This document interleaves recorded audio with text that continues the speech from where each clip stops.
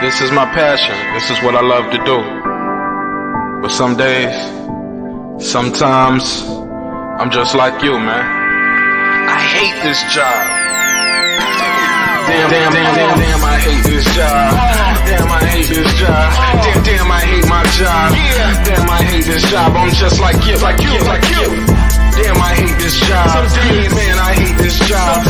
Man, I hate my job. From a good dream I wake, sun rays on my face, planning out my day, hoping this ain't the one that I catch a case. I feel so good, I feel so straight. My manager keep calling me saying, hurry up, you late. Hurry up, you lay off. Y'all, man, I hate this job. Man, I hate this job. Been trying to play it cool, but it's hard to play it off. I've been hanging on to this bullshit, cause my car still ain't paid off. I know I'm on my way up, my boy just got laid off, so y'all, man, I hate this job. Man, I hate this job. These hoes here so ratchet, these niggas here so sneaky. Y'all don't even really pay enough for y'all to only pay bi-weekly. I'm trying to double up my cash, take this job, shove it up your ass. Yo, man, I hate this job. Sometimes I wanna say, walk in and slap my boss. This shit is getting hard. Damn, I hate this job. Gotta make it out of this struggle, bruh. And I don't really mean to take it out on you. You just a customer, but damn, I hate this job. Damn, I hate my job. Damn, I hate this job. Damn, I hate my job. Damn, I hate this job. Damn, I hate this job. Damn, I hate my job. Damn, I hate this job. We're the reason why your stockholders always stay afloat. Yet I'm asking, are they hiring? Like everywhere I go, schedule will say 9, but I think it's fine if I clock in at 9:04. I work 40 hours a week plus overtime just to be bro. So y'all, man, I hate this job. Hate that I applied. So much has transpired since the day that I was high. Told me I could advance, but you were telling me lies. Gotta give your notice before I quit, but you don't say shit right before I'm fired. Damn, man, I hate this job. Sometimes I wanna say, walk in and slap my boss. This shit is getting hard. Damn, I hate this job. Gotta make it out of this struggle, bruh. And I don't really mean to take it out on you. You just a customer, but damn, I hate this job. Damn, I hate my job. Damn, I hate this job. Damn, I hate my job. Damn, I hate this job. Damn, I hate this job. Damn, I hate my job. Damn, I hate this job. You and your procedures, you and your protocol, you and your policies, none of that shit don't apply to me. You and your quotas, you and your standards, you and your 2 sick days a year. Y'all niggas bananas. Wonder why the postman's posted with hammers, going postal with Popo on camera. His wage got him enraged, stressed out, it's hard to maintain. He flips the middle, grabs his. He said, if you don't get the picture, I quit, you ain't shit, mother. Man, I hate this job. Sometimes I wanna say, walk in and slap my boss. This shit is getting hard. Damn, I hate this job. Gotta make it out of this struggle, bruh. And I don't really mean to take it out on you. You just a customer, but damn, I hate this job. Damn, I hate my job. Damn, I hate this job. Damn, I hate my job. Damn, I hate this job. Damn, I hate this job. Damn, I hate my job. Damn, I hate this job. Look, man, I hate this job. I put my pants on one leg at a time, just like you. I'm out here trying to take care of my family. Damn, I hate this job. It's not always glamorous, for real, but I do what I gotta do for me and mine, you know? Damn, I hate this job. Damn, I hate my job. Damn, I hate this job. Damn, I hate my job. Damn, I hate this job. Damn, I hate this job. Damn, I hate my job. Damn, I hate this job. Damn, I hate this job. Damn, I hate this job. Damn, I hate my job. Damn, I hate this job. I'm just like you, nigga. Damn, I hate this job. Man, I hate this job. Man, I hate my job.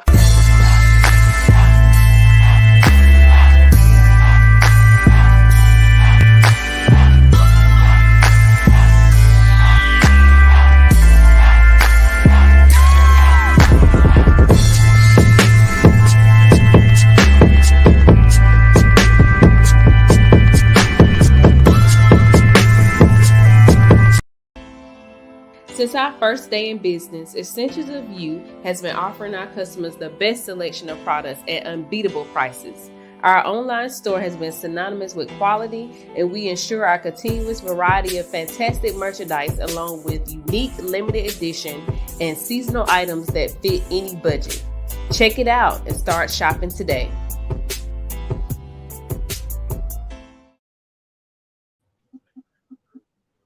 Yeah. What's popping, yo? What's happening? You back in the lab with your man Marq Nash. He is I am he. Another great episode of Breaking the Beats. Oh man, we got a good for you. Let's get into it. Hold on. Let's get into it. We got to do it the right way.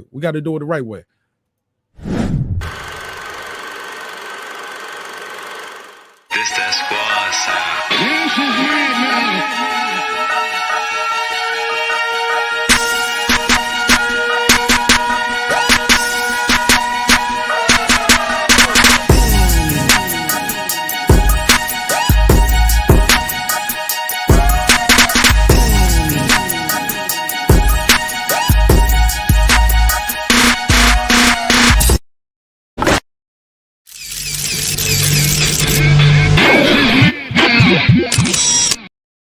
Respect. Yeah. What's popping, yo? What's happening? You back in the lab with your man Marq Nash. He is I am he. Another great episode of Breaking the Beats. Man, I wish you guys nothing but health, wealth, and prosperity. If you within the sound of my voice, you made it. Make some noise for yourself. With that said, we got to talk about the Verzuz battle just went down. The LOX DIPSET clash. My guy Eclipse couldn't wait to beam in, and I respect him for it. Talk to me, Eclipse. What's popping, yo? Let me get the music in the background. Go ahead. Man, what's happening, Nash? Oh my God, I was in the studio trying to mix a track while trying to watch IG at the same damn time. It was crazy. It was crazy. You know what I'm saying? Like, man, I didn't watch it all, so my question, like I put it in the thing, you know what I'm saying, was, man, did they do 24 Hours to Live? I didn't see it. Yes. And the building went crazy. Did they pull out a DMX and Black Rob hologram? I was like, man, come on. I was like, listen, I kept telling niggas, like, you know, when you brought it up a couple weeks ago, like, this is suicide. Who wants to go up against the LOX in Madison Square Garden, especially after DMX and Black Rob died? Because Benjamin's money, power, respect alone is gonna fight is a wash, and then they can play that song that's a wash. They do We Gonna Make It wash. Like what? Like come on, in New York too. Yeah, they did all of that. And they hit them with everything. Yeah. Oh my God. We about to open the phone lines up too and let people call in and beam in, tell us who they thought. Media reaction. All the way from the West Coast. Go ahead, King. Introduce yourself to the panel and the channel and tell us your thoughts. Immediate reaction. Who do you think won? What you like from it? What you take from it? Go ahead. You got the floor. Oh, is that me? Yes, sir. Yeah. What's up? Hey, I got to get on there. That was some epic stuff we seen right there. Bringing hip hop back to its epic position within the game, and what you seen from Jada was amazing, and I can't take that away, man. This dude was just nonstop lyrical murder all throughout this dang event. He was nonstop. He was on go throughout the whole event, never tired. So it shows his preparation going into this event, how well he's taking care of himself, as well as the whole group, man. And everything they exercised on that stage was in the pure essence of what lyricism should sound like. It was epic, man. And it was almost from the get-go, it was almost like Dipset was flustered. They didn't know how to come back with anything. They didn't have the tracks laid out to even be competitive with them. And also being with these tracks, with the age of these tracks, it goes into how passionate and how real the pen is when the LOX put what they put on wax, because it was still heavy. It was relevant even in this time period, 2021. A lot of what I was hearing from Dipset was kind of stuck in the time period of when it was hot. But that was masterful work that was displayed on that stage, and they held their ground amongst new age artists, the hottest artist that is out right now. they've all taken notes from what they seen put on by the LOX. That was epic. I'm just amped up from watching that ish, and I want to hear how far you go with the show, because it's also the ignorance of what you see with entourages. Entourages need to learn how to move, how to listen, and how not to mess, arrangements up. Because I was mad how late they started. They made up tenfold with this, but I'm gonna pass it on. Yeah, I gotta agree with you on that, Reggie. Like, let's take it from the top though. From the top, let's start there. They were late. And there was a lot of confusion about what time it was going to start, because the guys who are actually in the show were on IG kept saying 8:00. Maybe they meant to say the doors open up at 8:00. They should have said that. But I was watching some people who had started streams at like 7:30, thinking it started at 8, but it was like, hey, but the stream started at 9:30, so it was confusion. Look, it started very chippy. First of all, late. The beach chairs. What was up with that? Anybody want to speak on that? Like the beach chairs. Also, you saw the guys. What's his name? Freaky Zeke. Some people might say he was doing the most and was more of a distraction. I get it. Flavor Flav was wild, but Flavor Flav was fly as fuck for that time. You know what I'm saying? With the dope glasses, the fresh J's, like he and the other guy was more plain, as in Chuck D. I didn't mean to say the other guy. Respected Chuck D. Y'all know what I meant, right? I said all that to say it was a lot of distractions. It was a lot of confusion. I appreciated being a little chippy at times, but I wrote some notes about the order of the song, but I don't even think we need to do that. I think it's a clear win for the LOX. If anybody disagrees, I'm gonna open the phone line up. But I didn't see anybody on the other screen telling me they thought the LOX were losing it. Even out the gate, the DIPSET vocals, I wrote this down. Jim Jones and DIPSET, they came out with I'm Ready. It was all over the place. Vocals clashing, sounded very unorthodox, didn't sound like they knew the words. Anybody want to speak from there, from the beginning? The LOX started off with fuck you. Go ahead, the Clips or Reggie. Did y'all see the beginning? Yeah. Oh, go ahead. Oh, it's all. Yeah, man. It was bad from the get-go. Like I was saying, I think they were thrown off when the LOX came out with that first song and seeing how the performance went, because most artists you've been seeing lately have been rhyming over their words, because a lot of them ain't in shape to continue, to continue with the flow, the breathing patterns, everything that go into it. And to see them go line for line with just over instrumental, I think that threw them off. And the fact that when the DIPSET got theirs, they didn't remember the lyrics to their words. Or sometimes I think they may have been distracted by the playover. And I think a little bit they was off timing, because a lot of times when Jim Jones started off, he was off time with the lyrics, especially with the lyrics being played over top of the song. So he was thrown off. But man, them Jadakiss and them, these dudes is true artists, man. True to life artists, man. They seem more cohesive. They seem more chemistry. Like I know. Look, Jadakiss knew everybody verses.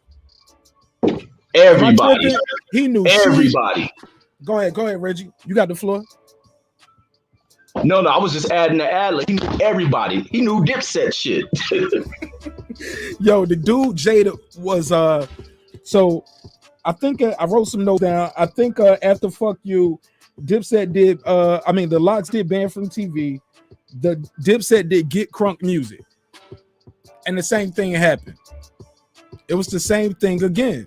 It was like the timing was off. It was like wasn't in the pocket. And that's when Jada started laughing, and he said, yo, that's when Jimmy couldn't rap. Listen to him. He couldn't even rap back then. He couldn't be on beat. Did y'all hear that? Mike, if y'all trying to talk, your mic was muted. Go ahead. I saw one part where they was laughing at him. I didn't get a chance, like I told you. I was in the studio mixing. That's why I got so many questions. I knew it would go down the way it went down. So, oh my God, I'm just glad that nobody like went overboard and they kept it all love. You know, this is what for the culture and for all the young boys. I'm not trying to sound like an old curmudgeon, but for all the young boys, you know, just listen to what Reggie said and Reggie's description of what Jada and them was doing. That's what I knew because the locks come from that cloth. Mark, you know, you around my age, man. I'm talking about that cloth of MC where we put Your this shit audio in. fading, bro. Your audio fading. Oh my bad. Yeah, yeah, I was yeah. like, yeah, I was like, yeah, you know, you know, you around, you around my age. You from that generation where we took MCing serious. Like everybody who got IG, yeah, if you got Jada on IG, what was he doing all on IG the week before the show? You see him work it out. He was working on that cardio. What did Reggie say? Jada was all point, knowing everyone's lines. Think that nigga wasn't riding around listening to shit, even listening to Dipset shits, trying to say to himself what they gonna do. These is real MCs. They niggas who take this as serious. Remember, they came up with Biggie. Woo! Remember Solid that? point. They came up with Biggie. Woo!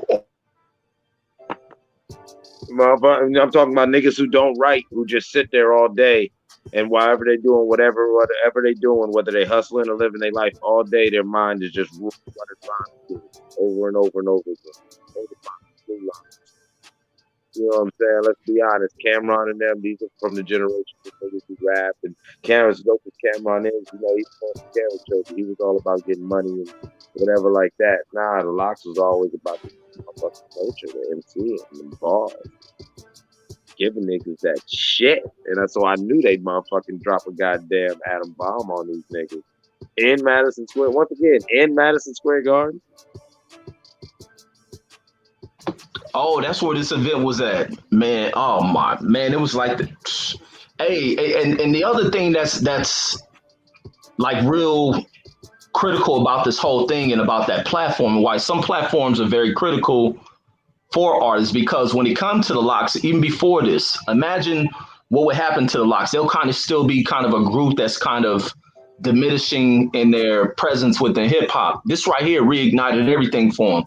They record sales about to jump through the roof, and this is another thing other artists should pay attention to, of the relevance of why it's so important about the content you produce. Don't do things just for the sake of what it sounds like with the sound, because Dipset was hot. Dipset sounded trash tonight relative to who they was up against. But back when Dipset was on their shit, Dipset was hot shit. But that type of hot stuff that doesn't transcend times, it only lives within that time period. This stuff Jada and them been writing, Jada can go down the way they perform, the way it sounds 20 years from now. Jada and them can continue on with this type of music, and it opened back to what the New York sound is supposed to sound like. I think Dipset did a lot to traverse things for New York with that kind of sound. That's why I was saying like Dipset was kind of this birth of mumble rap. They changed a lot within that sound in New York. New York really lost presence. You touched on something. I'm not trying to cut you off, my buddy, man. Yeah, go ahead, bro, go ahead. Yo, my guy, you touch, man, because in a weird way, Dipset did kind of birth New York acceptance of mumble rap and more of your audio, bro. Yeah, you got it. I don't know what's going on with your audio, but it's fading while you're talking. Like yeah, talking. But yeah, stay right there. Basically, what I said was that he has a crazy point, because that's something that I often said. Dipset was the first group to kind of normalize New York or mainstream rap, like mumble rap, a New York cats with a southern draw or southern approach to beats. Basically a New York version of the Hot Boys or whatever. You know what I'm saying? And that's how they kind of package themselves. As you know, they're more of a vibe and a culture, and then you've seen that started getting, you know, through the ASAPs and all like that. You've seen that started getting duplicated to where you get this New York drill rap culture to where it is now, and they totally are Dipset, baby. But all that shit still got to respect the mic line of true MCs, which the LOX are undeniably one of the thickest branches that are still standing on that tree. I don't give a fuck what kind of music you like. If you want to talk hip hop and want to talk about MCing, that mic line must be respect it. You feel what I'm saying? The mic line is the realest thing when it comes to bars. And come on now. Like, we're talking about the Warlocks. Yeah, see, some of y'all don't even remember. Yes, we're talking about the Warlock. I remember these niggas. These niggas burnt their way all through mixtapes until Puff's ass, while he was still getting this good initial Biggie money. Biggie just dropped the album. Puff said, nah, fuck that. I got to go to Yonkers and grab these kids. Yo, they crabbing me on them lights. Yo, y'all got to smash the like button. Yo, she says 34 people in here, only 7 likes. Shame on y'all. Listen, man, it's your boy Marq Nash. Thank y'all for pulling up. It's Breaking Beats. We got a lot of new people in here. Make sure y'all smash the like. So where we at on this? So after that, niggas done started something. Cameron plays Suck It or Not. From niggas done started something to Suck It or Not. Who did y'all give that round to? Y'all let me know in the chat. Suck It or Not or niggas done started something. Man. And let's go to the audience. Hey, look, believe it or not, some people out there came in the chat. The other chat was like, Dipset. They look, man, I'm not biased. I mean, I got my opinion, but people are welcome to have their opinion. The phone number is on the screen if you want to call in. 678-381-1938. Again, 678-381-1938. Shout out to Reggie Owens from the West Coast. My boy, that guy Eclipse, is out there in the Midwest. And of course, my name is Marq Nash. We here in Atlanta. Thank y'all for pulling up. If y'all new to the show, consider subscribing. Reggie, who'd you get that round to? Man, Mark, this shit was so one-sided, man. This whole battle, man. This whole battle was one-sided. And you seen Dipset begin to kind of fold. You begin to see them fall apart. You seen Jewels at one part. Jewels is pissed off. He stood away from the rest of the group. He stood over in the corner as he's trying to like, damn, how we gonna reassess this? Then you had Cam trying to come out here swinging. Cam tried to hold it down for the group. He tried to hold it down, but lyrically, this is New York. Them tracks ain't living up to the architecture of what New York hip hop is supposed to sound like. I'm a West Coast cat. I love West Coast music, but when New York has that kind of gritty sound to it, lyricism mixed into it, it ain't too much touching on New York lyricism and rap. And the LOX brought that, not that new age shit that Cam and them came with. Like I say, Cam and them were the introduction of mumble rap. They changed the sound, the language in which people spoke coming out of New York, but it just didn't vibe. I think their style was just more fresh. Their style came with cosmetics. It came with a dress and a look, and that's why you seen Jewels looking the way he looked, Jim Jones looking the way they look. They shit was more about look at this shit, Reggie. Finesse. Look, I'm a music head, man. That's why I'm like, what I watched from the LOX, man. I was supposed to go to sleep. I didn't think this was gonna be as good as it turned out. I ain't even went to sleep because I was trying to get a nap before I go to this gym tonight. Man, hey. I'm downloading a bunch of LOX. This was New York architecture. Put on the screen.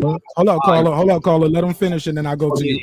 And let me. I'm talking. I'm just so amped up. But this was New York architecture put into rhyme that you've seen, and just like the brother said, these dudes came up with big, and that is they not only big DMX. They came up with real live artists. They came up during the time period when New York was real New York. That's where the LOX come from. So you imagine what their pen was like, what their stories are like, what the streets was like. They grew up around all that Rich Porter and them stuff. So the visuals that they seen coming up out the city, it transcends when you got great storytellers.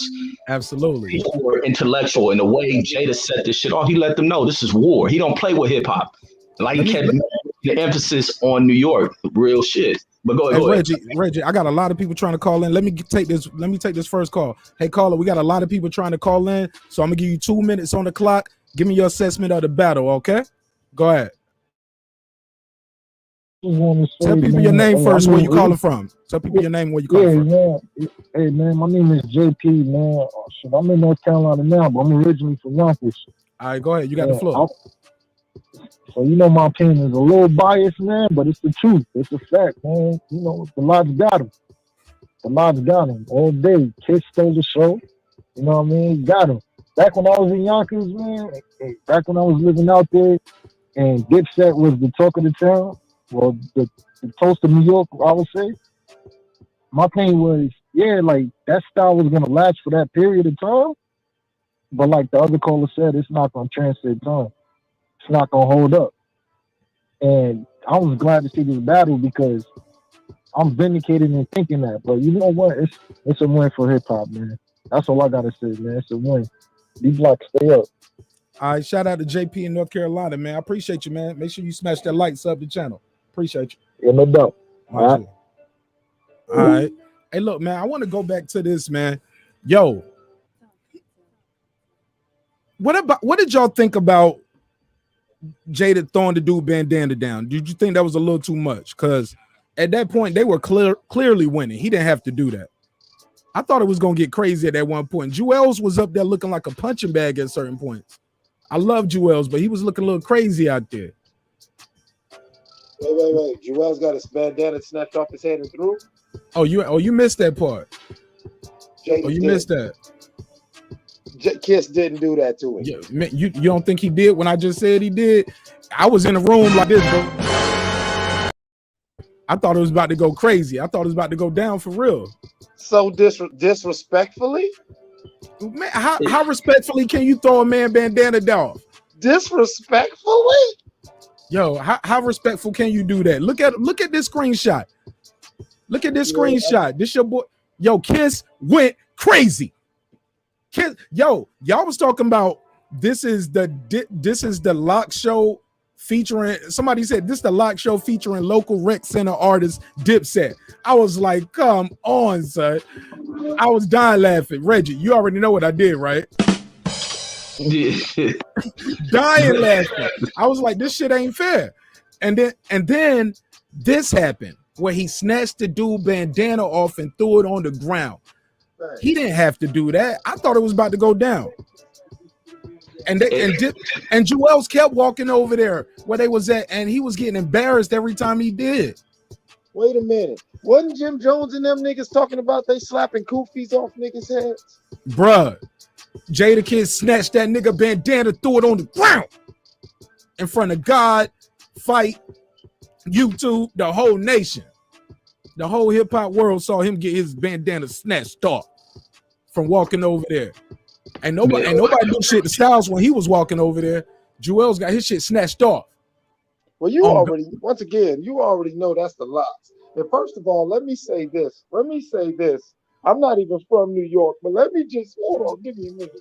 Man, get yourself together. Look, the phone lines are open. 678-381-1938. 678-381-1938. It is scrolling at the bottom of the screen. But go ahead. And smash that like button too. Fuck. Go ahead, bro. Go ahead. You got the floor. But yeah, man, we needed this, man. I mean, shit. You didn't even see the shit, man. You missed that part. Because motherfuckers forgot that hip hop comes from the street.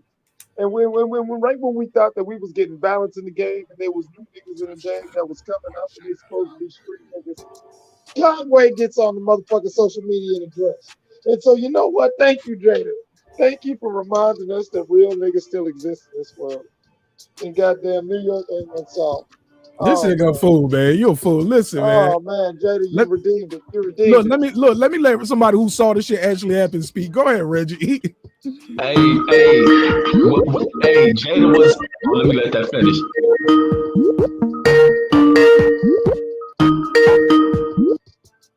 Caller.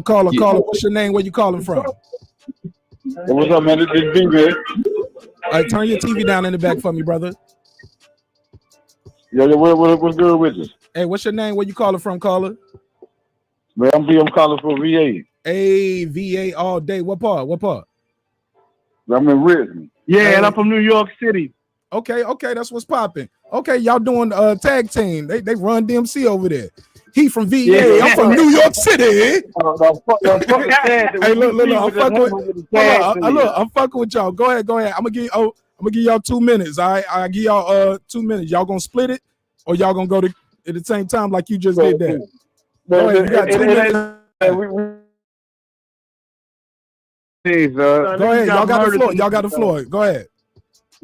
Son, my niggas got murdered tonight, son. DIPSET my niggas in Harlem, son. I'm from BK. Them niggas got killed tonight, son. And I love them, but they got murked. Yo, and look, and D Block ain't even pull out like when they said the R&B shit. He didn't even pull out the track he had with Jaheim with none of that shit or the Back to Life that Mary J 2001. None of that. They ain't pull out none of that shit. Like they smoked them niggas, bro. Go ahead, y'all got the floor. Go ahead, y'all got more time. Go ahead. Oh yeah, dog, I'm just saying, I'm just saying, bro. What y'all think about Cameron getting booed at the end right there? Did y'all see that? He was trying to kick a freestyle and they booed him. They was yelling D Block. You said we freestyle it in? No. Cameron was trying to do a freestyle right before he did I Really Mean It. Oh, and the crowd was chanting. He ain't got it. He ain't got it. He ain't built like that. He ain't got it. Son, the niggas is son, listen. Them niggas is tired, son. First of all, son, the niggas ain't cohesive like that. Like your man said earlier, son, the cohesiveness and the LOX. Yo, them niggas ain't never separate, ain't never been not together. Like Diplomats went through mad shit. You know, I love them, but it ain't the same. It ain't the same. You feel me? It's different now, especially now with all this new shit. You know what I'm saying? It's different. All that shit don't rock no more. Yeah. And you in New York, and you in the Garden.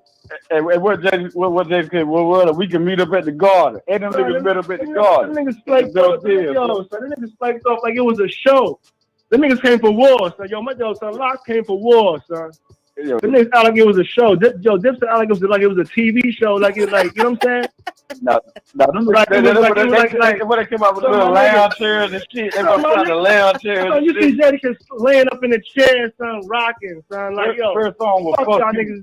First song was fuck you. And them niggas like, I was like, well, them niggas they gotta hit that hard, man. They came out with some cheeks on too. Check it out, right? You see the two DJs they had, right? Right. So look, LOX, they DJ, son, went off the vibe of whatever the fuck was going on, how the crowd was rocking. You know what I'm saying? He let it rock like that.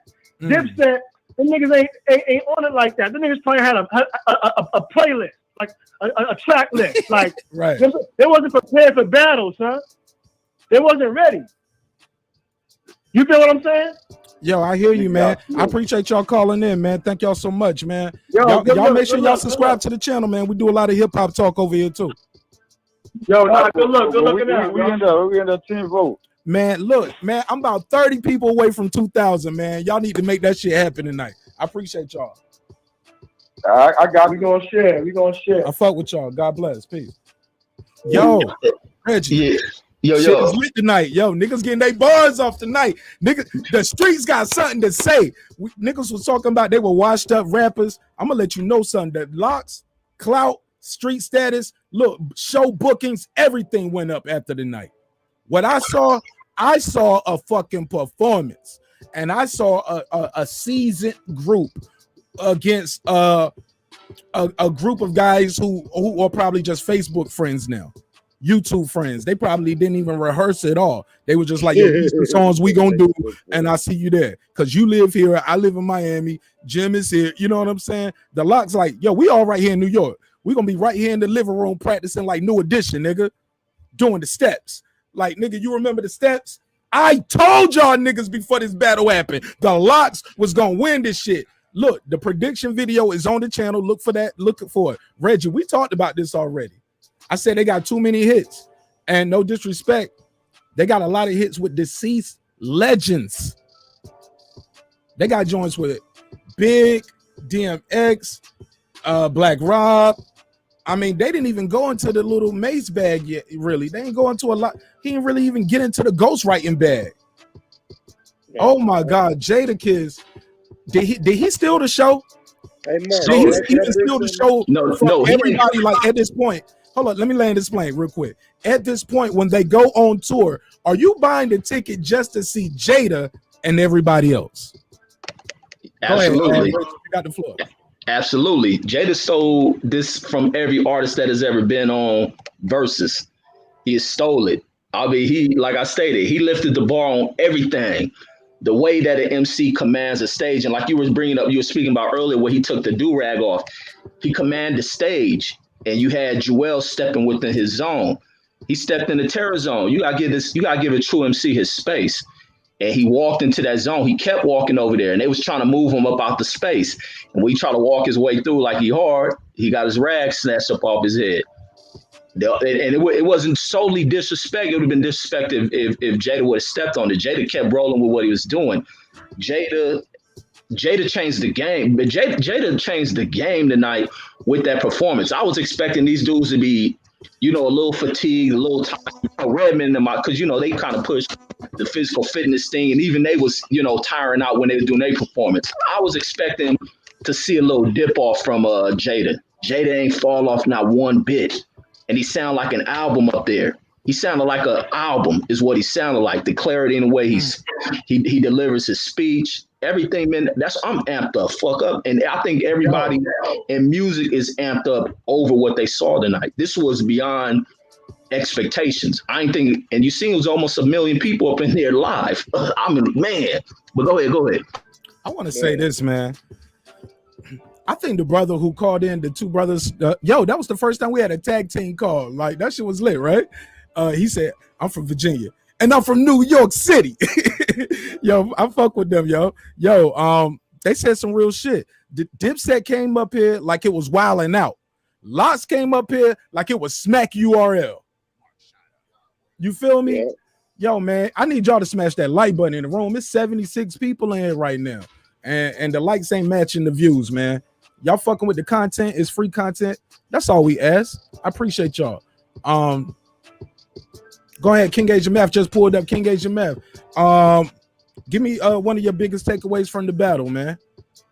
King Age Math was on my other live when we were streaming it, and he had the funniest takeaway. I quoted you already, man. I'll let you say it for yourself. I'm talking about the wreck joint. But go ahead, King Age Math. How you feel? Hey, as I usually feel, 56 sitting on 56 mil. Salute to everyone on the panel. Salute to everyone listening out in the chat, listening to the playback. I was just in the moment at the time. I can't remember. I can't quote what I said. It was something, that was defining what we was actually watching at the time, which was a whitewash. I mean, not a whitewash, but just a lopsided victory, man. Looked like one came to play and one came to just lay. You know what I'm saying? One side. Real disappointed in Dipset. Looked like they just came to rest on their laurels and just be commended for the fame that they had once upon a time. Whereas the LOX showed appreciation and paid homage to hip hop and all, past, present, and future. You know what I'm saying? They brought the energy, they brought the talent from the past and they made it relevant, for this show. And Dipset didn't match that energy. So it was just a lopsided victory, real lopsided for the LOX. Yeah. But shout out to the LOX. That's what I want to say, man, too. We still doing the breakdown. Hey, look, like I said, halfway through around number 14 and 15, I stopped counting the records from the Dips. I mean, I ain't gonna lie, bro. I love Cam. I always thought Jewels was dope. Jimmy grew on us. Pause. But I understand. Hey, look, the magnitude of the moment. Somehow in the Dipset camp, they missed the mark with song selection, energy. Freaky Zeke, what he was doing, I don't count that as energy. I call that a distraction. Does anybody want to speak on Freaky Zeke? Did y'all think that was cool? Was it too much? Also, yeah, I want to know what y'all thought of Freaky Zeke. I don't want to lead the witness, but y'all let me know. Also, the phone lines are open, 678-381-1938. Please consider subscribing to the channel. We almost at that 2K mark. I think we might have breaking tonight. We might break that 2K mark. If so, God bless y'all. And if not, that's cool too. Go ahead. Anybody who want to jump in off that? Reg, Clips. Yeah, go ahead, Reg. The thing with Zeke, he's always been known for that. That's all he is, really. They hype guy. I don't think he got verbals on anything he's ever done. So I think he's just known for that. He thought he can come with that from what he did. And when was Dipset hot? Like 2004 up to 2008. Your audience, your base, them grew past that. They don't want to see grown dude doing all type of hype job stuff. So I think he's been known for that. They thought people was going to kind of really relive the that kind of nostalgic type moment, and it just wasn't working for him. And plus, because they weren't uniform, so it was just like he was just all over the place. Caller, mute your mic. Go ahead, Reggie. Finish your thought, and then we'll take the call. And I was just saying, because it was nothing was uniform between them. He just looked crazy. Everything just looked crazy between them. And Dipset's too much. They mute your mic. I get to you. They kind of too big up on what's fresh, what's happening, and how they dress. You see, Jaden and them came in regular shit. They came in some shit, shorts, t-shirt, and some Timbs. Like, I mean, it was just they was separated by leaps and bounds, and man. Let me take this call real quick, Reg.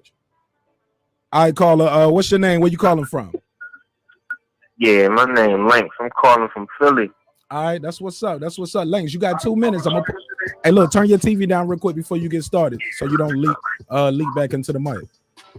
I bet. Yes, sir. Yes, Listen, sir. I grew up on both of them, and I mean, LOX, and you know what I mean. Say that again. I said LOX. They came out before Cam. You know what I mean. So I really grew up on both of them, though. I like DIPSET, and I love LOX too. But that shit just was unmatched, man. And then it was like, sometimes like when DIPSET was trying to get their little shit going, Kiss was like going, and you know Kiss a funny motherfucker. You know what I'm saying? But as far as lyrically, we already knew DIPSET wasn't fucking with them. But they didn't match the energy, man. Kiss basically could have beat them by itself, man. On some real shit, man. You know what I mean? But shout out to both of them. I love Cam, Jewels, and Jim. I love the LOX, man. But it was a no-brainer from the first 3 songs. It was like, damn, this shit really over with. You know what I mean? Can we say it was good for hip-hop. I enjoyed it. You know what I mean? But that shit just was lopsided, man. It was like, and it's like, you know, Kiss and Cam, they both funny dudes, but Kiss just wasn't. He wasn't letting them breathe, man. Like when they tried to perform, Kiss was just like, he wasn't letting that shit happen. Like, man, it was just no way. Even Sheik got off. Motherfuckers thought Sheik wasn't even going to get off, but at the end of the day, they got so many hits. It's just crazy. It was nothing that DIPSET could really do, man. I kind of feel bad that they even tried to do that shit with him. I feel bad for them that they even tried to go in there with LOX, but you know, it was good for verses. It was good for hip hop. You know what I mean? But you know, thanks for taking my call, man. Again, what's your name? Where you calling from, my brother? Yeah, my name Lynx. I'm calling from Philly. 215. 215. Consider subscribing, man. Thanks again for your time. Let me get this other. You already know. All right. Go ahead, caller. Caller, go ahead. You live on air. What's your name? Where you calling from? I watched the whole thing, bro. What's your name? Where you calling from?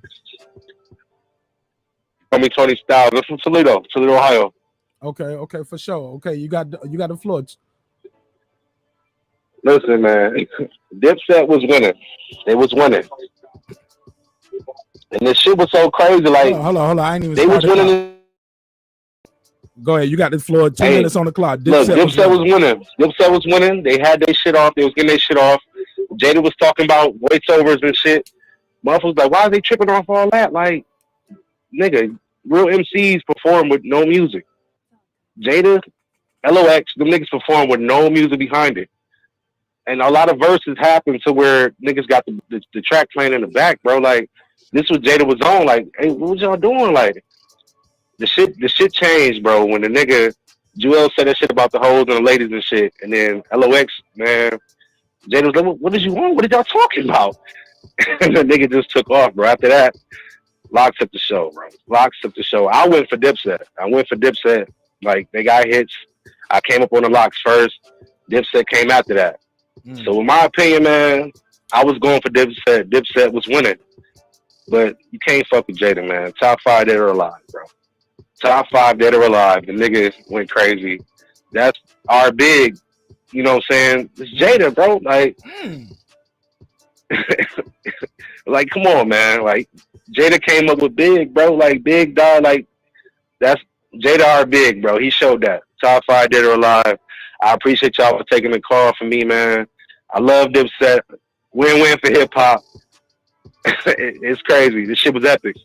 This shit was epic. Absolutely, man. Tell people again your name. Where you calling from again, bro? Man, they call me Tony Styles. I'm from Toledo, Ohio, bro. Thanks for taking the call, man. This shit is crazy. Home. Welcome home. Look, I tell people all the time, this ain't my show. Without y'all, I'm just a dude sitting in the room talking to myself. So thank you again. Consider subscribing, bro. We're gonna do this all the time, 3 times a week. Appreciate you. For hip hop, yeah. Yes, sir. Hey, Mark. Hey, Mark. Song. Go ahead, Reg. You got it. Hey, I want to say this, man. I knew he had to be a Dipset fan to say Dipset was winning, but it wasn't up until that moment when Joel said that. When you was asking earlier about what was the biggest moments in the show, I was gonna say that. I thought that was the biggest embarrassing for Dipset to already be dug in a hole. When Joel's came out and say, "Oh, they don't make money. They don't make music for the hoes." Oh, you know what? Everybody did this right here, Reg. Everybody did this. Right. Like, nigga, what? Right. When they pulled out, he pulled out Mariah on them. He pulled out, who else he pulled out? He pulled out some Mary J. I wrote it down. Some J-Lo. They did the Mariah, they did the J-Lo, they did the Mary J. He did Knock Yourself Out. They did the Still By Your Side. Oh, yeah, that Ride or Die chick. Oh, my God. Joel pulled it up. 347, you live on air. Turn your TV down in the background for me. Oh, yeah, that Ride or Die chick. Oh, my God. Yeah, turn your TV down in the back. It's bleeding back into the show. Just like the radio, brother. Got to turn the background down. Go ahead. Tell people your name. Where you calling from, bro? 347, you live on air. Go ahead. Yo, what's up? This is a female. Oh, I'm sorry. I'm sorry. Oh, I forgot the ladies love hip hop too. Let me be clear. Be clear. Of course, I'm sorry. you Peace already to you, know. Queen. I'm from Brooklyn all day, but I love the LOX verse. You know what I'm saying? With Dipset, all that. Harlem in the building, of course. The LOX all day. You know, Jada. But they killed it. The LOX killed it. What's your name, sister? What's your name? What's your name? Amanda. All right, Amanda. Let me run the clock. You got 2 minutes. Talk to us. Give us your good as fuck. Give her 3 minutes. Give her 3 minutes. Reggie, you gonna get Reggie gonna get a me too through the stream, y'all. You better chill out. Nah, I'm fucking with you. I'm fucking with you. Hey, look, but nah, you got the floor. Tell people your you said Amanda from Brooklyn. You got the floor. Go ahead. Yeah, so basically, the biggest part of it, you know what I'm saying, is when Jada was just spitting facts. He was just telling the truth. Like, these niggas is not, they can't fuck with them. Like, that's that. You know what I'm saying? That was one of the biggest ones that I felt like Jada was just speaking facts from the beginning. Go ahead. You got time. You got the floor. If you calling in right now, wait for this caller to finish 252. Hold up. I got you, 252. Go ahead. He was just, that's what I felt about the biggest thing. You guys understand? What you think about Jada throwing Joel's bandana down, Amanda? Oh, I felt like they just did that for show. I felt like it was just, you know, they knew what they were doing. They had to amp it up. You know? Dipset, you know, they just comedians. They comedians at the end of the day. Based off what you saw, would you go to the concert to see the Dipset LOX concert? I wish I was there. Most definitely, of course. All right, well, look. I definitely wish I was able to be in the building that for this, because this was history. This is gonna go down in the books for real. Everybody gonna be talking about this. Is Jada that nigga? Did he separate himself Jada's from the pack? that nigga. He's always gonna be that nigga. He's good everywhere. He's good everywhere in the hood. He's a real dude. When I tell you he is a real dude, I met him back in the day in Yonkers, YO over there, Greenwood. He's over there for real. He be on the street. He be at the corner store eating in a Hero, Chinese restaurant, all that. This nigga Jada is the real deal. They know what it is. Go ahead, Red. You got something you want to say to Amanda? Yeah. What's your number, man? Hold on, my bad. Problem. Yeah. What's your number, man? I want you to call me. Put it in that private chat. She ain't beaming. She ain't beaming. They actually calling the Skype line. You know how Ray Charles can feel on a woman's wrist and tell how she look. I can listen to her voice. I know she fine. What you like Puerto Rican or some shit, huh? Hello? Yeah. He talking to you, Amanda. Yeah, I'm talking to Amanda. I can't hear him. I didn't hear nothing he said. He trying to shoot a shot. He trying to shoot a shot. Shoot a shot? What do you mean shoot a shot? Trying to shoot shit. He said join the panel and get on so he can put your number in the private chat. His name With Reggie my love Owens. note, bang bang bang. Reggie Owens. Where Reggie Owens from? Where he from? He in Cali. Reggie, put your email in the fucking what you call it? The comments, Reggie. But look, let me get this next call, man. I'm up here trying to make a love connection and try to run a high quality show. Let's keep it popping. Thank you, Amanda. Consider subscribing to the show. Reggie's always over here, and he's gonna be looking for you. No problem. Take care. Peace, Queen. Peace. Shit lit tonight, right?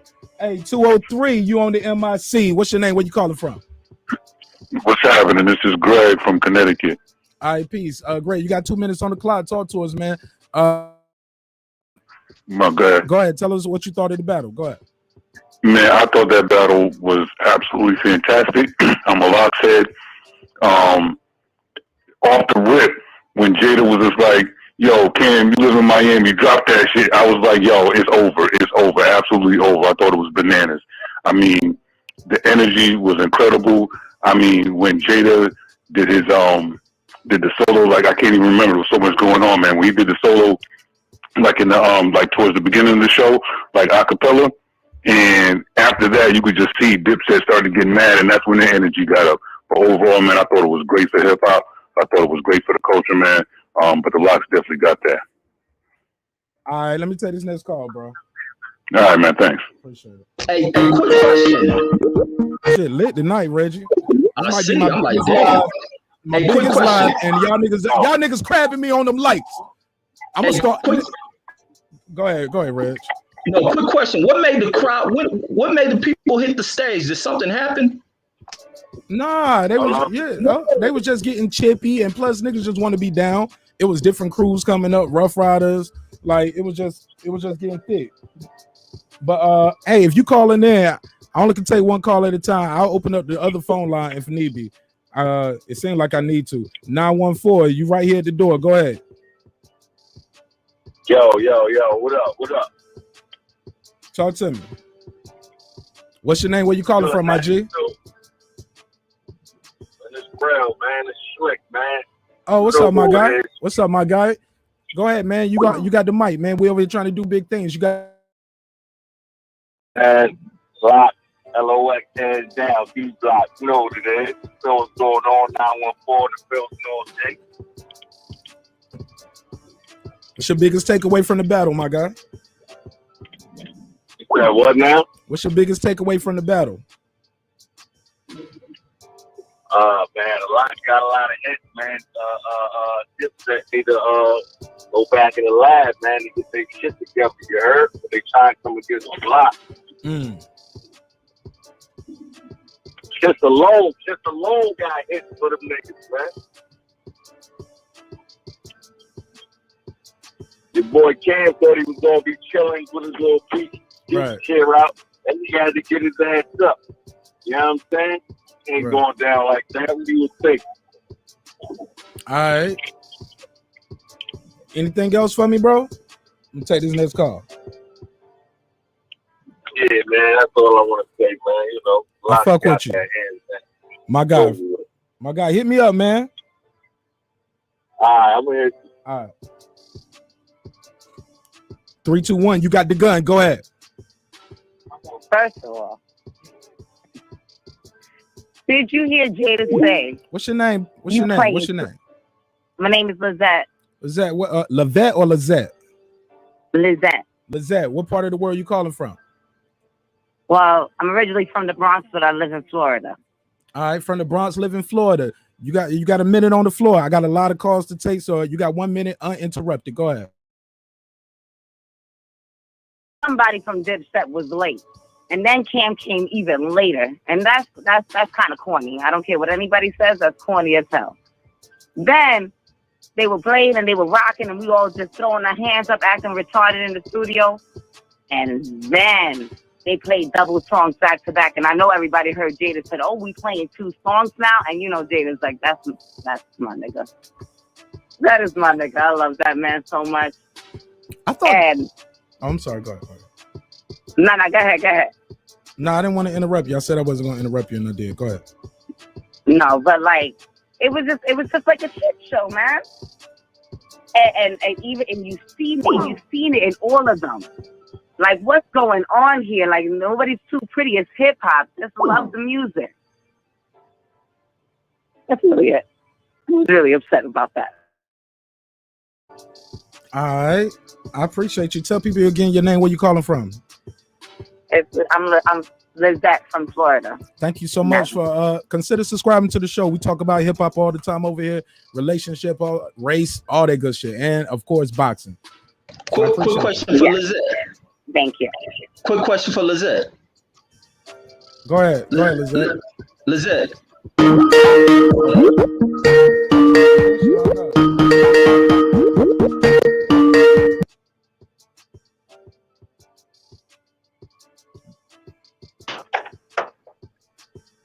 Hey, caller, 925. Hold the line. Hold the line. Go ahead, Okay. Chance Ringo. Go ahead. You got the floor. I thought it was a great battle, man. Chance Ringo, I got the LOX. Chance Ringo. Tell people where you Yes, calling sir. from. Tell people where you calling from. I'm calling out of San Diego, California. All right, you got the floor. Go ahead. 2 minutes on the clock. Who me? Yeah, Chance Ringo. Unmute your mic. Unmute your mic, Chance Ringo. Okay, I'm here, bro. 925. I'm gonna come to you after him. Go ahead. Go ahead. Chance Ringo, you got it. I got the LOX man clearly winning this, man. I mean, it didn't seem like Dipset was really on a concert level. I was really expecting more concert level from Dipset, and the LOX brought concert. They brought it like it was their own concert, and that's all I gotta say about that one, brother. Chance Ringo, I appreciate you, man. Consider subscribing to the show, man. We do this all the time over here. Bro. God bless you. Peace. 925, you got the line. Go ahead. Hey, man, I just want to say I'm calling in from the Bay Area, man, and I know that was a New York Verzuz, and it was good for the culture, man. And I like both of them. I like Cameron, man, but the LOX really destroyed them, man. And that Tammy, whammy, hammy wasn't gonna work tonight, man. You know what I'm saying? So it was up against some big boys, man, and this little boy bipolar, man. And that's all I really got to say about it, man. A landslide, the LOX. Tell people again your name. Where you calling from, bro? Oh, he banged it. I'm calling from San Francisco, the Bay Area, man. Bipolar Talk TV, man. Hey, where the holes at? Where the holes at? Yeah. I'm just starting, man. I'm just getting my watch hours up and stuff, man. I got a little, you know what I'm saying? A little this stuff, something I put on the algorithm, you know, to get it going and stuff, man. You know, but I'm gonna figure it out, and I'm just going from there. You know what I'm talking about? Hey, man, it's over 400 people in here and only 66 likes. Y'all bullshitting your boy. Hey, for real, Y'all man. bullshitting. What's That's going on, Mark? Hey, yeah, they bullshit, man. I ain't taking no more. Like Hey, look, after this, man, I ain't taking no more calls till we get the likes up. How about that? Let's do that. Let's do it like that. Fuck with me, bro. I'm gonna fuck with you, man. I was just cruising through YouTube, and I see your shit up here, man. I said, let me call this brother, man, and give him some support. And I'm gonna like and subscribe to your shit, man. Fuck with me. Yeah, we can chop it up on the panel for a minute. I ain't taking no more calls. Y'all gotta get the likes up, man. I ain't taking no more calls till we get the likes up. How about that? What's going on, Mark? What's up, my G? Go ahead, we here, man. You know, hey, bro, it was a landslide. I don't even like this was the worst. I mean, as far as rap rise, lyrics, hands down, like whammy, cammy, pink ride. Like it was a time, like they say, it was a time when, you know, that was a sound that came out of New York. It wasn't something that was respected so highly, but it was a sound. But coming into, you know, lyrics, like I say, Jada is like one of my top 5 up there with, you know, I don't know. We gonna go through that, but but the guys, man, that shit was an upset, man. And then Jada kind of stepped on the toes when he took the do rag off, man. I don't know. Yeah, he did. That's like one of the that's like set tripping, man. You don't set trip on somebody by taking their rag, man. That's like issues for that, man. But hey, it was for the culture. Yeah, let's get back to it. I appreciate it. Asian Math. Reggie, yo, they wilding. I'm like, you know what? I'm gonna pull one of those moves. Keep talking to y'all niggas. Well, it was a blue rag, and I thought Jules represented the red rag, so he probably didn't. Oh shit!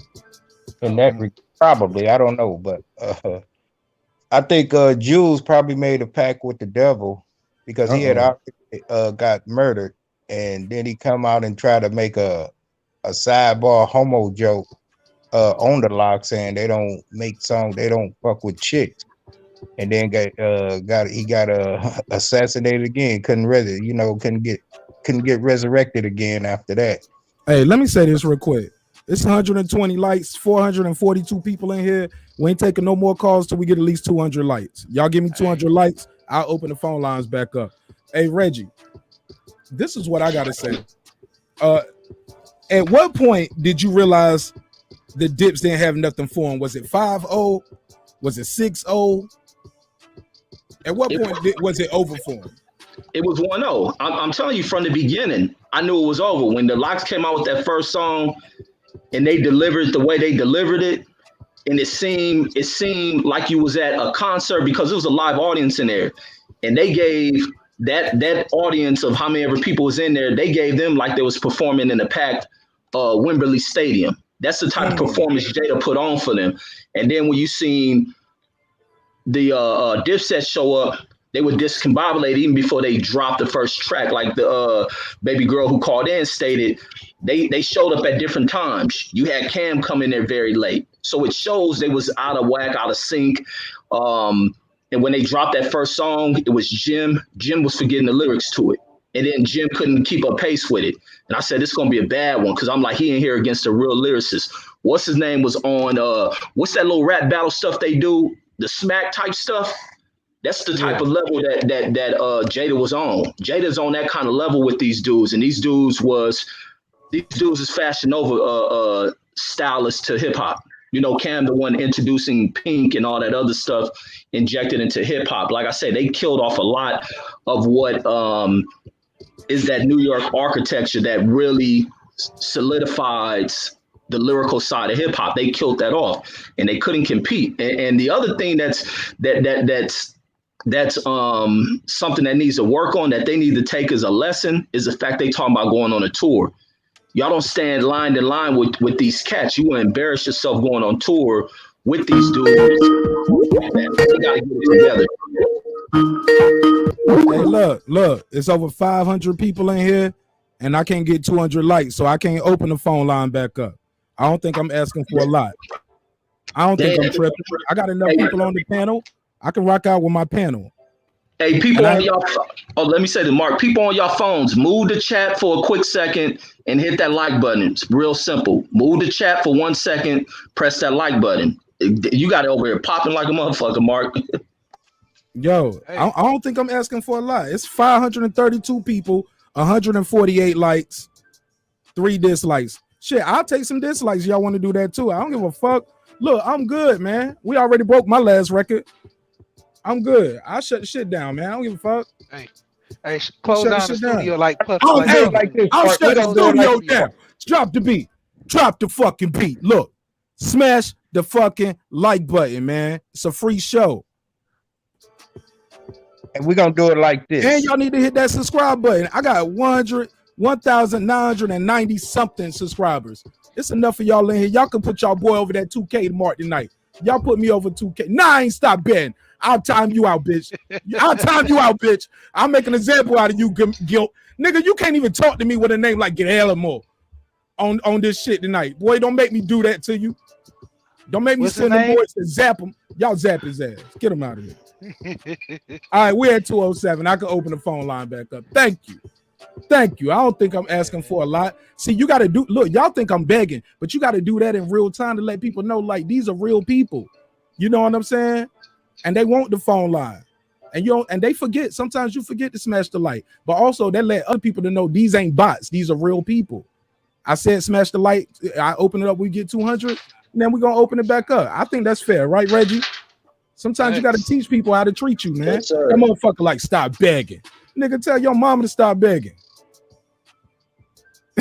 See, I did too much right there. See, I did too much. Yeah, we go a little too far on the show. Fuck it though. I feel like I'm Jadakiss, nigga. Let's get it. Call in 678-381-1938. 678-381-1938. See what I'm saying? What y'all talking about? Stop begging. Oh damn, I think I hung up. I'm sorry. 443. I'm sorry, my bad.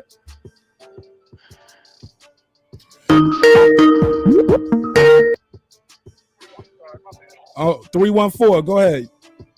Oh, sure. Salute. Man. Hey, what's your name? Where you calling from? Versus they had. Ooh. From St. Louis, man. Originally from Chicago, man. All right, what's your name, big dog? My name Ray. All right, Ray, you got the floor. Go ahead. Man, this was the best verses they had, dog. I mean, LOX killed their ass. I mean, it was a headshot from the beginning. They hit him with the fuck you. You got to be a hip hop head to know what that shit is. I mean, that's all I got to say. It was a headshot from the get go, and I'm out. I appreciate what y'all do. Appreciate you, big dog. Thank you so much. Keith Sweat with the begging. They call me Keith Sweat begging. I was like, give me a like and a like. Yeah, I beg for the like, nigga, and it worked. Shut up, bitch. I'm joking. I'm sorry. This is my mama. I'm sorry. 704. You got the floor. Yo, what's good? What's good? Yeah, this Sheldon from Charlotte, North Carolina. Hey, NC in the house. Hey, you got the floor. Yo, real talk? That was like the illest shit I ever seen in my fucking life. Kids, I called the shit earlier during the week on Facebook and on Instagram and shit. I was telling like, yo, all kids really need to do is start that shit off and he can finish it. You know, because he ain't need no help tonight. Kids could have killed the niggas by himself, which he basically did. Dropped that fucking blood pressure on the board. Game over. That's all it was to it. It was easy.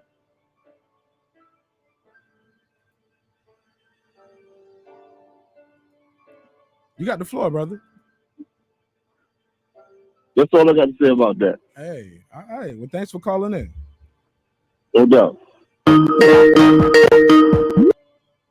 850. You still rocking with me? Go ahead. You got the floor. What's happening, man? This is Bojack from Florida, man. The LOX killed their ass easy. No pressure. Jada was giving their ass that pressure.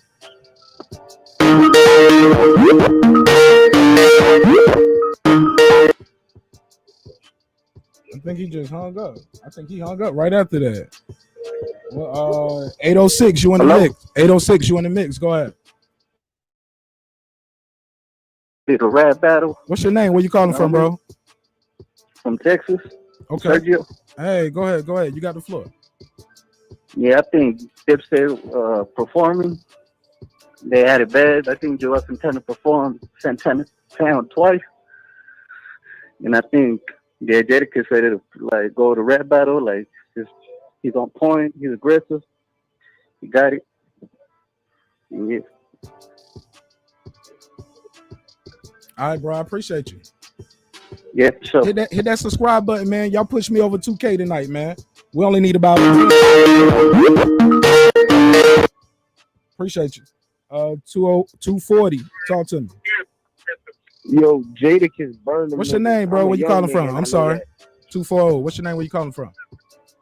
My name's Jay. I'm from Maryland. Jadakiss burned them niggas. You heard me? Yeah, you said Jadakiss banged them niggas. Yeah, I'm a young nigga and I know that, bro. They wasn't playing shit. He burned them boys. What you think of Jewel's wardrobe selection when he came out? You was fucking with that? You said what? What you think of Jewel's wardrobe selection when he came out? You was fucking with it? That nigga look like a goofy. That nigga look like a crayon, bro. That's all though. All right, man.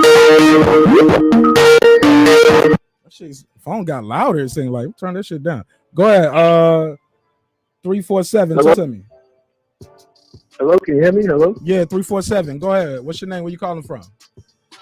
Yeah, my boy. What's up? It's your boy Big Steve from the Bronx, man. All No right. doubt. Calling. Listen, I've been telling everybody,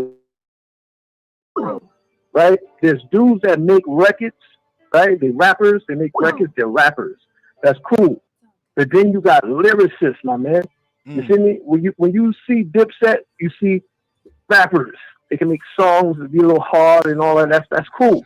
When you see the LOX, you see lyricists, dudes that can end your career, man. You understand? Like, before it even jumped off when they first brought it up, I already knew, yo, Kiss will handle the whole Dipset by himself. Why? Because he's a lyricist, man. That's, that was, can we curse? Can we curse? Yeah, fuck that shit. Yo, that shit wasn't fair from the jump, my nigga. Like, look, be honestly speaking, bro. Take Kiss, his whole catalog. Take Dipset whole catalog. Who's fucking with Kiss, bro? Who?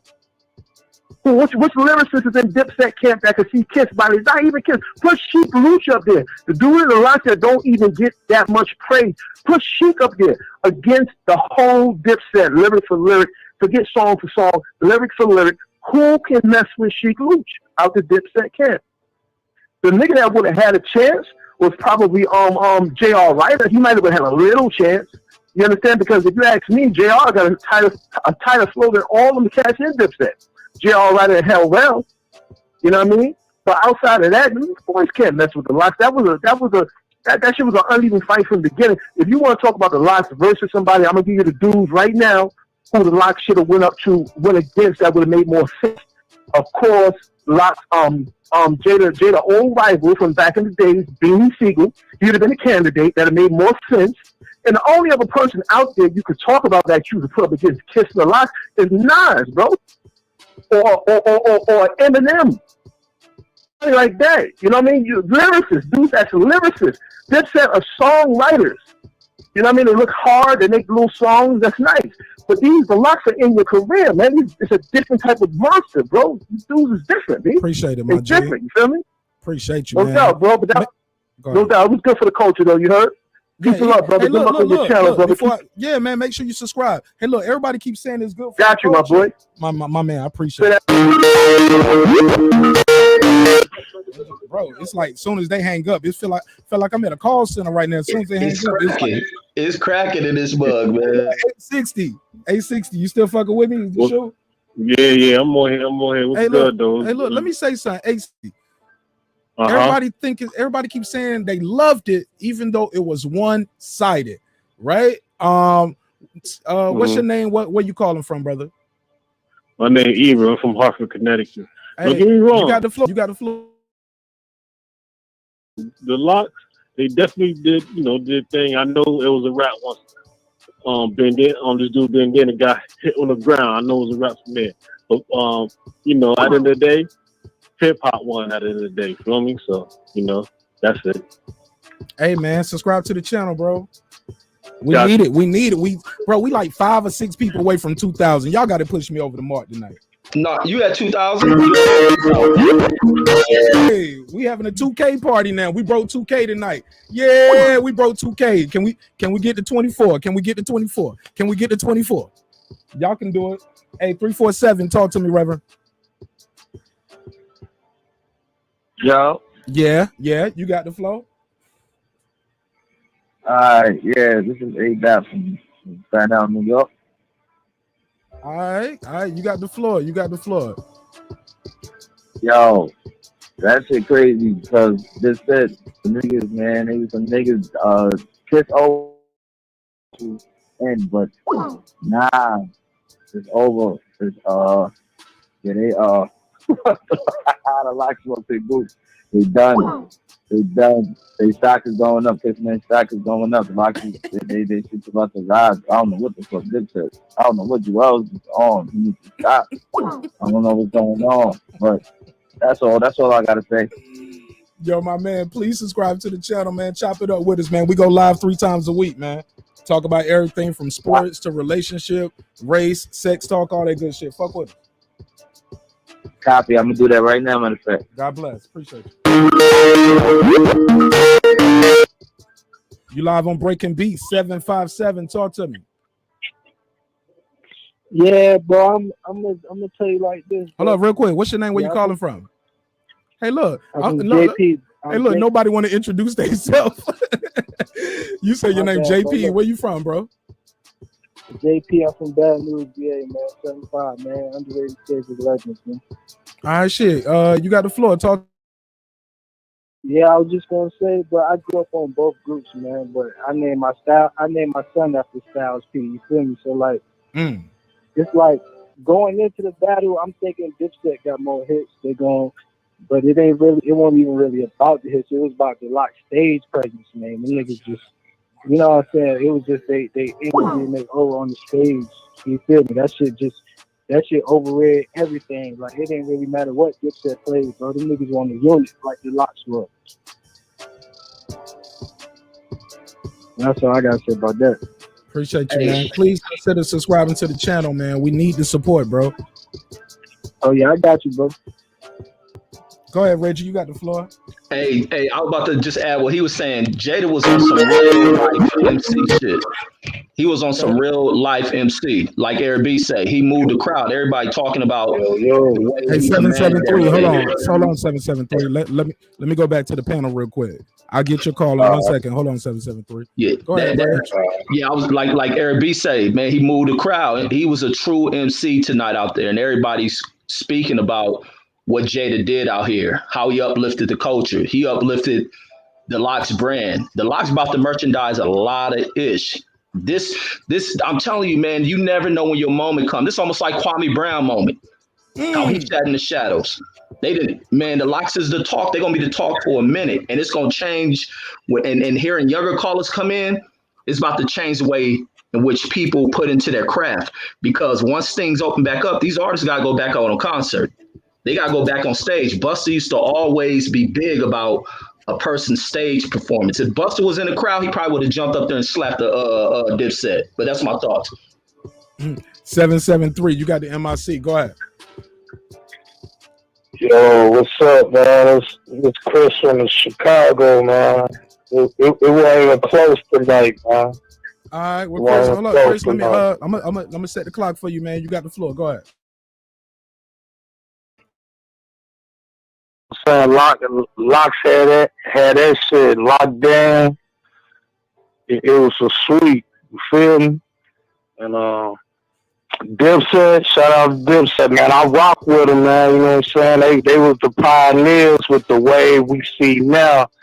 But what a lot of folks don't realize, especially younger folks, it's a difference between hip hop and rap, man. You know what I'm saying? I like rap. Rap make you turn up. Hip hop touch your soul, man. Jada Styles and She, they got them bars, man.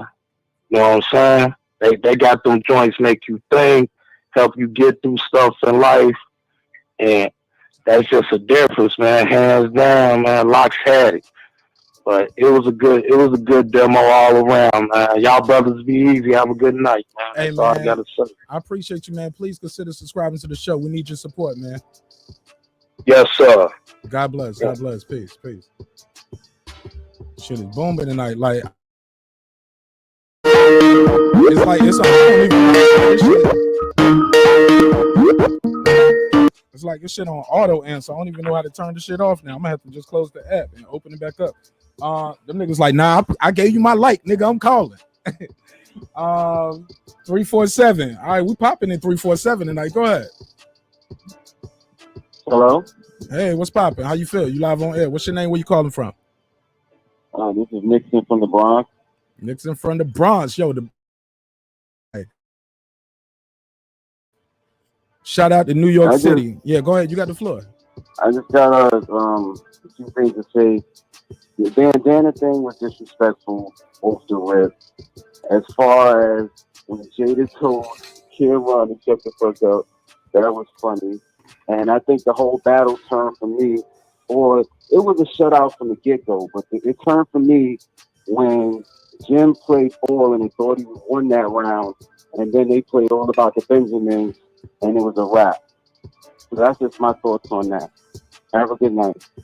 I thought you said you had two things. Oh, that was both? Yeah, that's all I gotta say. But yo, what about look? It was over for me before. Look, it was over for me before they got started. And Sheik Loose was calling niggas pussy. He was calling niggas pussy. Yeah, that too. That too. I thought it was gonna be a brawl a few times. So, but it was good that they tried to squash everything. Was cool, but it's like Dipset came out more with their crew, and they still got punked. So they lost all kind of ways. It's an L on top of an L, like Jay. They just the LOX was, and Jada could have came by himself and buried them. So like it was easy for him. They should have put the beach chair for him, and he just sat there and just murdered him from the beach chair. Because Cam came out lackluster and lazy, and then he got to jump to the rescue because it was like 3-0, and he was like, "What's going on here?" If he didn't play some of his singles, it would have probably been a shutout. So it was good for the culture. But I came in as a LOX fan. The LOX still got hit. They didn't even play their first album till like later on in the battle. So they had stuff locked and loaded, and just came lazy. Like they thought they were just gonna win on.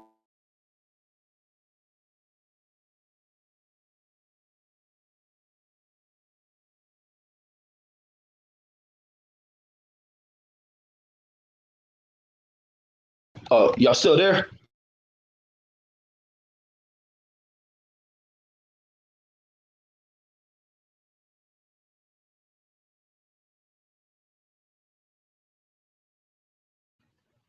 Yo, y'all still there? Yeah, I think Mark dropped off. Oh no, I ain't drop off my mic. Oh, I muted my mic when I was trying to tell the brother peace. Y'all didn't hear him talk. Y'all missed this whole call.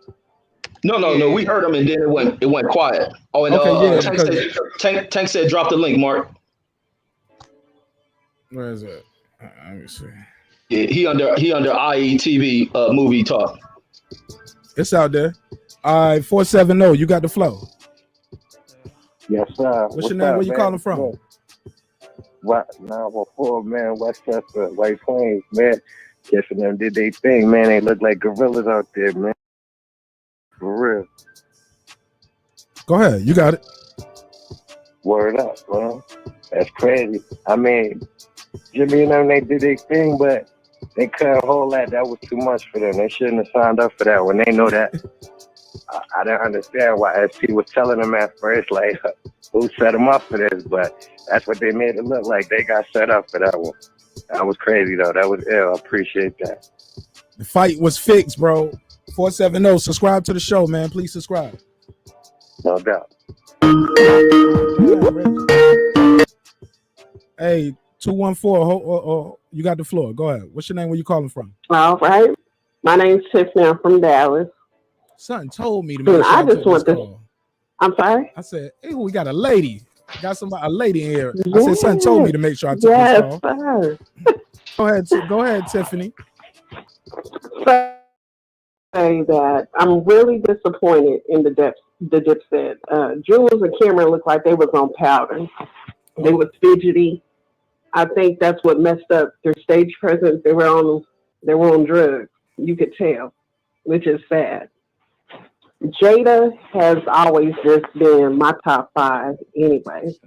He's a good lyricist, just like Nas and AZ. I like Chic and Styles too. But the Dipset, I'm just really disappointed because Jim Jones actually is a good lyricist too. But those drugs, that's just my own opinion, of course, that I think drugs played a part on Jules and Cameron that messed them up. And that's it.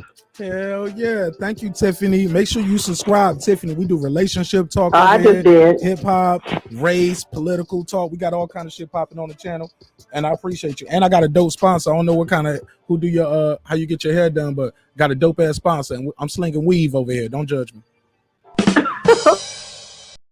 I always support, so I'll check it out. For sure. Tank, you got the floor, Tank. You're welcome. All right, thanks, Tiff. 704. You got put your mic on mute real quick. Let me go to my panel. I'll get right back to you. Tank, welcome home, my brother. We lit tonight, bro. We got a big ass barbecue going on in your backyard tonight. Welcome home. How you feel? Yes, sir, brother. How's it going? How's it going to the panel? Salute to everybody that's listening live. Yo, Welcome to Salute. Breaking Beats. I hope y'all enjoying the show. It was real entertaining. Hold on one second. Hey caller, can you mute your phone? 704. Mute your phone for me. Mute your mic on your all right, phone. 704. And then all right, go I'm ahead, Tank. And after you, we're gonna go to the caller. Go ahead. I thought it was real entertaining from the perspective of the LOX and the music that they chose and Dipset when you had them up there. Later, like I said in the chat, I was saying in the second half of the um, Versus show, the Dipset DJ or the crew or the wherever they had their song structured, they came on in the second half of the show. You know what I mean? They stepped it up, but it just wasn't enough. It wasn't that it was too late. It just wasn't enough because for every every one of the bangers that they put out, the LOX had a counter to that. It was like they was already prepared, and I know that both crews knew exactly what were the hottest songs that each had, and it sounded like even if you were listening to it, it sounded like Dipset was was anticipating the LOX to quote unquote blow their load early, but the LOX catalog is so vast that that wasn't going to happen. They have too many classics. They have too long of a time period where they were just making hot music with the hottest artists in all different genres of music, and so it didn't really matter what Dipset was going to do because the LOX had a counter for it. But the best parts of it was the fact that the LOX was able to do their lyrics um, without having the playover, and at times they even went a cappella to show that they were actually up there performing as opposed to just trying to keep up with the lyrics I was playing on the playover, and the Dipset crew never adjusted to that. And I felt that they had a chance to do that, and they didn't or couldn't do that. And I think that hurt them even more so because they have songs, but when you start to sound like it's lip syncing and things like that, that's where it takes away from it. Because like some of the callers have been pointing out, Cameron can rap, Jewels can rap, and Jim Jones can rap. But when you're trying to have your song line up with the way it's being played on the record, that kind of makes it difficult. You know what I'm saying? And that's what hurt them in the long run. But I thought it was cool. I just didn't like the presentation at all. I thought hey Tank, can you hear me? Tank, I got to pass the mic a little bit. Tank, no disrespect, bro. We got a lot of people in here, and you on the panel, so I'll come back to you. But let me go back to him. I you know what I'm saying? No disrespect. Just land your plane. I'm sorry, and then we're gonna come right back to you. I want to get this person off hold, and then I'll come back to you. I need it. All right, go ahead, 704, and then we're gonna go back to Tank. Yo, yeah, can you hear me? Yeah, what's your name? Where you calling from? Yeah, this Ratchet Reggie calling from Charlotte, North Carolina. Damn, your name Ratchet Reggie. Come on, brother. Ratchet Reggie. That's what you said, rapping or ratchet? Ratchet. Oh, Ratchet. damn, Reggie. All right, everybody got some ratchet in it. Okay, you might be right. You might be right. Where the I don't hole think at? Where the hole at, Reg? Yo, we got somebody on the panel. His name Reggie too. He told me to ask you where the hoes at. The hoes in the city, man. They in Charlotte, bro. Y'all come to Charlotte, man. We got the hoes, man. I'm telling you. All right. You got 2 minutes. Talk. I'm a big Dipset fan. I ain't even gonna lie. Dipset all day. Cameron, G. Wells, Freaky Zeke. I don't know what the fuck they was doing. I guess, I don't know, man. They didn't have the energy. But come on, let's be real. Nobody listens to the LOX anymore, man. Them niggas was out in 98, bro. I was like 12 years old, bro. The LOX came out like them kids in the hood that can't hoop, so they be fouling you all the fucking time. That was the LOX tonight, bro. Just like when Jeezy went against, Gucci Man. Gucci Man had to be aggressive because, come on, man. The music, the LOX got okay music, but they ain't fucking with Dipset, man. That's my opinion, man. They was just one of them assy kids in the neighborhood that can't hoop, so they got to be on their bully shit, and that's what it is. Hey, can we debate him for a round real quick, Mark? Yeah, let me take the time off. Go. Oh, y'all want to do a quick one? All right, I'll give you a minute. Go ahead, Reg. You ain't hear me? No. Reg said he want to debate you for a second. Yeah. I got a billion percent disagree with you. Go ahead, Reggie. 1 minute on the clock. Go ahead. All right. Yeah, my disagreement is I agree with you with stating that the LOX was kind of becoming an unknown group, but moments like this change things. It's the same thing with the rise of an artist. An artist can put out music for decades. It just takes one moment that changes everything, and they hit it tonight. And you begin like listening to what Jada put down. That wasn't whack music. The stuff that they put out today, it compares to anything put out with artists today. The way that you pass, they came out, you had hot. He said he can't. Reggie. He said he can't even hear you, Reggie. I don't think none of the callers can hear me. Yeah, okay, yeah. I can hear you, but Yeah. hey, 704. I appreciate you, man. We're gonna do the debate. We won't go back and forth with them after they done. You'll just say what you got to say, because there's so many people. Like, I can see the next caller already waiting when I answer it already. Like, it's not even like I said, I feel like I'm working at a call center right now. Y'all, I appreciate everybody loving the content though. Make sure y'all hit the like button and click subscribe. Go ahead. Before we 202, hold what you got. Tank, go ahead, Tank. You can finish up your point, and then we'll go back to 202. I was just gonna say the presentation was horrible to me. Hello. The presentation and Hold on, ma'am. On 202, we're gonna come right to you after you finish speaking. Okay, ma'am. 202. After you, Tank. Go ahead. Yeah, I was gonna say the presentation was horrible to me. I think it would have been a lot better if they would have just had the 3 members of the LOX and the 3 members of DIPSET on the stage.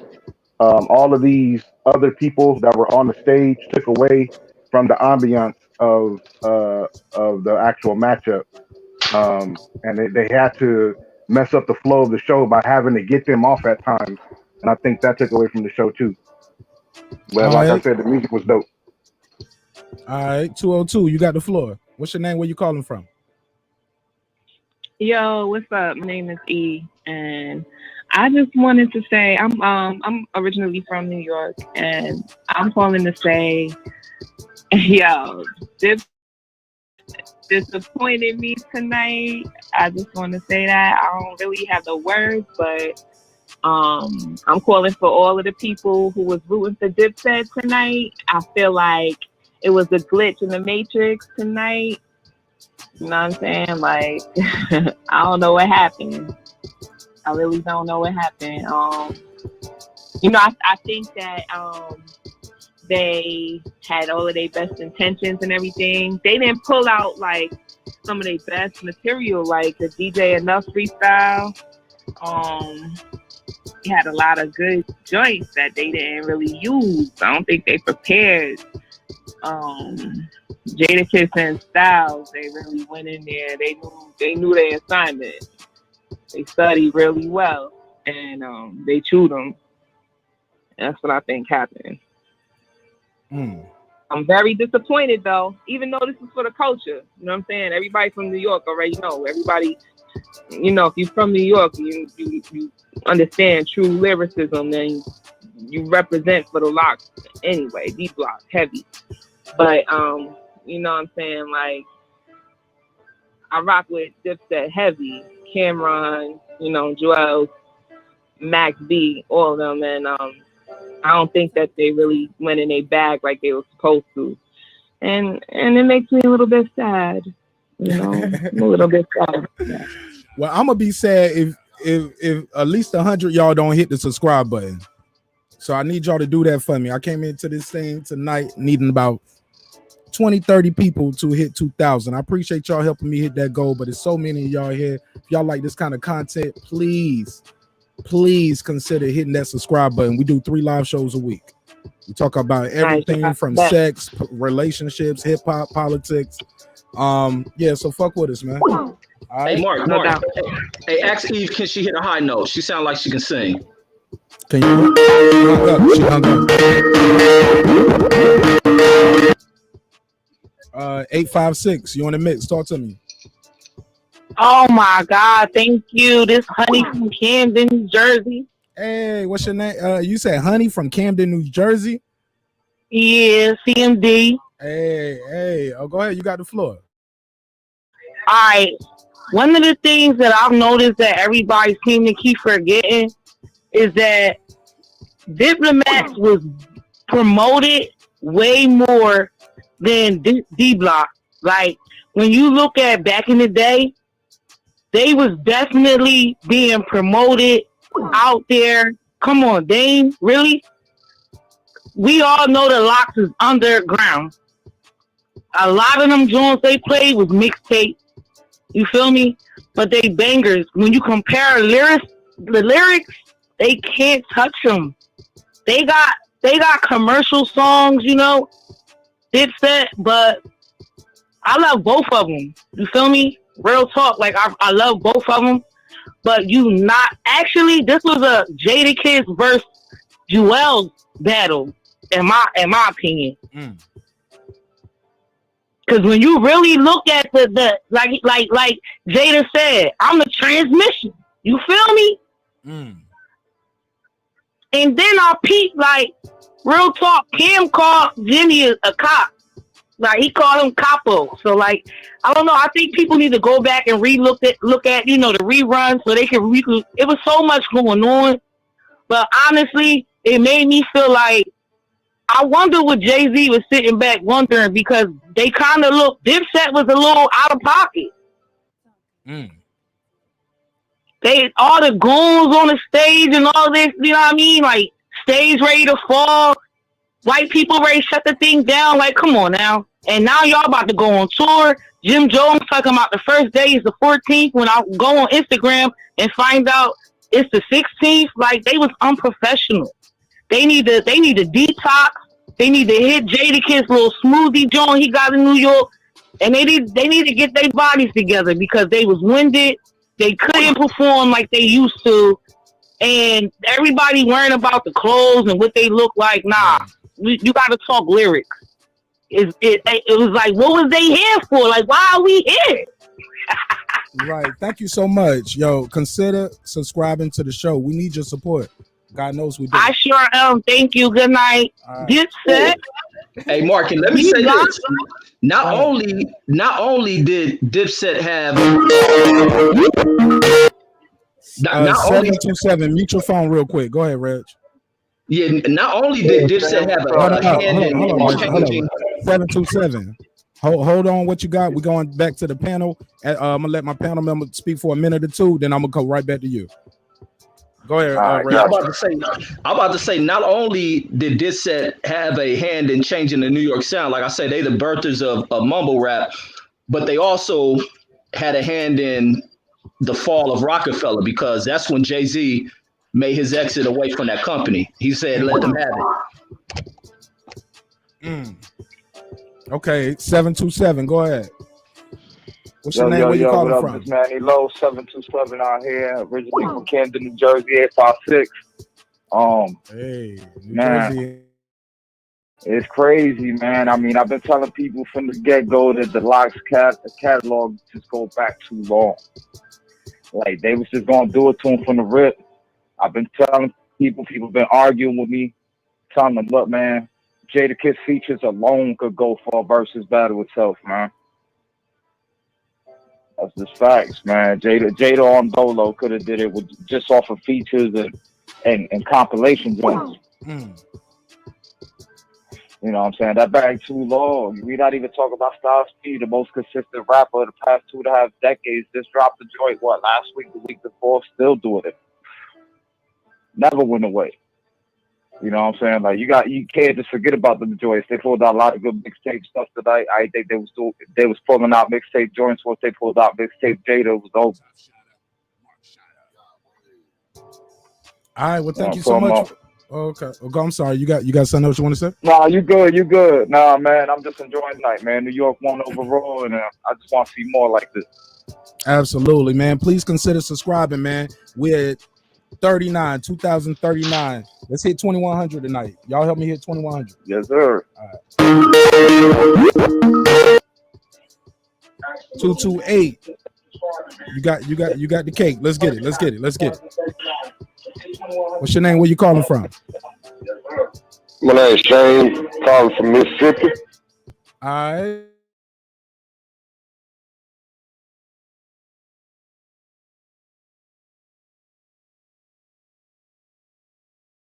And they messed around, man. Hey Shane, turn your TV, or I can hear myself twice in the background. Can you turn that down? Okay. All right. Go ahead. Man, LOX, man. Man, LOX came out to play tonight, man. They weren't bullshit. You know. And bro, look here. Man, DIPSET, they wasn't about just trying to get the W, man. They was too busy trying to look good, man. Too busy trying to look pretty and everything. It was all about rocking their ice and everything. Them other boys, they wasn't playing around. And they didn't want to see Style P. They didn't want to see P and Jada, man. If they would have did that in and out flow like they did with that oldest freestyle, they would have knocked them out real quick. It would have been over with in no time. And real talk. And I hate it for them because, you know, Cam, I always liked the Cam. I always liked the DIPSET. But LOX, I like them too. But, man, LOX been around for some years, man. So they know how to get the crowd into what they doing. They know how to rock the crowd. They, like, like them boys, like DIPSET, they too busy trying to look good. And then by them rapping over their music, man, Jada killed them when he told them, hey, y'all, if y'all want to hear them rap over their verses, y'all should have stayed at home and listened to them on Apple Music. I mean, that was crazy. Hell yeah. But that's all I had to say, man. Hey, hold on 1 second, man, before you hang up. Let me run this ad from my sponsor. There's a lot of people here. Let me run this ad real quick. Since our first day in business, Essentials of You has been offering our customers the best selection of products at unbeatable prices.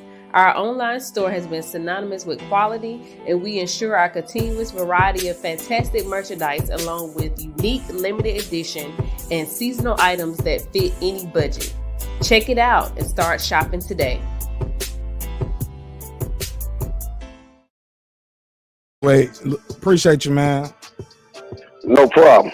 Hit that sub, man. We need you, man. We're like 60 people away from hitting 2,100. Y'all can do it tonight. Man, this shit lit tonight, man. Y'all need to help your boy out. Help me, man. Help me. Let's get there. We gonna break that record tonight. 256, you back in the mix, yo. What's your name? Where you calling from? What's up? It's your boy Jarvis J from Huntsville, Alabama. Alabama Yeah, in the man. house. Go ahead. You block all day. You know what I'm saying? I'm tired of arguing with people on the internet about this. You know what I'm saying? I like DIPSET too. They could have played some of that mixtape, that old mixtape shit. That shit was jumping, but they can't fuck with Jada because, man, he could have did that shit by himself. But you know, Harlem, they flashy, so you know, they just gonna dress to impress, you know. But you know, they got some shit, but they just want to focus on that. Jada just came like he ready to battle, you know.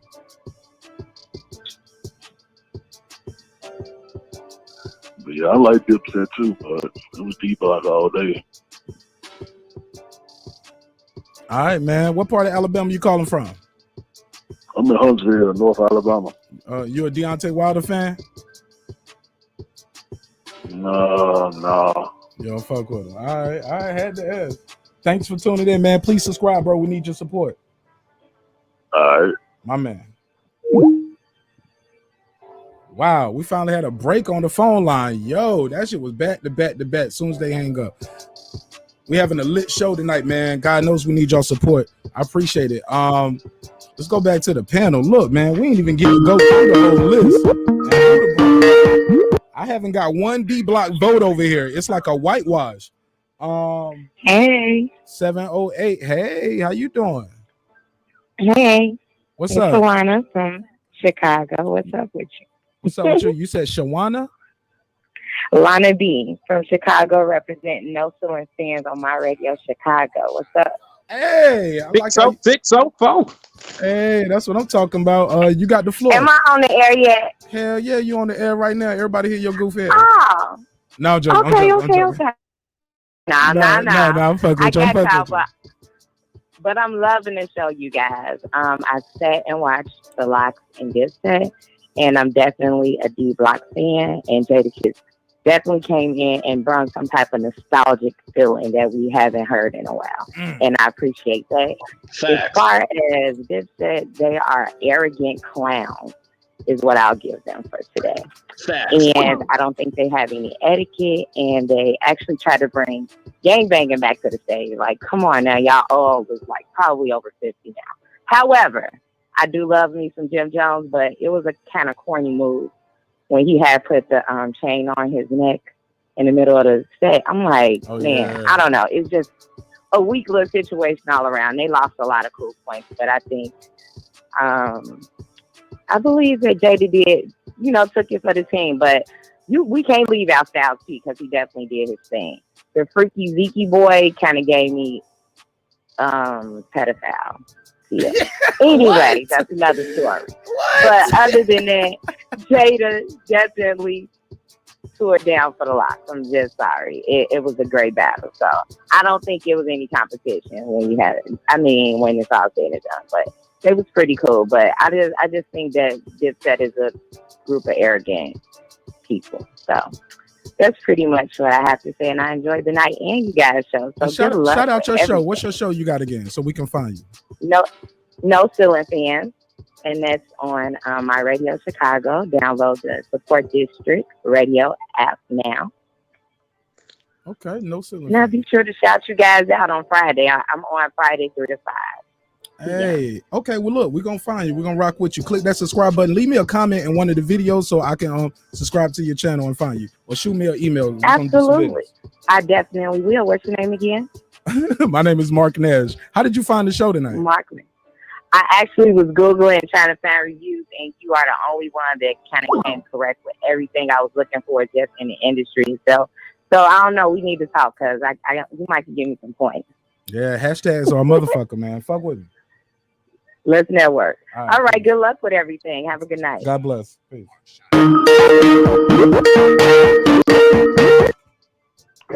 713, talk to me. Hey, what's good? Yeah, I want to talk about the show. Yeah, what's your name? Where you calling from? 703. I'm sorry, 713. Max. My name's Max. I'm from Houston. All right, Max from Houston. Appreciate you calling, man. You already hit that subscribe and like button for us, Max. I'm definitely about to. All right, man. Let's have a good one. Let's do it. You got the floor. You got the clock. Go ahead. You know what I wanted to talk about, what a lot of people ain't saying. I think that boy Jules had to eat crow when he turned around and said that that he don't think they like the ladies. He should have never said that. They came with back-to-back bangers. It was like 4 of them. You know what I'm saying? The one he had with J-Lo, the one he had with Mariah. When he was saying, another thing too, he was saying, bro, we got Grammys over here. You know what I'm saying? Like, I've been arguing this point for the last few weeks, and I'm glad that,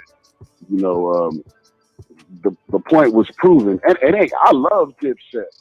And the truth is, Max B was definitely missed, but, stage performance, all that, LOX definitely had. I want to know what the panel thinks about that turning point. What does the panel think about, because to me, that was a real turning point, because it felt like it was fading a little bit. And then all of a sudden, when Jules said they had did the Jules, you know what I'm saying, his most popping one, it was like, it was Downtown Club and Ladies Night. That was nice, but after that was over with, he was like, I don't think that they like the ladies, and they just back to back bang. It seemed like they already had, like, the DJ knew that was going to happen. They was just like pre-gaming for any type of situation. They was just ready, locked and loaded, man. Like, I feel like that was a turning point. I want to know what the panel thinks about that. And tell people again your name and where you calling from, bro. My name is Max, man. I'm from H-Town. You know what I'm saying? North side already. Fuck what we met. So we do these kind of debates 3 times a week, man. One gotta go, all that kind of shit, man. So rock with us, man. 3 times a week. We go live 10 p.m. East Coast time. So rock with us. Okay, bless. I'm finna hit that subscribe button right now. We need your support, brother. 323, you're on the MIC. What's your name? Where you calling from? Hey, good evening, everybody. I'm calling from Los Angeles. My name is Lee. What's the deal, homie? Hey, Lee, you're a Yes, little too sir. close to the mic. Just give yourself a little space on the mic. Okay, can you hear me? Is that better? We're gonna work with it. We're gonna work with it. You go ahead. And to make it real quick, I just wanted to say that the LOX definitely did their thing and they took care of business like I figured they would. Dipset underestimated these dudes. These dudes is veterans. They stage presence. The years they've been together with shows. I'm not saying that Dipset didn't do shows together, but you can clearly see the difference in the chemistry in both groups tonight. And also I wanted to say shout out to Mary J. Blige because Mary J. Blige was the first one who really knew about the LOX and Yonkers, and she took their first mixtape to Puff Daddy. And that's how it all began, because they were searching to get a deal, and nobody was really messing with them. But Mary J. Blige was a real catalyst who put them on. And they just bodied the Dipset tonight. Cameron was pressed. He was out there looking nervous. They were late. All of the fashion, all of the glitz. But I'm just glad that that D Block came out there and just kind of handled their business the way that they need to handle their business. Man, that version was a watch from the beginning, straight up. When Jada Kiss, when they came out with "Fuck You" off the We Are the Streets CD, their first CD, that battle was over, bro. That was their that was the second album. That was the Oh yeah, that was the second album. Exactly. That was the second album. Money Call Respect was the first one. You're right. But yeah, they just and like I said, it was so many other songs that they left off the table, and they had the nerve to even disrespect Dipset up there by playing mixtape joints from '97, and they were bangers, And then and the last thing I wanted to say was they kind of just killed it off when Joel Santana challenged them and was like, y'all don't even have no girl songs. When they got songs with J-Lo, they won a Grammy with Mariah Carey. They got multiple songs with Faith, and they got multiple songs with Mary J. Blige. He was just a rap from the beginning, man. Salute to Dipset though, because at least they showed up. But honestly, they really didn't even have to show up because they got destroyed. Hey, look, man, I appreciate you, man. I appreciate you calling and beaming in. Hey, yeah, man, I'm a new man. subscriber, man. I'm a new subscriber. I'm a new subscriber now, man. I'm gonna check out your show. I'm definitely gonna start supporting the platform totally, and because I like what you're doing. I like all the callers out there. Salute to everybody, and I just want to say everybody stay blessed and stay safe. Have a good night. Absolutely, welcome home, brother. You say you're a new subscriber. That's what I'm talking about. Yo, God, hey, man. These niggas like fuck what you want to talk about on your own show. I want to talk. Everybody keep calling in. But I love it though, Reggie. You gotta love it, right? This is what we always want, right? You want to have an audience, you want to have a phone line, you want to talk to the people. But golly, you can't even reply to somebody. I gotta write my points down because I forgot what I wanted to say. Because Buddy said something interesting on his call. Man, he said something about he wanted to get y'all take on something. Oh yeah, it was about the turning point. Let me ask this caller real quick. 832. What it do? Shit, what it do, big homie? Hey man, shit, man, you got it, big dog. Hey, look, let me ask you this, man. Who you think won the battle, and what was the biggest turning point? You got the floor. I hate to believe that, man. Salute to your whole channel. First and foremost. Absolutely, you got it. I think LOX had it from top to bottom, man. I'm not trying to be biased, but I'm a Jada fan first, but I like Fast 3 Seconds. So I'm a LOX fan. I think the turning point was when like with the guy, I think your caller before that, when he mentioned about the girls, Joel just said something about the girls, and then Jada just started running them off. Back to back to back to back. I think that was the turning point. But I think a lot of people gonna say, when you drop that mixtape freestyle, the Campus Hill mixtape, over there, I think the Biggie beat, the Warning. Everybody's gonna say that's when you could tell Jada went for the play. But I think the turning point was when Joel's mentioned about the girls and he was saying, we got Grammys and they sell grams. You know what I'm saying? Like, I think that was the turning point. For sure, man. I appreciate you, man. You got anything else you want to add on the battle? Shit. Because I asked you a question. I Not didn't even really. let you say what you had to say. I started your call off with a question. Oh no, for sure. Shit, let me ask you a question. Do you feel like where do you got like the locks as far as a group goes? Where you got them ranked, like as far as like top 5, like you got a top 5, top 10, what?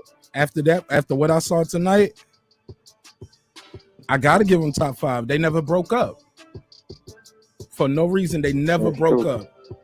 They never broke up, man. A lot of these groups break up, they fall off, but the LOX never broke up, and I think you can tell that by the way they perform. They all live in the same state, same area. They got businesses together. Like these guys, it's not a group where one guy is in this state, another guy's in Cali, another guy's in Atlanta, somebody else is in New York. Like they stuck together, and I think you can see that by their stage presence, man. And I want to see who can. I used to always tell about everybody, nobody gonna see Outkast, but after what I saw last night, other than Wu-Tang, I was like, Wu-Tang will be a good one. It'll be Wu-Tang Dungeon Family or Wu-Tang Outkast, but because it's such a contrast in styles. However, man, after what I saw tonight, I'll put the LOX against anybody. On God. So hold on, wait. Let me ask you one question, bro.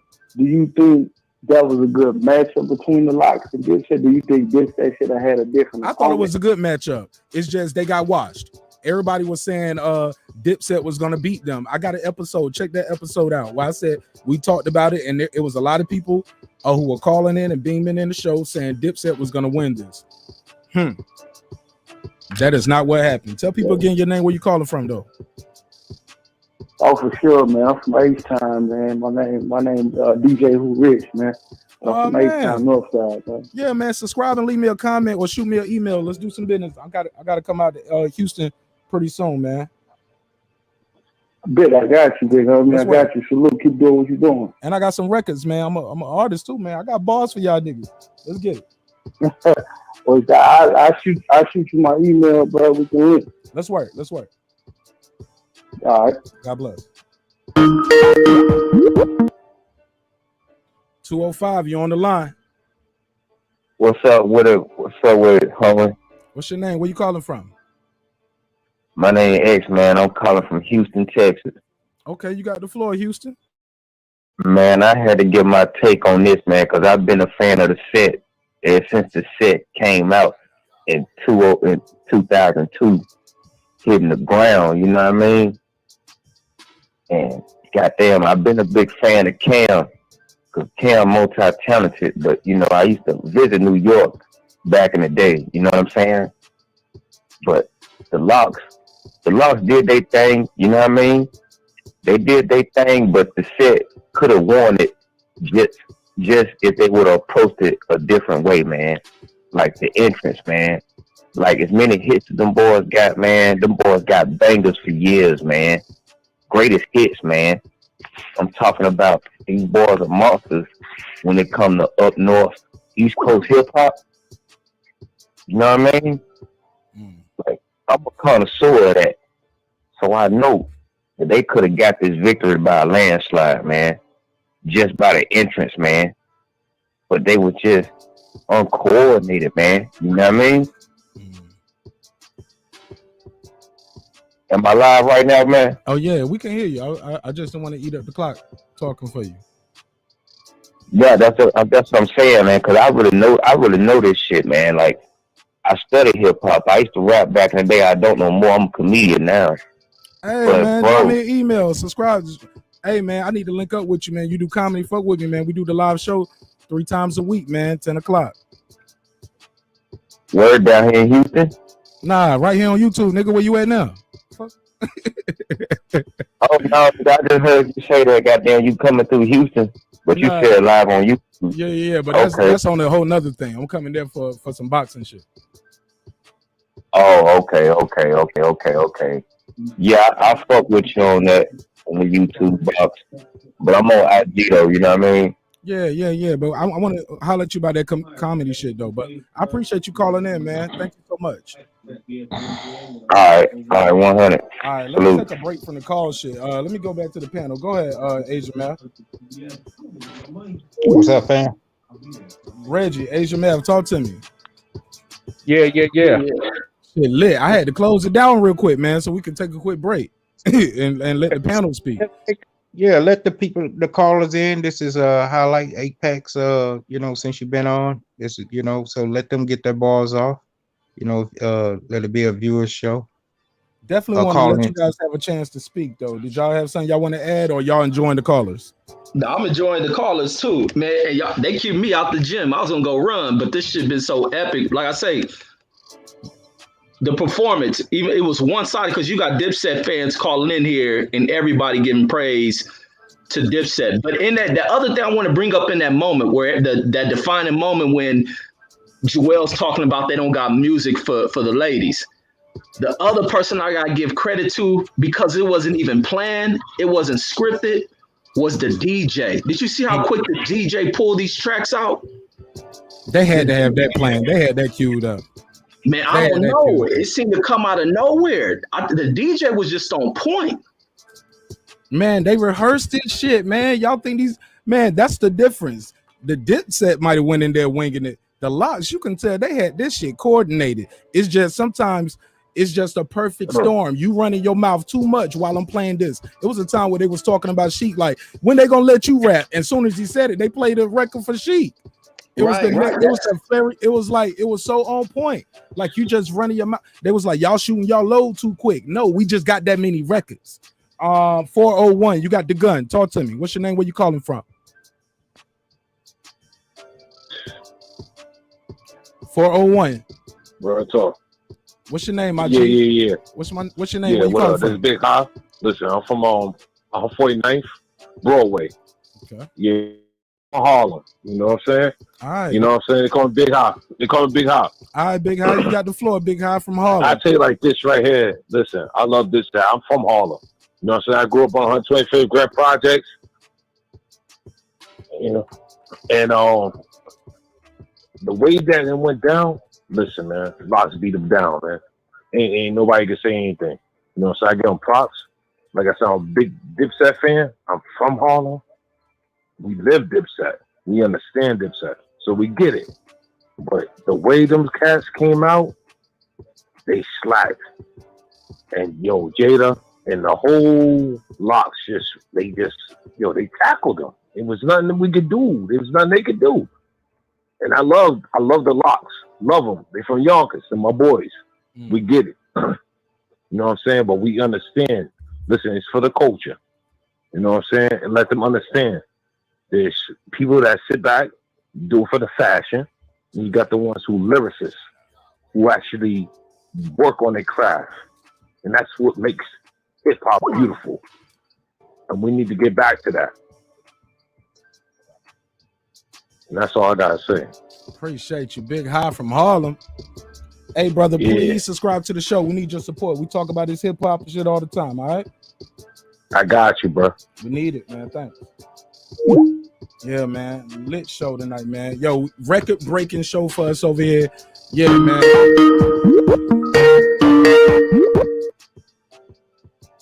.401, you got the floor. Hey, what's going on?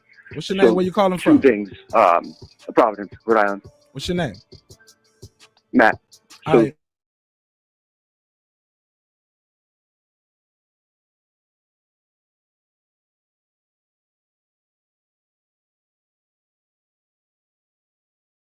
Oh, what happened? Y'all still there? Oh shit! I'm sorry, bro. I had the mic muted. Start over. You said the biggest thing with the LOX and their DJ. I'm sorry. I dropped off. So they have Tech, Super Mario, Kill Touch. They've been the 4 DJs for them since like '98. So it didn't matter which guy they had DJing. They knew that catalog front to back. The biggest issue though, and people can get pissed off and whatnot, but the performance-wise, Dipset's broken. This is gonna sound disrespectful, but they've broken up so many times that they seem like they were completely out of sync. The LOX have never had a public fight. They've stuck together. When they went through the whole bad boy shit, they stuck together. You could tell the relationship was family. They've been together for years. If you're a group and you break up, they have no chemistry. Dipset had no chemistry on that stage.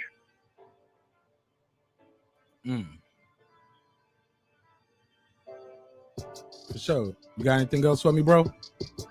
No, that's it. Matt from Rhode Island, man. Please like and consider subscribing to the show, man. You like this hip hop shit? We talk about it 3 times a week, all right? Got you, bro. Got it. Lit show, man. I appreciate y'all, man. I know we're gonna hit 2100 tonight. I believe in y'all, man. I appreciate that. Hey, quick question. I was trying to write chemistry. How the hell you spell that shit? CHEMISTRY. Shout out to me, Spelling Bee champ. Yes, sir. Yes, sir. It looks right. There we go. Yeah. What you put up there? KH. You spelled it like a rapper spelled it, huh? On a mixtape. Yeah, almost. I was trying to get chemical out of it and then trying to People like, damn, where's this automatic spell correct? Hey, look, this is something I want to say for everybody who was talking about the LOX playing mixtape joints. I think they came out there to play mixtape joints because they knew who they was against. And I guess they wanted to show our mixtape bag is better than your mixtape bag. Because Dipset really didn't have a lot of critically acclaimed albums, right? The LOX arguably had 2. The first one, Money, Power, Respect. Second album, We Are the Streets, right? And the Dipset, I don't know how many albums they had, but they had a lot of mixtapes. What was going on, what I heard people saying when we did this show last time, Reggie, they was telling me Marq Nash, Dipset had a movement. Dipset had a movement. LOX ain't had no movement. They was calling Sheek. He's like, nobody was checking for Styles P. Nobody was checking for Sheek Luch. We only listened to the LOX to hear Jada. That's what he told me. And what I saw tonight and what I'm hearing from the fans, y'all ready? That's all they needed. Jadakiss is the big joker. He created the phrase top 5 dead or alive. That's his bar. That's his slogan. And it'd be funny to me sometimes people don't want to put him in their list. He showed why he's up there with the GOATs. And I ain't gonna lie, I've seen some of them GOATs perform. They don't have that. Like, I love Nas. Nas vocal projection when he out there doing his thing. And the way he's doing it, he's getting his bars off.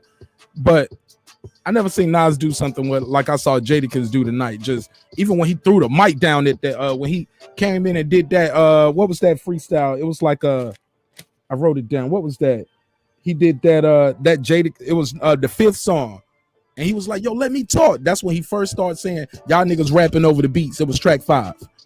To me, that was the turning point. Because he didn't let that go. He didn't let the crowd forget it. He kept saying, this New York, right? Y'all could have stayed in the car. That was the turning point. It won't people calling people pussy. It won't the bandana. At that point, the tide had already switched. The writing was on the wall for Cameron to get booed. Right. It was on the wall. And that's exactly what we saw happen. What was y'all reaction when Cameron was trying to do his freestyle and the crowd was chanting D Block? Well, you saw my reaction. I started throwing tomatoes. Oh yeah, you put the tomatoes in the chat. Yeah, that would be before he went on with the Kanye track. Showed up a little bit later, but that was whack. That was the only time where he could have just saved face for the Dipset to do something that would have been pretty much memorable on the positive side, in their favor. But he couldn't even get that off. So it was just really all bad. You know what I'm saying? All bad. So that was just the disappointment of it. But still, it seemed like it wasn't as much as Dipset Dipset just I don't think they could have won it anyway if they would have came with their best. But I think it was more so that they just fumbled the ball to where what could have been their positive points, where their plus points, they fumbled the ball all throughout. You know what I'm saying? Even when Jim Jones did his hit, nobody wasn't into balling. It was more into falling. You know what I'm saying? So just all bad Dipset, man. Really, really disappointed in them. But Shout out to the LOX. They still prevail that. Say, hey, we could carry our weight, and they carry the weight, and this going to be something to be spoken on in the culture for years and years to come. People going to remember where they were when they saw this matchup, when they saw this verse. Was it a matchup or massacre? It started off as a matchup and ended a massacre.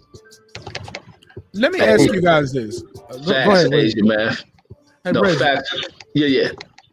Let me ask you this. Like, so obviously, after what we saw tonight, we know who's gonna be the headliner at the show when they go on tour together. Right? It got to be the LOX, or should they go back and forth and do this kind of like live on concert, or will it just, you think niggas' egos won't let this happen? Like, I don't see the tour happening after that. They're gonna kill the LOX in the. I mean, it's gonna, bro.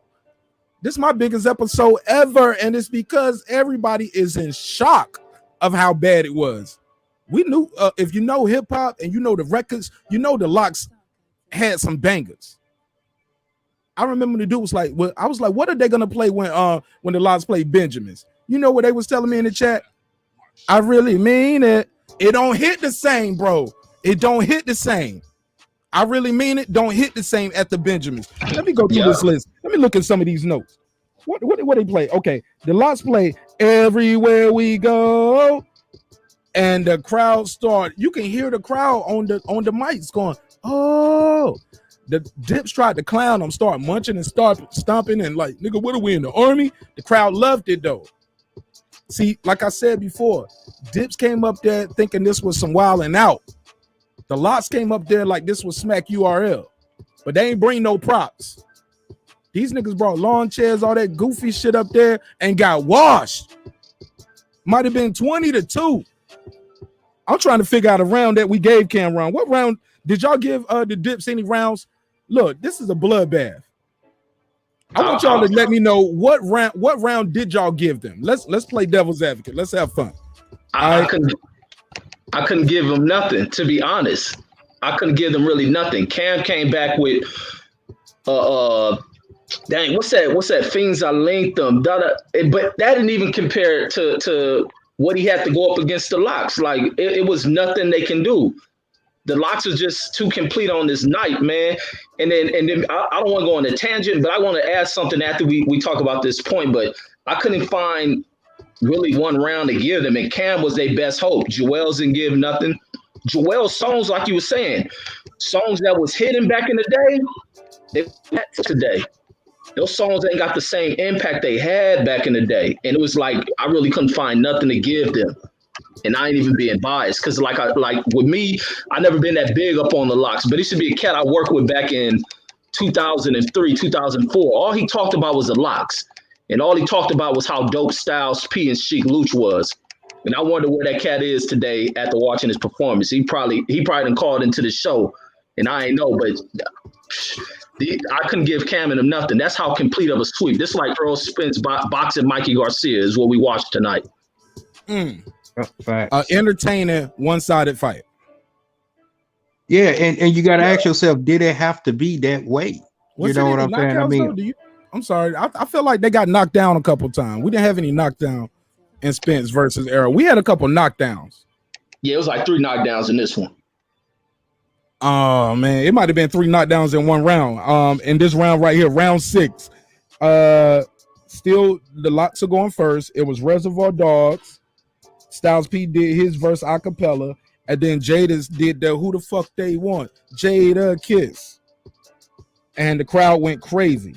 This is coming off of him. The last time they heard, he had did the Drop the Mic freestyle. Cameron replied with 357, and I forgot the song, but the song was off of Come Home With Me, and Jada might have gave him that because he was like, you better have to play that, nigga. That's your one. That's one, or something like that. You get what I'm saying? He might have gave him that one. I was like, man, don't concede no rounds. Jada Kids, don't concede no rounds. We ain't giving up no rounds. But he conceded that round. I still gave that to the LOX. That was round 6 because of the Reservoir Dogs. Styles P did his shit a cappella. It didn't hit the same. That Who the Fuck They Want, Jada Kiss brought it back up. So that was like 3 little pieces they did in round 6. Round 7 is where everything kind of really went bad for them. The LOX started off with 24 Hours to Live. Then they did the Rough Riders anthem. And they did Get At Me Dog in round 7. Dipset replied with something from that Max B song, We Them Niggas. And if you don't know, and something else, like nobody could tell me what was these songs in the chat. But that round was a wash for them when it was that because after that was like, yo, you shouted out my niggas. Yo, these my niggas, blah, blah, blah. Yo, that round 7 was deadly. That 24 Hours to Live, Rough Riders anthem, and then they did the Sheik hook for Get At Me Dog. Some people didn't know for a while that was Sheik Luch doing the hook on Get At Me Dog. This shit is crazy, yo. What do y'all think about what I said about round 6 and 7? No, you was dead on point. And they even tried to just bring in some other people, some masterpiece stuff, and nothing was working for them. You know, going back to the scorecards, I see a majority 10-8 rounds and probably one 10-9 round. You know, some of them was actually KO rounds. You know, you saw Jules land on the stage. It wasn't because he was going to sleep, it was because he was knocked the fuck out. You know what I'm saying? So it was just right. Yo, make that meme. Somebody make that meme and email it to me. I'll give you your credit. And I'll send you a $5 cash app. Let's get it. Make that meme, email it to the number at the bottom of the screen. I'm gonna put it on the screen now. Yo, that's crazy. Like, why would you be up there doing all of that? And they was cooking at that point. Y'all wasn't winning. You brought up something interesting. Go ahead, Reggie. We're gonna go to round 8 when they played the Master P Bout It. Go ahead. It didn't work. Exactly. It didn't work for this. You were here against real lyricists. Nothing works. None of they got anthem type songs. They got street anthem songs. You dealing with true lyricists. And it just wasn't fitting for this thing. Back in the day, like I say, it's a difference in the type of music people make. People make music that transcends time. Like listening to the LOX shit. I'm after tonight, I gotta go back and listen to LOX, get on my LOX shit. Like listening to this sounds like some 2021 written type-ish by a true hip-hop artist. This stuff written in the late 90s, early 2000s, and it hits. Cameron and them stuff written in like the 2005, 2010 type era, and it's dead. It's stuck in that era. It don't hit. I don't think they can hit with anybody music. That they didn't write anything that transcended time. They stuff is more like if they wrote it, it sounds too freestyle, and it sounds too much like a today type cipher, and it don't fit in this time period. And Mark, let me just go on this quick one because there's a point someone brought up earlier about the Cameron or Dipset being a movement. There's something that happened with the LOX, and this is the thing that changed. Just because you have a movement, just because you pop today, don't mean you pop tomorrow. The thing that railroaded the LOX was the contract situation they got into with Bad Boys. The thing that happened with because they was gonna carry from being on with Big's untimely death. That changed many things. And you had a lot of hot stuff going on. They didn't get on with another big time promotion. You had Violator Records. You had they was kind of towards the tail end when Death Row was kind of fading out. But the music shifted away from New York is the other thing that happened. The South started to get a presence in music. And when you're dealing with a fan base, the thing that dealing with fan bases is a critical thing with rappers, period. You have to stay current. You have to be frequent. You can't take time off, or otherwise the behavior of fans, they shift away from you. And that's the complex thing when it comes to Black culture. It ain't so much thing that Black folks ain't culture. Black folks are so much like technology. You know how they talk about technology. Technology old after it's so advanced. It's by the time you buy a modern day computer, the technology in it is outdated within a few months because new technology didn't come. That's the complexity and the gifts that Black folks have. And that's what happens with rap music. Once the LOX fell into that zone of the bad deal with Bad Boy, the death of Big, then them kind of moving towards the underground scene, it changed that to where many people didn't really pick up on that perspective of the LOX. But today they got it. Today, people heard that. And like I say, they record sales about to shoot through the universe. They on top of the world right now. They on top of the world. But go ahead. Oh yeah, I just feel adding on to that, they just probably need that commercial push. You know what I'm saying? And that exposure. And like you say, today Triller, shout out to them. They gave them that exposure, and the LOX was ready for the moment. And they showed improve. And yes, a lot of people will revisit the LOX and show, a new appreciation for their music, because once again, like you said, it's timeless. People just had to be reminded of that and just had to see it for themselves. And they could probably come out with a LOX greatest hits now, and it's going to do numbers, But I heard you, Mark, mention Nas in this stage presence. So I'm just wondering if you feel like he did a versus, it'll pretty much have the same effect that DIPSET did. He probably lay an egg in that manner. It's just a question, just hypothetical. What you say? Say that question again. Let me make sure I hear it. I heard you mention Nas as far as you could see him having like a lackluster performance with where his music wouldn't hit. You think if he did a verse, I ain't gonna say. Oh, I'm sorry. Go ahead. Do I think what about a versus? I think he did a versus that his performance would be lackluster, such as what DIPSET's was tonight? It's just a hypothetical. Let's ask the chat. If Nas does a versus, who would y'all want to see him with on the versus? Let's ask that to the chat. What I'll say this, my brother. I appreciate Agent Mav. Phone lines are back open. Well, they still open. 678-381-1938. 678-381-1938. You want to call in, voice your opinion? No problem. We'll put you live on air. Give you a minute. Give you a minute or so. Get your bars on. What I will say this, man. I've seen Nas perform, and he's great.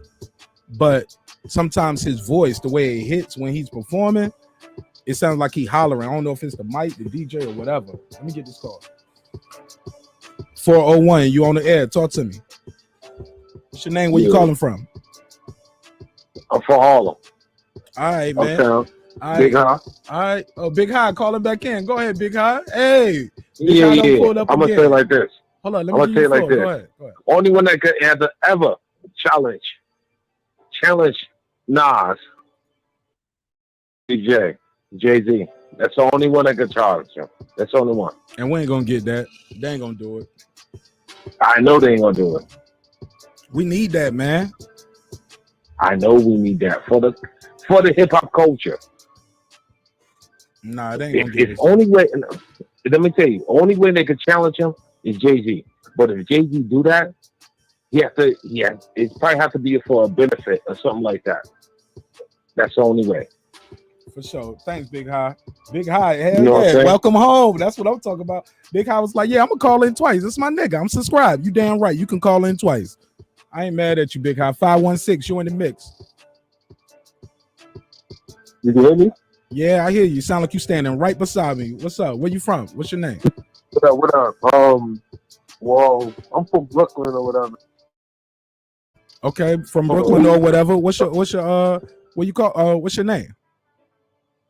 Hold on. My fault. You can give me a fake name, my nigga. Just say Keyshawn. Okay, Keyshawn from Brooklyn.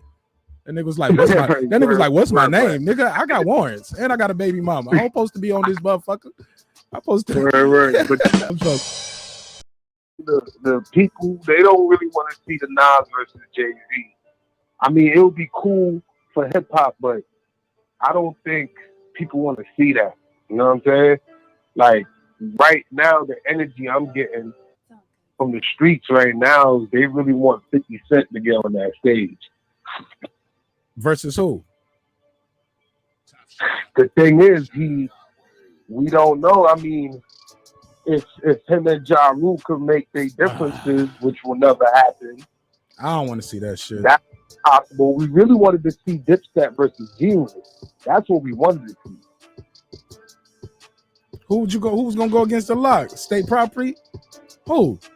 Can't nobody see the LOX. The LOX, more than likely, yeah, but for this type of verses, I think DIPSET and G-Unit would have been a better battle.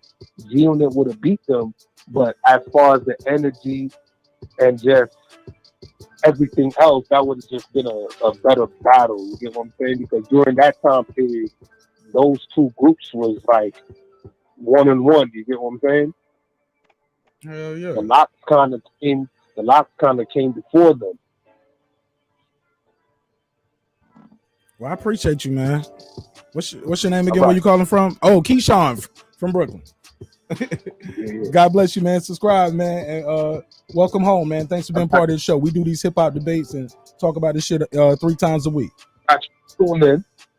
My man, appreciate you. Yeah, I might have started a firestorm with that one, with the Nas comment. Hey, look, why not? Why not? I mean, after what I saw tonight, I wouldn't mind seeing Jadakiss go against Nas, like or Hove. Let's go, bring Jada back. But I believe to see him again because Fad wasn't ready. When he did what he did to Fad was ugly, and then he did the same thing to a whole group, and he still got other records, yo. Jadakiss is just that dude. Hey, he might be the rawest cat out here, and Nas is my second favorite rap artist. Maybe, and even my favorite rap artist, Corrupt, probably ain't got enough to go up against Jada. Yeah, and I'm a Corrupt fan to the core, and I don't think he got enough going up against Jada. And and Nas' style just doesn't vibe to connect with that, because Nas gonna put you in kind of a laid back storytelling type of vibe. Jada's on one of these you know the pharaohs of battle rap artists. You know how dope battle rap artists, but they just can't convert over. Jada's that dude who converted. He's that dude. And he commands the crowd as well. Yes, bro. He got the breath control. He got the delivery. He controlled the crowd. He literally was MCing. He wasn't doing karaoke. He wasn't just up there rapping. He was talking to the crowd. Like I said before, bro, he knew everybody verse. He knew his, Sheek's, Styles. Shout out to Reggie Owens. He on the panel. Brother Reggie Owens on the West Coast. He said he's like, yo, he knew the DIPSET shit better than they did. Yo, he was like, yo, that was when Jimmy was whack. Yo, listen, also let's keep going. We on damn, man, we going through it, man. We taking forever to get through this list, but they loving it. Round 9, DIPSET played Welcome to New York City. Welcome to New. That was Cam's song off the Come Home With Me album featuring Jay-Z, produced by Just Blaze. And during that performance, he told Kiss something like, yeah, like this is another time where you just put your foot in the mouth. He said you ain't got one of them. He said, yeah, and he said, go ahead, I'm gonna show you after this. And soon as he was done playing Welcome to New York City, Jadakiss played from New York with Fat Joe in the crowd. At that point, Fat Joe said, fuck it. He took off his mask and everything. The whole time Fat Joe was chilling and vibing, had his mask on. They played that I'm from New York. He took his mask off. He was singing at the top of his lungs. Shit was crazy. It was a one-sided fight. If it was a fight, they would have stopped it after the 5th round. We got another caller. 469. You on the line. What's your name and where you calling from? Peace. What up, Mr. Nash? This is Brandon Washington. I want to say what's up to my boy Brittany, to my boy Asia, to my peoples. Brandon, what's up? Hold on. Like, yeah, the regular subscribers of miles. I'm sorry. Yeah, I got preferential treatment. No clock for y'all. Indeed. No clock for y'all. All right, let's do it, Mark. Go ahead. As Talk far to as me. as far as the DIPSET, the LOX washed them. Everybody know it. I don't know what the hell was going on with DIPSET. Reg, once again, 100% on point, brother. I was just sitting there agreeing with Reg. I was like, man, I got to call in. I got to let Reg know I'm with that you got that he hit this nail on the head. And Mark, I've been watching your show, bro, man. I just want to tell you, man, props. And I'm gonna be one of the if you allow me, I will be one of your foundation members to help you grow your show, man, because your content and the way you hit these streets running is beautiful, man. I want to tell you that. And I want you to know that we watching, and I just hope you stay consistent, and I'm down with you. Hey, man, we out here trying to do it the right way, bro. We ain't out here trying to beef with no content creators. Look, we trying to support everybody. Hey, look, and the fact that you told me, if I allow you, my brother, you got me over here about to cry. Fuck it,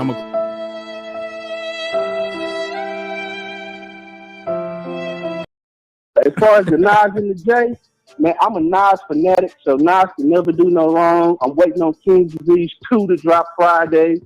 Man, I'm excited, and I would love. I'm from the South. I'm from Texas, so I would like to see a 8-ball in MJ. I mean, either 8-ball in MJG versus the Postman GGK, or I would like to see 3-6 Mafia versus Outkast. Woo, 3-6 versus Outkast. You think they got enough? They got enough? No. But it'll be entertaining. But it would be very entertaining. But nah, Outkast is a real classy group.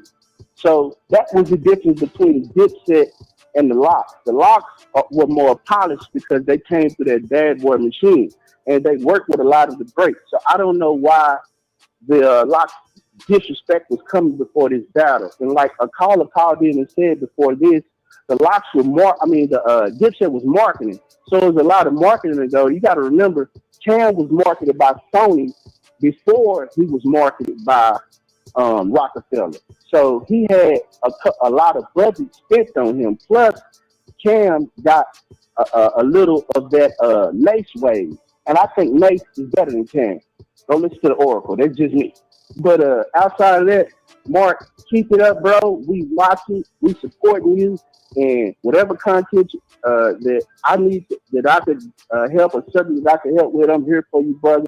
Keep up the good work. Reggie, you know what it is, 100. My brother from another mother, Asian math is hard as hell. I love it. Keep it up, man. Peace. I'm back in the chat, brother. My brother, appreciate you. Salute, hey, Brandon. Man, That was Brandon, correct? Yeah. Hey, man, look, I need a couple more people, man. We got over 300 people in here. We need 61 of y'all to click that subscribe button. I'm sorry, 41 people. It'll really mean a lot to me. I don't want to shut the phone line down. Y'all like the show? Y'all want to keep calling in? That was one. Somebody just did it right then. I need 40 people. 40 people, please click that subscribe button. It'll really help the show.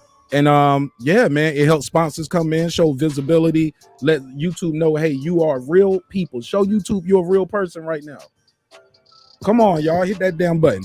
All right, so let's get back to the conversation. Look, And the 40th person wins a PS5.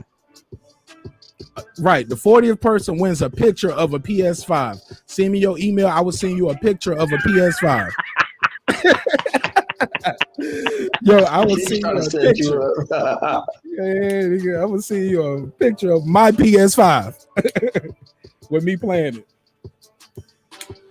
And if we got any smokers out there, y'all let me know what strand y'all puffing on. If y'all had some drinks tonight, y'all let me know in the chat what y'all was sipping. Keep the conversation going. Also, because all those things in the chat, that helps the visibility of the show. Lets YouTube know, hey, y'all are real people. Somebody says, yeah. I told you I'm a comedian too, goddammit. I ain't sending nobody no PS5. I'm gonna send you a picture of my Xbox that I don't even play. I should give away my Xbox, right? I don't play it. Nas, man, what I saw tonight, I think Jadakiss could take Nas. I think he could take Hove. Y'all forget it was a time where Jadakiss would do the original and Hove was doing the remix. They was taking slick shots at each other a lot. Jadakiss did the original Fiesta, Hove did the remix. Jadakiss did the original Maya Best to Me, Hove did the remix. Every time, and Hove shit was bigger. Like it was like, God, Lee, Jadakiss couldn't escape it.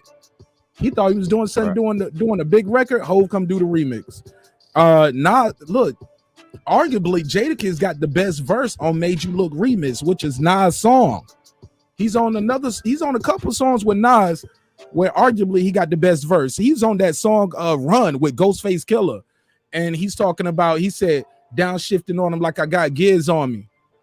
Besides that, I got about 5 years on it. Something about, he said, the Timbs start feeling like they Nike Airs on me. Y'all know that bar I'm talking about? Y'all know what I'm saying? Mm-hmm. The dude is spazzing. He separated himself from the pack. He stole the show. He stole the show from his own group at times. It was times where the LOX did seem like they wasn't organized. When Jada, this was back in track 5, when he was like, y'all gotta let me talk. Y'all gonna let me talk? He was looking at Sheik at one point when he said that, if I'm not mistaken. We'll check the replay. But yeah, around, go ahead, HMF. Go ahead. Yeah, I was just saying, not giving a lot of pushback on it. I think they all done conform to know that Jada is that man in the group, and let him get a shine. That's the beauty of them. They have no qualms with that. So they was letting him get his bars off. I just feel that's in my humble opinion. That's what that was. I don't think he was just trying to outshine him. They know who their They know, go-to guy is. right? They know, bro. He's the top 5 dead or alive. Look, we got a hip hop legend on our team, like almost like we got LeBron or we got Kobe. 816, you in the mix. What's your name? Where you calling from? 816. For sure. I gotta say Jada took that whole show. If it wasn't for Jada, I don't know who would have, hey. Hello, 816. What's your name? That whole thing. 816. What's your name? Where you calling from? Yeah, can you hear me? Yeah, I can hear you. What's your name and where you calling from, my brother? Yeah, my name AD. I'm calling from Kansas City. Hey, I said, you like, the first one from Kansas City tonight. Yeah, Killer City, man, Killer City. Hey, okay. Straight okay. up, like that whole show, Jada. It was all Jada versus for real. It was damn near it was on the whole night for real. If you want to keep it real, that damn near should have just been a Jada and Cameron battle. Straight up. That's how I'm feeling. But shit, you know what I'm saying? I just had to call and tap in with y'all, man. Hey, man, make sure you tap that subscribe button, bro. We need that support, bro. You like this hip hop talk? You know, I got you. Yeah, man, we do this hip hop talk every week, 3 times a week. Monday, Wednesday, Friday is our regular time. So I'm going to be back here tomorrow at 10 o'clock, man. So fuck with me. For sure, love. You already know I got you. My name. Yeah, man. See, look, I ain't begging for no cash apps or no super chats. I don't think I asked for one all night. I don't give a fuck about that. But shout out to the people who did.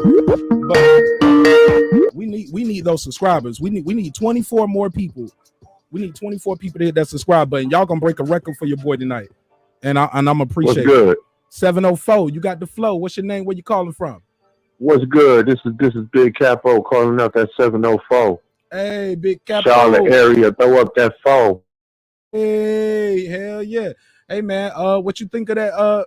Matter of fact, you smoking or drinking tonight? You had any sips? You puffing on any good Smoking on gas? that good London Kush Mint straight out that AZ area, but that London Kush Mint cookies. Okay. Oh my God, straight loud pack. Okay, You yeah. understand Shout what your I'm strain saying? out when y'all call in. I want to know what y'all puffing on too and what y'all sipping on, or let me know how y'all feel. Even if y'all just drinking on a good glass of water, that counts too.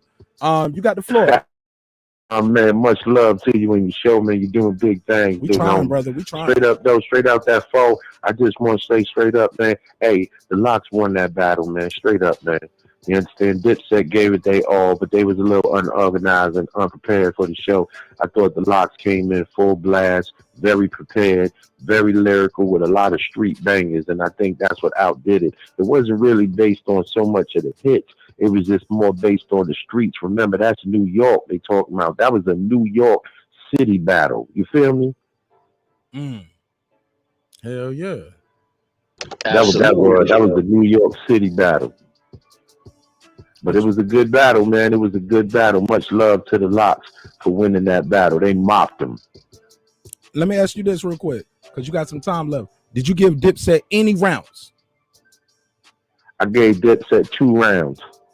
What songs was that? Was that the Old Boy or the what song? I thought when Cameron did Old Boy, and I thought when Santana did Santana Town, I thought that was big. I you could tell by the crowd reaction too. You got to look for the crowd reaction too. And like I heard Homeboy said earlier on your show, Jada did that. He won the crowd command. He commanded the crowd. That was me. You understand what I'm saying? He won the crowd. Remember, MC stand for Master of Ceremony. It's who you mastering. So he took control of that. My bad. Reggie said that was him. He said those were his bars. I'm sorry, Reggie. Yeah, bars. Nah. Yeah, he killed it, man. He killed it. But Dipset, they came off with like two joints real quick. I thought they won like 2 rounds. That was about it. Other than that, they was mocked. They had no answer, especially when the LOX did chest to chest. That did it. That it was over. It was over right after that. It was over. They did the whole shit too. LOS, chest to chest. Oh back my to back, gosh, when they did that, bro, it Oh was my over. God. And after that, It was a wrap, bro. Dipset did Bout It remix. You don't get Hey, the fuck hey, out of here with that listen, shit. and you see when he You don't did get the that, you fuck heard out what of Kiss here. said, right? Hold up. Y'all bringing Max B out of jail. Y'all calling Master P. Fuck out of here with that shit. You know what? When they played that, somebody should have did this to the DJ. Like, nigga, if you look, the whole night Jadakiss was boss talking them niggas. He was like, sit your $5 ass down before I make change. All he needed was some baby powder. That's all he needed. Bro, all he needed. Hey, bro, what about them niggas what about Jadakiss treating treating Jewels like what was that dude Dragonfly Jones at the ATM in Martin? Y'all remember this? Silence. Kept telling Cameron, "Hey man, go call Jewels. Get him over there. Tell him to go over there. Go sit down. Go sit down over there." Wait, boy, that was funny. They had Jewels like this. Man, I really want to see. This is my dream versus, and then I'm gonna let you go, bro. I really want to see the LOX versus G Unit. Nah, it's over. The LOX are retired. They ain't got G Unit. I'm telling you, it's gonna that's be worse. the battle. It's gonna be worse. Let me take this other call though. It's gonna be worse. Make sure you subscribe. Got you, bro. Be good. My nigga. Hey, Mark. Hey, the battle got so bad. Remember Cameron called the huddle? Yo, you said Cameron called the huddle? Yeah, he's like, all right, come on, get over here. Huddle up. Yeah, he called the huddle and benched the whole squad, and he stood up. Hey, look, he was like, yo, niggas lose battles every day, B. Niggas lose battles every. He ain't called no huddle. He called a pep talk. He came in there like, yo, niggas lose battles every day, B. But Freaky Zeke, you got to stop doing that bullshit. Because Freaky Zeke was making it worse for them niggas. Freaky Zeke was second speech then, huh? Oh, my God. Comic relief? Let me take the call. 312, what it do? You on the line with Marq Nash, King Asia Meth, and my brother Reggie Owens. Go ahead, 312. What you got for me? Hello? 312, you got to match my energy, man. Never mind. I'm sorry. 312, like, nigga, I'm drunk. Man, it's a Jadakiss night. You got to match the energy. This is 312, what's your name? night. Where you calling from? 312, what's your name? Where you calling from? Eugene from Chicago. Are you hiding in the closet or something, nigga? Like, why you so low? No, I got my earphones on. Oh, okay, I'm loud as fuck in your ear. I'm sorry. Hey, man, what you think of the battle, and who could beat Jadakiss in a battle after what you saw tonight? Let me say this. I think the LOX came out and took control. I think it was about, like I said, the MC. It wasn't about the song. I think, like I said, I think the Dipset, they were hoarse. Unorganized, basically. I think they were there for show. They was there for the check. They was there for the check. Yeah, just for the check. Yeah, I think, like I said, it was unorganized. I couldn't even hear him. I think he lip synced the whole night, basically. Yeah, man. I think Dipset lip sync, and Jadakiss called them out on it.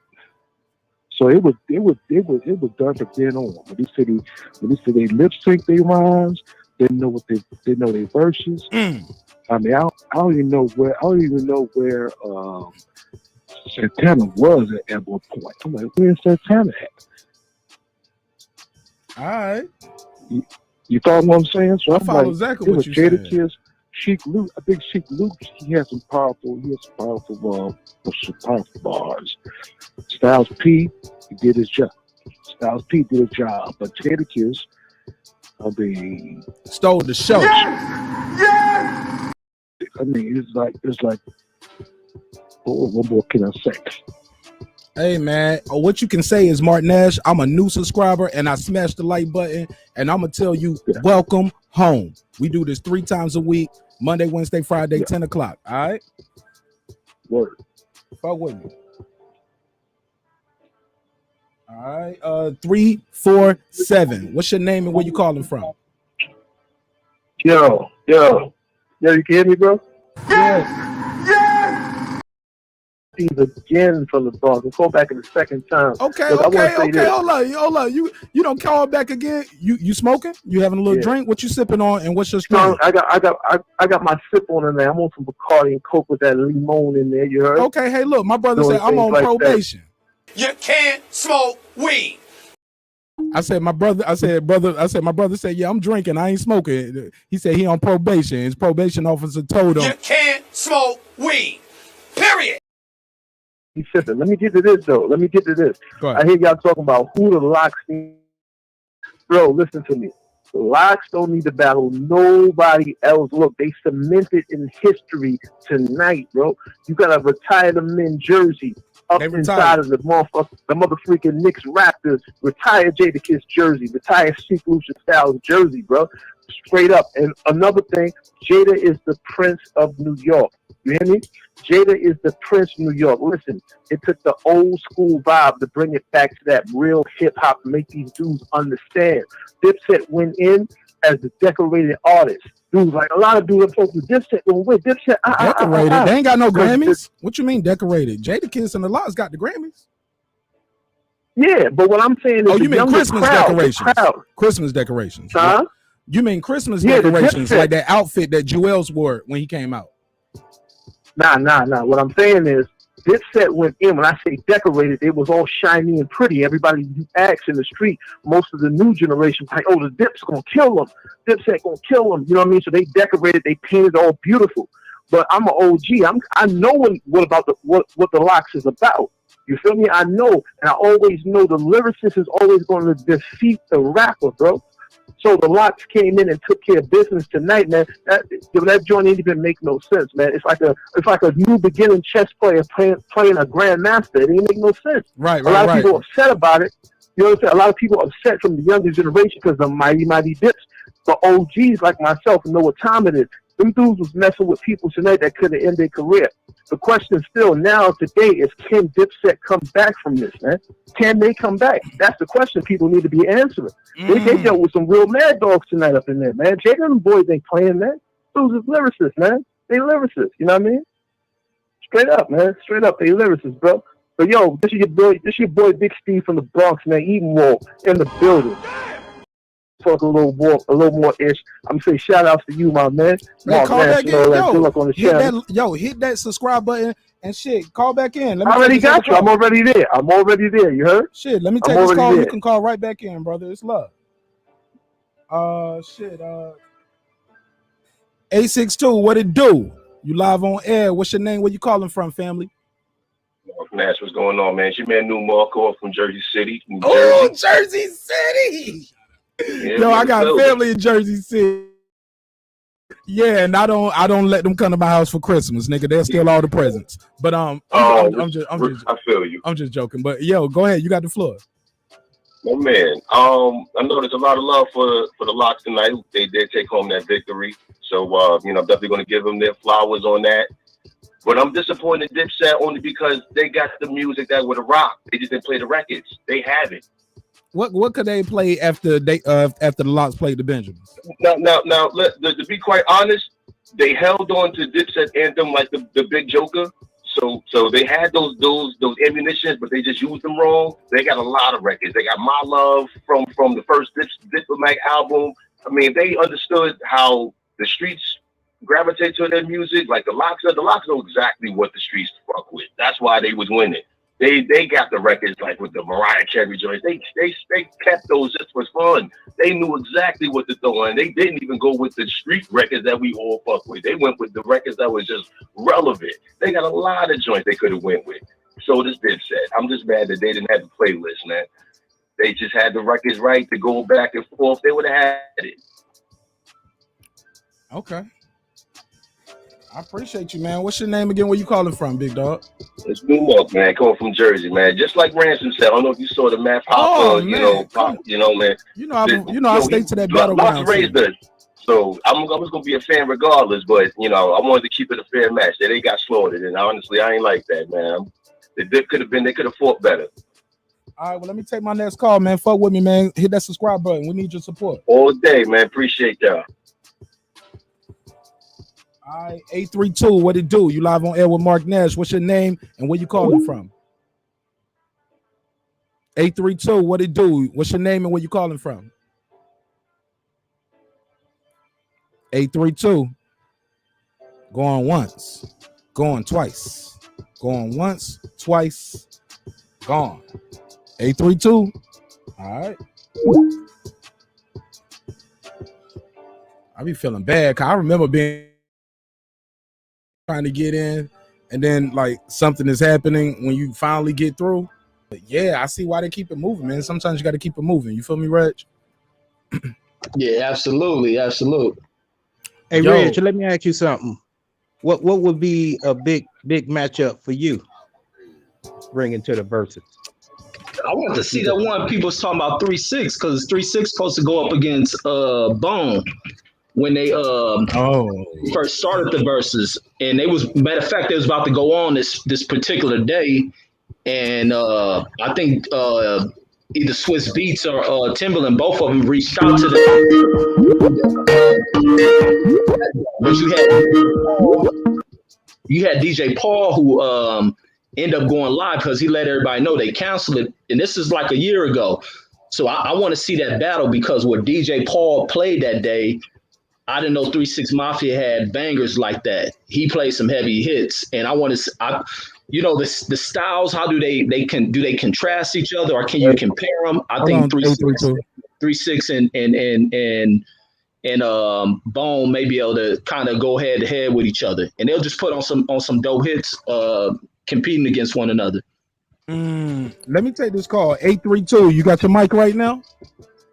Yeah, I got it right now. You can hear me? Hell yeah, you sound like you standing right here. 832, what's your name and where you calling from, brother? Calling from Port Arthur, Texas, man. Hey, okay. Hey, look, man, did you click the like and subscribe button? I need 16 people. We got 258. Yeah, I clicked it. I need 16 people to subscribe right now. Don't make me shut the phone down. Did you see Jadakiss out there tonight? Say what, bro? Did you see Jadakiss out there tonight? Man, did I? Nigga, he the star of the show. He stole the shit tonight. He stole the And show check from this his out. own boys. That's exactly why I named my 5-year-old son Jadakiss, man. That boy the truth, man. Hold up. Drop the beat. Hold up. You named your son Jadakiss. Named my son Jadakiss. My oldest son named Pittsburgh. Oh shit! Hold on. Let me give you a round of applause. You're a real nigga. So, hey, that's what I'm about to say. Look, a nigga who could just pick those kind of names, pay all the goddamn bills. He walk around the house like Silence. To me. Oh man, that's so dope. Hey, man. but I called about the show, man. Jadakiss wrecked that, man. He did what we already knew, man. That dude the king, man.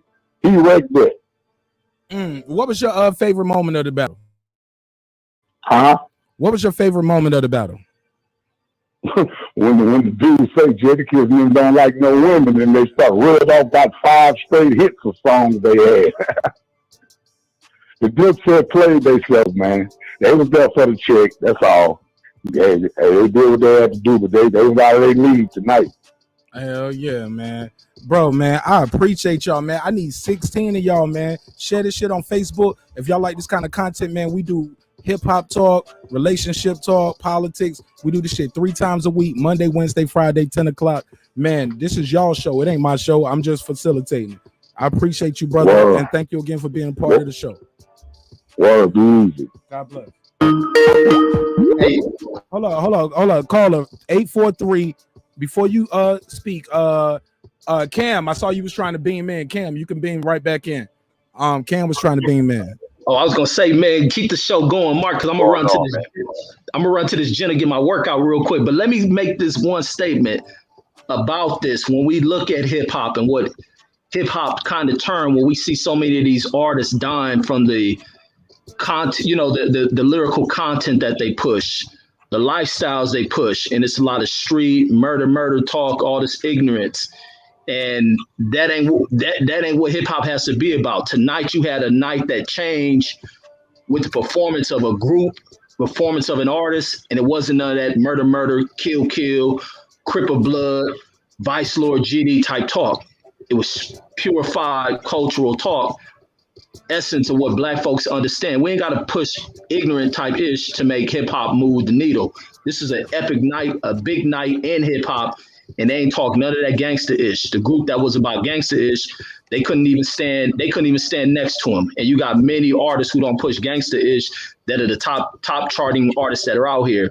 The thing is, believe in your craft, believe in who you are, command a presence whenever you get the highlight that presentation in front of people. You got to give it your goddamn all, because energy is everything, and the energy pulsated damn everywhere. I'm seeing everybody talking about it, but I'm gonna get this gym workout in because I want to come back and finish up this talk because it's popping. And look how everybody around the world is responding to what they saw tonight. Ain't nobody talking about how gangster he was. None of that. They talking about what we truly like to hear. True wordsmith. But that's all I got. Great show. All right, and salute to you, Red. Yes, sir. Yes, sir. I'm in the chat. My brother.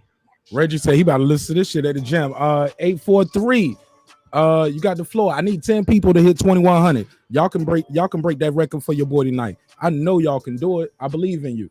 And I appreciate y'all believing in me and rocking the content. We want to keep the phone lines open. We want to keep them phone lines open. So if you already hit the like, you already hit subscribe, hit that share button. All of that shit count. Keep the chat lit. 843. You got the MIC. Hell yeah. What's your name and where you calling from, brother? I'm calling from South Carolina, man. I'm from Brooklyn, though, man. Hey, okay. Shout out to Brooklyn. Shout out to South Carolina. Yeah, word. All right. Talk to me, man. What's your biggest takeaway of the battle? What battle you want to see next? Just give me your overall assessment. You got the floor. Man, you know what I mean? Like, you know, DIPSET, man, I mess with them, you know what I'm saying? I deal with them, you know what I mean? They holler, you know what I'm saying? They flamboyant, you know what I'm saying? You know what I'm saying? But, they were going against gorillas, man. They was going against gorillas, man, you know what I mean? So, you know what I mean? Jadakiss, he did his thing, you know what I mean? Style T, Chic Luch, and all that right there, you know what I'm saying? So it was by a landslide, man. You know what I'm saying? Word up, son. All right. Would you want to see Nas in the verses? And if so, against who? You said who? Nas. Somebody earlier said Nas, he got more of a laid back style and wouldn't perform well in the verses. I was like, he got songs like Made You but Love. a lot of people don't have stage performance.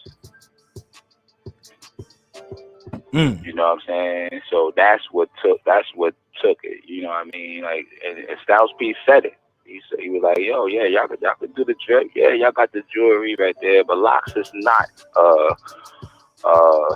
They not into materialistic shit. You know what I mean? You know what I mean? They're not materialistic. You know what I mean? They talk for the streets. You know what I'm saying? For sure. Well, that's facts. Man, well, I mean, it's all good though, man. You know, man, I fuck with you, bro. Hey, man, you smoking on a good strand over there? Or you sipping on something nice? Smoking good right now, son. Hey, man, what strand you smoking over there, man? We doing a smoking show too. Go ahead, let me know what you smoking on. OG. Some OG? Okay, what you smoking it out of? Some papers? You got a bomb? What you smoke out of? Papers. All right. All right. Look, man. Look, I'm trying to look. I'm asking this because I'm thinking about. Where you from? Where you from, son? Where you from? I'm in Atlanta. I'm right here in Atlanta right now. That's where we broadcasting from.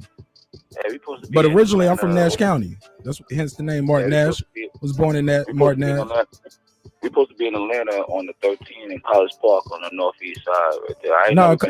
College Park. That's on the southeast. Yeah, College Park. Yeah, that's southeast or southwest actually. That's the SWATs.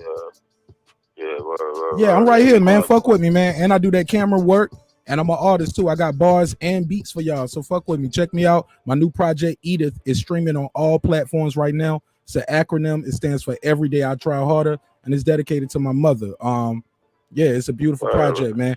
I did name the album after your mama before Kanye. Niggas gonna think I did it after him. I dropped my shit June 11th. What's your Facebook, B? I don't really be fucking with Facebook like that. I gotta delete all the pictures of my daughter off before I do that. But I'm Marq Nash on IG. marqnash.com. Go get you some merch. But also my music is Marq Nash, streaming in all platforms. And follow the Breaking Beats Facebook page. And you can post your shit up there too. All right, let me get this other call. All right, go ahead. My nigga. Hey, Carolina. I know this area code right there. That's the crib. Yes, sir. Hey, before you go, right? Before you go, before you speak 919, let me go back to my panel. I got my brother right here, Cam. This guy right here is part of the show called The Boxing Section. Cam, make sure you put the link for that in the chat. And these are my brothers, man. Like a lot of these callers are new tonight, like yourself, but these guys are here every week. So I got to get in the floor. So bear with me and then let me take him and excuse me, pause. Let me take his call and then I'm gonna go right there to you. Pause for a second. Yeah, my G. I got you, B. Hold on 1 second. Hey, look, niggas get put on hold every day, B. And niggas lose battles every day. Niggas lose battles every day.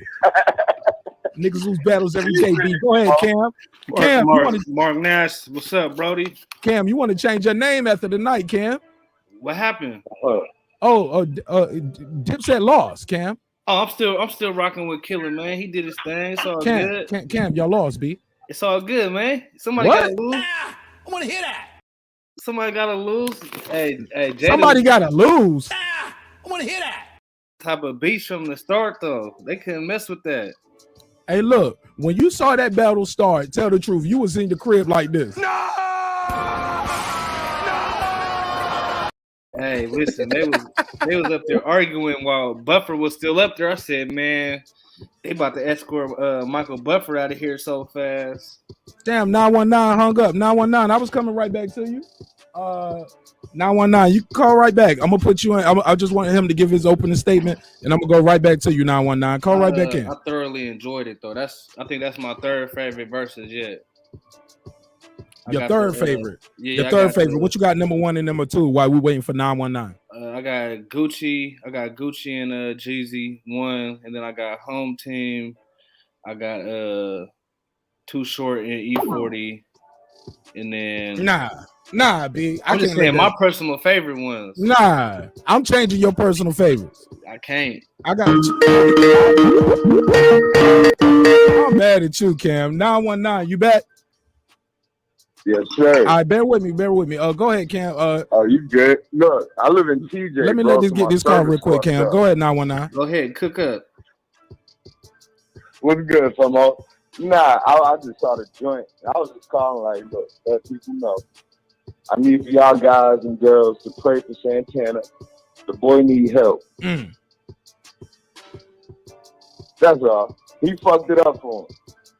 Got his bandana snatched.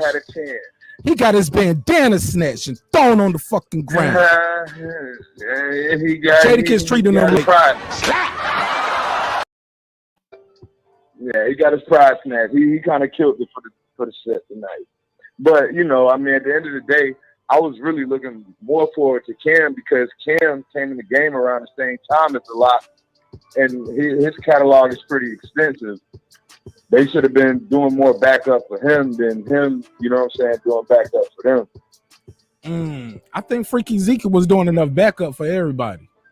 Man. Nah, he was just buffooning. Hey, we need 8 people, man. 8 people, please. I appreciate you. And I do want to say this. That was real disrespectful how Jimmy did damn near all of the songs that Max B and Stax wrote for him, and it took a man like Styles P to shout Bigger Bells out, and then Jimmy got mad. Cause I didn't think are they cool again? Cause they was like they got Max B out of jail. Cause I think as far as the streets, we ain't gonna get in no street shit. I'll leave that alone. Nah. As far as we'll leave that alone. We'll leave that alone. I ain't got nothing to say about that. I actually know Charlie personally, and nah. Jimmy he ain't trying to help that man. Shout out to my cousin. Shout out to my cousin King Dro. He one of the people that told me. But nah, I just wanted to tap in on that, man. I'm out here in Tijuana, man. Y'all shit, you in Tijuana? Yeah, bro. I don't even live in 919. I live in a whole other country. Hey man, I ain't mad at you. Look, take a shot of tequila for me, brother. But look, I'm about to subscribe to your joint though. Man, fuck with me, man. We need some international calls. I got you, Samo. Y'all be good, man. And you can call me free on Skype. Add me free on Skype. You can call. All right.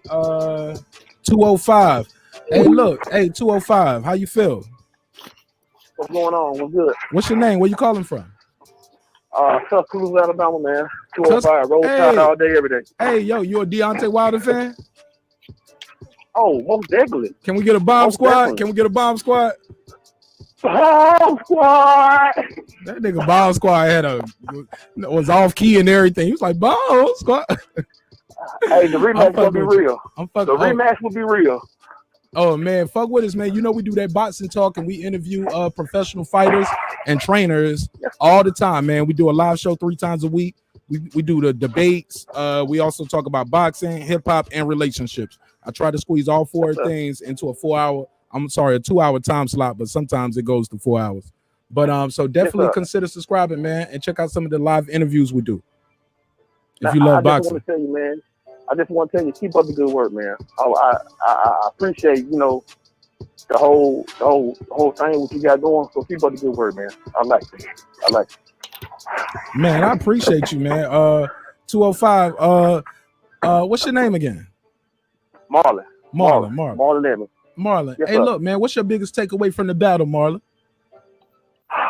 The biggest takeaway is DIPSET. They didn't play the songs that off the rock. When they went to the rock, they blew up, and they didn't hardly play some of the good bangers they had. The versus battle is not about lyrics. It's about the bangers. I think they thought they was playing bangers. They thought they was doing that, Marlon. But nah, they didn't.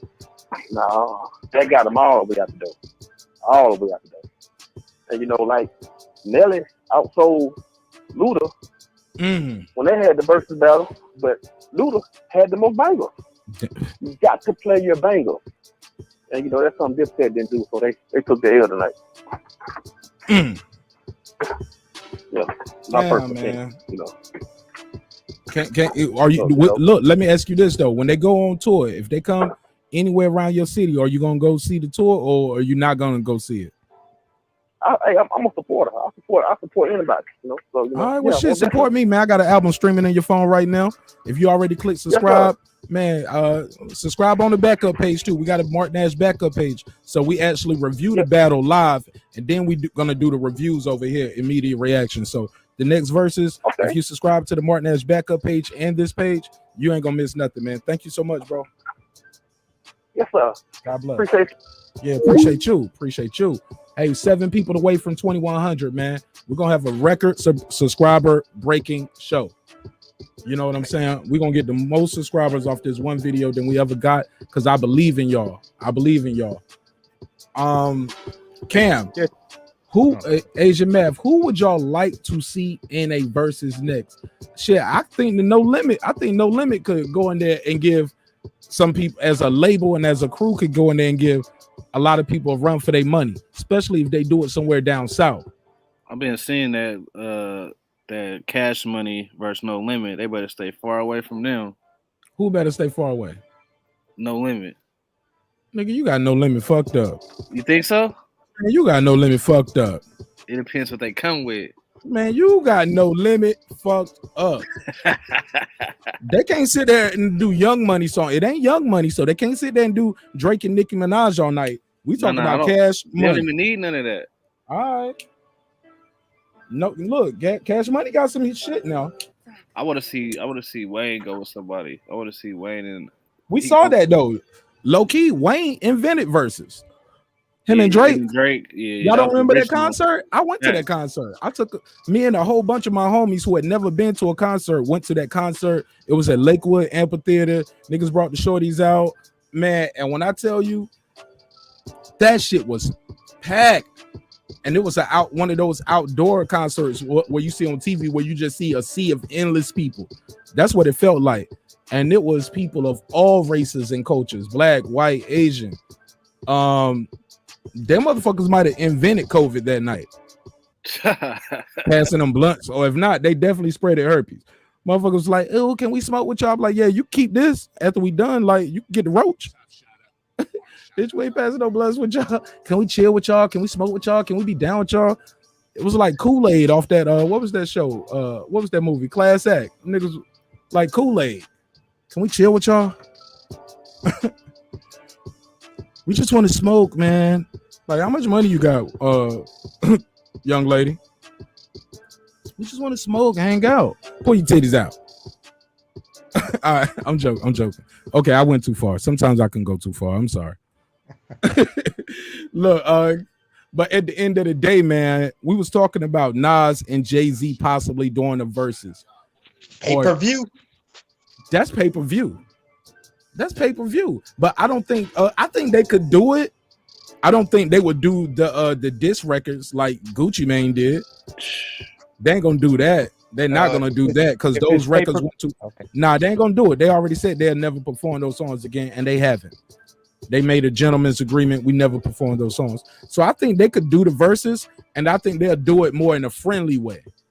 And it'll be a great show. And they could do that in the prelude before they actually approach the stage. Do what? They could do the diss record. Get that on out. Listen, bro, you ain't hear what I said. Them songs are not gonna be played. Okay. They don't want them songs played. They're not gonna be in the building and let that be played as a lead. No, they're not gonna be a part of that. If that's what they're gonna do, they have made a gentleman's agreement. They don't want nothing to do with those records no more.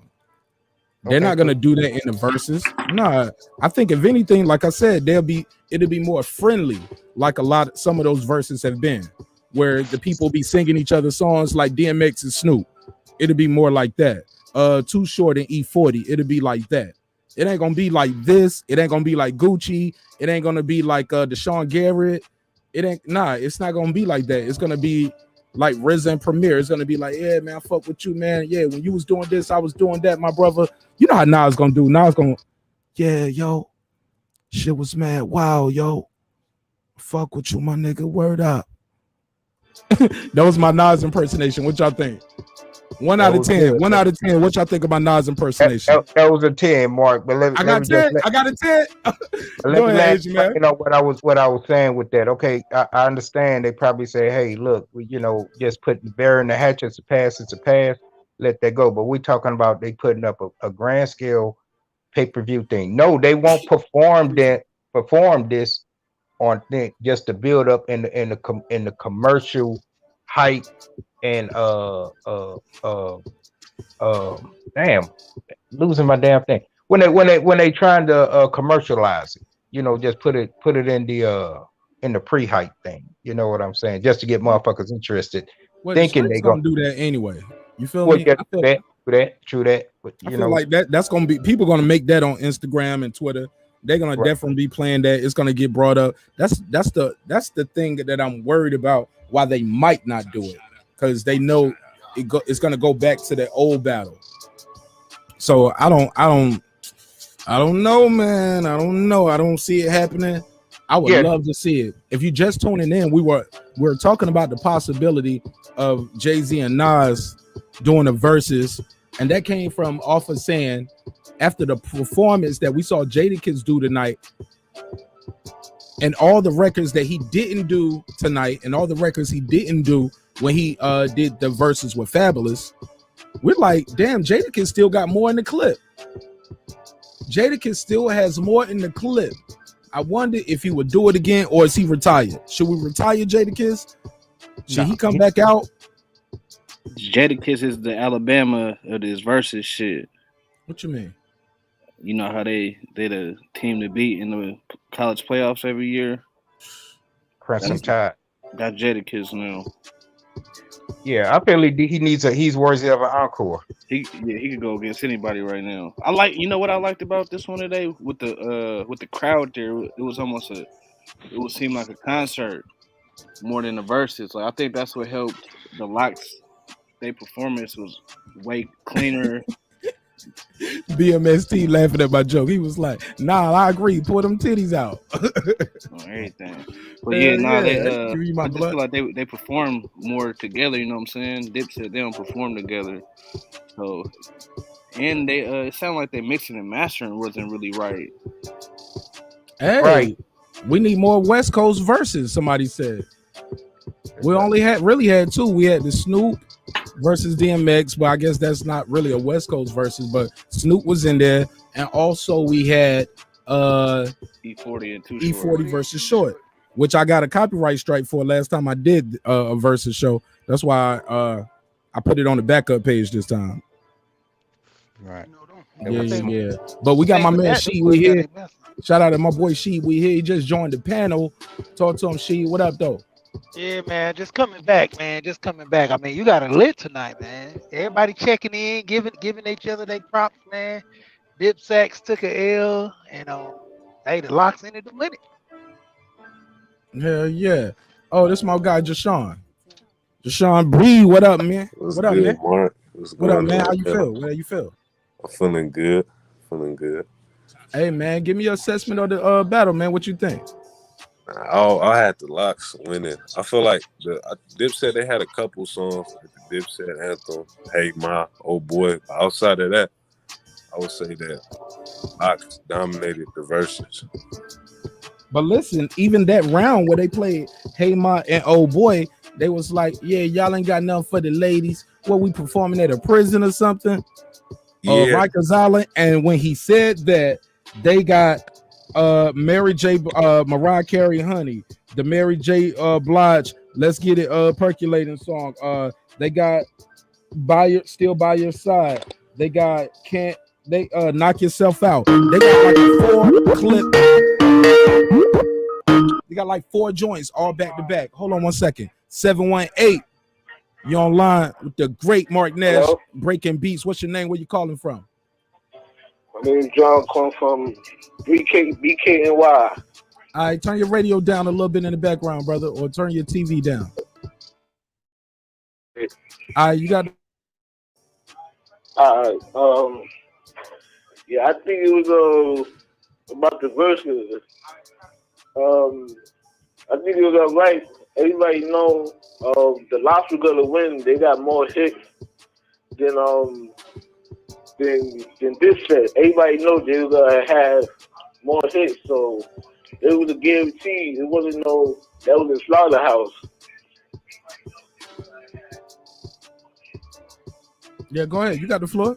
Continue on. Oh, you didn't hear me? Yeah, I hear you. I hear you. I heard you. I said you got the floor. You can continue.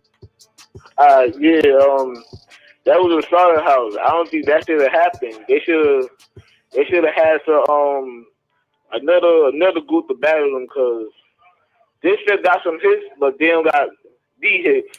And I feel like that was gonna be a slaughter. Either way, it don't matter what way you put it. For sure, Yeah, man. And I think they should. I think they should move on to the singing verses now. Cause they had like three rap verses in a row. I think they should move on to singing verses now. They did about 3 singing ones in a row. They had the Isleys. They had the the girls Escape 70. I'm about to say 702. They had Escape versus SWV. So yeah. So for Ron Voices, I mean for the verses, I want to see is who you want to see next? Donnell Jones and Case. They got 20. They got 20 in the clip. Donnell Jones and Case. They got 20 in the clip. They should have 20 in the clip, because they did D'Angelo, and he didn't really had that many hits. So I figure they probably do Case and. To be clear, it was called D'Angelo and Friends. Remember? Yeah. So they need to bring some friends. I got you. Yeah, but Case is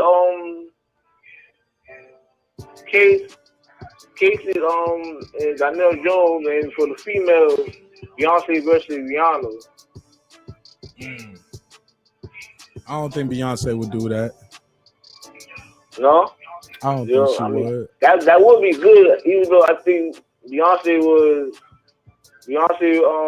slaughter Rihanna, but I think that would be a good versus. All right. Well, I appreciate you calling in, man. Please hit that subscribe button. We 3 people away from 2,100. We do this hip hop talk 3 times a week, Monday, Wednesday, Friday, 10 o'clock. All right. All right. Start with me. 845, you on the line. What's your name? Where you calling from? Yo, Jay. Jay, what's popping, my G? I'm from Queens, New York. Hey man, you blowing on some good gas up there? Oh, of course. Hey, look, man. What's your strain? What's your strain? What you puffing on? Man, listen, man. I'm a hydro fan. Okay, I ain't mad at you. I ain't mad at you. Get it in. All right, spit your game, talk your shit, man. What you think of this versus battle? Who you want to see next? Biggest takeaways. You got the floor, man. 2 minutes on the clock. Yeah, you got one hands down. Jada, he strategically took out Dipset by himself within like the first 5 minutes. He had the crowd, and it mattered. It definitely mattered, man. Dipset wasn't ready from the beginning. When they came out late on stage, they was like off. Like the whole vibe was just totally off, and everybody knew it. You know. Go ahead, you got the floor, my G. But yeah, definitely. I think the G Unit or Mobb Deep would have been a better performance than a Dipset. It would have been a better performance. Well, the lead rapper from Mobb Deep passed away. Yeah, well, I know. So how would we do that? Like, Half didn't even really get to spitting like that till later on when they was doing songs like "Get Away." And I think that the earlier songs, the earlier albums was hard. Yeah, but I understand where you're coming from. Prodigy you know? was the guy. You get what I'm saying? Yeah, it wouldn't be a fair battle. Yeah, man. I would like to like to see Havoc in a producer battle where he ain't even got to rap really. He could just play the songs. Oh, he's a legend. He can still play like P's verses and stuff like that, you know. But before I leave, I wanted to say something. Bars definitely matter. I mean, I was telling people the LOX was gonna win before the battle. Bars definitely matter. I don't care what nobody says. Absolutely. You know. Hey, look, hang on for a second before you leave. Let me run this ad from the sponsor. All right, brother. Since our first day in business, Essentials of You has been offering our customers the best selection of products at unbeatable prices. Our online store has been synonymous with quality, and we ensure our continuous variety of fantastic merchandise along with unique limited edition and seasonal items that fit any budget. Check it out and start shopping today. Make sure you subscribe, man.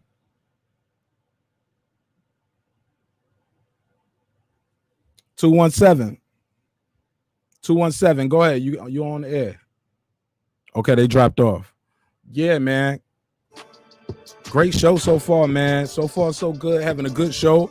It seems like a lot of people like this versus. The show is growing at a rapid pace.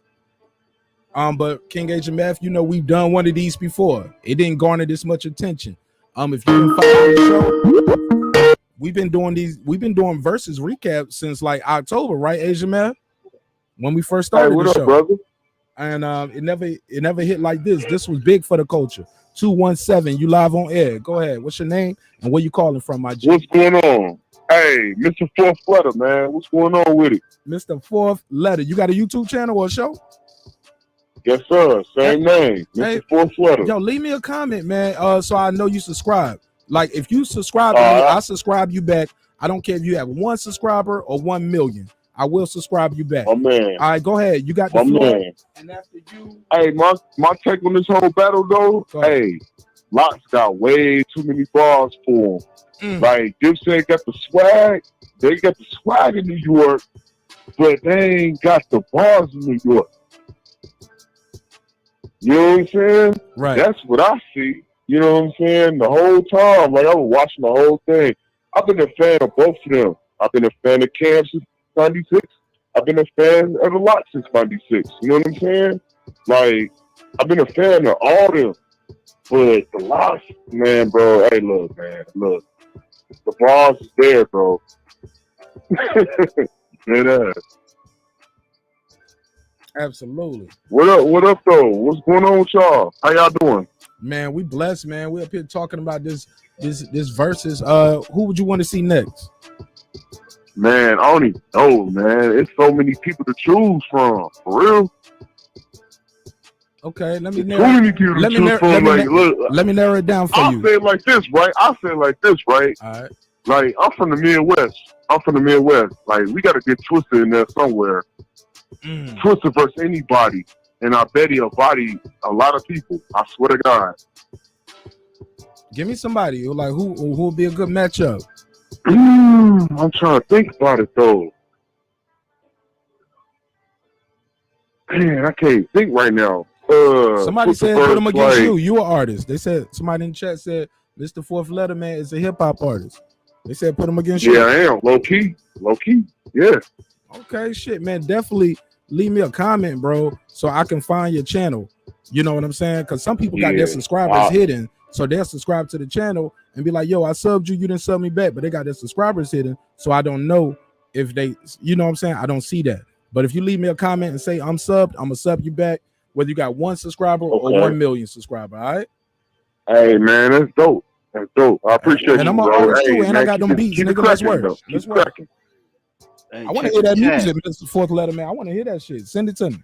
Email my email. Tune in, Mr. Fourth Letter. You know what I'm saying? YouTube. You know what I'm saying? My Twitter, my Instagram, all that. It's live, but you know what I'm saying? I'm gonna probably forget, bro. It's like up. 200 and it's been over 500 people in here at one time. I might forget. So just shoot me an email or just leave a comment on any video I got, and I read all the comments, and I'll be like, okay, let me sub this guy, and I remember that. Yes, sir. Yes, sir. Fourth Letter Man. I'm gonna check him out. There we go. Tank put it in the chat. Thank you, Tank. Hey, I think if Hair Rail would have came in, that would have added a little more to DIPSET, because they were losing it in the lyrics, man, and they, like everybody's saying, they wasn't together, man. They came for the look and the glamour instead of coming to put in work. They was losing it with the energy. Nigga, they lost the dress code too. I wish I took a screenshot of what Jewels had on when he first started. Jewels had a piece of clothing from every video he ever did. He had a jacket on. Nigga, he had a piece of clothing from every era. What do he have on? He had like the colorful Louis V patch jacket.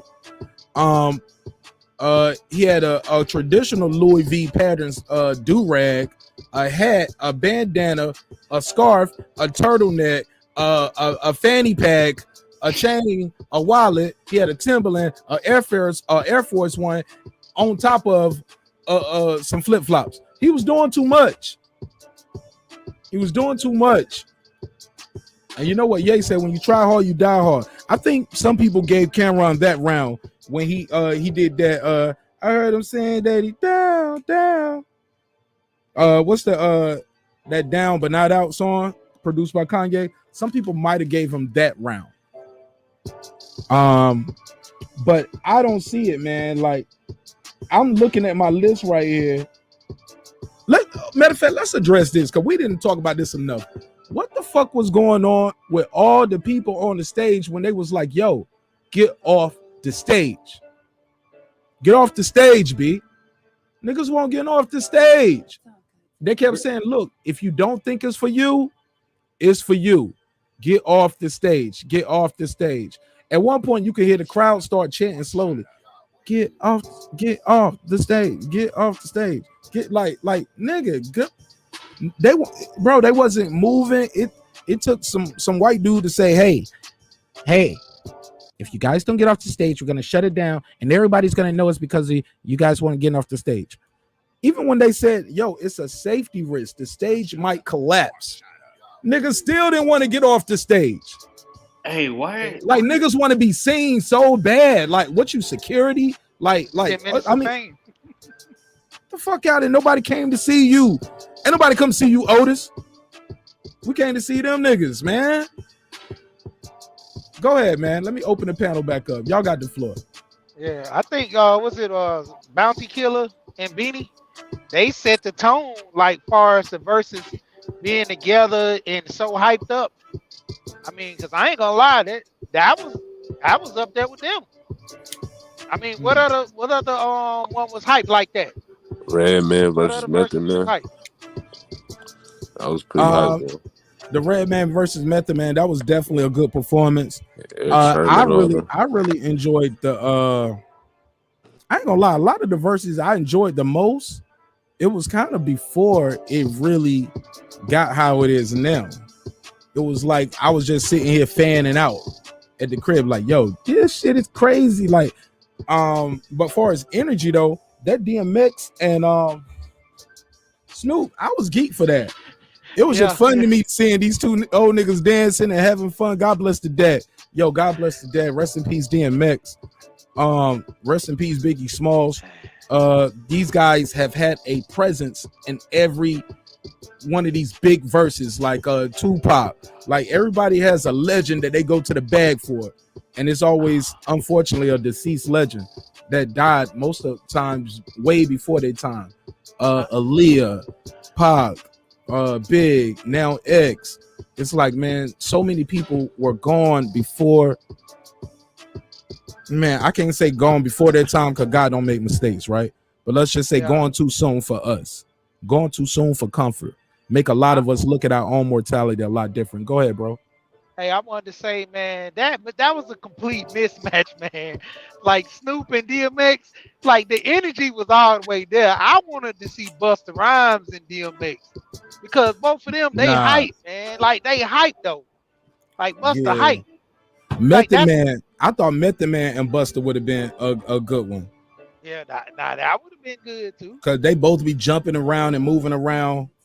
I thought when I heard Method Man versus Redman, I never liked that battle. I was like, oh man, these are homeboys kicking it. Yeah. They just putting on a show. We seen that before.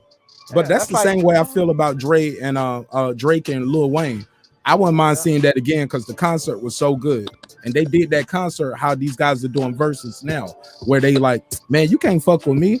And it's friendly. And they had an app that you could beam into. So while you're in the crowd watching the show, you can power up certain opponents.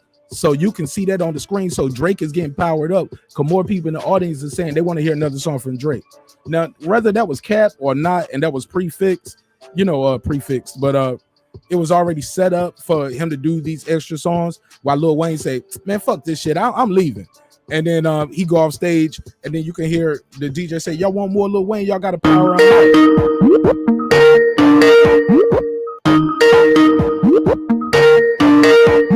DJ was, hold on, caller. The DJ was like, yo, if you want more Lil Wayne, you got to power him up. And Lil Wayne to come right back out. But yeah, man, it was a beautiful thing to see. So I agree with you. It is some verses out there to be had. 253, you're on the MIC. What's your name and where you calling from? Nah, man, this is Premium, man. What's going on? What up, my G? How you feel, Preem? Good, man. I called in like a week or two ago. Yeah, I remember you. You was over here when all that shit got started. Yeah, I remember you. You was actually on the panel that night. I was what? You was on the panel, right? I thought you actually joined the panel. You didn't just call in. You joined. Then you joined the panel where we had the ladies on the show. Yeah. I remember you, brother. Yeah, man. You guys talking about the battles or whatever? Yep. Go ahead. You got the floor. Yeah, man. From the start, I already knew the LOX was gonna win. To keep it 100 with you, man, I like Dipset. You know what I'm saying? Dipset's definitely in like. You still like Dipset after the night? What I'm trying to say is this though. This rap groups of all time, but to tell you the truth though, man, I feel like Dipset. If you take away the fashion and the allure Dipset, they don't really got that much finish if you really think about it. So you got like LOX got hit that sting more, and MREC made a good point. No, not MREC, but okay, well, somebody made a good point saying that Dipset only makes hits for the time and not really hits that that can outlast the time, if that makes sense. Like if you take a song like Ballin', for example, right? Ballin' is a classic, but it's more of a banger in '07. Nobody's really grinding out to Ballin' like that. Or Oh Boy, you know what I'm saying? Like Oh Boy is a classic, but it's more, but it's dated. You know what I'm saying? Like they got a lot of dated songs compared to the LOX, where they got like pretty much non-dated songs. If that makes sense. Yes, sir. Yes, sir. Well, I appreciate you, man. Thanks for calling in, Premier. Hey, you got a shipyard link? You know, like in the comment section. So what? You got a shipyard link in the comment section? A StreamYard. Yeah. It's one out there. If not, I'll put it out there. Cool. 845, you on the line. What up, though? Yeah, what's up? What's your name? Where you calling from, my G? Lords from Hartford, Connecticut. You said Lords? Yeah. Hey, okay, peace, Lord. How you feel? Well, I feel great. What a battle, man.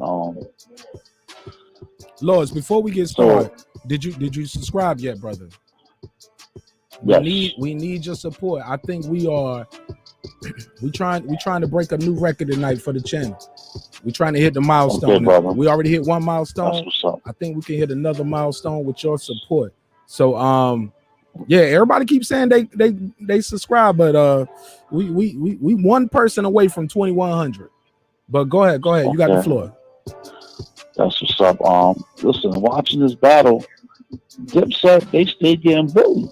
What's up with that, though? I mean, it was B450, G and bullied them. When they came into the stage, Sheik Luch just completely bullied them in front of the world. Like, Santana got his bandana taken off his head. Like, Sheik Luch was like telling Cam, like, what are you doing? He was gonna take the chair off the stage. You know, he was just acting like he was in Miami or something. These dudes wasn't ready. They wasn't ready for the LOX, man. The LOX, that's the real New York, man. You know, and that's obvious. But we was laughing. We was definitely laughing at this battle. The LOX was by far the superior group. By far. Yeah, man. Got anything else for me? I mean, I personally want to see T.I. versus Lil Flip. Let's talk about that. Get out of here, bro. You know? Hold on. I want to hear that. You said T.I. versus Lil Flip. I want to hear that. Remember when they was battling? That was interesting. Hey, respect. Hey, hold up, my G. Respectfully, though. Respectfully. Shut the fuck. I ain't even gonna curve you like T.I. that. Let's say T.I. versus Ludacris. What you smoking right now? What's your strand? I've been asking everybody who call in what their strand is, if they smoking or if they sipping. What you got in your cup? What you sipping? What you smoking? No, I'm sipping. I'm a Hennessy. Hey, my brother. I don't smoke. Hey, look, I get it. Hey, look, sometimes you be on them papers and the probation officer. You can't smoke weed. Period. So I get it. But listen, brother, that's not gonna happen. That T.I. versus Lil Flip, I don't even think that's fair to Lil Flip. But what I do think is somebody said this earlier. They was like, yo, they said, yo, it was a slaughterhouse, which made me think, hey, slaughterhouse would be a dope battle for somebody, since we bringing in mixtapes, and mixtape verses have now been okay.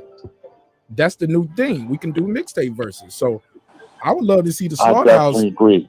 Yeah. So I definitely agree. I just felt like the DIPSET was a mismatch for the LOX. That wasn't a fair battle, man. Absolutely, man. But look, I mean, it was embarrassing. It was just a landslide by far. Hey, look, Jadakiss was on stage like this. You act like a little bitch right now. I agree. One by one, he was breaking down. Like, look, he got Jimmy out of here. It was like, yo, that was when Jimmy couldn't even rap. He said that early. That's what I'm saying. Like, that's why I said you saw what he did though. He let the beast with Sheik Luch scared them. He had him intimidated. You didn't see that? You didn't see that? I saw it. And look, and I see this other call. They were scared. Let me take this line, brother. But thank you so much. You could call right back in, though.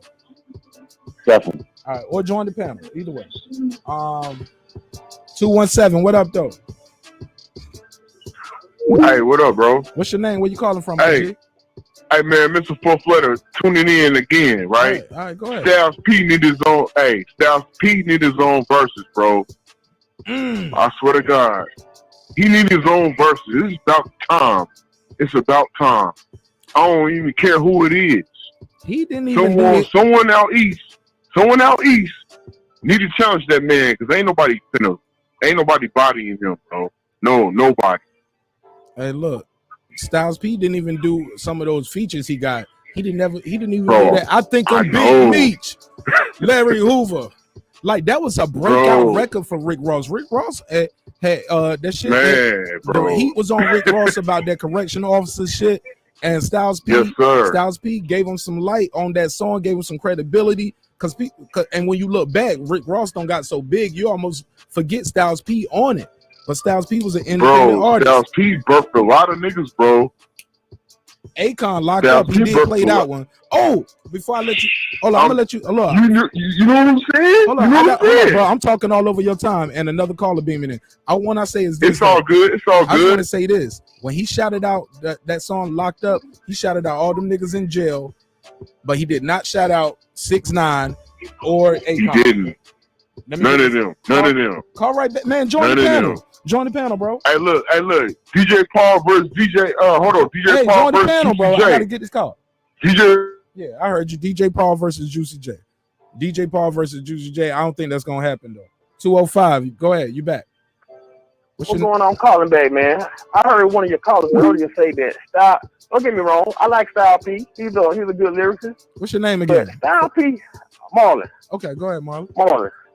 But Style P can't get about it now. He can't get about it. He's a good priest, lyricist. Maybe he meant Jada. But, maybe he meant Jada.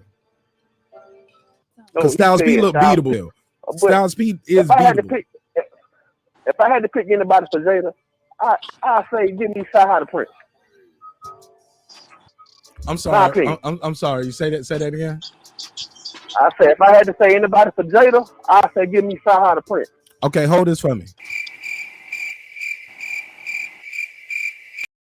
Facts. My nigga, you got Jay to the all fucked up, nigga. He got another 20 songs.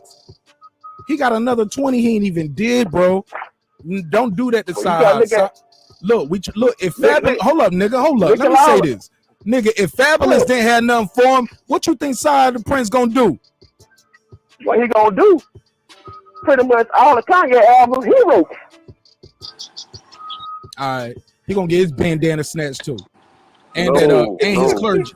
Look, Jadakiss gonna snatch the damn clergy off his neck, nigga. No, man. Like you say, Jadakiss good, Sci-Hi good. But Sci-Hi will, he'll get Kiss to go for his money. That's hands down. No, man, Kiss gonna take his money, man. You didn't see what Did you see the Jadakiss versus Fabulous battle, bro?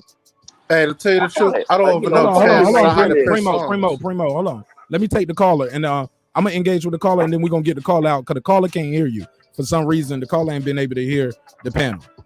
Got you. All right, so 205. Let me get your final thoughts, man, and then we're gonna go back to the panel.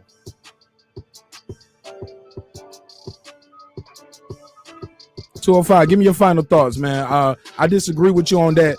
Sci-Hi the Prince gonna give Jada a run for his money. I don't see it. Sci-Hi the Prince don't have an All About the Benjamins.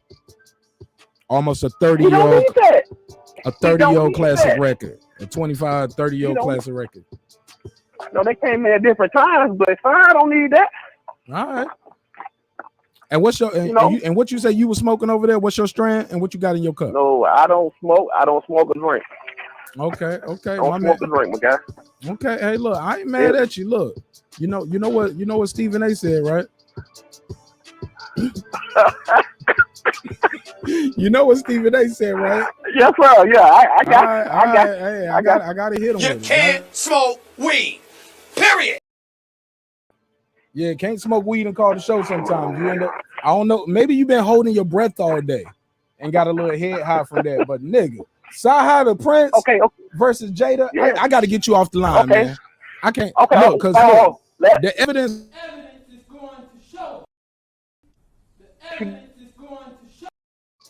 Other than Jay-Z, other than Nas, other than 3,000, who would give Jada a run for his money? Everybody else is deceased. Unfortunately, everybody else can give him run for the money is deceased. Maybe Eminem. How about that? I'll give Eminem a shot at it. Cause that's fair. But not for me. Fuck with me though. Not for me. I don't give it to Eminem over him. I just because Jada got them street bars. You can't go up there and talk about killing your mom after Jada does. Look, Jada hasn't even did Why. Yeah, I was just about to say that. Did you do Why? Jada No. gets as hard as it get. Yeah, I agree, man. Hey, what's up with the likes, man? You know, what's They up with the likes? bullshit, man. What's up with the subs, I gotta shut the phone down. I gotta shut the phone. Shut the studio down. Shut the studio down again. I had to do that to get the 200 likes. And I'm about to shut it down again if this shit don't say 2100. We about to shut the phone down. Motherfuckers be calling it, yeah, man, I just subscribed. Like, no, you didn't. Okay, but hey, drop the beat. Shout out to everybody who helped this show get to where it's at tonight. We needed about 25, 30 people to hit 2,000.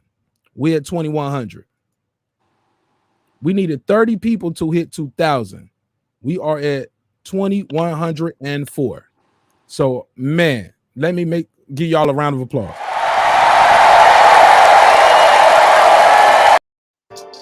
All right, let's get back to the show. Thank y'all so much, man. Thank y'all so much. Y'all helped me reach a new milestone tonight. And I take it to heart. I don't take it for granted.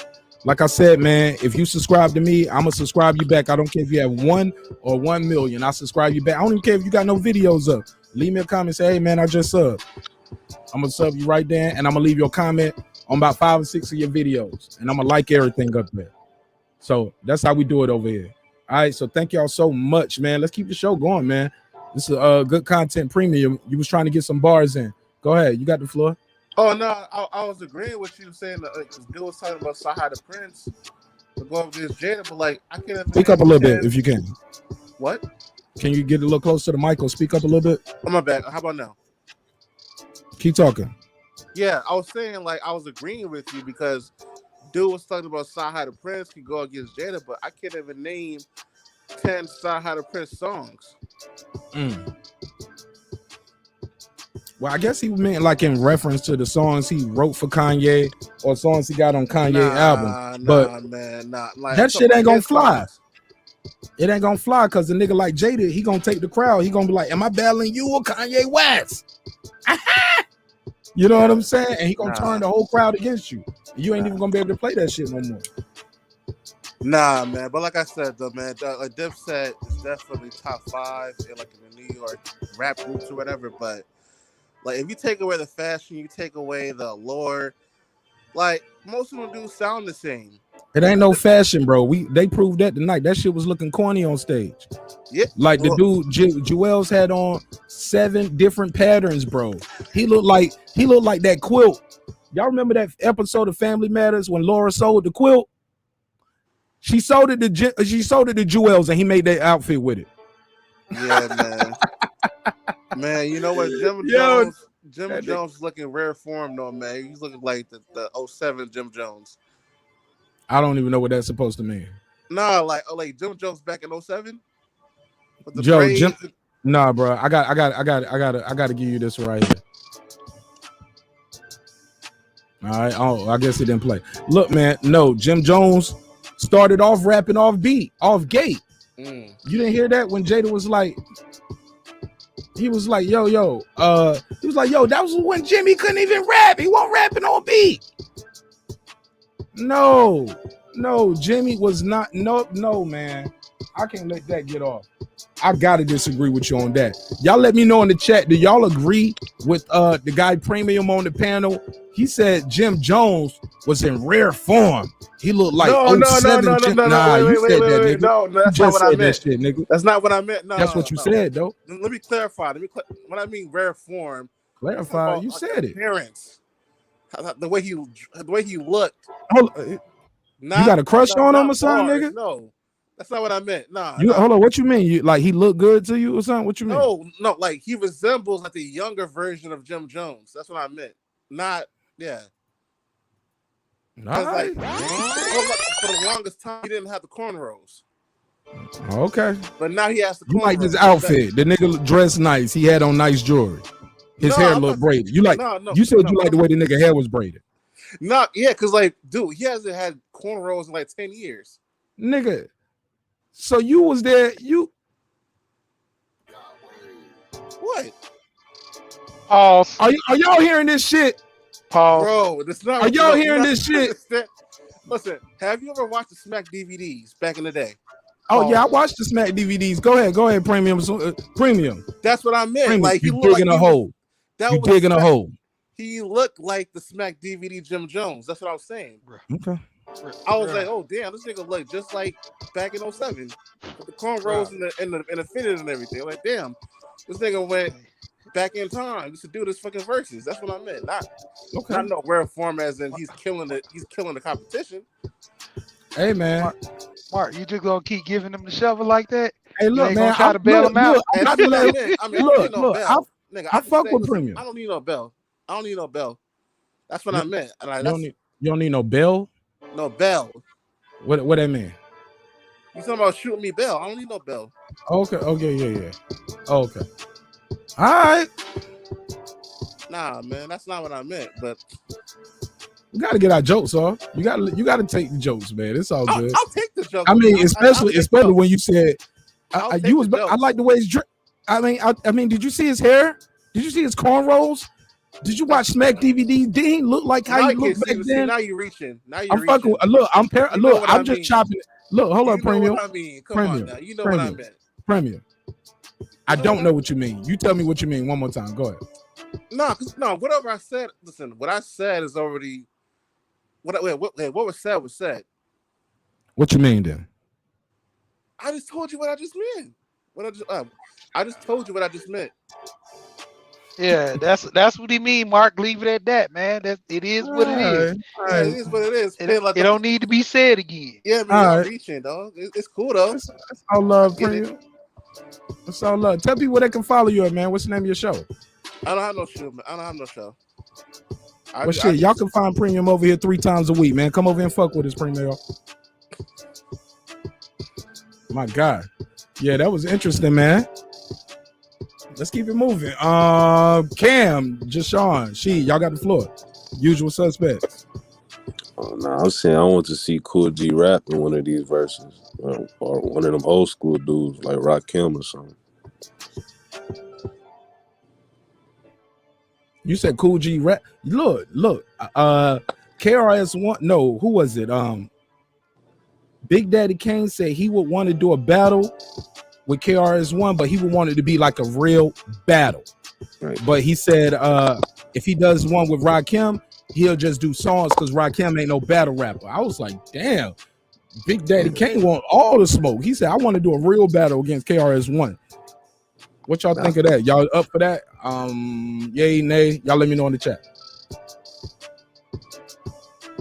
I mean, Big Daddy Kane, he go hard, man. Awesome.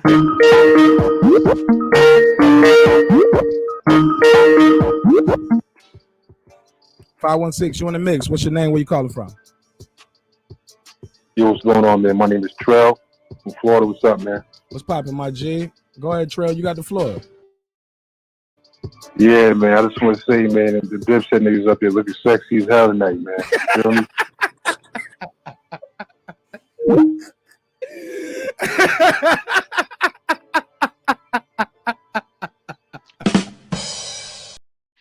Break the pause button. Yo, it's always one, yo. Oh my God, I'm dying laughing. It's always one. It's a live show. Trail, we could have entertained you, man. We could have had some fun. I could have asked him some questions like, so who was your favorite? Who's the sexiest, Trail? Yo, you can't make this shit up. Y'all got the floor. Go ahead, Jashawn, Cam. Hey, sound like I somebody don't know what need happened their to Primo. hair Primo dropped off. Premium, I think you got dropped off, but I was just fucking with him. I think he hung up. I knew what he meant, man. Somebody was like, he just meant Jim looks like he in shape. I get it. He still went on beat though. Hey, I Mark. was just fucking around with Premium, man. Premium's a cool dude, man. Can't take no joke around here. Hey, Come Mark. on now. I don't know, man. It's all good. The link is out there though. Anybody want to pull up? Go ahead. You got the floor. Mark, what you think about I want to see DJ Quick. We got to get Corrupt. Somebody from the West Coast besides Snoop, 40, and Short. Like, we got to get another one. Give me another one from the West. Like West versus West or West versus East? Like Corrupt versus. I want to see the Dog Pound versus CNN, something like that. Now that'll be a good one. Something we got to get, whether it's West versus West. I want to see Corrupt in there. I want to see DJ Quick in there, Mac 10, Q, somebody. They got to at least pull somebody out. They can't. Who got 20 though? You got to have a 20 clip. You got to have a 20 clip. Like I like Razkaz, but I don't know if Razkaz got a 20 clip. Quick got one. Quick definitely got a 20 clip. Name off a couple real quick off the top of your head. You ain't even got to name 20. Give me 6 or 5 real quick. He got Tonight, okay. Just like Compton. I know he produced a couple of YG hits. Yeah, what else he got?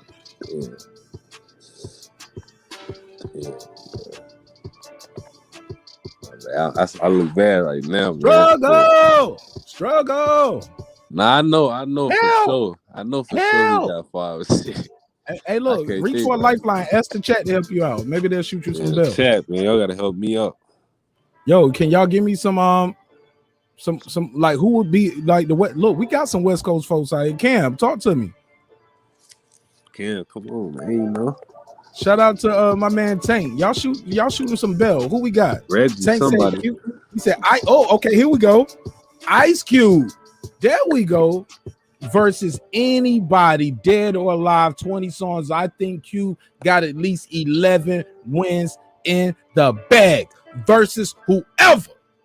That was my dramatic reading. What y'all think of that?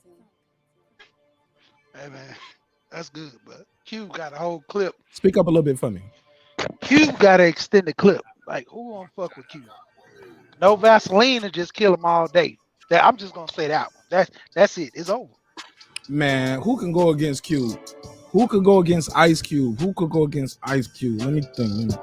Common. Him and Common got history. They came from those same eras. And they worked through this. They both nah. Yeah, L Cool J. But L Cool J, I think L Cool J want like Jay-Z or somebody. I think L Cool J. But listen, hold on. Ice Cube versus Common. Face. Cuban face mob. Face mob. Scarface. That would be a good one right there. But I would want to see Ghetto Boys as a group though. I wouldn't want to leave out Willie D. Willie D wrote like the Bushwick Bill verse on Mom Playing Tricks on Me, right? Yeah. Who said Common ain't got 20? Bro, you got Common fucked up. Common did the bitch in you. And a lot of people think he is Ice Cube on that. No? Do anybody think who won that Common versus Ice Cube battle? Y'all tell me. When they did Common did I Used to Love Her, Ice Cube did a record in reply, and then Common did Bitchin' You. What was Ice Cube reply to? What was he did that Slaughterhouse, I believe so. Yeah. What was it called? Anybody know? I forgot. Slaughterhouse, I believe so. I'm gonna pull it up. Let me try to find it. But yeah, man, I got Common, man. Y'all don't let Common slip on you, man. Common got some joints. I don't know. Right. Somebody said Common won.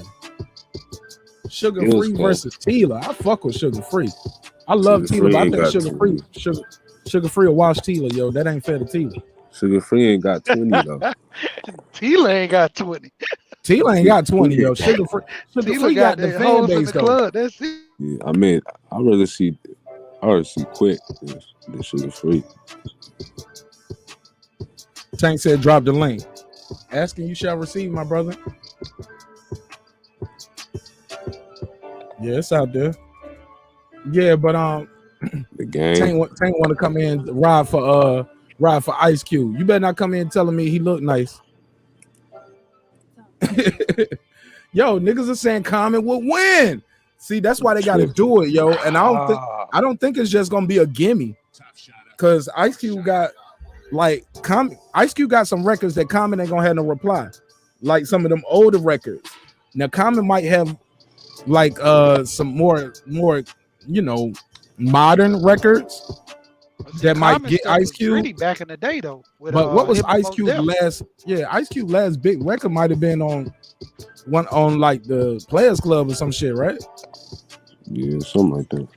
Like he didn't even have the big. I don't know. I don't know if that's gonna get it though.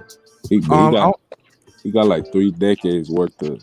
Because Common gonna be up there as a solo artist. Now, if Ice Cube go into his NWA bag, Common gonna have to pull the Jadakiss card. Like, am I battling you, or am I battling Easy, or am I battling Dre? Like, he got to be like solo. You know what I'm saying?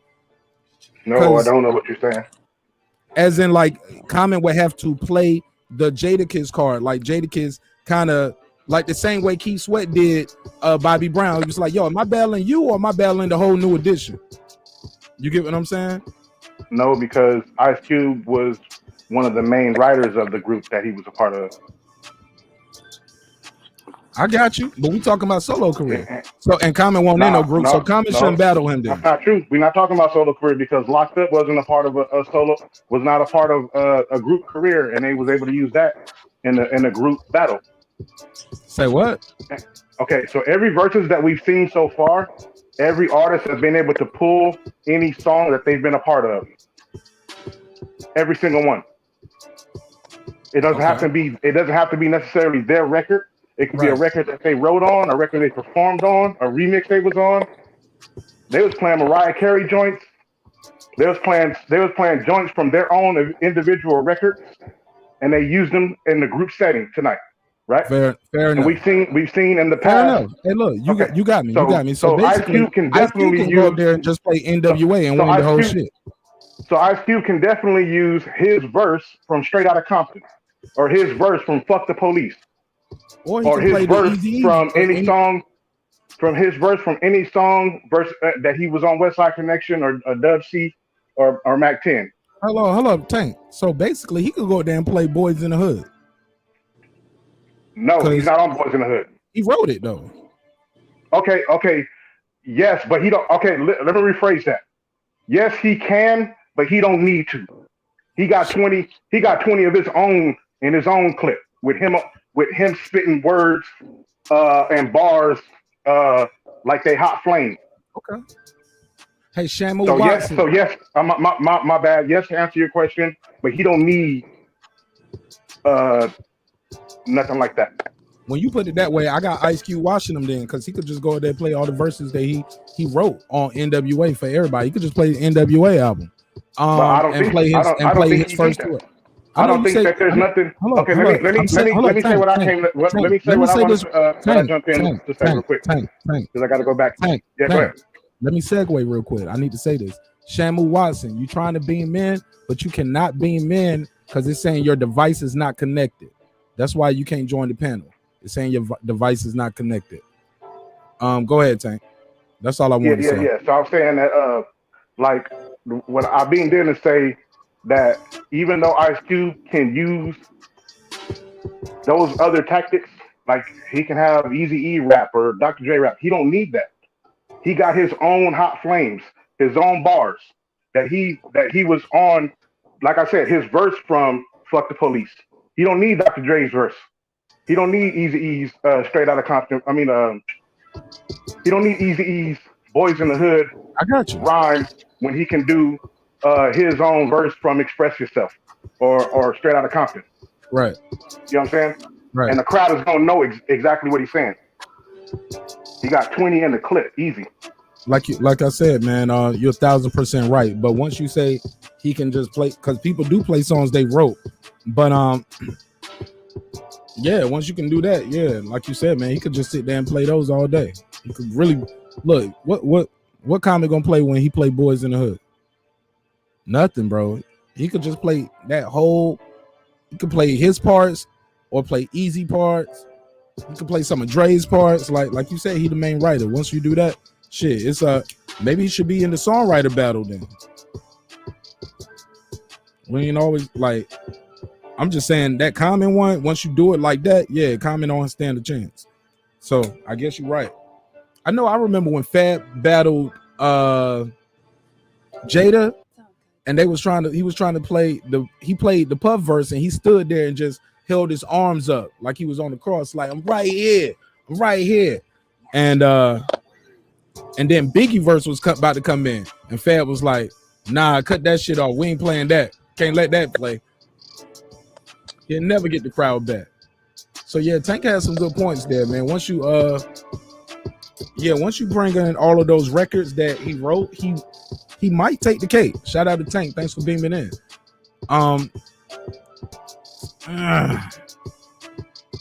Yeah, man. I might have spoke too soon. What y'all think of that about that? Man, Common, he speak up a little bit for me.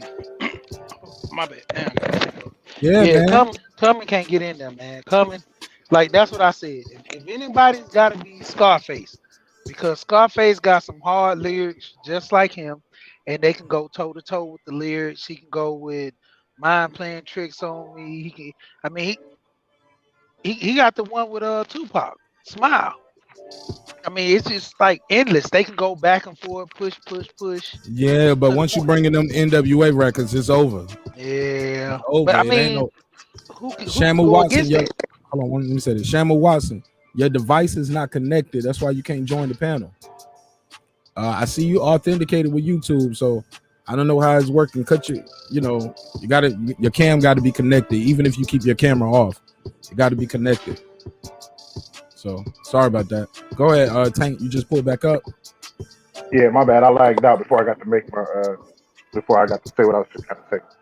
Go ahead. Yeah, my point was that he don't need nobody else that he wrote for. He can use his own bars.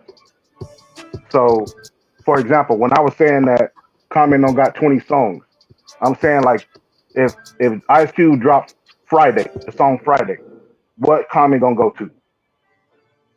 If Ice Cube dropped, got a lot of joints, bro. Okay, one. Just put one. I said Friday. Common got boom. Go. Sweet. You drop what? Sweet. Okay, so then Ice Cube dropped How to Survive in South Central. Common drop. Go. Okay, now who wins of those two? It's all in your perception. I don't know. I'm talking to the. My bad. I'm talking to the. Oh, you said today was a good day? No, not yet. I ain't got there yet. Yeah. So I was getting ready to go there next. So today was a good day. It was exactly the third one I was gonna say. Yeah, Common got other joints. He got I Used to Love Her. Okay, I Used to Love Her. Then Cube dropped Bop Gun. I mean, bro, I don't want to sit here and do a simulation because I'm not equipped for doing it. That's why. No. I didn't plan to do that. That ain't the show. Ain't about that. Like we're gonna. How many we're gonna do? I did one. You did one. Like we at 4 now. How many we want to do? Like you want to do a whole 20 simulation? That's a whole nother show, Tank. That was my point. That's why I said that is not making your point by saying we ain't about to do that right now. The show ain't about that. That's not making your point just by saying because I say, hey, we're not about to do that right now. But if you want to do that, we can definitely do that, and we can set that up, and you can make your 20 list, and I can make my 20 list, and we can have fun with that. But that's a whole different episode. That don't mean you made your point. Just because I say, hey, man, like, what number you want to go to right now? Does that sound fair? No. I was just waiting for you to. Yeah, but is that fair enough? Like, nigga, that don't mean you made your point. Like, because I don't want to. We at song 5 now. You want to keep going? You want to do a simulation? Well, yes, it does mean I made my point because my point in the chat was that I said Common don't got 20 songs to go up against Ice Cube's 20 songs. And eventually, Common songs are going to start to thin out. Was my point. So that's what I meant by when I said that's my point. I didn't mean that. My point was that you couldn't name the songs right now on the show because that's not what the show is about. I was just talking about my point as far as the comment that I made in the chat about the 20 songs. It's all good, brother. Shit, I ain't here to change nobody's opinion. You can be right, I can be wrong. It's all, yeah, shit. I ain't here to change your opinion, and I ain't here to argue or debate with you.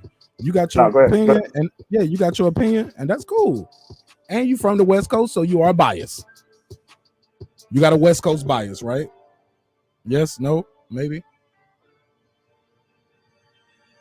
So I was saying that what I was saying was that you don't want to answer that. Yeah, no, I wanted to finish my thought, but you cut me off after asking me a question. Well, okay, go ahead. But you have said the same thing a couple times already. But I know because you keep cutting me off several times. You're like, nah, well, what about this? What about that?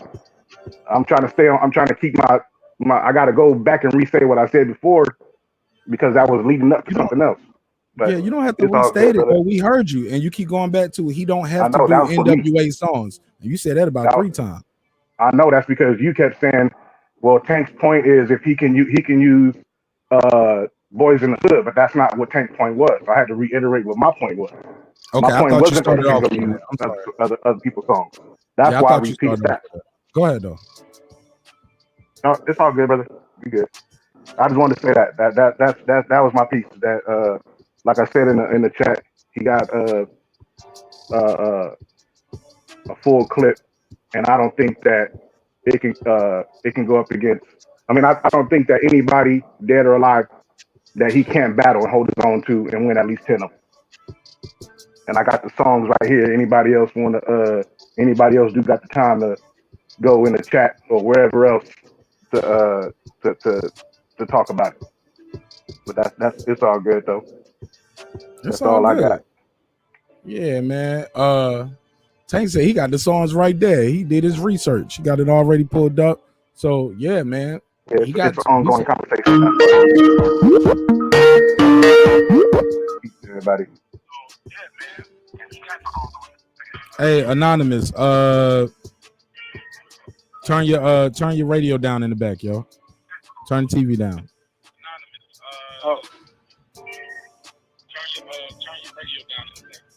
Hello, can y'all hear me? Yo, turn the radio down or the TV so I don't hear myself twice. Going once. Hello? Yeah, man. Turn me down in the back, bro. I hear myself twice. I just wanted to click in on that, man. Common, he is cool, man. He's very cool, but you know, they all cool at the same time, man. But Common has a lot of great hits, man. Hey, brother, where he's coming from on brother, that, man. What's your name and where you calling from? Yeah, that's crazy. You said Christopher Partley from the Bay. Yeah. All right, go ahead. You got the floor. Yeah, man.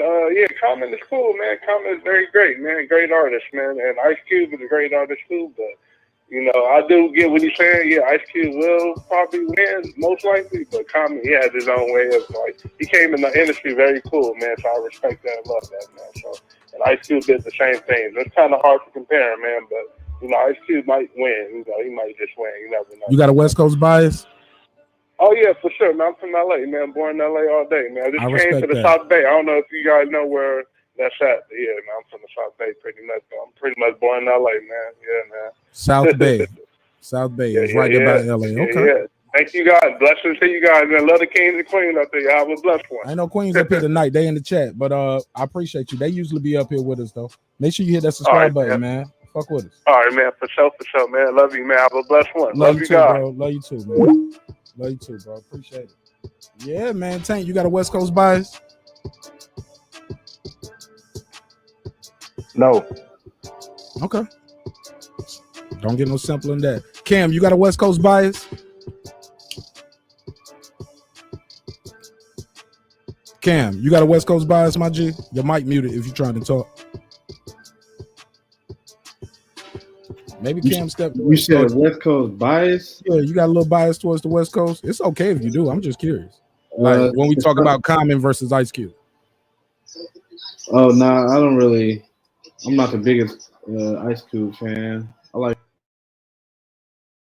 between him and Common. I couldn't even choose. Why you ain't a big Ice Cube fan?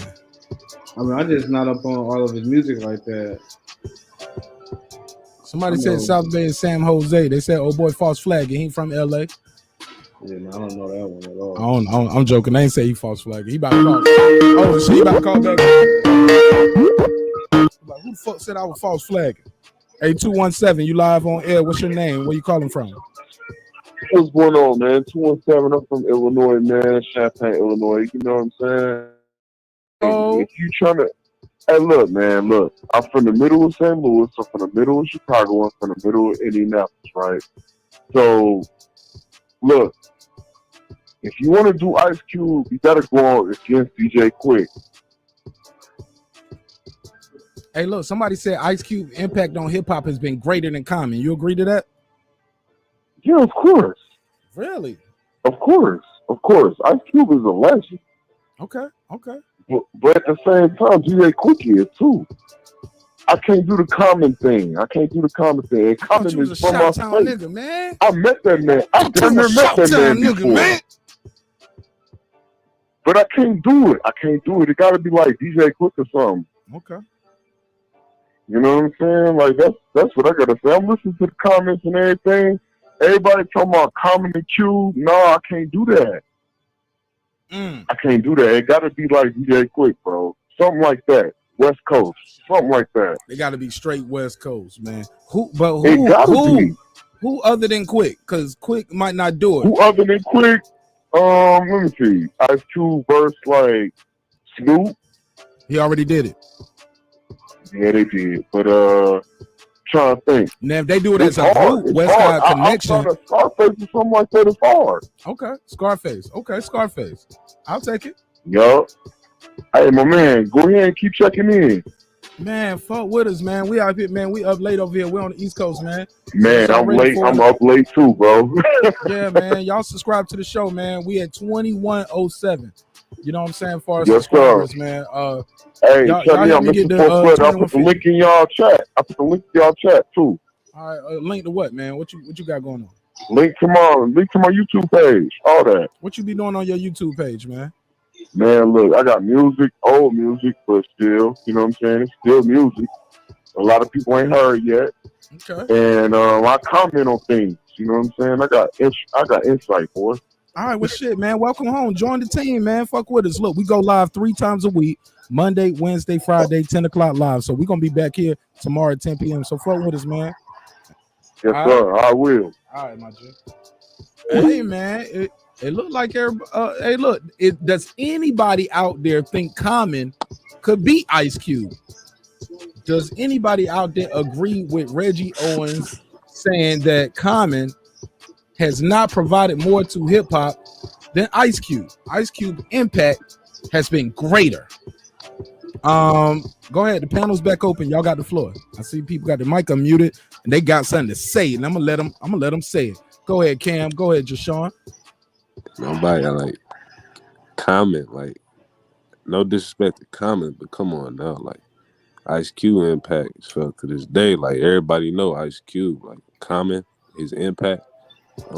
He ain't really had no big impact like that. Like people know Common though. You know what I'm they saying? know, He been in but like, movies. He got a Grammy, a Oscar, a yeah, Tony. but like when you say hip hop, like I don't. His name is. I never hear nobody bring Common name up like compared to Ice Cube. Ice Cube name, his name is like his started his impact gangster is on a shit. different level. Like it's on a different level. And no disrespect to Common, he a legend too, but it's like, you know what I'm saying? Like Ice Cube, his impact went farther than hip hop when he started acting, and just his legacy in general is bigger than just rap music. So as far as impact, I don't think it's really close. I'm just being honest. Damn, he said it ain't even close. Go ahead, Cam. Y'all think Ice Cube gonna smoke his boots? I got Ice Cube winning, but I don't think he gonna beat him like how we just saw the LOX get washed. I mean, DIPSET get washed. I think it'll be like a closer fight than what we just saw tonight. Or do y'all think it's gonna look the same way? Uh-oh, there we go. Now y'all thinking.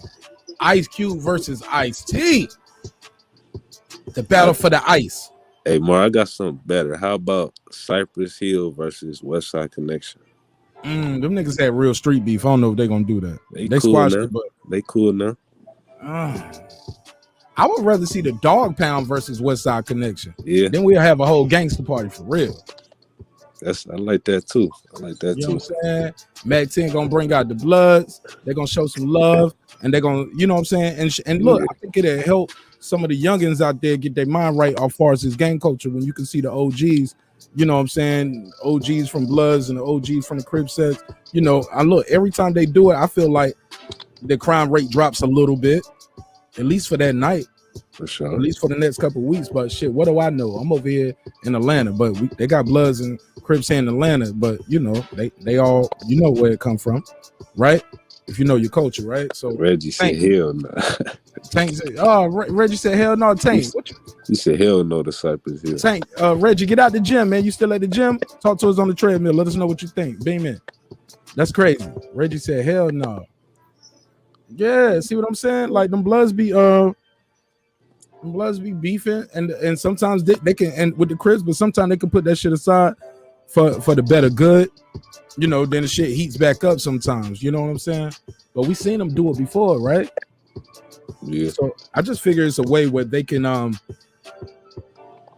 think that would be dope. I can see the West Side Connection and the Dog Pound being a fun versus. It wouldn't be up here. You know what I'm saying? It'd be fun. It'd be a dope West Coast one. But shit, let me go to my West Coast correspondent. Big Dog Tank. How would that fare over there on the West Coast? You and Cam, y'all let me know. No, that ain't gonna work. Oh no, West Side Connection and the Dog Pound can't do it. Nah. Why not? Why not? They got because of some behind the scenes stuff with Ice Cube and Mac 10 that ain't been resolved yet. Oh, street shit, money shit, or business? More personal. Oh man, that's hard to fix sometimes. Personal. If it's business, yeah, if it's business, we can make it right with the big enough check. It's kind of like it blended, you know what I'm saying? So, but it's still my point is it's unresolved, so that's not happening. Can it be fixed? Cube by himself, and he can use his verses that he had on the songs that that he had with West Side Connection or Dub C. He got a song with Dub C and Melee. If you're out here in the West Coast, you know who Melee is. If you big on it, Southern California rap scene. But Ice Cube, Melee, and Dub C got a song together. He could do it. He could do his verse on that song. You know what I'm saying? But as far as him doing with Mac 10, Dub C, and Ice Cube, that's not happening anytime soon. Even though, and the reason I say it's personal and not necessarily business is because they've been able to be on the same concert, tour, or show, or particular whatever together, but not at the same time. Like Dub C and Ice Cube will go out later, and Mac 10 will have his set, and Ice Cube ain't telling the whoever doing the show not to let Mac 10 make money. You know what I'm saying? Okay. So it's not going to that where it's no petty shit like that. He ain't like saying, "Oh, I ain't doing it if 10 get to do it." Right. You know what I'm saying? He still makes it. They just not doing it together. But here's the deal. So if they decide to do it, this would be the perfect platform because we saw Gucci and Jeezy do it, and unfortunately, the brother Gucci used that as a time to, take shots, further shots. No pun intended in my words. Not trying to be funny at all. At the family. Now, granted, I get it. Those people came for you, and you did what you had to do. I get it. But somebody did lose their life. Somebody lost their son, their brother, their father, sister, cousin, whatever. So I get it. But I feel like if it's just some personal shit or if it's some business that didn't get worked out, work that business out with your brother, man, because life is too short and tomorrow's not promised, man. And this is something you guys can do that'll live on. It also is going to definitely give everybody a boost in numbers. It's always up to the big homie, in my opinion, the person who got the biggest bag, to be able to reach out and say, hey, let's do it and let's make it right. And let's do it for the world. And then it takes the other person to say, yeah, I'll do it, but also, shit, what you getting paid? Because you don't fuck me out of money before. Like, you know what I'm saying? Like, do good business by the people. Transparency is key, I believe, right? because a lot of those business problems come with transparency. A lot of those personal problems come with niggas keeping secrets, doing wild shit behind niggas' back, or just not being transparent. You know what I'm saying? Whether it's just, hey, look, this is just strictly business, or hey, you my homie for real, and then treat them like a homie. I ain't speaking on them because I don't know their situation. I'm just speaking in general, right? But with that said, man, the chat is super lit. Y'all motherfuckers ain't having a blast tonight. Oh, and shout out to Carl Dargan too, man. Hell of a knockout. I had to give him a shout out. I met him once and he was super cool. And he had a 2-year layoff and he came back and made a hell of a performance. With that said, I gotta run this ad for my sponsors. I would be remiss if I didn't. They was there when we had little to no subscribers. And but we were still doing like 40,000 views a month. Like, people fuck with us, but they'll just catch the show randomly like this, or they catching the playback. This is very good timing on your boy tonight to catch them mid-stream. So shout out to the subscribers, shout out to the sponsors, shout out to the panel in the chat. We're gonna open the phone lines back up. I put a question out there. Who do you want to see next? That's what we're talking about right now, because I believe right now we got Dipset losing unanimously. I haven't heard one person call in and said they think Dipset won and why. And we're open to the dialogue. If you think they won, that's cool. You can talk to us and tell us what records didn't do it and what you thought of the performance, but it seems pretty unanimous. Dipset lost at least 25-5. Some people are saying 25-2. Some people saying 25-3. I'll give them 15-5. 15-5. They didn't win.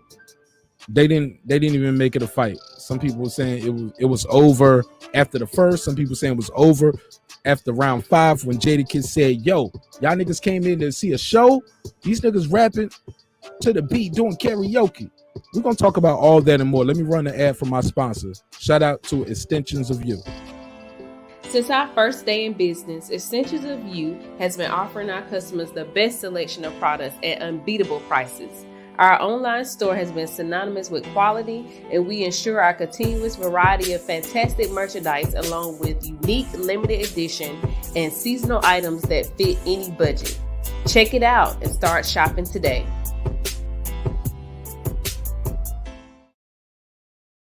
Yes, indeed. And if you have a business that you want to get sponsored on us, shoot me an email and I'll send you over our how we do the sponsors. And my email is scrolling at the bottom of the screen right beside the phone number, and it's also in the description block of this video. marqnash27@gmail. marqnash27@gmail. Email us and we'll talk to you about how to get your ad ran on the show. Let's get back to the show. All right, man. Yeah. What's popping? You back in the lab with your man Marq Nash. He is I am he. Another great episode of Breaking the Beats. As you can see, we are in double overtime, and the show is still lit. We having a good time over here. Got my brother Tank here, all the way from the West Coast, baby. My boy Jashawn, and can't forget my man Cam from the boxing section. We were talking about the battle. We was talking about all the things that happened here, from the bandana getting stumped, far as who can beat Jada. We was talking about retiring Jada and the LOX from this. After what we saw tonight, nobody wants to see him again, but because they did so well, some people are saying, hey, bring them back, because they still got records they didn't do. And people are asking for the LOX versus G Unit. They want D Block versus G Unit. I want to know what y'all think. Do y'all want to see that? Also, you can call in and let me know what you thought of the show that you saw tonight. But that's what we're asking right now. Who do you want to see next? Tank, Jashawn, Cam. You guys got the floor. Go ahead. If you're trying to speak, your mic is muted, fam. Go ahead. I see you, Jashawn.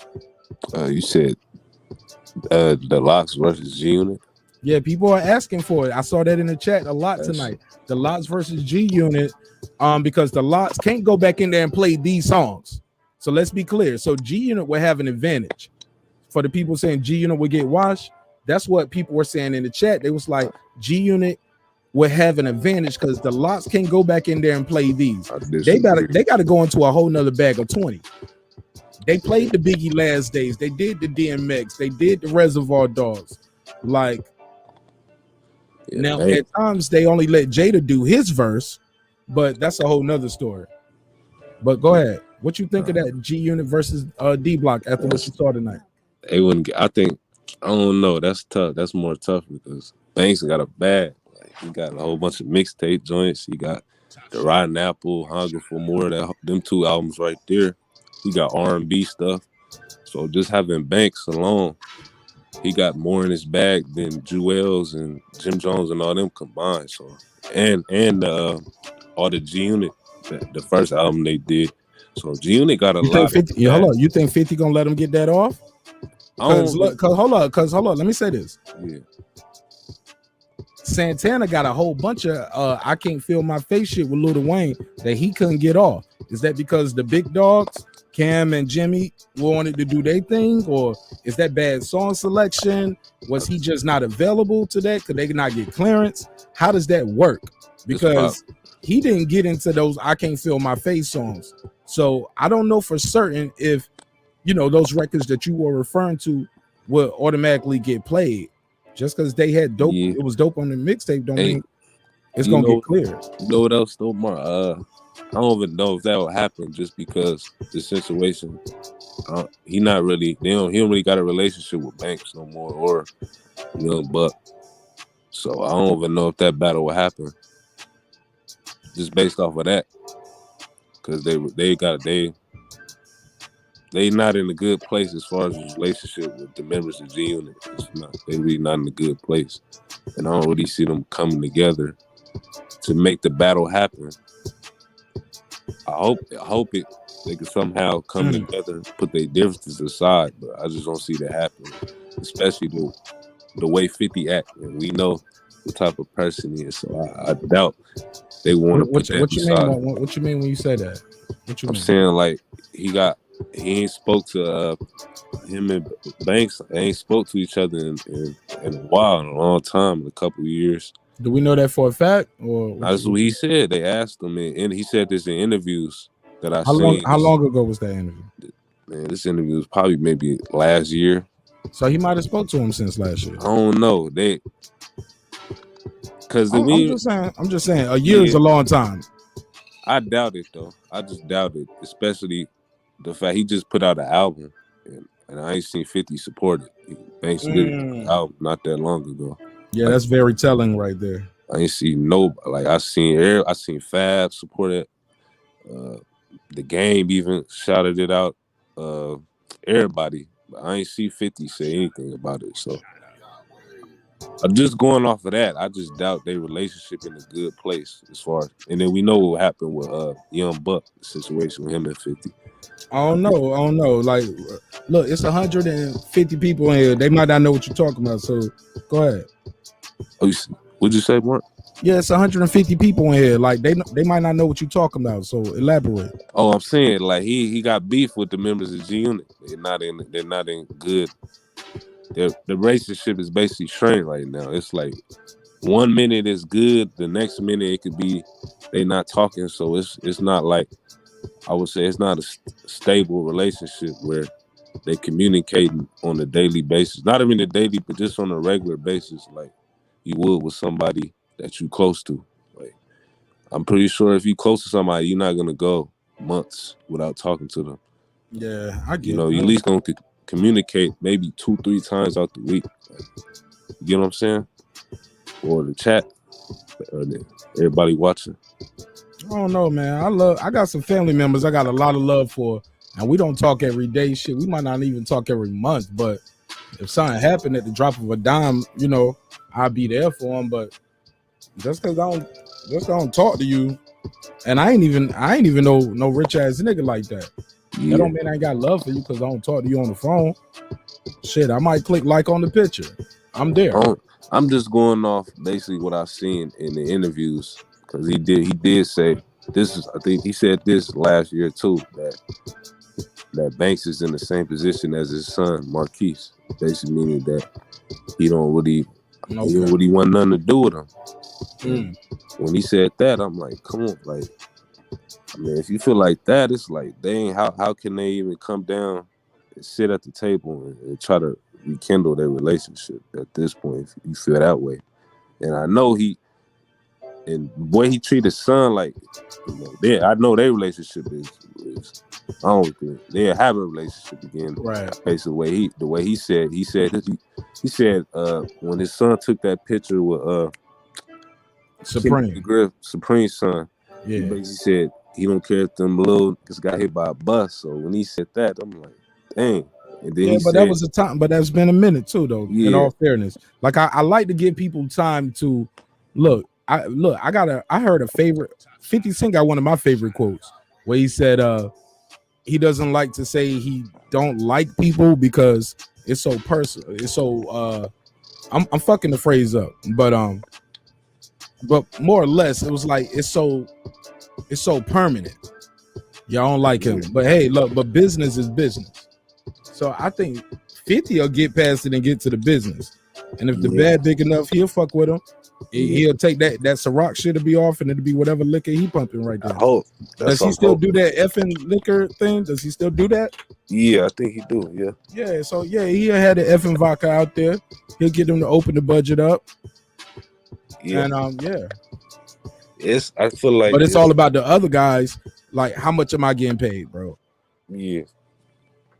And what's the song list gonna be? How we gonna do this? But I think 50's so big, I don't even think he would do the G Unit thing. I think he would do it as a solo artist. But I'm like, who would he go against? Somebody was talking about Ja Rule. I'm like, nigga, please. Fat Joe. Drop the beat. Ja Rule. I love Ja Rule. But Ja Rule and 50 ain't about to do no verses together, nigga. Are you kidding me? That ain't gonna happen. And that's one thing that I don't see happening. They still taking shots at each other. They already don't look. Everybody except Jesus Christ has stepped in to try to squash that beef. Yeah, they don't want to squash it, bro. It is what it is. That beef. Niggas got poked up. Niggas got shot. Like, niggas got beef. Niggas go to jail. Niggas calling people rats. Niggas on, like, it's so much shit going on with that shit, bro. That shit ain't about to happen, my G. And I like 50 Cent a lot. Oh, shout out to the show tomorrow. Look, 10 o'clock tomorrow night. We're going to talk about the new Power Book 3. We're going to also do a quick recap on this because, you know, this is never in the story of this verses and what just happened for the people who missed tonight. We're going to talk about, we're going to do a quick recap on the verses again. We're going to do the One Gotta Go. And we're going to pick our favorite verses, like your favorite verses that you've seen so far. So that's what we're going to be doing tomorrow night at 10. Like, what was your favorite verses? Do a recap on this one for the people who couldn't get their call in tonight. And yeah, man, the One Gotta Go. But also, man, I want to know, like, who's on your versus wish list. I want to know who's on your wish list. Yeah, it's like checkmate. Come on, man. Like, these niggas in the chat know what's up. The chat be knowing, yo. Yeah. I heard somebody say that a long time ago. The chat be knowing. My wish list. Yeah, man. Like, look, man. Or like some people who already went. Because I heard who was that? Rick Ross said he would do the verses again. Because he said he got a whole nother 20 that he didn't play against 2 Chainz. Okay. So Rick Ross is open to do it again. I'm like, Rick Ross, you better be careful, nigga. Because you can't fuck with Jada, bro. Nah, that's massacre. Rick Ross said he wanted to do it again. He said he loved it. He wanted to do it again. And I remember 2 Chainz was up there looking defeated against Rick Ross. He was like, they up here trying to bully me. Remember that? 2 Chainz was like, they trying to bully me. Oh, yeah. Y'all remember that? No, Joel Santana got bullied tonight. Jada snatched off the niggas bandana, threw it on the ground in front of everybody watching. Oh my God. Heads are rolling. That's why the show's so lit tonight. Because the fans couldn't wait. It's like, man, who is talking about this? And where can I call in and voice my opinion on this? Because this shit was crazy. Even though it was one-sided, it was still entertaining to watch. Because unfortunately, and in our culture, we like to watch a plane crash. We don't want to be on the plane though. We'll watch a car crash and slow down and hit our brakes. We don't want to be in a car crash. But sometimes you can get in the car crash by getting the rubberneck. And I think that's what's going to happen here. Somebody is going to be like, yo, D Block is the best group ever. And somebody else is going to say such and such will wash them. And somebody's going to rise to the top. I think it's going to, I want to say Outkast, but Outkast and their fans aren't those type of niggas. Outkast is cool. You know what I'm saying? And they got some shit. But their fans ain't going to do that. You know, they ain't going to entertain it. Yeah. G-Unit, I think they're entertaining. I'm a G-Unit fan. So. G-Unit gonna take that bait because 50, I don't know, maybe he's smart enough to know, like, okay, if I approach it, I'm gonna approach this shit on some business. You know what I'm saying? I don't see 50 just going in here like, come on, bro. He gonna have to play that old 50 Cent shit. You know what I'm saying? He gonna play that first album, them first 2 or 3 albums, but he gonna play a lot of freestyle mixtape shit. Like, because the LOX made mixtape shit okay tonight. Go ahead, you got the floor. My bad. He can play what's that the first album before he got signed to the label. Power of a Dollar. Power of the Dollar. Come on, man. That's me, man. Yeah, like he got stuff. Like, plus he can play a lot of G-Unit stuff. So, and he can play off the Curtis album, that third album. He got a lot laughing straight to the bank. He got amusement park. So he got them 4 albums right there. That's a lot. You can go up against anybody with them 4 albums. That's just me though. He was hot, bro. 50 was hot, bro. Yo, 50 was hot. 678-381-1938. 678-381-1938. You can call me now. In the words of the late great Miss Cleo, call me now. And you can get your bars on, spit your game, talk your shit. And shout out your hometown. Let people know if you got a channel where they can follow you at. And yeah, we're gonna shout you out. And what I want to say is too, man, I appreciate all of y'all. If you subscribe to the show, just leave me a comment on any video so I'll know you subscribe, and I'm gonna subscribe your channel back, whether you have 1 or 1 million subscribers. We appreciate you, and I'm gonna leave a comment on Mad Videos. I'm gonna like your like all your stuff over there, and you can follow me on IG. I'll follow you back. We are 42 people away from reaching 150, so I appreciate everybody who's enjoying the show. But you can call in and join the conversation, 678-381-1938, 678-381-1938. I'll be here for about another 30 minutes, man. It's 5 o'clock in the morning. But damn, it's 150 people still here enjoying the show. It's Versus. Look, I ain't asking for no donations. All I'm asking for is a subscriber and a like. Y'all ain't even hitting the like buttons like y'all should. Come on, man. Great episode, though. We having a blast. Let's keep the conversation going. 678-381-1938. Let's go back to the panel. And again, my name is Marq Nash, and you are watching Breaking Beats. Go ahead, guys. Y'all got the floor. Yeah. I think that in terms of the groups, I think that groups should be reserved for the groups that are like realistically still either active as a group or still messing with each other as a group. You know, just because some of these big artists have been in groups don't necessarily mean that they have to be in the group to be in the verses.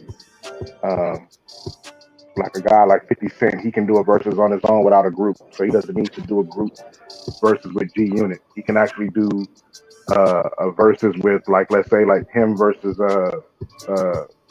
Ricky Rose, and not want to be, popular because there's already a backstory. And the only reason I say Ricky Rose because Mark just brought up that like you said in his one when he did it with 2 Chainz, that he still got 20 more in the clip. So about 50 Cent, I put that to the test. If you say so, show me. But outside of that, I don't see 50 doing it unless he gets to go up against another legend that he feels is on his level, that have a lot of radio hits. and popular songs that he can go up against, like a LL Cool J, Jay-Z, T.I., something like that. Hey man, yo, shout out to my brother Tank. I couldn't have said it better myself. We got a new subscriber. Welcome home, man. Welcome home. We do this 3 times a week. Normally we only do about 2 hours, but hey, look, it's a monumental night for hip hop. Hey, shout out to yourself, Steve. But also he has a channel and it's called, how you say this? The Hierophant 2020? How you say that, brother? Your mic is muted, Steve. Unmute your mic. Hierophant. Hierophant, you got to unmute your mic.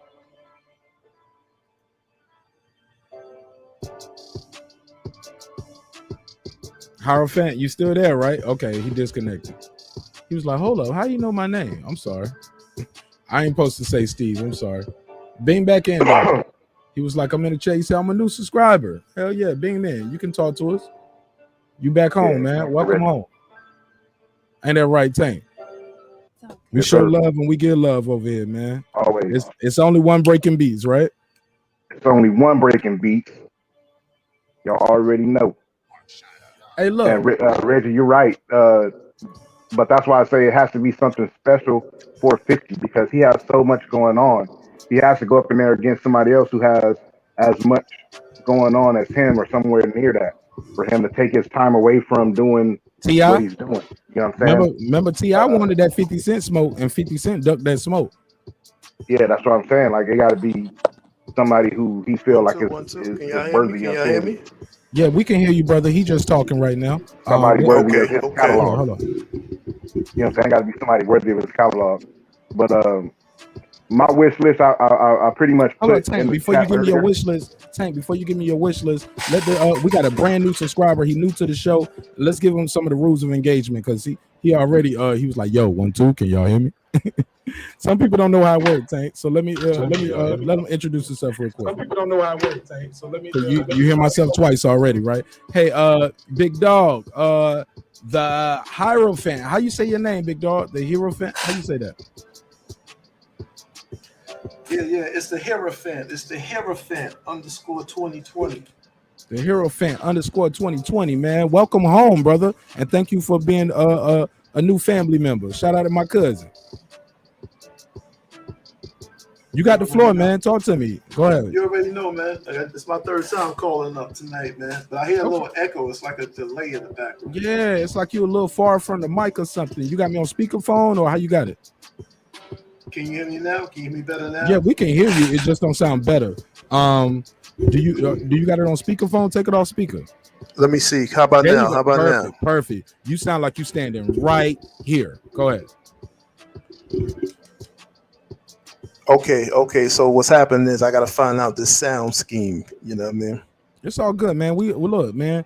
Every day is a new day, man. We all learning. We trying to be greater. And I appreciate you being part of our journey tonight, man. Being part of this new milestone. We got 150 new subscribers in one night, man. Well, 170 new subscribers in one night. That's what's up, bro. And look, I'm being greedy. I think we can hit 150 tonight. We can get another 50 people, and we can be at 2150 before I end this. And I appreciate you being part of that. You got the floor though. Go ahead, cuz. Well, I can't even say go ahead, cousin. Cuz I gotta say the full word cousin. Like, cause you family. I don't want to disrespect. All right, check it out. So let me say this. Let me say this. Go ahead, G.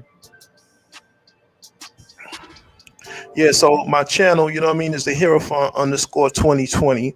That's on YouTube. And if you check me out, I'm preaching about black issues, man. You know what I mean? I'm dealing with black issues from police brutality to history, and that's what I deal with. Absolutely. Hey, look, man. Yeah. Well, look, you got a place here, man. And you surrounded by a bunch of good brothers who are gonna lift you up. Because our show is a hip hop political sports show with a comedy twist. No doubt. So we're gonna let the jokes fly sometimes because life is serious enough. You feel me? No doubt. Yeah, we talk about everything on the channel. Check my channel out, man. We got videos. We talk about race, religion, sex, sports. We do live interviews with boxers and trainers, and also we do this hip hop talk because I am an artist first. And I'm an artist, doubt. producer, engineer, songwriter, video director, web designer. I know Reggie is in the chat like, nigga, let's get back to the show. Reggie hate promotion. He hates shameless No doubt. promotion. Peace and love. Peace and love, y'all. No. You good, man. You good. Yo, you want to add anything on who you want to see next in a versus? Or would you be cool with seeing the LOX do it again with this time versus 50 Cent and G Unit? Do you think 50 should do this? Or do you think, who would you like to see from the West Coast? What you got for me, Hero Fan? The LOX is in the Raptors, man. Their jerseys are retired, man. Their jerseys are retired. You got to bring new people in the arena. They're cemented in history. We can't even deal with the LOX no more, man. They got their place in history, man. All right. Well, I appreciate you, brother. Thank you so much for being a part of the show. Again, Peace and you love. guys Peace and are love. always the best part of the show. Without you guys, there is no show. I'm just a dude sitting in a room talking to myself. So now I'm sitting in a room talking to, at one point, 500 people. So thank you so much. Let's get back to the panel. Yo, what y'all think of the episode tonight, man? Cam, Jashawn, Tank, this shit was lit, right? Yo, heck yeah. I'm messing with this one right here. Yes, sir. Yeah, man. See, I got to make sure we can't load the panel too heavy, because if not, man, we can't let the originators get their bars off and let them speak, because you guys were here when it was just 5 of us, right? So 205, you on the line. What's popping? It's your boy Marq Nash breaking beats. You here with Tank, Jashawn, Cam from the boxing section. You got the floor. What up? What's your name and where you calling from? Somebody, it's boy X, man, calling from Houston, Texas. Hey, Texas in the motherfucking house. Make some noise for Texas, man. Hell yeah. Let's do it. This is my second time calling, man, because I spoke about the whole versus battle situation with the LOX and the set earlier. And I told you that I got some kin folks up in Harlem myself from back in the day. But anyway, you know what I'm saying? I feel like what the other caller just said about retiring these guys after they do the verses, because these guys got longevity like the LOX. We don't want to see no more of the LOX, you know what I'm saying? They pulled out their trump card and did everything they pretty much go do tonight, you know what I'm saying? So now we got to move on to the next best thing. Hold up. See, Tank. See, we let him ramble the first time. We give him 2 minutes, but he family now. We gotta tell the family he wrong when he wrong, man. Cam, we all already agreed. Houston, my brother. Yeah. We already agreed. The LOX didn't even play all of their shit. They teased us with certain little joints. They just did a medley. Jada didn't rap, and nobody really did their Mariah verse or that Mary J verse. It was one point he played the Nas something that he did, and the crowd went crazy. He was like, nah, we ain't gonna do that. That's such and such song. Like, that was part of the show. It's almost like we got more in the bag. They got more Biggie shit in the bag that they didn't even do. But go ahead. This is my cousin from Houston. Mark, you know what it sounds like? Yeah, I feel what you're saying, but they had to go in the DMX bag, man. Not you. Hold on, Houston. The panel disagrees with me. Hold on 1 second. I'm gonna let the panel say what he got to say, and we're gonna go right back to you. Stay with me, Houston. You good? You family? Okay. Yeah. Just hold on. If somebody calling in, they're gonna have to call back, because you family. You're a subscriber. You get primetime real estate. Go ahead, panel. Who was trying to say something? Yeah, Was that Cam? I was gonna say. Oh, my bad. Go ahead, Cam. I didn't want to cut you off. No, I was gonna say I didn't disagree with you, but I was gonna say it seemed like they was trying to get out of there early. Yeah, yeah. They kept saying, well, this is the last one, this is the last one. Like, they were trying to put them out their misery up there. Hey, look, I've been jumped before, man. I ain't no super tough guy. I got jumped before, and guess what was happening? I was trying to get the fuck up out of there. I was trying to jump a fence. Look, these niggas was trying to hide behind the car. You ever seen that before in the hood? Where somebody trying to get you and you running behind the car? Yeah, that was that version of it. Disappearing the whole night. Oh, Cam was hiding. I don't know what the hell Cam was doing. Cam was too cool for school. What you think, Houston? And then we're gonna go to Shit, Cam, man, he was big in the acting scene when he played Alpo, so he deserved like all the street credibility for the set, man. Like shit. I mean, I'm glad that he didn't wear that pink tonight, but I think they should have reached into his bag a little bit more with Purple Haze and goddamn the joints that he did with X back in the day. You know what I'm saying? What's really good. And the joint that he did back with X back in the tunnel, man, back in 2099, 98. You know what I'm saying? Like, he deserved every bit of that tonight, and he didn't get that because whatever reason, they just didn't want to, he had a right DJ, or they just wasn't coordinated right. But I really would like to see the set take that tonight by a landslide. But, it is what it is. You know what I'm saying? The LOX, they prepared to do what they had to do. You know what I'm saying? They knew they craft well. They've been in the game a little bit longer than the set. Houston. So they took it, man. They got some credit. How old are you? Oh, I'm 32. 32. So you, when you were in like high school or something, like the Dips were the shit. The Dips was the shit. They were these motherfuckers like y'all niggas were ironing y'all niggas were ironing y'all bandanas and placing them on y'all head like Santana shit. Like Santana, yeah, nigga, like shit. Niggas had the Air Force Ones. Blood hard. Like hell yeah, like nigga, this was the champs because nigga, you was blood, you was rocking with the set, nigga. No ifs, ands, or buts.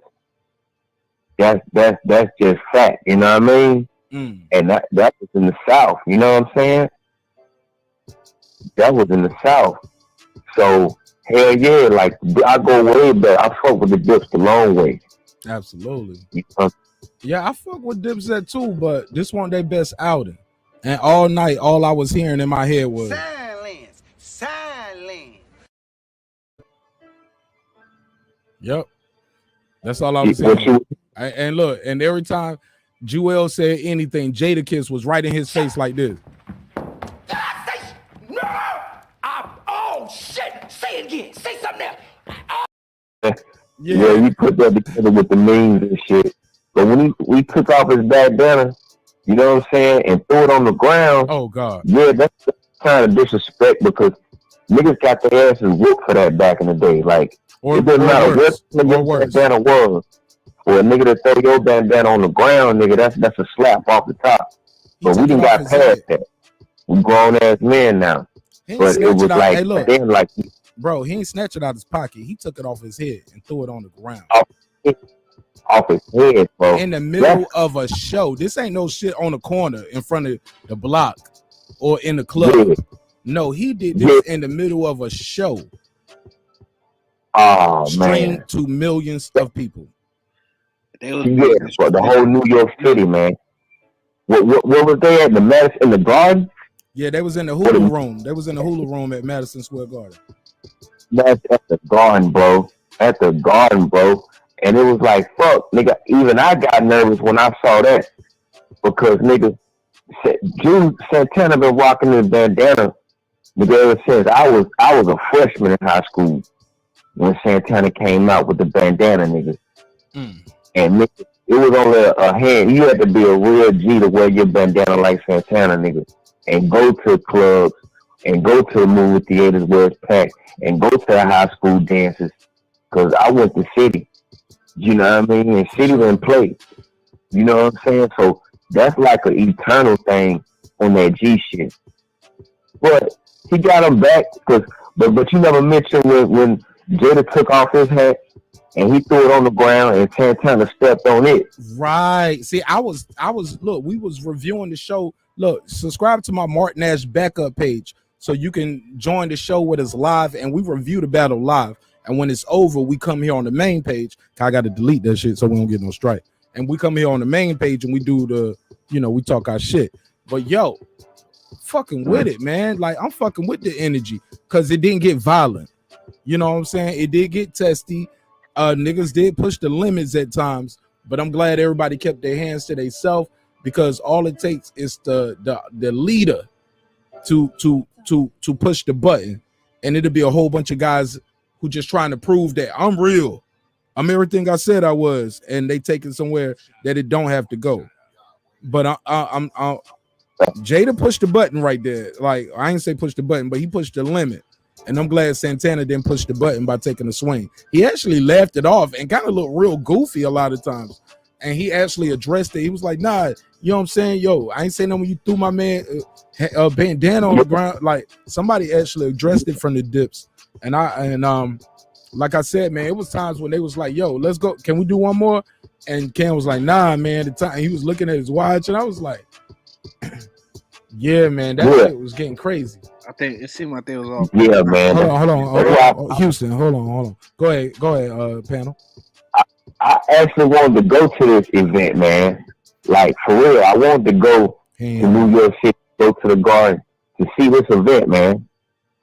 You know what I'm saying? And how much do these tickets cost, by the way, though? If you don't mind me asking, if you know.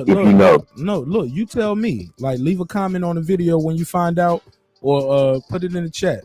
Let me know, cause I don't know. But I would have loved to be there. I know when they go on tour, when they come here to Atlanta, I'm gonna go, but I'm definitely gonna wear some neutral colors, nigga. Like, cause that shit is getting testy out here in these streets. But thanks for calling, man. Let me get back to the some more calls and some more panels. But you are a friend of the show. Thank you so much, my brother. Yeah, I subscribe. Hey, man, you welcome to call back. Let me get the next caller and go back to the panel. All right, then. Okay. All right. Yeah. All right. Go ahead, Cam. I think he was trying to say something. Or was that Tank? Go ahead, panel. I don't know who's trying to speak. Go ahead. It's Tank. Go ahead. Yeah. Let me say it before I bounce, man. I gotta get to finish what I was doing. But I was gonna say I understand why people like this versus, because it was probably like, in terms of the show, the most competitive since they've been in person. And you know, Jadakiss and the LOX put on a good performance, but you know, overall, I didn't think it was that great. I like the songs that some of the songs they chose, but it was kind of like, it was really unorganized. It wasn't even kind of unorganized. I couldn't tell sometimes where, and I haven't seen nobody in the chat mention it, and I haven't heard nobody call in or anybody on the panel talk about it. But it was like times where, you know, they were playing 2, 3, 4 songs in a row, and it was like, man, which round is it? I thought it was supposed to go song for song for song for song. So those are the things. I had a lot of issues with it. I don't think it's like the greatest versus show that they put on so far. I think it's probably the most.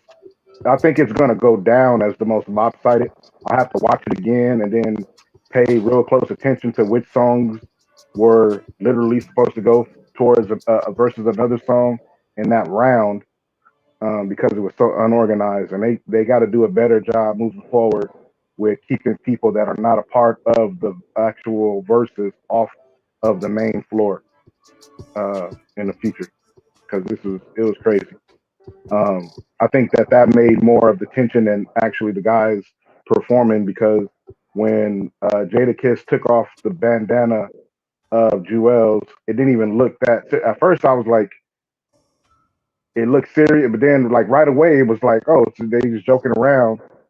Santana's laughing, and then I think later on, Jadakiss brings up the fact that they all talked about this before they even came out there and said, we're gonna push, we're gonna shove. So it was like a whole show and performance. So that takes away from, you know, I don't look at it, oh, he disrespected him and dogged him out. That was the ultimate disrespect. And it's not like that now, because of what they said, that they were going to be doing that.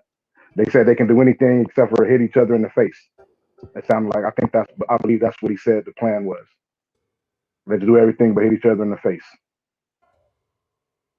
So on that note, yes, it was still a good show. But before I get out of here, like I was getting ready to say before, I had put my wish list up in the chat earlier. Some of them have already come to pass, because I made this list a while back on a post or a message I sent to I think Swiss and Timberland, and I said that they need to do a DJ Quake versus Dr. Dre, Ice Cube versus Snoop Dogg, but they messed that up and did Snoop Dogg versus DMX. I had E40 versus Too Short, but they already did that one. And then I said Rick Rock versus Daz, Warren G, and Battle Cat should do one. But that's all I got, man. Hope everybody have a good night or morning wherever you are, and everybody stay safe and be blessed out there.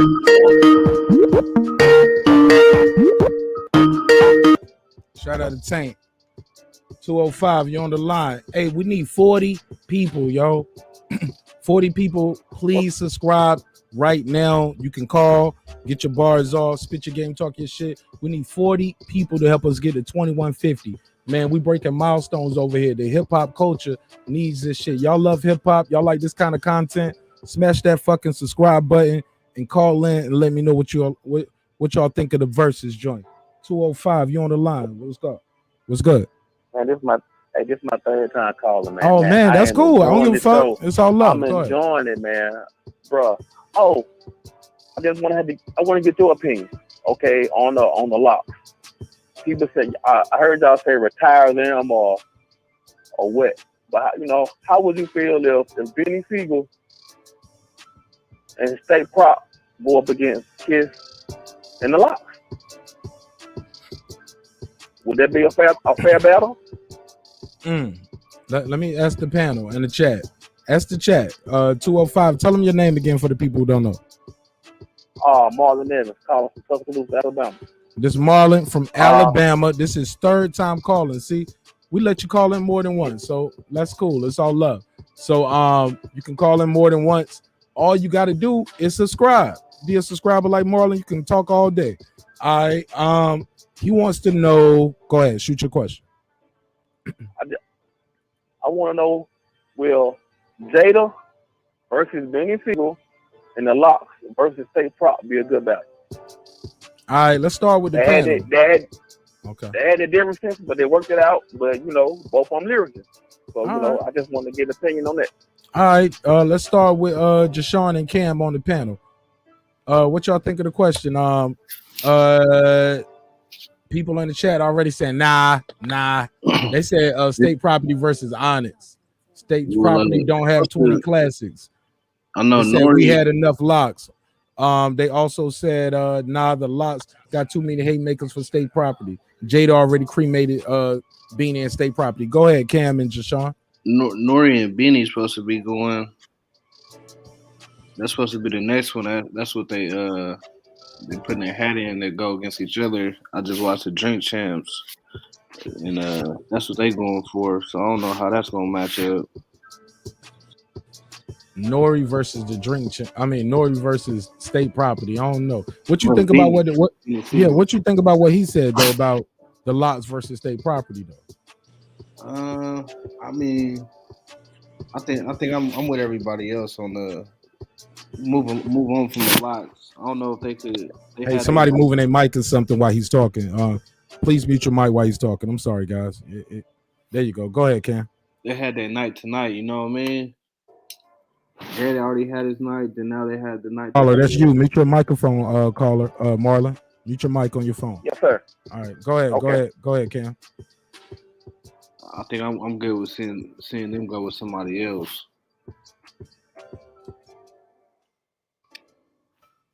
Go ahead, Jashawn. You got the floor. What you think of what he said? I think lyrically they match up. Petey Crack, Osino, all them Beans, but they don't got the catalog to even it out. Like lyrically, I think them dudes is monsters. Petey Crack and them, Freeway, Osino, Bean, they monsters, but they catalog ain't matching up to the LOX. So I don't really like that battle like that.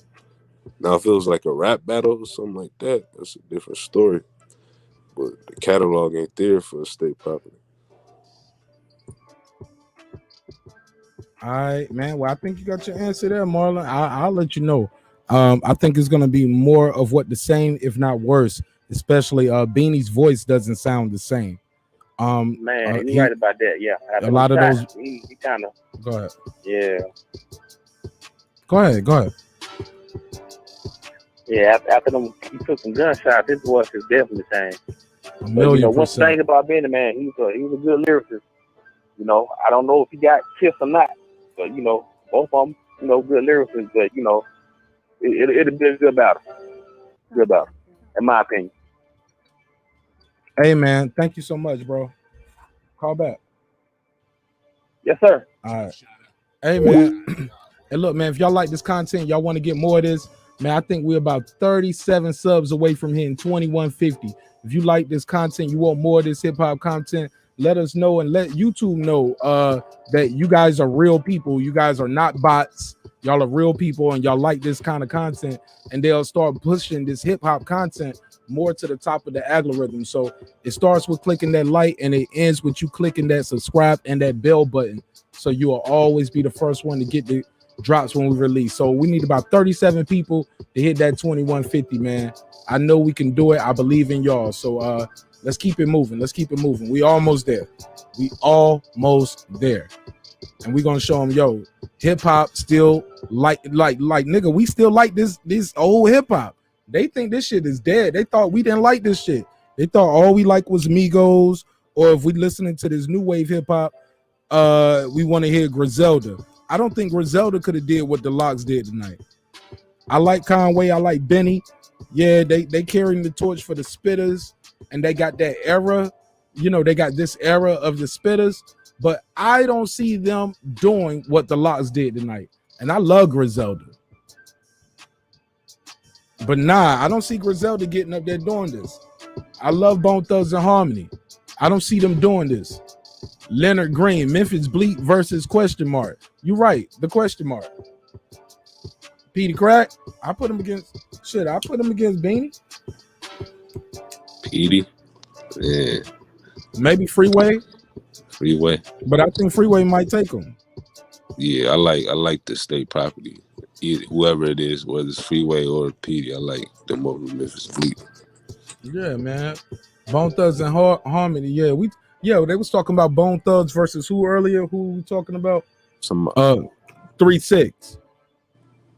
And I don't like that matchup neither.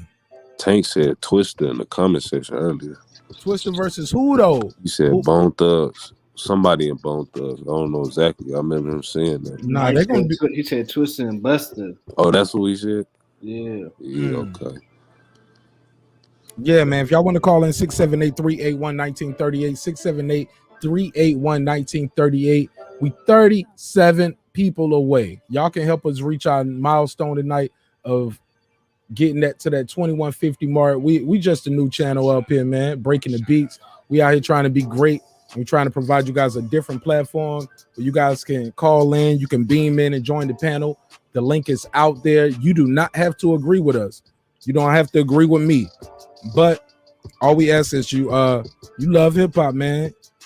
Shit, you can sit up and cuss me out. That's cool too, up to a point.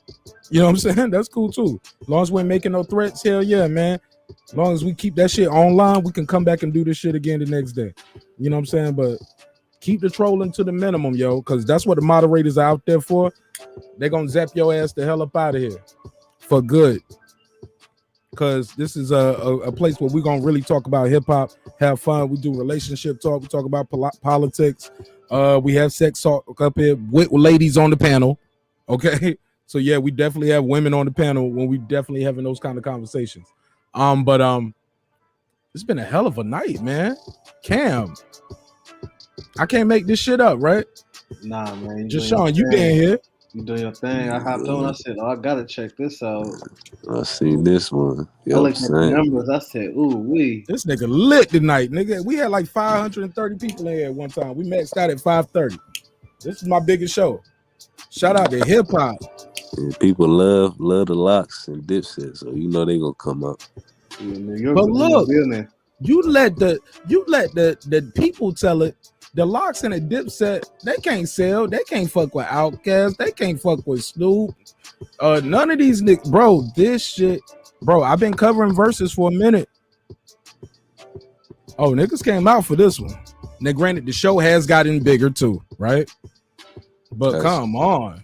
Has Outkast, has Big Boy, or did a versus?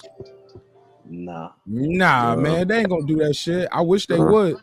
I wish they would. I've been harping for that for the longest. I keep saying, who can see him other than Wu-Tang? That's it. I don't only see no other group. I don't see nobody seeing Outkast, bro. I don't see nobody seeing Outkast. And as great as the LOX was tonight, I think they can take Outkast now. After what I saw tonight was just the comfortability of the stage. I think it had to be in neutral grounds. They couldn't beat them in Atlanta though. Atlanta ain't gonna let that happen. I can't. They ain't gonna let that happen. They ain't gonna let that happen. They have to do that in neutral ground somewhere. It had to be like a fight. Like we got to put it in Vegas or something. like after the performance they put on tonight, the LOX are gonna be in high demand. Jadakiss versus just went up because those verses are iconic, bro. Like I said, at track 5, when he started snapping, he was like, yo, y'all niggas rapping to the beat. And he did that verse and dropped the mic. Oh my God. We realized how timeless that verse was. Like some of the shit he was saying, it sounded like I had to remind myself, like, oh, this the old freestyle shit. Nigga, but it fits so clean, so perfect. He spitting it like he talking to the niggas. And shout out to Styles P and with his outfit, man. Like, I know they making memes of him. I've seen it already, where they got him like on the Lucky Charm box. Yeah, they having fun with the Styles P green and the two-tone green at that. Like the hat and the shirt was perfect, but he had lime green sneakers. Like, but he set us up for this the whole time. Like, nigga, look, we gonna give him some work, some gear too. Like, nigga, we ain't coming for no fashion show. Like, he told us that, and they did not come for no fucking fashion show. He's like, look, nobody's gonna say Sheik Louch had a better belt than Jim Jones. When have you ever heard that? He's like, when have you ever heard that? Like, he went on a whole rant. But the brother also said, when have anybody ever mentioned Jim in their top 5 rappers? Crickets. Crickets. Hold on, where my drop at? Where the crickets at, yo? Bring in the crickets.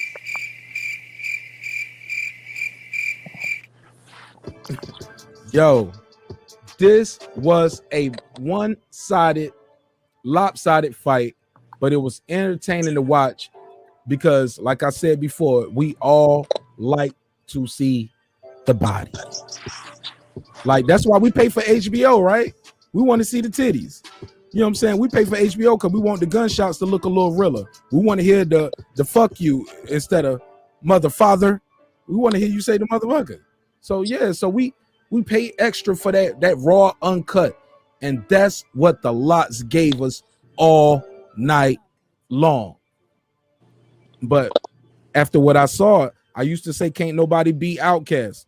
Allow me to retort. I think that the LOX might be the only group that could beat Outkast, and they're gonna still beat people with the fact of this.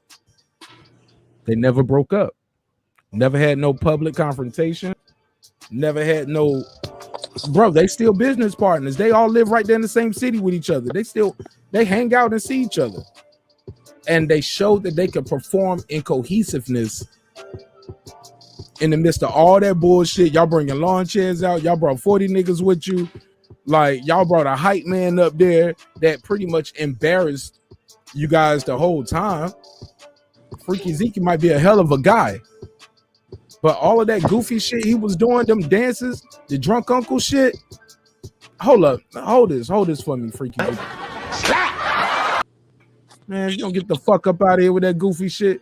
Nigga, every time I saw him up there with the mic to his face, I was thinking, silence. Yeah, silence, nigga. But look, the man got a job to do. He got a job to do, and he got to feed his family. He got to get his check. So you know what? In the words of Chris Rock, I understand. But I understand. Yeah, I understand. But it's a time and place for everything. This was not wilding out, my nigga. These niggas brought out props and shit like it was wilding out. No, brother. These niggas came for blood. Jadakiss was dripping sweat. Like, these dudes was Look, Styles P went from the like taking off layers of clothes. That's an old hip hop trick that KRS-One told us. Like to let people know, like, yo, I'm working hard. I start with the hoodie, take the hoodie off, then I go to the t-shirt, then the tank top. Now I'm shirt off by the end of it, sweating as hard as you are. You feel like you got a show. The shit was incredible. Joel Santana. Oh my God, man. Like I said, he had on the Family Matters quilt that Laura sold. Y'all remember that episode of Family Matters? When he came out there, he didn't have his black tee on. This dude had every pattern. He had plaid, stripes, polka dots, zigzags. He had the colorful Louis V jacket with a different Louis V. He looked like he went through everybody in Dipset closet and said, hey, let me hold this from you, this from you, this from you, this from you. Shit was terrible. Terrible. Jimmy was offbeat. I told people in the comments, I was like, yo, Swiss Beats in the background fucking up their mics on purpose, yo. This shit was terrible for the Dipset. We will be seeing them on tour, coming to a city near you. I hope it's not just a New York tri-state tour. I really hope they come down south for that shit, come to Atlanta, because I would be right there in the building watching this shit. Bring the whole crew with me. We're gonna be in there wilding out, having a good time. Because we like Dipset, but going back and forth with the LOX, no. We can't do that. Y'all can warm it up though. Let Joel come out, do his thing. Then Jimmy, then Cam, they do some songs together, and then they make way for the LOX. They come out and close the show. I will watch that shit. Or they can go back and forth and do the sex. Like, we do a couple minutes here, then you come on and do a couple minutes, like, go back and forth. I'm excited about seeing them on tour together. But a part of me don't think the tour is going to happen because of the egos and the conversations that we're having tonight that they got washed. They got washed. That's why I don't think they're going to do the tour. I think Cameron's ego is not going to let... Bro, they booed Cameron at the end. Did y'all see that? The crowd started chanting, D block. And he was like, all right, whatever. Hey, DJ, run the shit, man. Fuck these niggas, yo. Yo, fuck this shit, you know what I'm saying? Niggas lose battles every day, B. Niggas lose battles every day, B. Yo, let me go back to the panel, man. I know they anxious to get in. But am I lying? Am I insane here? Do y'all think the ego is going to get in the way?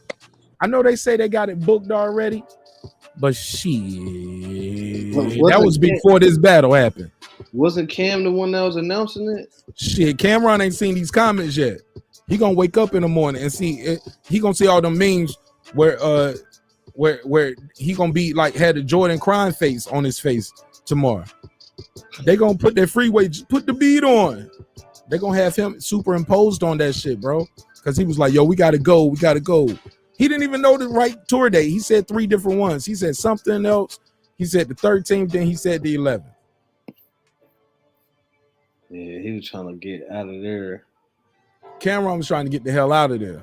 And I don't know how cold or how hot it was there, but the LOX came out dressed like summertime with shirts, shorts, and Timbs, and like, you know what I'm saying, t-shirts and sneakers.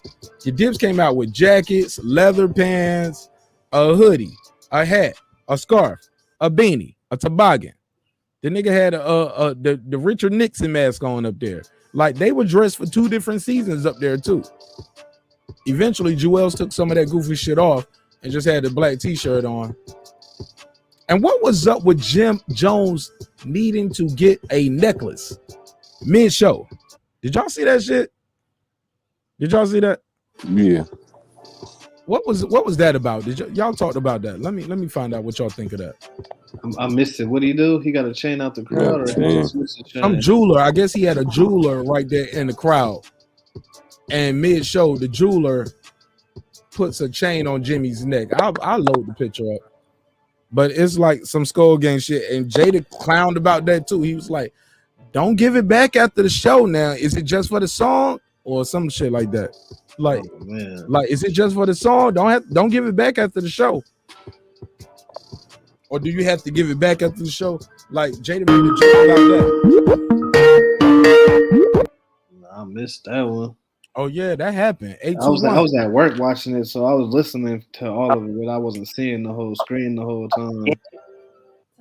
821. You got the gun. What's your name? Where you calling from?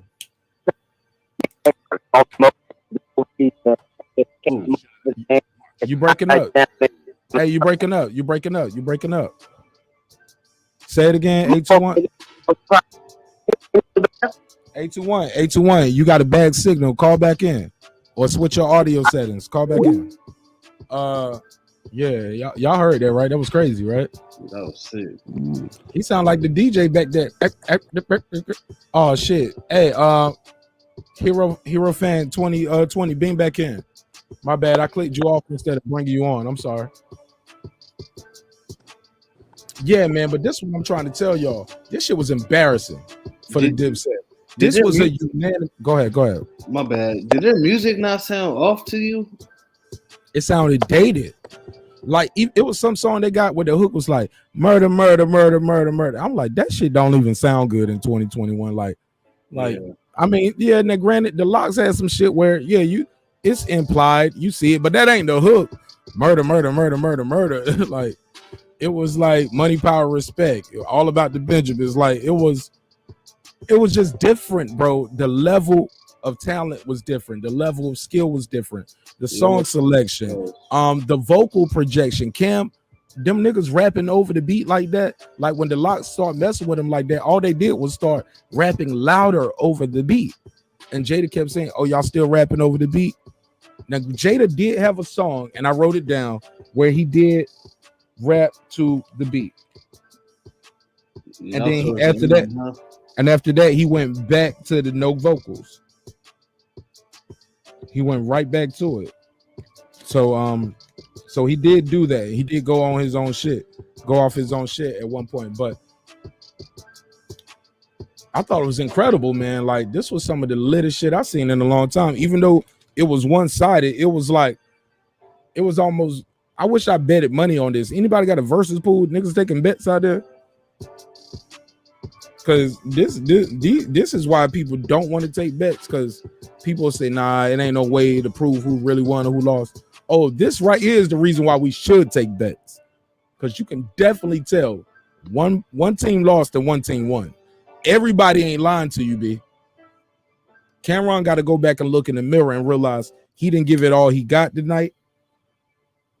Jewels didn't give it all he got. I don't know if he had choice in the song selection, but he had songs he could have did from I Can't Feel My Face. He didn't do those songs. Yeah, Jim had other records he could have did. Cam had mad records he could have did. I'm like, who put this list together for y'all?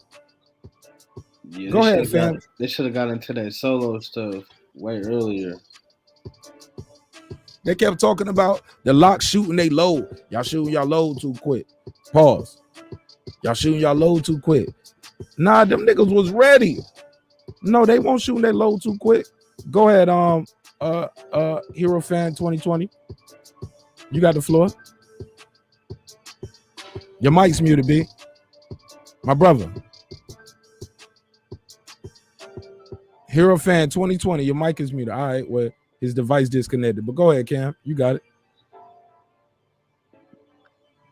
No, I was just saying, man, what you would say something about?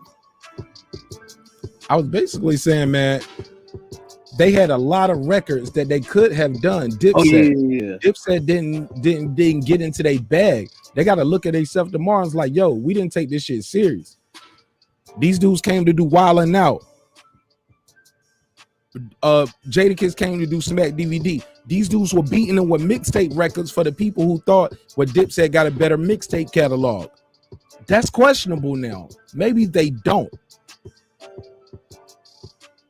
Yeah, I agree. I was saying I thought they should have got into some of their solo records way sooner. Like what though, man? What did they play that they couldn't have played?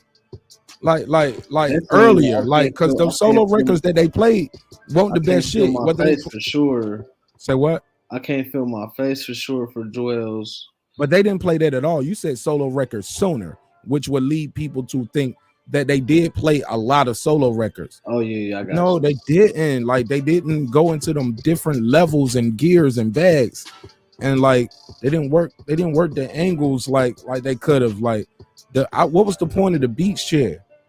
Like New York City won't fucking with that shit. They didn't get the crowd reaction that they thought they was gonna get from that.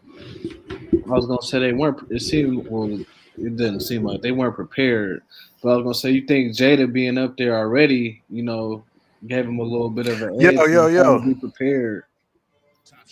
Yeah, Hero fan. Do you think Jada already been on Versus? Yo, fan. let me ask y'all a question. Nigga, you got the mic. Go ahead. It's your show too. Go ahead. Fuck it. Yo, dog. Let me tell you. You know what would have been more lit? That was the question. What would have been more lit? It's a little delay right there. Yeah, and not over here. We good. We've been rocking for about 5 hours now. The delay is on your side, brother. Just speak. Don't ask the question and put the delay. Go ahead. Swiss Beats would have MC'd the whole thing, bro.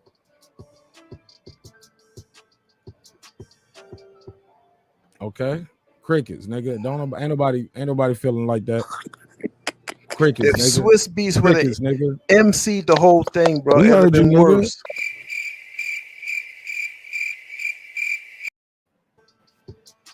We ain't need that.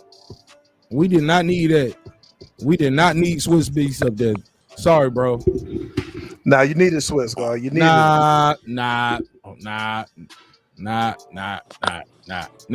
don't believe that shit. Y'all let me know in the chat. Y'all think we needed Swiss Beats to MC this whole shit? Or is this brother, or do we need to lay hands on him?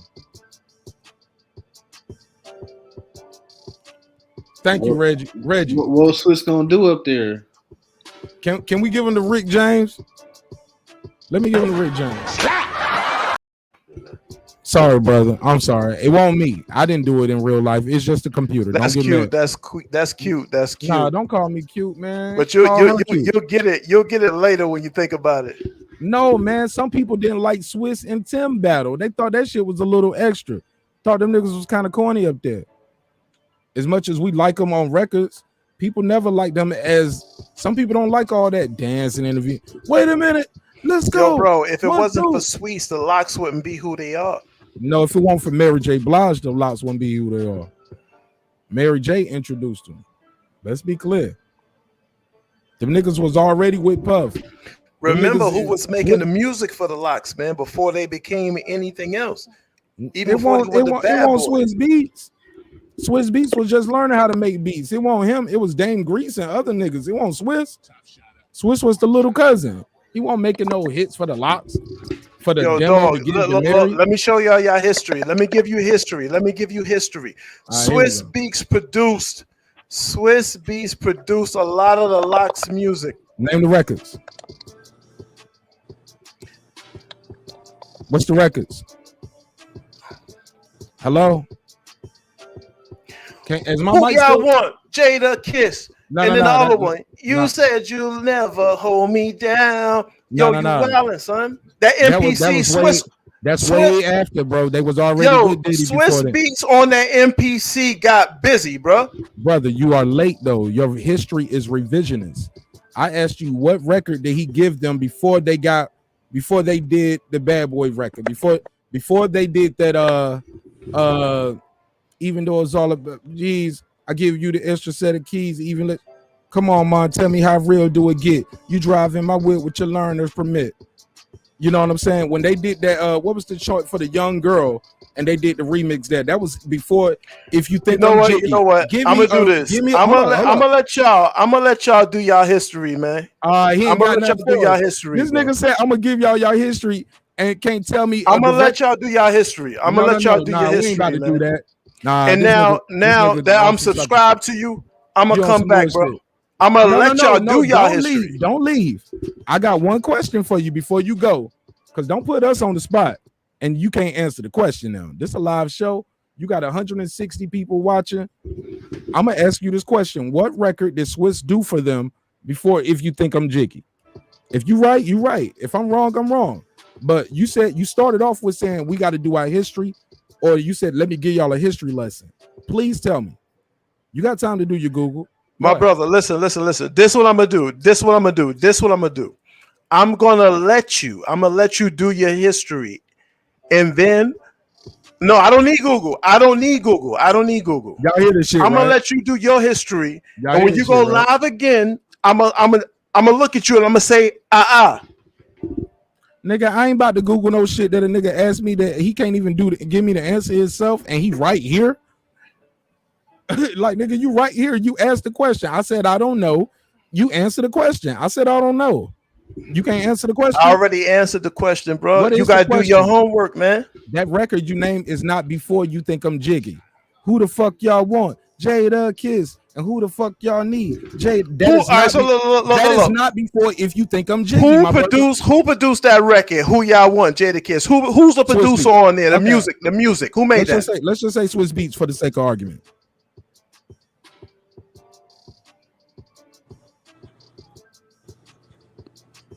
Hello?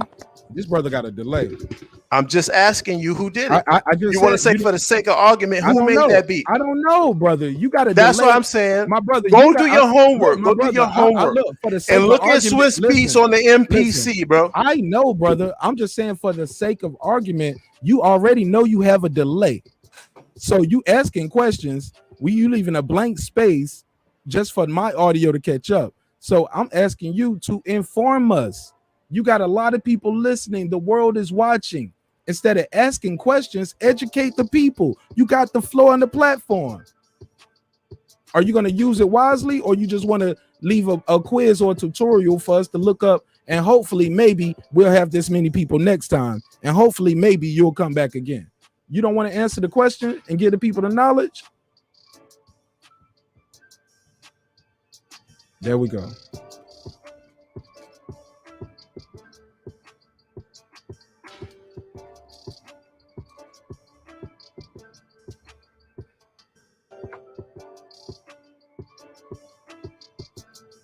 All right, so that was fun. I guess his mic is muted. So look, man, go ahead, Cam. Go ahead, Jashawn. I'm gonna do my history, and I'm gonna prove this guy wrong real quick. And I'm gonna see what is he gonna say, hey, well, maybe you guys should do some more Google stuff about this question. What do you say about this, George? Hey, boo boo. It's a lot of picking it backers on Google, and you guys gotta do your Googles. But I'm trying to tell you, brother, that song Blood Pressure. I'm back. Listen, Oh, nigga, hold up, B. No. Nah, it don't work like that, because I ain't gonna yell over you. What's gonna happen is I'm gonna pass the mic to Cam because it's his turn, and then we'll come back to you. To do battle. No. Hold up, brother. See, he's still talking. That's how that works. I put him backstage and he's still talking. You gotta listen too, brother. All right. You gotta listen. I'm back to do battle, bro. Hey, brother. It's not your turn now. I'm gonna put you on mute. I respect that. And I'm gonna pass the mic because we was trying to go to you, and you wasn't there. So go ahead, Cam and Jashawn. We'll go back to the brother. Y'all got it. Let him cook. Okay. Y'all let him cook. All right. Go ahead. You got the floor. Unmute your mic, Hyro. Hyro Phase. Hyro Phase, unmute your mic. Go ahead. See, he got to get rid of his delay. Wasn't Dame Grease though the main producer for Rough Riders? In the beginning, yeah. Yeah, that's so. What are he talking about? And that song Blood Pressure he talking about came out in 2000. That was their second album. Exactly. We Are the Streets. If you jiggy, like these Swiss Beats wasn't doing those. He didn't make the LOX. That's my whole point with the brother. He's saying Swiss Beats made the LOX. Swiss Beats should have hosted. If we do our research, we will see that he's correct. And that's okay. We ain't gotta agree, but with the facts, he's in the timeline, he's incorrect far as when did Swiss Beats become Swiss Beats? It's a whole documentary about it. It would on that DMX shit and that Rough Rider BT thing, because the guys who were the original producers were talking about how like Swiss was coming around getting drum pads and helping people, like he was trying to learn, and nepotism was involved because his uncles and his aunt ran the label. So yeah, his beats was getting placed in front of the artist more. But some would say, nah, he was just eager to learn. This whole shit is out there. And this is, the LOX was already the LOX when Swiss Beats before Swiss Beats became Swiss Beats. They was rapping over, they was on Big Album, bro. That was before Swiss Beats. Thanks. What are we talking about here? But I don't know no history. I'm just a failed rapper who's up here doing a YouTube show. I don't know shit. But go ahead, Hero Fan 2020. You got the floor.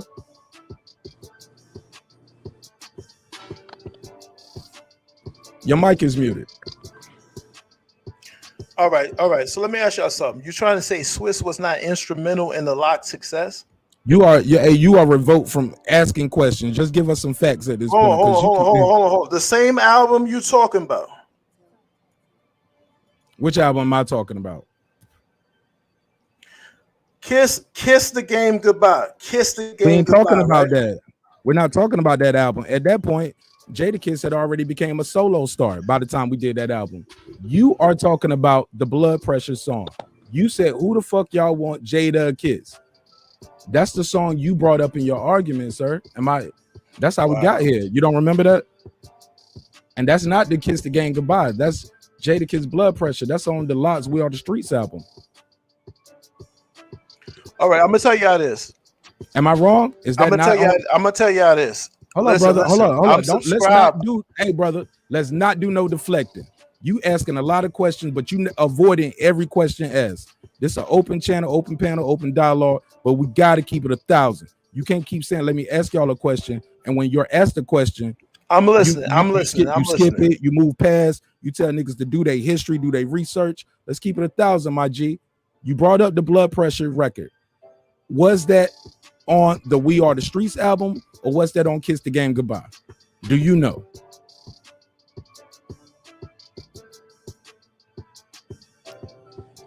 Your mic is muted, bro, and we ain't had no delay until now. All right, you asked me a question. You want me to answer? I'm going to ask you a question. Oh my God, my mic nigga, ain't muted. My mic ain't muted. My brother, you doing that goofy shit. I'm was asking you Swiss direct Beats questions. instrumental I in ain't the answering no LOX more questions. career? That's all I want to know. Yes. Yes, he was. Yes, he was. But my brother, you said Swiss Beats made the LOX. Songs like Who the Fuck Those They Want, beats that Jada Swiss Kiss. Beat provided for the LOX took them brothers to another level, man. When Swiss learned that MPC and he came back from Atlanta and started rocking out on that MPC, Swiss Beats took them dudes to another level. Everybody knows that, bro. Okay.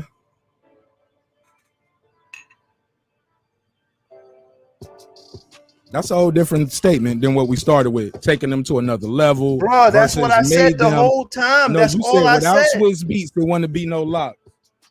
That's what we started with. Check the playback though. That's Put why like I love this. these. All right. Put like this. Without Swiss Beats, with Swiss Beats, the LOX became much greater than what they are at that time. Some would say Diddy helped them get there. Some would say the death of Biggie Smalls, the winning those Grammys for all those records they wrote that Swiss didn't write. Swiss didn't make the Honey beat. They won a Grammy. The Mary J shit, Grammy. P. Diddy took them to commercial success. The No Way Out. Yes, The No but Way Out. Swiss provided Grammy. that gritty sound they needed, bro. That's a fact. You ask anybody, man. Now, I'm from New York. I know what I'm a whole talking different about. argument. Providing a gritty sound is not the same as taking them to the next level, making them. Without him, there'll be no them. Like, brother, you said a lot of wild shit. And every time we put you in the corner to ask the question, you was like, well, let me ask you a question. Just all I'm trying to say. Like, you didn't answer no questions we asked you, but that's all love. Look, we got subscribers like that too. And I guess you one of them, but we still love you though. You still family, but you just one of those that I ain't gonna answer no questions. Yo, bro. Listen to me. I've been listening to you, nigga. You still here? What you mean? I ain't kick you off. Yo, bro, listen to me. I'm gonna keep it 100. I've been drinking since the Dipset joint, right? So I'm twisted. But I'm gonna tell you this. Dipset, matter of fact, the LOX, bro. The LOX and Swiss Beats go hand in hand, bro. They came out the same camp, bro. They came out the same camp. No problem. We got you there, and that's cool. It's all love. And we fuck with you, man. Thanks for being one of the best parts of the show, man. Without y'all, it wouldn't be no show. Do you understand the Rough Riders? Do you understand the Rough Riders, man?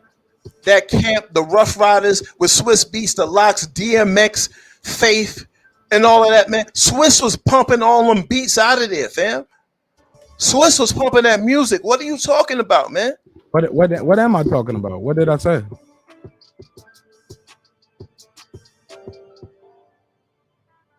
What did I say? It was Swiss Beats and the guy from man, what's the dude? My brother. All I'm just saying, we didn't need him to host it. It was a great battle. We didn't need Swiss to host it. That's how we got here, you know. But it's all good. I'm not your enemy, nigga. I love you, bro. You're a new subscriber. You family. Welcome home. No doubt, no doubt. We're gonna have a lot more of these conversations. But we're gonna have a lot more of these conversations, bro. Yeah, we're gonna get into it, man. I'm gonna tell you because I know what I'm talking about. Your ass too when you had too much of that Henny. Nah, get this. I'm gonna tell you something. At the end of the day, the jokes is gonna go dry, bro. And Irv Gotti, man. Swiss Beats and Irv Gotti, bro. Swiss Beats and Irv Gotti, bro. Trust me. Okay. Well, look, let me get back to the panel, man. Let these guys get some bars in too. Fuck with them. I gotta keep them up there, man. That was entertaining. Go ahead, Cam. Just showing what y'all think of what the brother had Swiss to say. Beats went to Atlanta, bro. He came back to New York to work on that MPC. When he learned that MPC, it was Swiss Beats and Irv Gotti pumping most of the music about that camp, bro. Trust me. We all agree with you, nigga. This nigga is shocked. Nigga, I'm drinking too, but golly, this nigga, he one of them. I'm just saying, look. I'm just saying because y'all trying to make it like I don't know what I'm talking about, man. No. I'm from New York City, bro. That's cool. I'm from New York City. I know this. Bro, he's like the nigga like, what you mean I'm a good father? What you mean I pay all my bills? Listen, bro. I was here for the golden era, man. I was here for the golden era, dog. Hold on. We agree with you, brother. Like, you're not wrong. We just saying we didn't need the LOX to host it this shit tonight, though, already. So what you say? I said we already think that the LOX killed it tonight. So right. how would Swiss Beats being there help Dipset? All right, that's peace. But don't try to make me look stupid, my dude. Like I know what I'm talking about. But peace and love to y'all brothers. Man, anyway, no. Man. That was peace a good question. No, he asked you a question. That was a question for you. Oh, he ain't gonna answer the question. Maybe he got the delay. Heroes fan, like 2020. He asked you. He said, "How would Swiss help the Dipset? How would he been helpful to them?" No. Swiss wasn't supposed to help Dipset. I wanted Swiss to come up there and continue to kill Dipset. He wasn't supposed to help Dipset at all. I wanted Swiss to be there to finish killing Dipset, except for Cam. Shout outs to Cam. Okay, yeah. I thought you say for him to MC the whole shit. Yeah, you heard that too, Cam? Yeah. When he said the whole thing, I thought he was thinking like the whole show was gonna be better. Right. I thought, yeah. Nah, you see how they brought that dude out there, that Let's Get Ready to Rumble dude? That should have been Swiss Beats. That should have been Swiss Beats doing that. That's the way I feel. That was so awkward. Michael Buffer being out there was the funniest thing when everybody was talking over him. They was smoking weed on him and shit. I'm like, man, I know he ran out of there fast. Hey, look, Michael Buffer didn't even do his usual "Let's get ready to rumble." He was he said, Michael Buffer said, and y'all niggas enjoy the show. I'm getting the fuck up out of here. He was like, y'all didn't pay me enough for "Let's get ready to rumble." I need $1 million for that phrase. He was like, yo, real talk, man. Y'all gonna learn. Keep on plugging in the shit today, man. Like all day long today and for the next 3 days. Y'all gonna learn what I'm talking about, man. It's New York shit, man. It's real New York shit. What we do? What we say?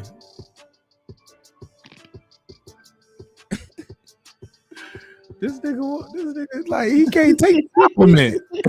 Like nigga, we agree with you, but even still, that even if Swiss Beats hosting it, like you said, all that. Nah, does your is man further- tried to put my knowledge in question, bro, by What he asking say? me about these albums and all that, bro. Listen, What he say? What he ask you about the album?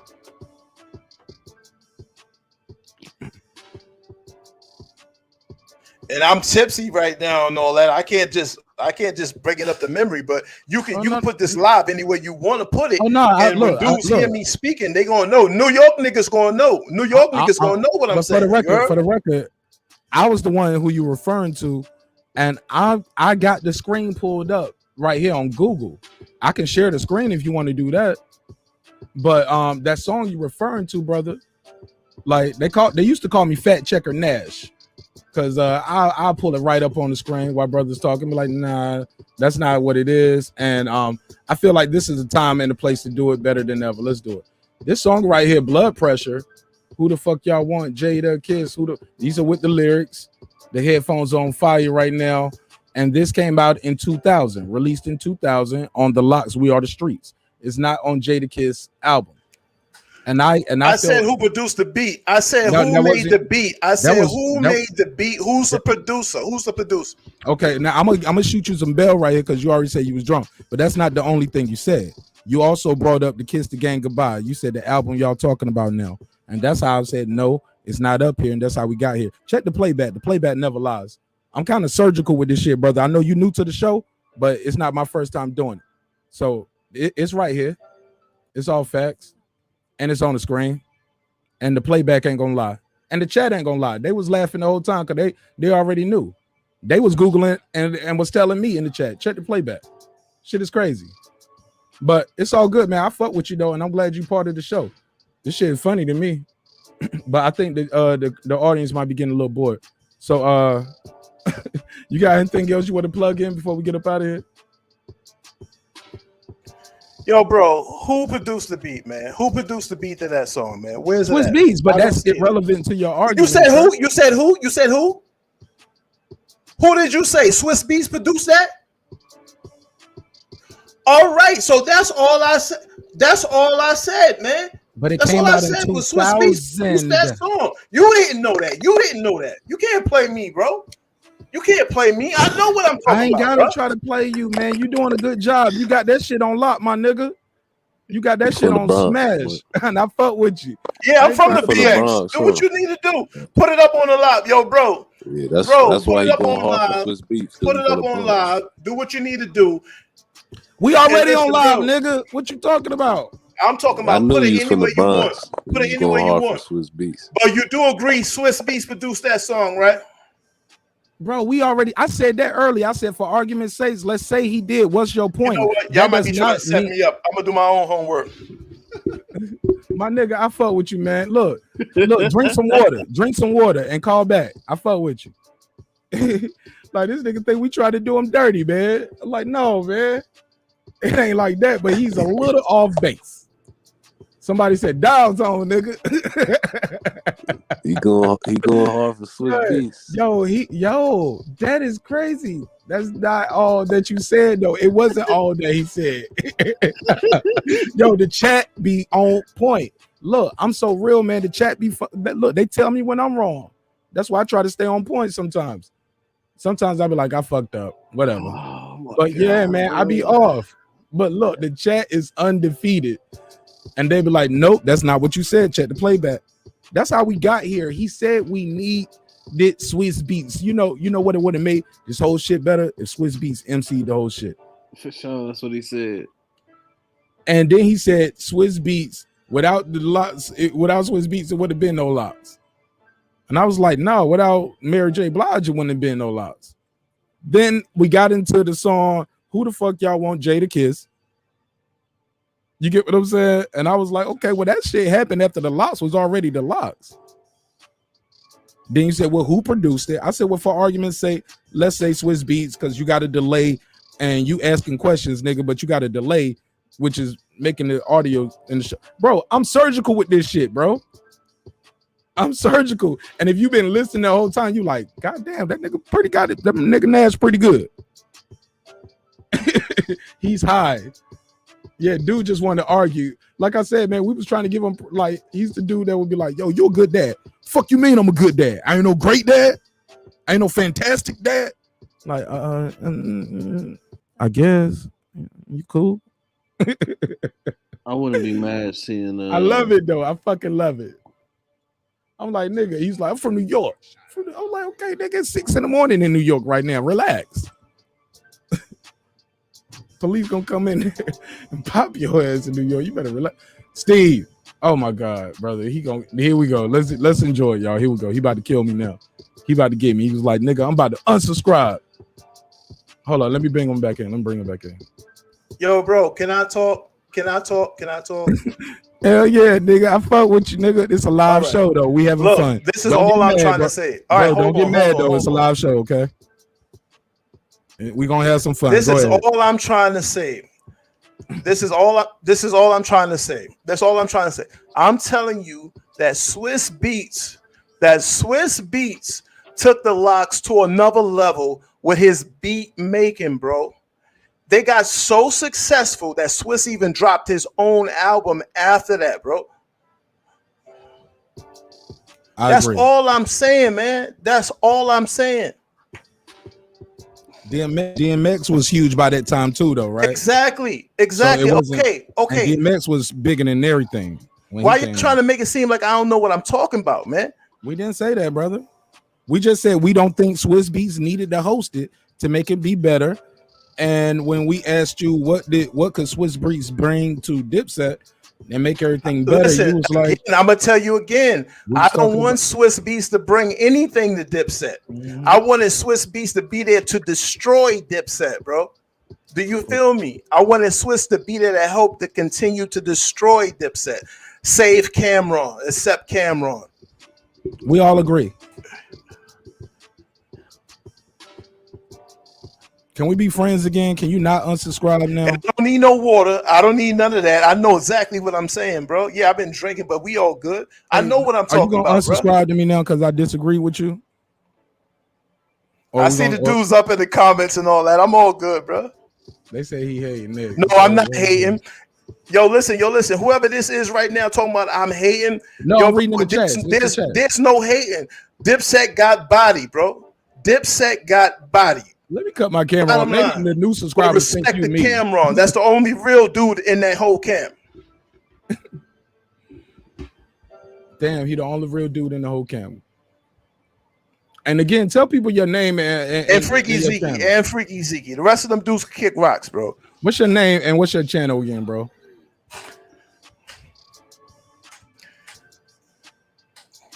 What's the name of your channel again? It's I'm gonna tell you like this. Real talk. I'm on some real black people issues. I talk that positive ish, but because tonight was so live and so lit, I'm on it like this. You feel me? There we go. I got you right there. That's the name of your channel. I edited it for you. That's an OG. And I'm an OG. That's why I'm so excited. You heard?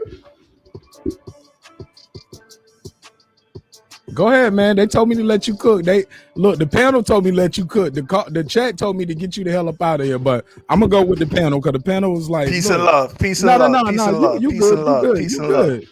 You good. Go ahead, man. I'm enjoying it. They keep saying drink some water. Yo, listen. We all OGs, nigga.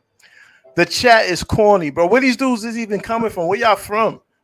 Shit, you understand? A lot of I don't need no water, bro. All right. They say, how old are you, OG?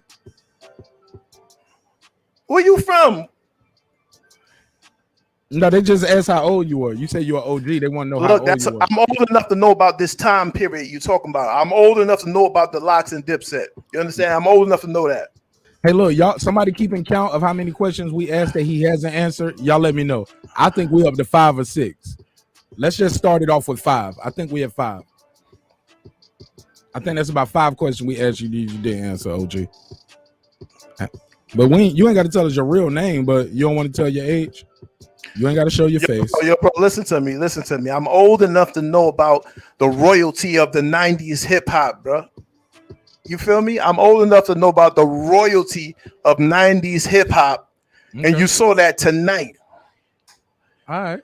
Well, look, and you saw that tonight. You saw it tonight. All right. Well, look, I got somebody else. I'm about to let him speak. He's not the type of person who's going to argue and cut over people. So respect that. Do man. what you do. Let him speak. Let him speak. Yeah, Let him yeah. speak. All Let I him ask speak. is when he disagrees with you, don't unmute your mic and cut him off just because he disagree with you. All right. We ain't gonna kick you off, but I will put you in the background. All right, because he's been here for a minute. Go ahead, Reg. You got the floor, my G. Yeah, hero type. The DNA test says Swiss Beat is not the father.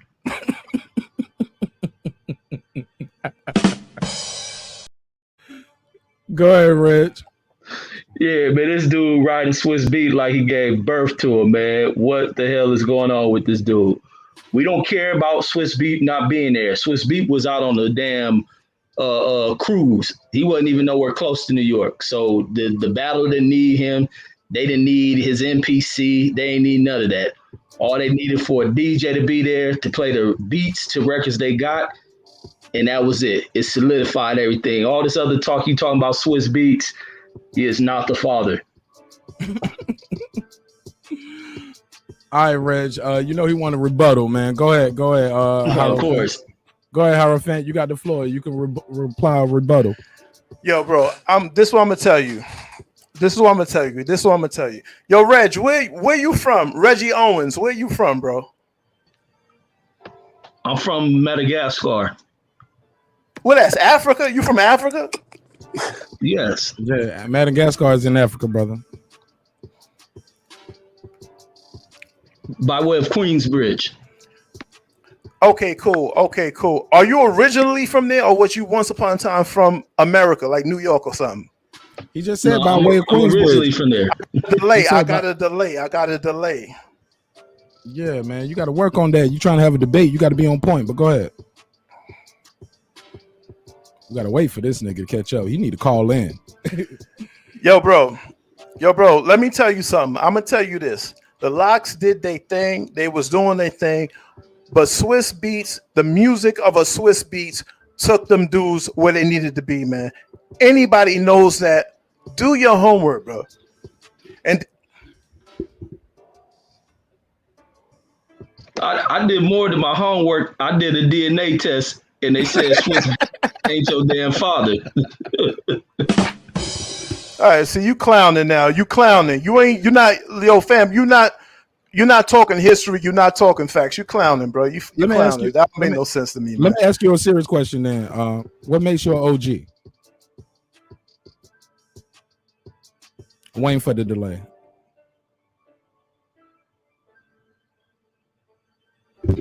First of all, I'm gonna tell you this: the word OG I don't even like, because OG means gangster. I'm not no gangster.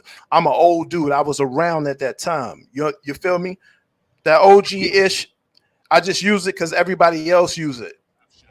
Well, it means old goat, like old Billy Goat for some people. Well, you could say old Billy Goat. That's cool because y'all dudes like to disrespect older cats. But let me tell you something. Now, listen. Now I'm gonna show you. I'm gonna show you what it means. I'm gonna show you what it means. I'm gonna show you what it means. It means his NPC would have helped the LOX. Turn Madison Square Garden up. Turn Madison Square Garden up. Hold that, boy. What? Here's the thing. You said the younger dudes like to disrespect OGs and older guys. You never told us how old you are. Somebody on this panel might be older than you. Like I might be older than you. Madison Square Garden. That's what it means. The OGs destroyed Dipset and Madison Square Garden tonight. That's what it means. Somebody said original gentleman. Scouts. Yeah, I like that. Original gentleman. But you brought it up. You said you don't like the term. It's on the LOX shoulders right now. Any direction they decide to go in, they can bring New York City hip hop back to real music cut from that real cloth, bro. How about that? Okay, well, look, you said you don't like the term, but like they said in the chat, you was the one that brought it up, and you said you only said because other people said. But my thing is, when we asked you how old you were, you never said your age. Some of us on the panel might be older than you. Do you want to say your age?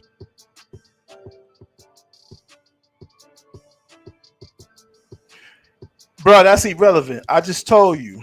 Okay, I'm old enough to know that the OGs, you brought it up. Chic Luch, Styles P, Jadakiss, and even the old Dipset dudes was the ones, no matter who won or lost, they got New York City popping right now. The OGs, not the young dudes. So get off that OG young boy nonsense, bro. You brought it up. Nobody said the word OG all night in a nefarious way other than you, sir.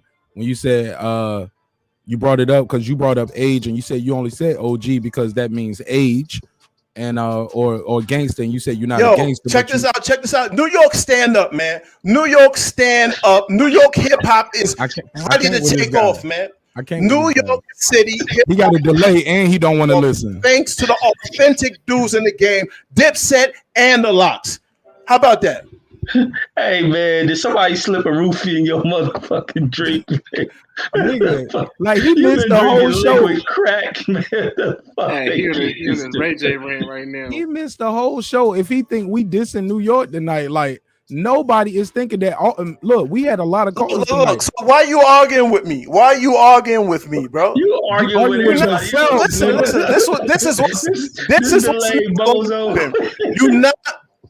You're not going to clown me, bro. Believe me, I promise you on God, you're not going to clown me, bro. I'm an authentic dude from NYC. You're not going to clown me, bro. Believe me. Hold on. Believe here, man. I'm about to roast you on this motherfucker, man. Hold up, big dog. I'm not trying. Look, I'm the one that took Steve off and put your Listen, handle up when here. real NY dudes hear this live and you play it back on your channel, bro, they all going to agree with me, man. Believe me when I tell you, bro. Bro, they gonna come pick you up and rehab your ass. You gone, man. Bro, you made 3 different points. Like every time we ask you a question about bro, shit, I ain't even got to repeat it no more. The playback never lies. Look, we are not your enemy. We actually were agreeing with you. The playback never lies. I can't wait for you to play this back, bro. I can't wait for you to play it back, look, bro. I swear to God, don't say man. NC and NYC. Look, the chat is already roasting. You don't even know dealing with, man. I'm an official NY dude out of Edenwald, man. I know what I'm talking about, bro. Bronx, man. BX, stand up. Fall Rock, stand up. You got anything else, my brother? Because we can't have a show if you have a delay, and when we're trying to talk, you cut other people off because you have a delay. You can't jump in as soon as you hear it because you got a delay. So we're gonna take turns. You want to beam back in, or we're gonna take turns, but we can't let you just take over. Listen, like that. You got my channel now. You got my channel, right? Oh, You're yeah, I got you, Steve. You got my channel. Send me some feedback on my channel, and I will interact with you. Yo, bro, I will even invite you to my channel to have a discussion about the same ish. And my channel is about black issues, but I'll make an exception, bro. Trust me, man. Trust me. All right? Peace, y'all. All right, you going to do your history? He gonna do his history. Hey, yo, Reggie, what the fuck just happened here? Sir Senior in the building. What the fuck just happened here? Sir Senior, we had a record-breaking number tonight. If y'all like this content and y'all think I should go over there and do the debate with this guy, or if he should come back sober, y'all let me know. I think we can do it here, or we can do a simulcast. But you gotta be sober. You gotta be sober, brother. But when he said North Carolina, I was like, North Carolina. Wait, New York. Like, dang, he got some freaking flower mouths. Hey, look, you can't, bro. He brought up OG, brought in ageism, and then said, I don't like ageism and OGs. You like, wait a minute, what just happened? I was like, I know I woke up a little while ago, you know what I'm saying? But am I still asleep? Am I dreaming? You can't make this shit up. Yo, he had his battle with himself was better than the battle tonight. Yeah, man. It was like watching sperm on the bed sheet drown, man. Like, oh man, that baby ain't gonna never make it. Like, it was sad. It was a sad thing to see. It was a sad thing to see. like, oh man, but hey, it's still fun. We had fun though, so fuck that baby. Reggie, what the hell happened to your boy, man? Somebody said he ain't from New York. They said Birmingham. Is he from NYC, or is that just a good accent? Man, I don't know. That fool landed from that Amazon spaceship. I don't know where that fool came from. They picked that fool up in orbit and he landed somewhere, man. The fool was hot. Then he in here talking about you welcome. Yeah, my He boy said NYC. I think that was North Yorktown, Connecticut. Yeah, he from New Yorkshire. That's where the hell that fool from. Yo, go follow this kid, yo. See what he talking about. If he talking about some real shit, y'all support him, man. If nothing else, support him just for giving us some good laughs tonight. That's his channel right there. And we're gonna get some more laughs off. So, brother, don't get mad. Please don't get mad. But this guy don't know when to say when. He coming back. Y'all said he ain't from New York. You know he coming back. He coming back. He gonna name some more blocks from our favorite rap songs. He named everything we know: Far Rockaway, Queens, Brooklyn, Manhattan. He named that nigga just did a I'm from New York verse. He named all of it. I'm like, nigga, I could have did that. Matter of fact, yo, that was a song. Cause he was like, "Where New York at? Where New York at?" I'm like, dang, ain't that the Diddy verse? I fuck with this guy, yo. Like, yo, how did we get here? Because we disagreed about Swiss needed to host it. Swiss did not need to host it. I don't think we needed Swiss to host it. And then he said Swiss, without Swiss, it wouldn't have been no locks. I disagree on that. Go ahead, Reg. No, and Swiss know not to be there. When Swiss ain't been on not one of these shows. Don't nobody need Swiss on here. He can be the executive. He made some appearances. Hold on, Reg. Together. Hate to cut you off, but he did make a couple appearances. He popped up on the one that the Jada Kids did before, just to show some love and some support to Fab. He just dabbed them up. He might have popped up on the Wu-Tang one or something like that, just to dab niggas up. But as far as hosting it, nah, he ain't doing nothing like that. They do the little after party conversation. That's all I was saying. We don't need him to host it. He was at the X and Snoop one too. Yeah, he pulled up on that. Like he might have just showed up. Yeah, man, this is big for the culture. But come on, bro. We don't need him to host the shit. Yeah, nah. or to DJ it. We don't need him to DJ it. Sir Senior just pulled up. Sir Senior, you got anything you want to give us your take on as far as anything that happened tonight? The last caller. He's a new subscriber, Sir Senior, man. We got 200 new. Well, how many? Well, we need about 30. So we almost at 200 new subscribers tonight in one night. So that's big for my show. And we had a good time. We broke 2,000. Then we broke 2,100. We 45 people away from breaking 250. So that would be great for the channel. We might not get it no more. Like we might be one short. I think my brother gonna unsubscribe. He gonna like, you know what? Fuck y'all. Give me my subscription back. He gonna be mad when he see this in the morning. He gonna be like, yo, bro, can you edit that footage? Hey, take my audio out of that, B. Take my audio out. But it is what it is. It is what it is. But Sir Senior, give me your take on what you thought of the battle. Who would you like to see a versus with? You want to see some more R&B? You want to see something else with the LOX? Like, give me your take on anything. I know you just pulled up. Yeah, I would say obviously everybody know who won. I mean, it was kind of one-sided. You know, you kind of fought back in the late rounds, but you know, down goes Frazier. But I'm about to say, nigga, you got a delay too. What you doing? No, but you hitting the blunt? What you doing? I would like some R&B, some good R&B though. You can't have nobody trash.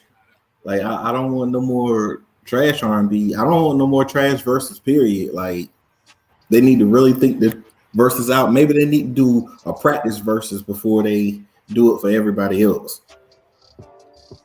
Because some of these last verses been kind of trash. You know, I still want to see, you know, Outkast for somebody. Okay, yeah, I still want to see Outkast too. Y'all got anybody got anything else? Cause like I said, man, I love this shit right here, and we having a good time.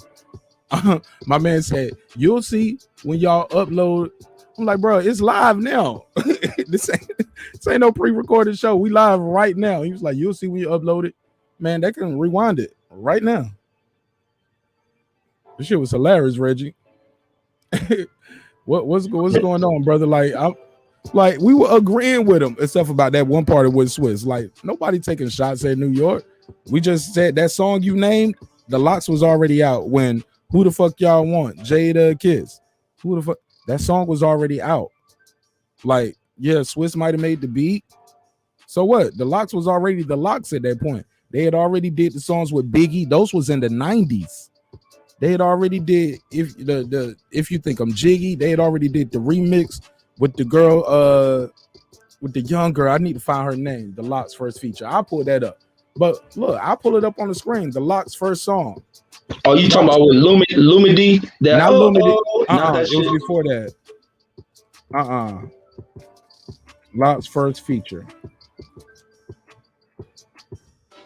The LOX first in 1994, they appeared on Main Source's Set It Off from the album Fuck What You Think.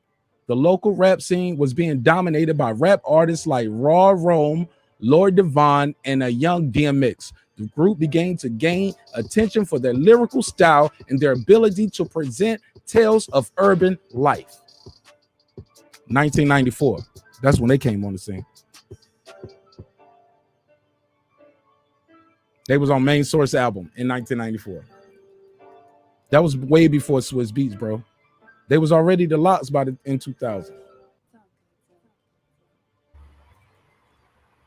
But that ain't even the record I'm looking for. I'm looking for it was a young girl, and he was like, "Come on, man, tell me how real do it get? You drive in my whip with your learner's permit. Even though it's about cheese, all I want to do is please. And every day you get the keys." Man, I think I know who you talking about. That wasn't Lumidee. No, that wasn't Lumidee. It was a young chick. Well, you know, back then, those rappers were messing with young chicks. Almost all the rappers were messing with young That ain't chicks. what we on, sir. Saying let's not move the goalpost. Like this nigga said, we ain't nobody talking about messing with nobody. We talking about a feature that they did with a artist, sir. Saying please. You know, I always please, sir. Saying please. Man, put the Bible on the shelf right now, man. We are not about to go there tonight. We ain't gonna be able to watch no more verses. Damn, man. What's the song, man? It's a song, man. It's not what the things you do. LOX first. Okay, maybe I should put the LOX features. The LOX features. I'll pull that up. Discography. Here we go. Let me find it. Yeah, see, bro, don't realize who we dealing with, man. We'll sit here and fact check ourselves. If we wrong, like it's okay with it being wrong, but as far as just be like, yo, I'm gonna just say this because no, bro, you might not be right here. And that song is gonna be called. It ain't on this list neither. It's saying 97. It's before 97. It's not Crew. It's not Jeanne Saturday Night. It's not Biggie The Last Days. It's not All About the Benjamin. It's before it is. It's a girl, man. It's a girl, man. Fuck, man. Nan's killing me. I cannot. Oh man, I can't get it, man. Somebody know, man, in the chat. Somebody know. Maybe I can do Rap Genius. That's how I can find it. I can find it. I can type in the Jadakiss lyric. Is old boy still in the chat? Is he still there, y'all? Well, Man, I can't what see it. is he? He talking about, man, go read that there. Tell me what it say. I'm looking up this lyric. He said, I said, did Swiss not help to push their career forward as a hot producer? That's all. I guess we both right.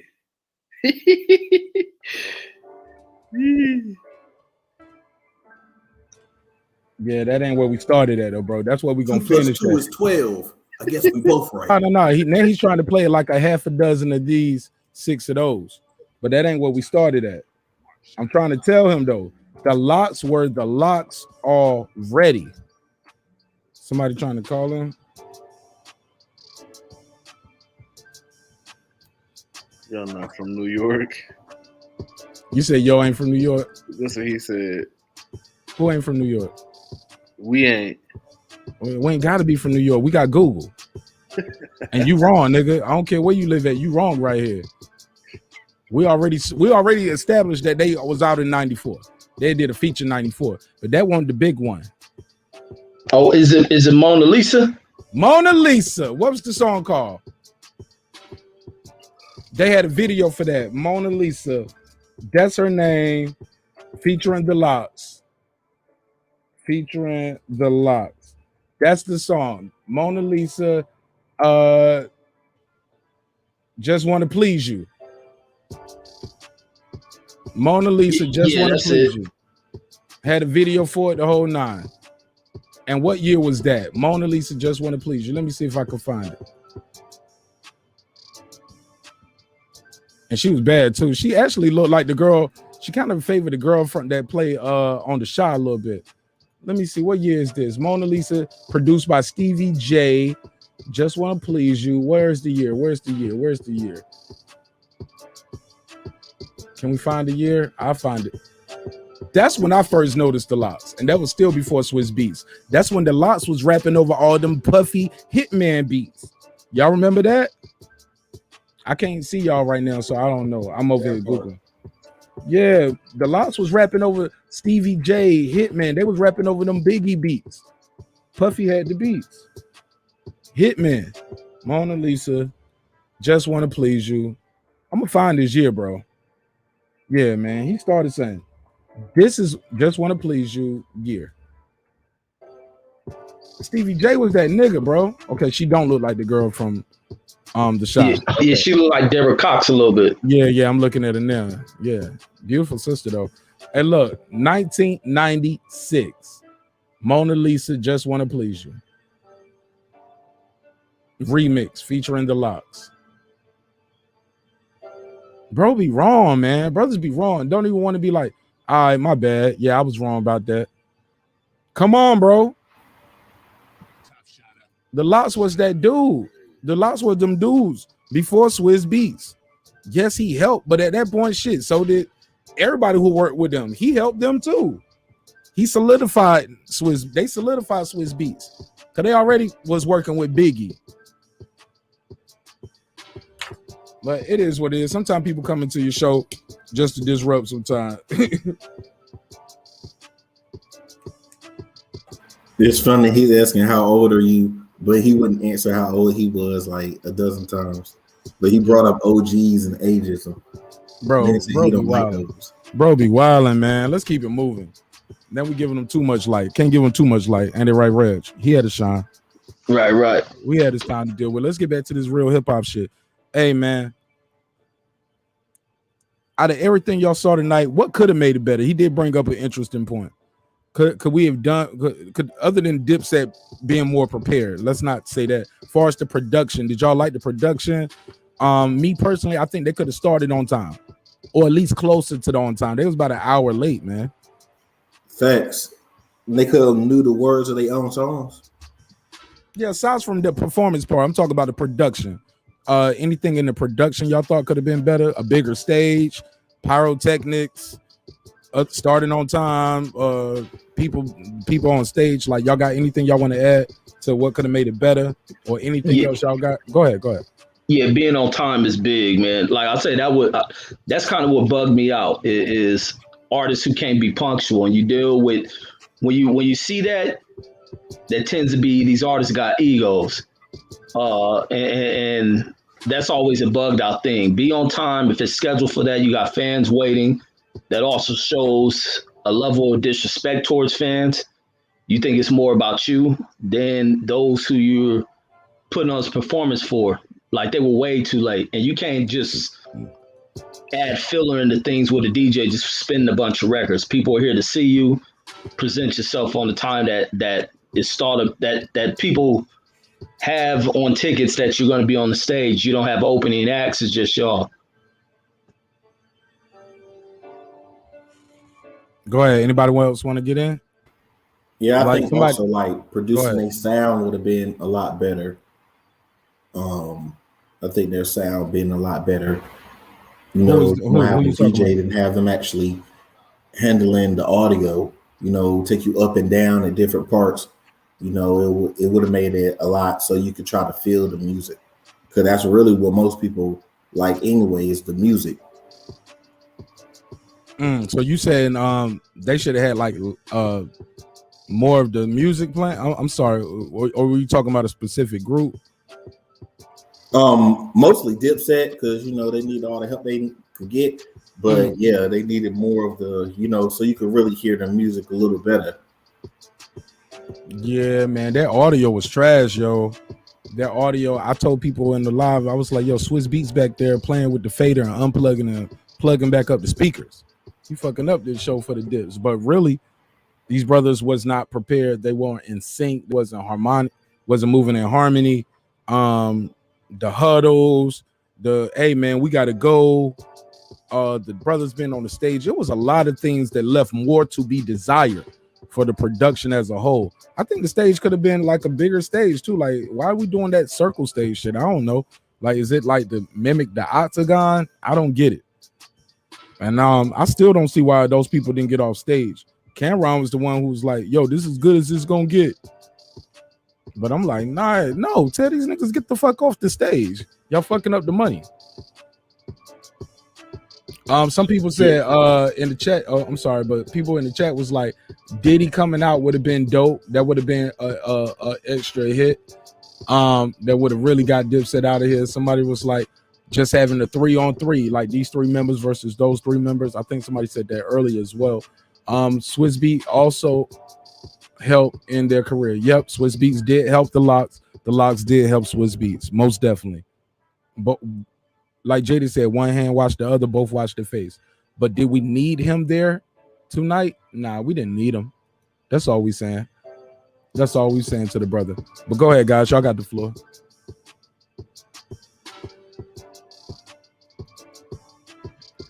Yeah, the other thing will probably be for artists, especially in hip hop. Not so much with singing. Singing sometimes you can do where you can play the audio, make sure it's high quality, almost how Babyface and Teddy Riley did it, because singing is a different level of thing. If the vocal's gone, let it go. But with rapping, if you ain't an artist that can get out there and perform your music, then you probably shouldn't be up here trying to battle folks, because it is kind of a stage of combat. And if you got records playing with music involved in them, because rap is a different thing when you present it. If it got lyrics in the music, then you shorten the crowd that's out there, and you really come out here to steal people's money. And that's my thoughts on that. Hold up. So when you see guys rapping to the beat, you feel like they still cheat in front of fans? No, the instrumental was cool, but how Dipset had not the beat. I'm sorry, rapping with the backtrack. Yeah, with the track playing. Yeah, I think that's kind of whack. Cam, Deshaun, y'all agree with Reggie?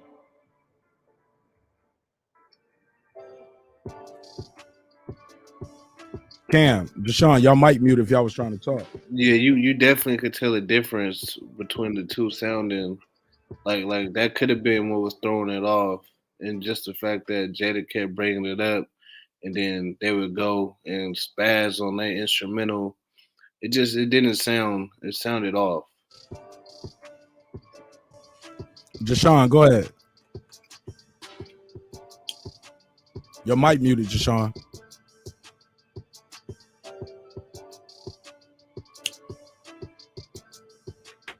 Jashawn was like, "Fuck y'all niggas, I'm asleep."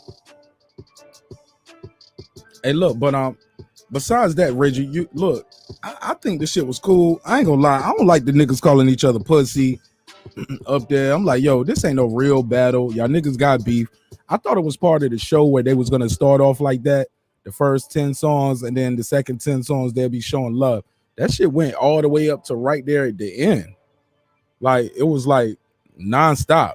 I was like, damn, y'all niggas gonna go on tour together still after this? That was the question I was asking too. Based off what you saw, would you still go to the concert, or would you be like, nah, I'll just rather go see Jadakiss? I don't have to go see all of these other people. Or would you still go to the DIPSET LOX concert if it came to Cali or Madagascar? Would you go?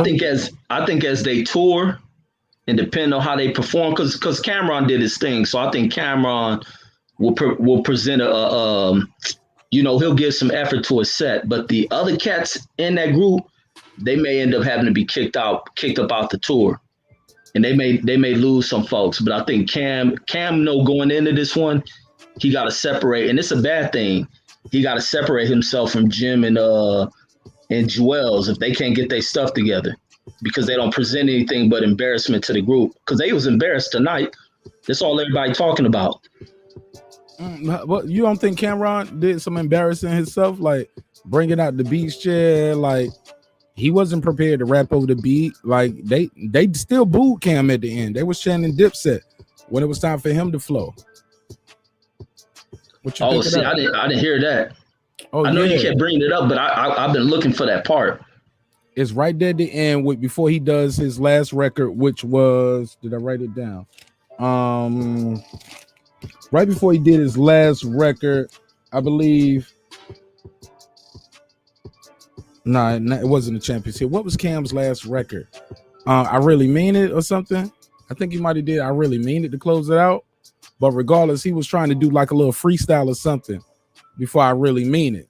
He was like, for everybody who don't like my slogan, suck my dick or something like that. For everybody who, and then the crowd was like, D block. He was like, he was like, go ahead, DJ, run it.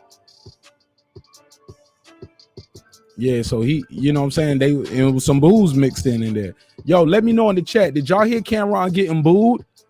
Y'all let me know in the chat. Did y'all hear Cam getting booed and the people chanting Dipset when he was trying to do his last song?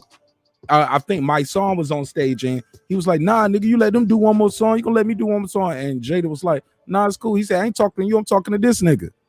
Oh, in the blue sweater. Yeah, I heard him say that. Yeah, that was my song.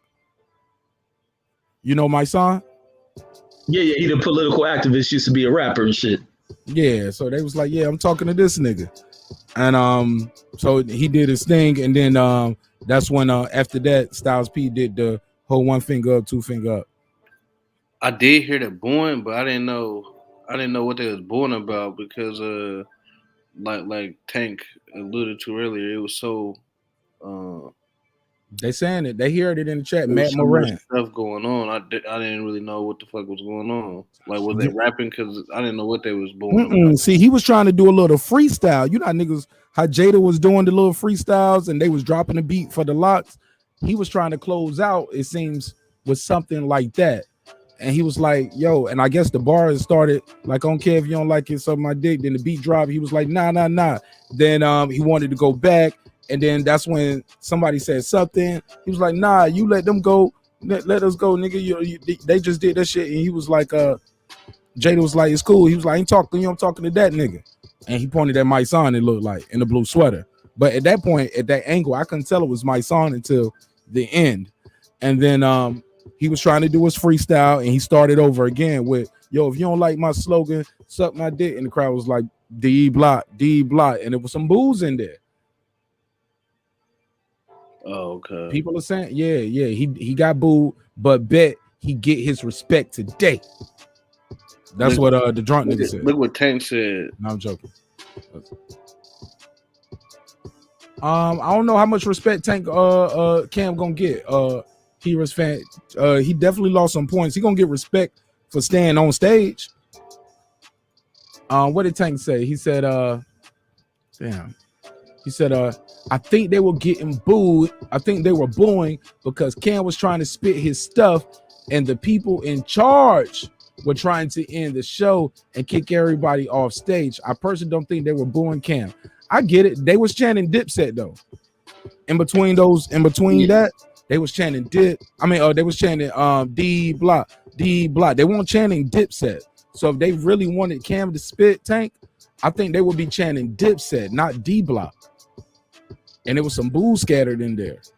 So maybe it was the Dipset people booing them saying D block. Maybe they were booing for the stage, for the show to keep going, like you saying.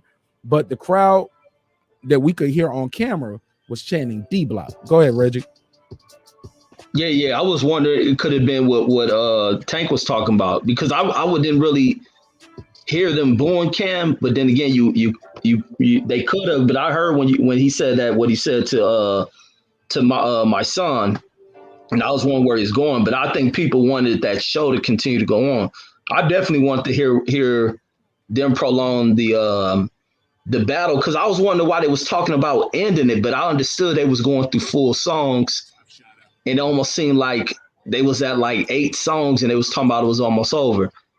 But I like the way that they ignored everything they was talking about and kept pushing because they gave that audience. I know people pay for tickets. I thought they let a limited number of people. And this is the other thing that listening to like Swiss and them post fight, they said that was the fastest. That they set some records. That was the fastest that building they performed in at the Madison had sold out. So it was the fastest selling thing, yeah, for that room. That's why I gotta visit the Madison because I always hear about rooms. I thought it was a stadium. So that place is huge. Yeah, like you know how the MGM Grand, they got a big room, right? At the MGM Grand. And then they got other rooms there, like that, that aren't as big as the main room. But I'm thinking this is like a basketball arena. Is a Madison Square. I'll be lost when I hear people talk about. I always thought it was just like how the LA Forum is like a basketball arena. But this place seemed like it got different floors and different areas. Like I'm tripping off of it. Yeah, man, shit's huge. Let me see how many. I'm gonna see how many seats that Hulu Theater holds. Madison Square Garden, Hulu Theater, and let me see capacity. Let's find out because they said they sold it out, right? Okay, so the Hulu Theater at the Madison Square Garden holds 5,600. So about 5,000 people were in there. And I'll share my screen. When you see it, it looks like a theater. Reg, it looks like a nice theater. It reminds me of the Fox Theater here in Atlanta. Yeah, man, but that's a lot of people still, man. 5,600 ain't nothing to sneeze at. Still dealing with COVID too, right? We ain't all the way out of the way. Let's be clear, y'all. We are not all the way out of the way. So I'll share the screen, but this is what it looked like empty. Let me take this off the screen. Can y'all see it? Oh, yeah. Nice size arena. As you can see, I don't know if y'all can see my mouse, but they all the way down here. And it looked like where they got some extra seats right here where they are in blue. It looks like that's where they had the stage set up at. And everything else was seating. Yeah, man, but nice venue, beautiful venue, but the Hulu Theater. 5,600 people. Go ahead, Reg. I gotta take a quick bathroom break. I've been holding. I was about to fall back into the chat. So rock real quick. 4 hours of sleep. Yeah, rock real quick. Let me hit this bathroom, man. Y'all keep cooking. I'll be right back. For sure. But Reg, make sure you put your channel in the I know you don't like promotion, but I like to promote people. So make sure you put your channel link in the chat. All right. But yeah, man. But the event, man, this is an epic event. Them going on tour. I think DIPSET may want to second guess that. Maybe go on separate tours because I don't see how. But I think the fan bases will be linked. I think there is a tie to the fan base. We all know each other's songs, but when you going up against the LOX like that, DIPSET has to shed away that ego. That could be the other thing that dampens the two groups being able to go on tours, the egos. Could the DIPSET play opening act or co-feature to the LOX? Are they willing to do that? Because they can't go as the main act. People gonna walk up out of there. People will leave that auditorium or whatever stadium they play at if they allow the LOX to open that event up, and it'll hurt them. But they gonna definitely have to get things together. They got to be coordinated. They need to get their rehearsals together, do it like the old groups used to do, because they just can't walk out there in the manner they walked out here tonight. Because I think as they get older, they timing off, and they got to train to get that together. And they can't be out there being winded, giving out on certain parts. It's going to take a lot to get back out there, and they got to hurry up and do it, get this money before things close up. This they last hurrah, unless they can do it through this Triller thing, broadcasting it that way. But that's my thoughts. Go ahead, Jashonda Cam. No, that's a great point. I think if DIPSET was to go on a tour, then they would have to lean heavy into Jim and Cam's newer albums to perform more so than they joints together. Like Jim didn't put out a couple. Like his last two albums were actually pretty good. I think if they would have played a couple of them songs, they would have got more pop from the crowd.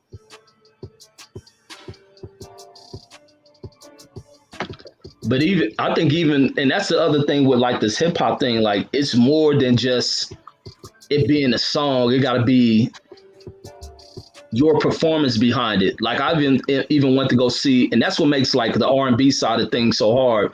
Going to see like top level artists. Who was that on this one thing they had in Vegas? Darnell Jones, matter of fact. He was a head act, and many people anticipating, excited, can't wait to see Darnell Jones come out there, and he bombed for that damn whole show. Every single act, it was Troop. Dang, who else was out there? You had a bunch of like dope groups that was out there, and to watch Darnell go out there because it was right around the time when his Unsung came out, and that's when it was revealed he had alcoholism problems. He come out there drunk as a skunk and was a dud. So many people walked up out of that event.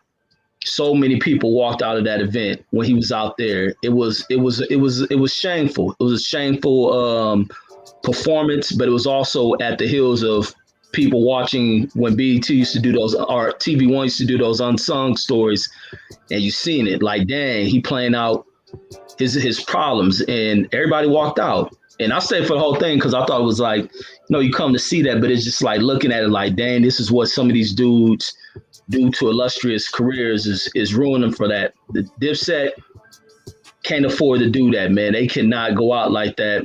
They have to coordinate things, and they have to get it together because the songs are the songs, but the people want to hear the performance behind it. And you got to be clicking on all cylinders, and they got to. But they got to go first because they can't. It was almost, remember when it was kicking Neo off when they found out who was that, R. Kelly or somebody, and R. Kelly was threatened by the fact that, dang, this young star is comparable to me. I can't be having this fool up on here. He's still in the show. You get many acts that are like when that. When that happened, I remember that. When that happened, yeah. R. Kelly was doing, it might have been one of his last tours, and he had Neo and a couple of other acts on there. He kicked Neo up off of there. Neo was starting to kind of steal the show a little bit. His stage presence was much better. He danced and all that stuff. He had a bunch of hit songs out, and R. Kelly wasn't rocking with it. Put him up off the tour. Wow, I didn't know that. Look, when I saw R. Kelly here in Atlanta, R. Kelly came out on stage with a cigar. Actually, he didn't come out on stage. He came out like dun dun dun dun. They making the band music rise, lights flashing, pyrotechnics, all of that. Beautiful women come out. I believe they were all of age, so forgive me if they wasn't. I didn't know. But young ladies, attractive young ladies. Let's say that. All right. They bring a cigar out on stage. They open it was a box. They open the box out. Some girl takes the cigar out. Another girl puts it in his mouth. Pause. Another girl comes up, chops the cigar. Another one comes up and lights the cigar. And R. Kelly does that whole show with that cigar. By the time he get to the end of that cigar, the show is over. And it was a big cigar, so it took a minute. So he's singing and smoking a cigar and doing all of these hits. The lights are damn quick, and it's like he changed clothes, like he had breakaway shit. And he came back, and he was mad sweaty. Then he disappeared. He popped up on the floor where we were sitting at, still cooking with this cigar. It won't no opening acts. I remember we was late. We was bullshitting. I was like, yo, we're going to go right here to the concession stand. She was like, I don't think there's no opening acts.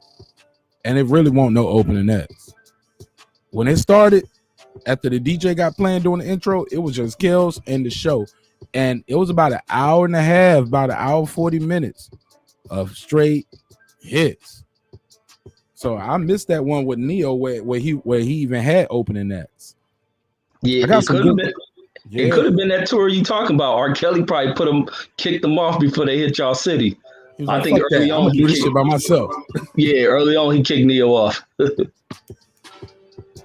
What you think of R. Kelly, man, and his music? You think his music should not be played anymore? Like when people got verses, should they not play the songs that they got featuring R. Kelly?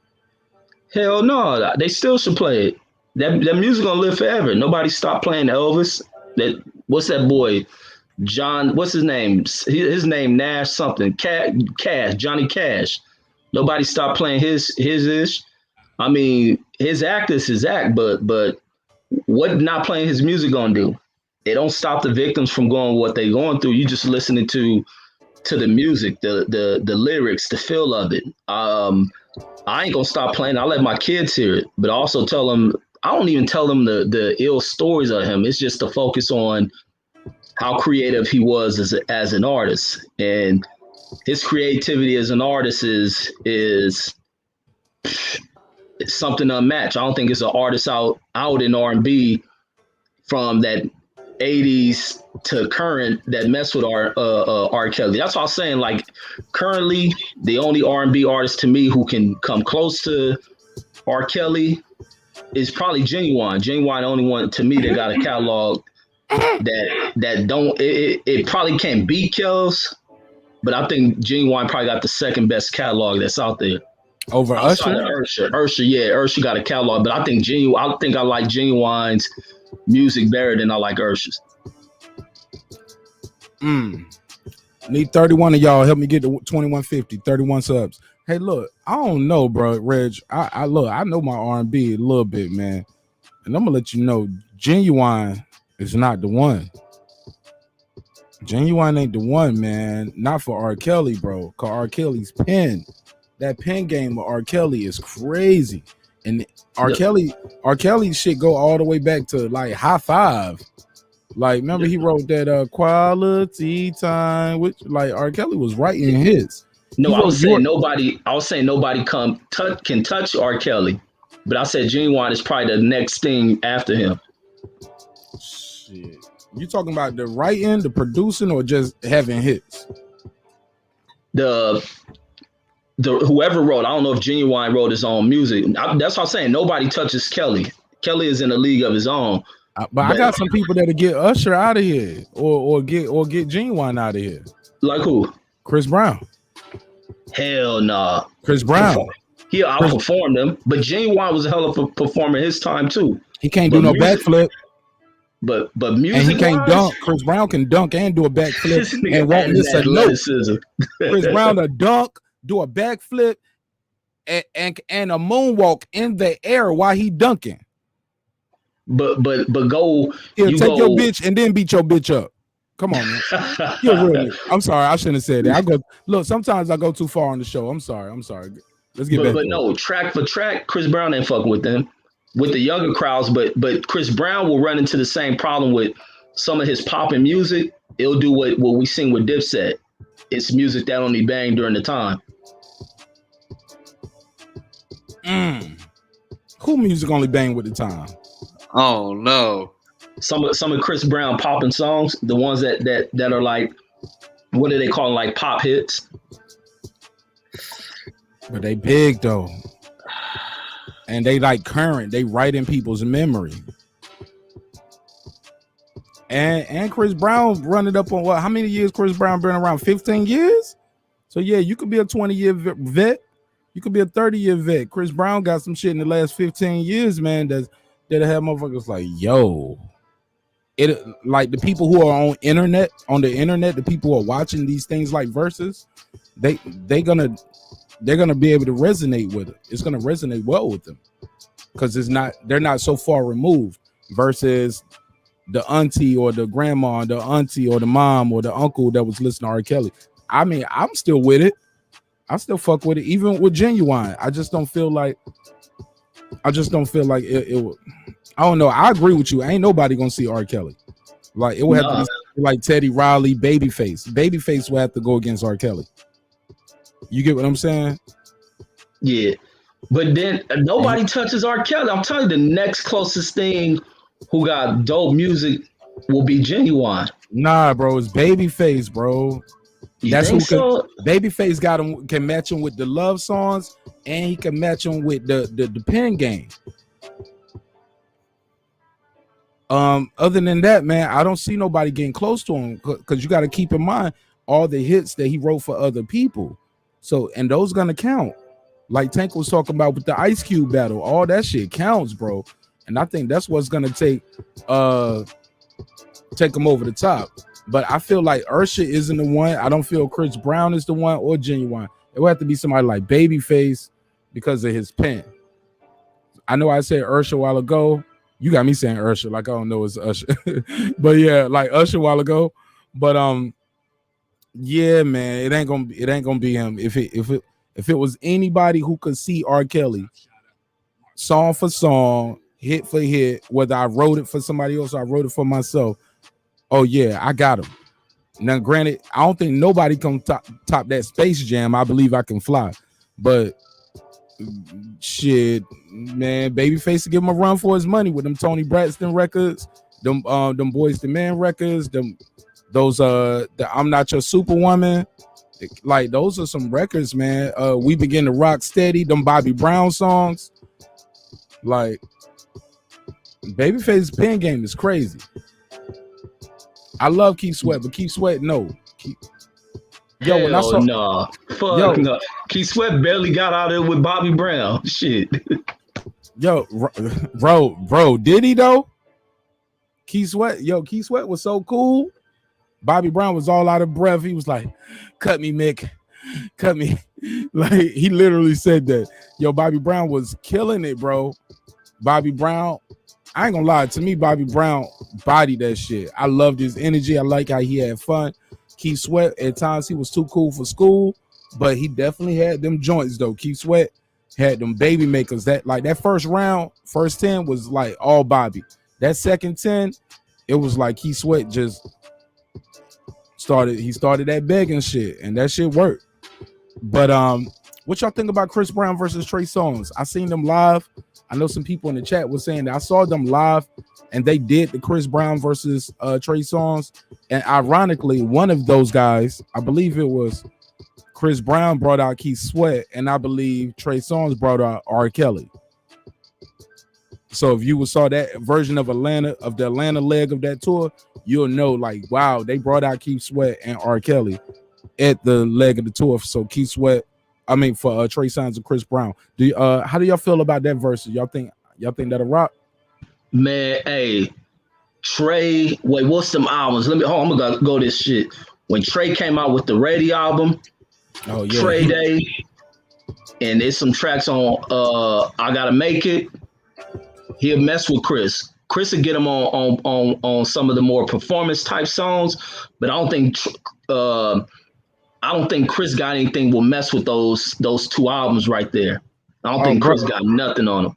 Brother, I gotta look. I appreciate you knowing your R&B, but I think you picked the wrong 3 albums. You should have picked Ready and the next 3 that came after that. It was Ready, Pain, Passion, Pleasure, and was it Chapter 5? Let me pull it up. I'll share the screen. So because he had one that was what's his name? Brian Michael Cox that had a lot of writing on him. Classic shit. Let me share the screen with the album so the people can look along. Because you hit something clear on the head there, but let's be clear, yo. Trey, that Ready album is classic. That Trey Songz Ready album is some of the best music I heard in a long time. But the Trey Day was that first one, I believe, right? No, I Gotta Make It was the first one. Then it was Trey Day, right? But none of that matched the Ready. That's when he cut the braids off, had the damn fade. He was half naked on the screen like D'Angelo, and that was the one that like broke him out because he came through with the new look. He reinvented himself. That was the Reinvented Sex. But what was the album you said? Let's go to it and look at the track list. Yeah, Trey. What's that one? Trey Day. I Gotta Make It. Trey Day. He got hits. That's the one where he got the Wonder Woman. That's the one that started off. I love that. He had Drake in that video too. Trey Day, Trey Songz. Let me see. Trey Day. In fact, he kicked Drake's career off. Remember, elaborate for the people who don't know. In it. Talk about it for the people who don't know. What you mean? Yeah, that's when he the first one to try to give Drake some shine. And Drake, matter of fact, Drake had a dope song. That's kind of when he rapping fast on there. And a lot of people didn't, and I think the only reason why it didn't catch traction, because I was hearing a lot of the girls. A lot of times you gotta follow what the girls is trending about.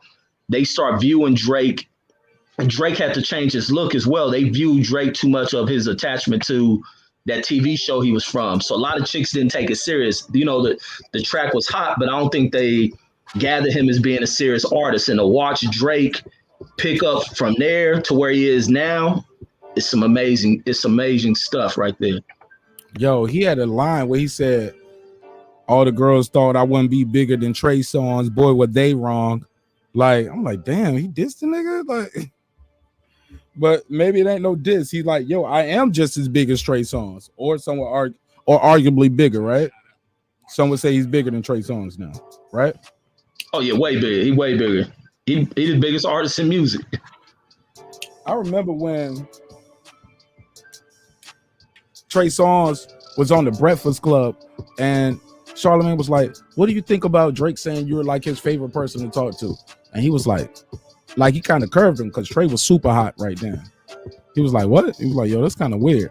And I'll never forget, I was like, Drake's not going to be your friend anymore. I thought that instantly, like you saying that on the Breakfast Club, knowing he ain't going to go on that show, because they was really going hard at Drake back then. That was before. Go ahead.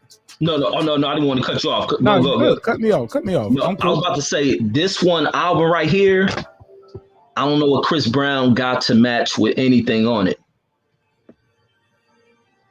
Oh, yeah, man. He got some joints, bro. You got Chris Brown fucked up. Chris Brown dropped one album that had like 40-something songs on it. I mean, yeah, but he was all over the place from the singing, the rapping. Chris talented.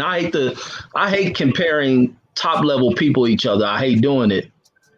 But this album right here, when he had those 2-3 album runs, because he started copying the pattern of R. Kelly, and it worked for Trey. It worked big time. Plus, Trey was doing kind of college campus tours, and as his music grew with his audience, and he was capturing the women with the grown sound of music, it hit. Plus, he had the proper writers on there. He's working with the right writers and producers, and they found something for him. But all he did was copy that. He copied that R. Kelly pattern. Yeah, and he kind of dissed R. Kelly too. You remember that he dissed Aaron Hall. Yeah, and that's when he fell off. He paid for doing that. He suffered from it. Why you say that? Because people couldn't take him serious. That same thing like with that Jacquees kid. By them rather than paying homage, you just going to bypass these leaders, even with certain fighters who ain't put the work in, but talking about they this and that. You got to put the work in, and you got to pay homage to those who did it before you. And especially when you copy and they sound. Like you can't, a lot of these cats get caught up in dissing. Like you got to pay homage to folks. You can't get caught up in the dissing. Otherwise it comes back to bite you. Especially you drop the other thing when Trey albums start coming on after that, they got trashed. They'll be like, it was like he couldn't figure out what he wanted to be, either a rapper. He always experiment with the rapping stuff. Then he'll make the catchy club type song. Then he'll go into a ballad, and it didn't fit in the albums to me. And I thought he ruined himself by, he had bad, what they call that when you're arranging the albums, his album arrangements were trash. Yeah, but that Ready album was good. That next one, I'm gonna let you know, as good as that Trey Day album was, I think that Trey, let me see, what was on this? Pain, Passion, what was it? How you say it? Pain, Passion, Pleasure. Pain, Passion, Pleasure. Hard to say that 3 times fast. Track list. Let me see this track list, yo. This one right here, this shit was my joint, bro. Like it was, oh yeah, and Trey, I think Trey might have been oversaturating himself, because everywhere I went, Reggie, when he was hot, every concert I went, he was there. Like he opened up, he was on the Blueprint 3 tour. When I went to see that, he was there. When I went to go see Jeezy, he was there. When I went to go see Usher, he opened up for Usher. Then I saw him on his own tour and it was El Varner and a young guy named Miguel was out pumping a song called "Adorn You." How about that? Yeah, Miguel was on that undercard. So, and then in between that, he was dropping mixtapes, and I think Trey might have got oversaturated at one point. But let me share this screen real quick and show y'all this track list. This Pain, Passion, Pleasure. He need to go back to these songwriters for this and whoever worked with him on that Ready album, because this had Give You a Massage, The Bottoms Up, We Can't Be Friends, Made to Be Together, Red Lipstick was fire, Doorbell, Unfortunate, that was cool, You Just Need Me, yeah, maybe, but Love Faces, Alone, Unusual, nah, not Blind, no. So yeah, it's this first, what, Here We Go Again, that was cool, but Love Faces, Massage, Alone, Bottoms Up, yeah, he started trying to find a formula where we start with some slow shit and then we pick it up. Because then you have Nicki Minaj on the Ready album, right? No, she was on this. No, he had Fabulous on the Red album, on the Ready album. Go girl, it's your birthday. You know, Thursday. Say so where he got Say at on the Ready album, he got Bottoms Up on this album. So he was trying to find the format. And I think sometimes fans can get bored with the format, like that brother named Life.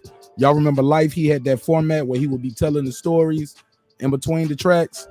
Oh yeah, Jennings, yeah. Life Jennings. Shit was dope, but by album 3, fans wanted something new. They didn't want him to keep doing that same format with the albums. What you think of that? Yeah, no, he did become too repetitive. You didn't see growth in him. Like he got stagnant. Yeah, I definitely can agree with that. And also the thing with I think with Life Jennings is, I think he's one of these dudes that couldn't handle success. Plus, I don't know how much that girl. Remember, he had that song with the girl on the album who got killed. I don't know if that. The girl on Hypothetically. Yeah, I think she remember she was shot in the at a studio with her boyfriend or something. No, I never heard that. Yeah, it was a young artist. I think from his second album, or it could have been the first one.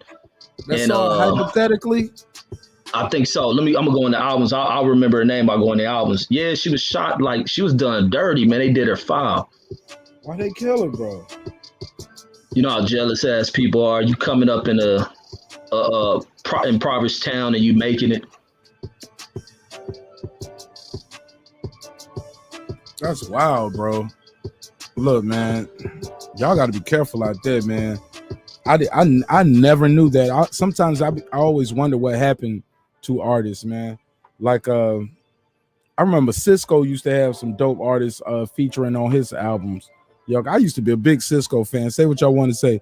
That motherfucker had some pipes, nigga. That nigga he reminded me of like a young KC from Jodeci. Go ahead, though. Drew Hill was the shit. Drew Hill was and that soul, the one solo album he had. I didn't like that Thong Song shit, but every single album on there, that album was stupid. And Drew Hill got classic. Drew Hill's a classic group, man. Who could get Drew Hill out of here? As a group, that's gonna be hard. They'll run up with what's the group with the set of twins in it? What's that group? Yeah.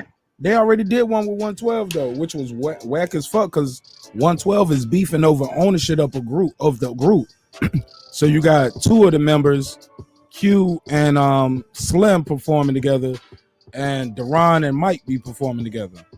Drew Hill going through the same shit. I think all groups go through that. That's what's so amazing with the LOX, being able to maintain their shit.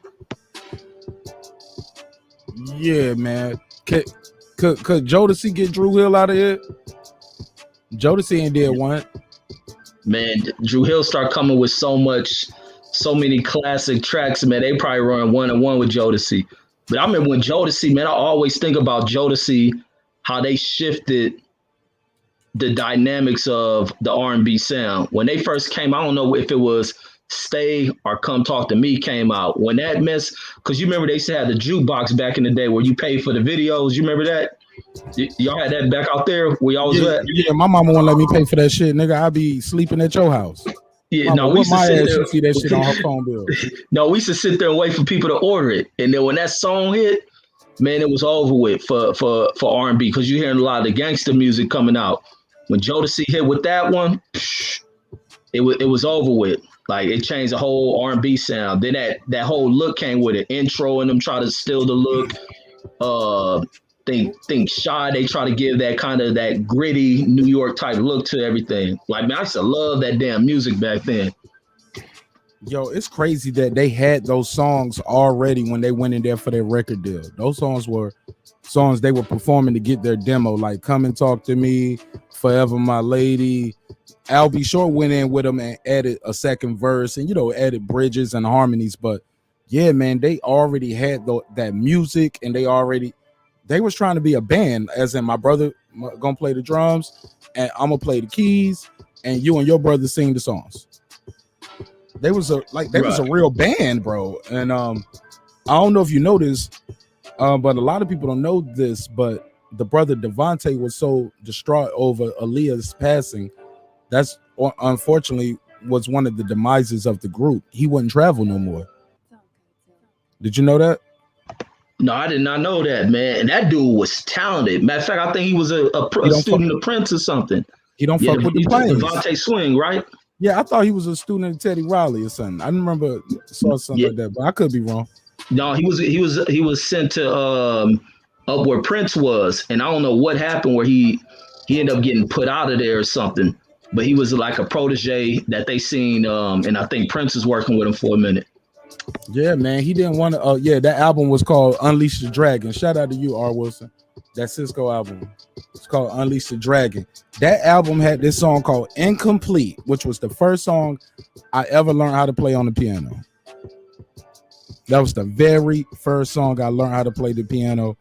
And from there, I learned all kind of chord progressions and started doing my own thing. But Incomplete by Cisco. You know who wrote that song? Man, let me try to guess, man. You ain't gonna guess, bro. You ain't gonna guess, bro. He a West Coast nigga too. Oh, hey, dang! He R&B artist. Yep. Is it TQ? No, Montel Jordan. Oh, damn. Montel Jordan wrote Incomplete, and that's him playing those instruments too. He also wrote Deborah Cox, How Did You Get Here? Oh, see, dang, Montel was a better writer than he was for himself. Bro, he gave away hits, man. Incomplete, How Did You Get Here are two big records. But Montel Jordan was fire, though. I used to love Montel Jordan joints. He had this one, What's On Tonight? And I was like, ain't this the bummiest nigga? He was like, we gonna come to your house. We gonna play your CDs. We gonna play your DVDs. I was like, nigga, damn, man, you ain't even got the DVD player. You didn't even bring the DVDs. But I'm fucking with Montel Jordan. But This Is How We Do It is a banger, bro. I still play that when I DJ. And I cut from that to the Slick Rick joint, like, and it still go up to this day. Man, I hated that goddamn song. I hated that shit. I hated that song, and especially in LA, everybody played it. And I hated that whoop, there it is.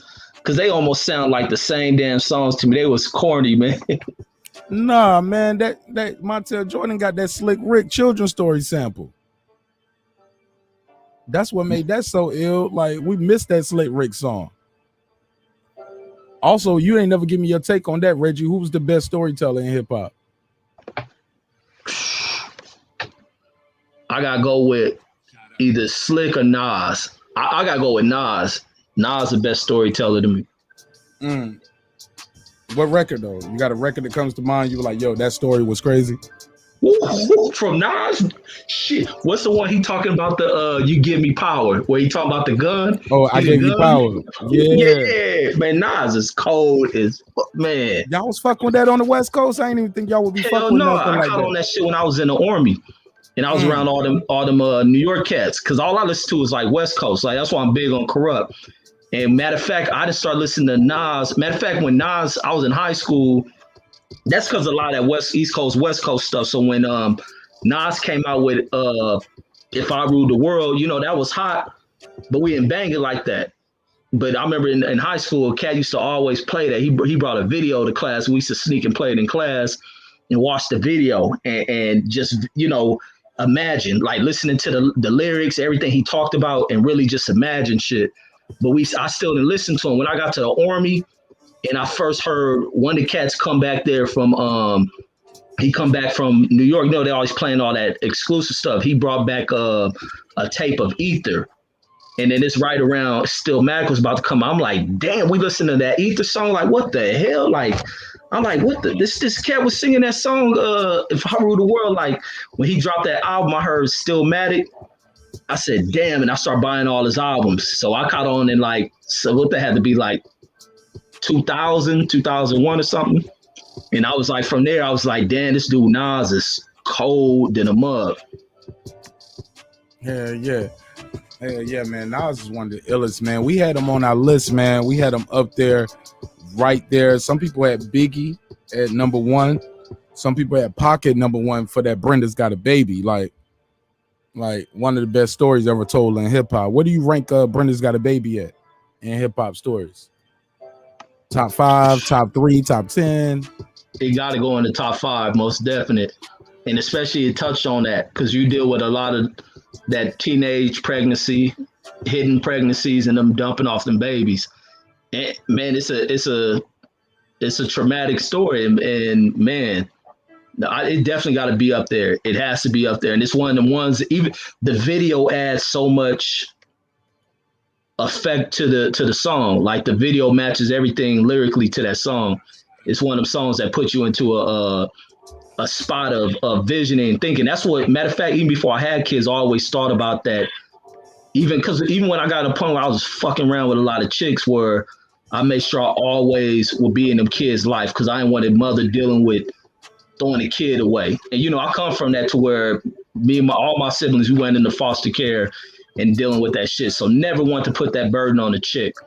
The other storyteller to me, well, DJ Quick ain't too much of a storyteller, but he got a song, Safe and Sound, that is like my number 1 song of all time, because listening to that song kind of gave like a movie. Listening to that song, even to this day when I listen to it, it gives kind of a me put into like a space of me thinking of like everything I seen in life. Like he details so much of like the reality of how you view life, especially growing up in LA during that time. Like, but yeah, those man, we had there's some dope storytellers in hip hop, especially when they can tell stories of environment and stuff.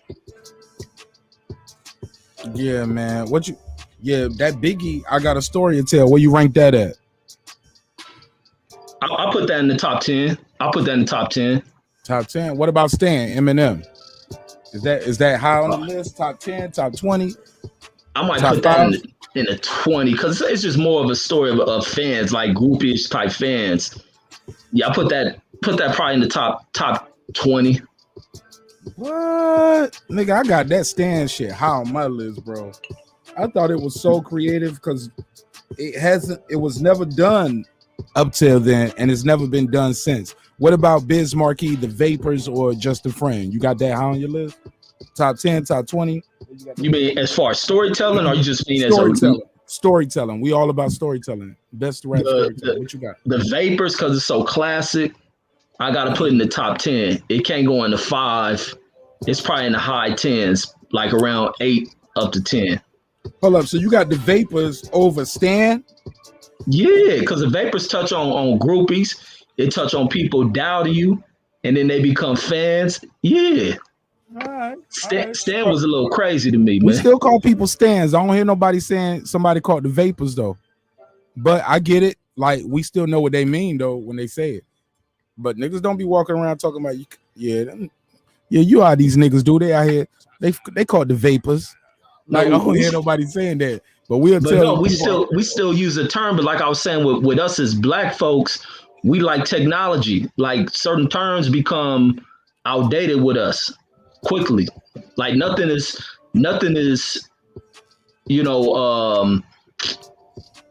like linear with us. Shit, niggas still saying swag though, and I'm tired of it. But they still like, yeah, that nigga got swag. Yeah, no, I remember we went from fresh to popping and we use different slang. Dope. Then it's crazy when you look at us, we speak so differently. Like region by region, we talk different. I remember I used to say grip a lot. If you like meaning like a large amount, I say grip and nobody understand what I say, or I say certain terminology, or other people say terminology. Like when people talk, you know how people tell jokes on each other. I hear some of y'all say ribbon, shooting the dozens, and in LA we call it bagging. So, and I'm like having to catch up, but our terminologies we switch. Other cultures of people, they just speak the same thing and may use the words for 100 years. Oh, for real? Yeah, they call it signifying. And in North Carolina, they call it jonesing on you or ranking. They like, yeah, that nigga trying to Joan on you, nigga. Don't let that nigga Joan on you like that. Yes, it will be lost by that. Or I say, hey, cats from like DC, Baltimore, they say gent. Are you going in that gent and stuff like that? In Chicago, I'll be hearing them call up cats Joe. I mean, I used to trip, but it's like we talk so differently, man. We look the same, but it's regional slang, and we change and we say we mug progress though. from it. Huh? You said mug a whole bunch of times, like yo, Jadakid's going off in this mug. Yeah, that's my word. I say mug. Yeah, we say that. We say that on the East Coast too. That's what we used to say. If your mom was around, you couldn't cuss. We were like, man, he going off in this mug. Yeah, and then your mama still look at you like, if you're gonna say that, say the whole thing, so I can pop you in your mouth. Right. Yeah, man. I got that. Ghostface got this record called "All That I Got Is You" by Mary J. Blige is singing the hooks, and he said, "Two at the front, two at the head. I used to hate to sleep with John. He peed the bed. 7 o'clock, plucking roaches out the cereal box, and sharing the same spoon, watching Saturday cartoons, drinking sugar water, all of that shit." I'm like, bro, that was one of them rap songs that had niggas in my hood crying, bro. That was a story. What do you think of that? Where you rank that one at? That one's a powerful story too. That's a powerful story. Is it overstand? Is it over the vapors? Hell yeah. Because I like those stories that really touch on those stories of struggle and where you climb out of them. That's why I like Brenda Had a Baby, That's Safe and Sound. That one from Ghostface. Like you can't watch them without it striking an emotion. Like the videos that strike an emotion. What about Jay-Z got this song called You Must Love Me? He tells 3 different stories. The first one is about him selling his mama crack. The second verse is about him shooting his brother in the shoulder. Third verse is about him sending a girl on a trip with some bricks and she ended up getting caught and not snitching. Kelly Price, a young Kelly Price, nobody knew her at the time. She didn't even get album credits like as a feature. She just like, you got to read album liner notes to even know she's that vocal and you must love me. That's Kelly Price killing it. Where you got that song at? Is that in your top 5, 10, 20, 30, 50? No, because I ain't listen to Jay-Z like that back then. How about Meet the Parents was on Blueprint too. It's a 1-verse song where he talks about a guy dealing with this young lady.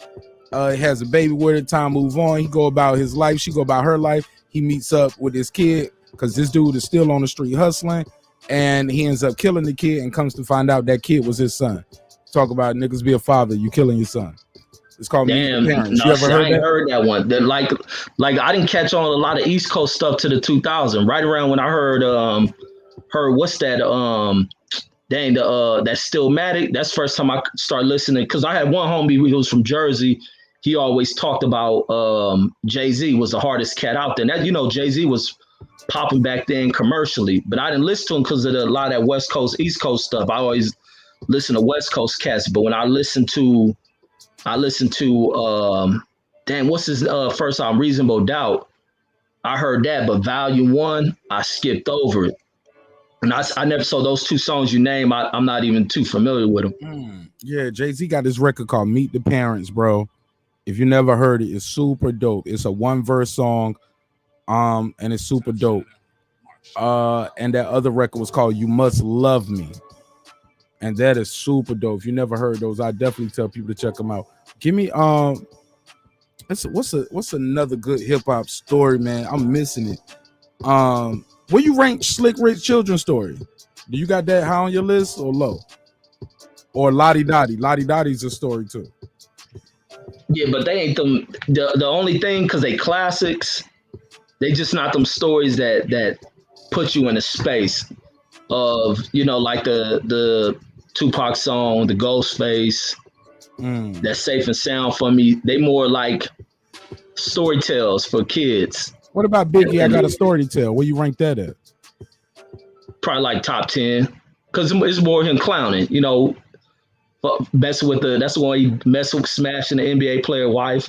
Right. Pulling off a robbery to fake off what they doing. Like, it's a top 10 because it's a creative story though. Okay, what about the other one? He got one called Niggas Bleed Like That, Bleed Like Us. It was like, today's agenda, got the suitcase up in the Central, order room 112, tell them Blanco Central. Yeah, that one hard. And that one ends funny too. He said Puff used to tell him, hey, at the end of the day, after spitting all this hard shit, try to make niggas laugh at the end. So a lot of his stories used to end kind of funny. What do you think of that one? Niggas Bleed Like Us. Top that 10, one hard. top 20? It was just, that's the one where he parked in front of a hydrant or something. Got told. Yeah, that Ben's got. He said the funny thing is, and all the commotion, something about that Ben's got told they double parked by a hydrant. Stupid motherfuckers. Yeah, but that one was hard because it got that gritty, dark side to me. That's the thing that's been like so dope when I picked up on New York style. I always kind of picked up on New York style, but the gritty look. The first real New York sound that I heard, but I always envisioned New York from the movies. The movies always gave a depiction of New York for me. And then when you get artists that fit that kind of descriptor New York, like All I Need was the first video I think I seen from a New York cat that really kind of captured that. So when I hear those stories where it's almost like it's gloomy, it's raining, the building's there, and it's something going down, I like those tracks. And that one that you not the story to tell, the other one you Niggas Bleed Like Us. Niggas Bleed Like Us. That one's hard. Definitely within the top 10. Yeah, man. It's some good rap stories out there. Cameron got this one called D Ruggs, where he talks about this guy named D Ruggs, but he, it's drugs. And talks about how he didn't like him, and he was fucking with his moms and shit like that. Excuse me. But I think Nas got this one song too that I think a lot of people get slept over. It's on that same album where I Gave You Power, and it's called The Setup. And he talks about how his boy got shot, and I think Prodigy from Mobb Deep is doing the hook, but the song hits a climax. I think Bahamadia is like doing some background vocals at the end. Yo, that song, The Setup on It Was Written, is crazy. He had this like, hold it right there, pull over. That nigga right there inside the Nova. I knew it'd be right here. I told you, let's get him. Yeah, and he talks about bringing some girls in to set the niggas up. He was like, he came through with 2 fly bitches, Venus and Vicious. That shit was crazy. But that Rewind song by Nas, I gotta put that in my top 10, yo. I'd never heard nothing like that in my life. Where you rank that Rewind song? Nas is the dopest storyteller. Like and like you naming like classic tracks, and I'm putting them up in the top 10. Nas got a bunch of songs he might have that can take up the whole top 5, top 10. The Rewind, stupid. That Rewind track is stupid. And it's nobody's ever done nothing like that. It's a story too. It's never been done before, and it ain't been done since. Even with the voicemail playing at the end, that Rewind got. Yo, Tank said he got Rewind in his top 3. I gotta put it there too, and it probably gotta be matter of fact, what else song? It was another song I was thinking from. Nas got Black Girl Undying Love. What about that Undying Love where he go to Vegas and come back, and he was gonna buy, he had bought the ring and he was about to propose to the girl. Yo, Nas did a murder suicide on album, man. We act like ain't nothing happened. He was like, hey, great record. The brother probably was in some pain at the time with them fucked up relationships. And we ain't say nothing. We were just like, hey, good album. Nas, that song Undying Love is about a murder-suicide. And we just like, hey, good record, Nas. Did you ever hear that song Undying Love? Red? It sound familiar. I gotta go back and listen to it. But like Nas got Suspect, that Black Girl Lost. It's a dope ass track that I think should be played again. Oh, Black Girl Lost. Yeah. That was a big record, bro. And it was an album cut, but it was one of them songs that you'll be talking to the homies and you'll be like, yo, this is my shit. And they be like, oh, yeah, I fuck with it. Like, you wouldn't even know niggas was fucking with it because it wasn't the single. It wasn't If I Ruled the World. And it wasn't the Street Dreamers remix that he did with R. Kelly. But, yeah, man, Nas was... So you got Nas might be number one. Are we giving Nas the crown as number one rap storyteller? Yeah, when you asked me, I said Nas my number one. Early. Okay. He got too many stories, man, that are just like deep and creative. Like, hell yeah. Biggie got Sky's the Limit. That's a good one, man. I won't give that one a storytelling one. I think the Sky's the Limit got a great vibe to it. Oh, they said Ice Cube, today was a good day. Today is a good day. Today was a good day is definitely a story. Where you rank that one at? That one probably in my top 10 because Nas got so many. This nigga don't name 20 songs in his top 10. I'm sorry, I didn't mean to cut you off. Go ahead, Reg. Yeah, no, it'll probably go in my top 10. Nas got so many damn songs that will take up the top 10 for me. Like the top 5. He take up the top 5 for me. I'll probably put Good Day probably like in the top 15. Wow. That's it? Yeah. I can't, because I don't can. Good Day, yeah, it's one of them vibes, but I like the ones that the like for me with storytelling, it's the ones that make you just sit there and think things, because I got a past that make me sit there and think things and re-envision things and appreciate things. So I like stories that really touch on this kind of stuff right here. Yeah, man, I just like a good story, yo. I ain't gonna lie, that Biggie got that Gimme the Loot. People forget that's the story. He starts off, my man Inf left for taking a 9 at the crib, turned himself in, he had to do a bit. A 1 to 3, he be home to end it, like, and he's going back and forth with himself, doing the voices. What about Damien? DMX Damien. Some people say DMX should be in some of the best rap storytellers of all time. He had How's It Going Down, which was a love song, but it was still a story. You have a beginning, you have a climax, and you have a resolution, right? That's what a story is. I don't put I Need Love in that category. I Need Love, but that's a love song. DMX How's It Going Down is a story. Would you agree to that? That Damien one? Well, just Damien, but I was talking about How's It Going Down. But DMX, where you got him ranked at as far as rap storytellers? And where do you have like Damien, the Damien series, when he's talking to the devil? I never ranked that one in storytelling. I never ranked DMX as a storyteller though. I never knew I categorized DMX. He just had dope music to me. What about that? You know, How's It Going Down? Politicking with this chicken one in there, phenomenal. The little hood right here. That's a story. Yeah. Like we literally starts off telling you the story. He's setting it up, introducing names, characters, and at the end, got 2 kids by the nigga. It was wrong for me, but we always be best of friends. Ha ha, man, love boo to the end. Ha ha. Like we know how he met, and we know why they stopped talking. Yeah, types of games being played. That shit, hey, my cousins used to bang the hell out of that shit. So that's the song that always will live with me. To me, it's a top song in hip hop. I just don't know if I ranked it with the story, with the storytelling. It probably, if I was to put in the storytelling category, it's probably gonna go in top 20, top 25. DB, where the hell you been, bro? What's up, DB in this motherfucker? Tell DB we broke some records tonight, man. On my channel, I ain't never had 500 people in here one time. We had 530 people at our max tonight. That was crazy for me over here, bro. And Yeah, we've that been was on wild. 7 hours and we still got 80 motherfuckers in here. Like, niggas like, don't go to sleep. Don't go to sleep. Stay up. These niggas want to talk about hip hop, DB. They loving this shit tonight. We got 200 new subscribers in one night. That shit was crazy. We broke the 2,000 marker. We needed 30 people to do that. Then we broke the 2,000.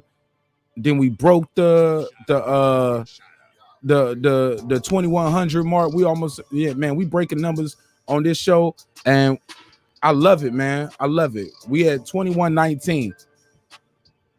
I was trying to see if we can keep going to 2150, but y'all niggas ain't hitting subscribe no more. I'm quitting. And look, I was saying unless DB pull up. DB pull up, that's the only way I'll stay. And look, I said I was going to sleep a minute ago, but when it's music talk, man, I'm into this music talk shit. Ain't nothing greater than that. Even DB added on to everybody talking about Dipset getting smashed. Like, DB, pull up real quick, man. Let's have that West Coast party real quick, man. And then I know Reggie gonna slide out. Man, you got me with this music shit, man. I'm a music fiend, man. Reggie, I didn't even know you was fucking with the hip hop like this, brother. I mean, but look, I should have known because Reggie was one of the brothers who gave me a shot when I first got started on this shit. That's why I always tell him, like, man, I'm not your enemy, and I ain't gonna be your enemy, whether you want to or not. I ain't gonna never beef with you, brother, because I fuck with you, bro. Reggie played, I don't know how many of my records when I first started doing YouTube last year. How many records, man? You probably let me play a whole EP over there, right? Yeah, we was playing the grip of the mugs. Yeah, man, the mugs. Yeah, so I definitely fuck with you, and I fuck with the West Coast heavy. You guys always keep me going. Shout out to my boy right here, Big Dog Willie. This is our COVID correspondent who let us know everything that's going on in the ER and shit like that. Oh Lord, see Big Dog Willie here trolling. You see what your cuz said? This your cuz, man.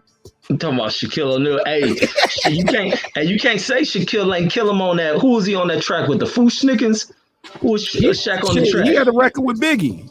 Shaq got a joint with Biggie. Oh, for real? Hell yeah. Biggie on his album. I think Shaq got nominated for a Grammy or some shit. Yeah. Oh, what? Man, Shaq probably got the hardest verse of an NBA player on that Fushnikin track.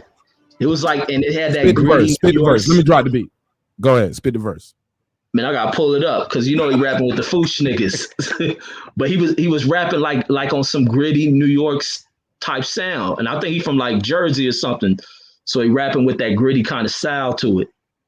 Yeah, Shaq was doing his bump skiggity bump, huh? Yeah, I'm about to find it. No, he wasn't rapping. It had that look, but it had that gritty vibe to it. Cause you know, they used to put the that visual setting, they used to kind of put things darkened and kind of a grayish look type feel. Oh yeah, them videos were super trash. Hype Williams came in and changed the game, didn't he? Hype Williams was smart though. I'm gonna let my brother DB get in. He just pulled up. Hey, look, Hype Williams was smart. Like a lot of people don't realize this, but until he got his money up and really got some nice cameras, he just shot everything in black and white. Because everything looked good in black and white. And he just gave you some dope angles, some dope visuals. He knew how to dress people in contrast colors, had the beautiful women in there. And a lot of black and white videos. Because shit, it looked good with a cheap camera. Then everything took off. Shout out to Tinseltown.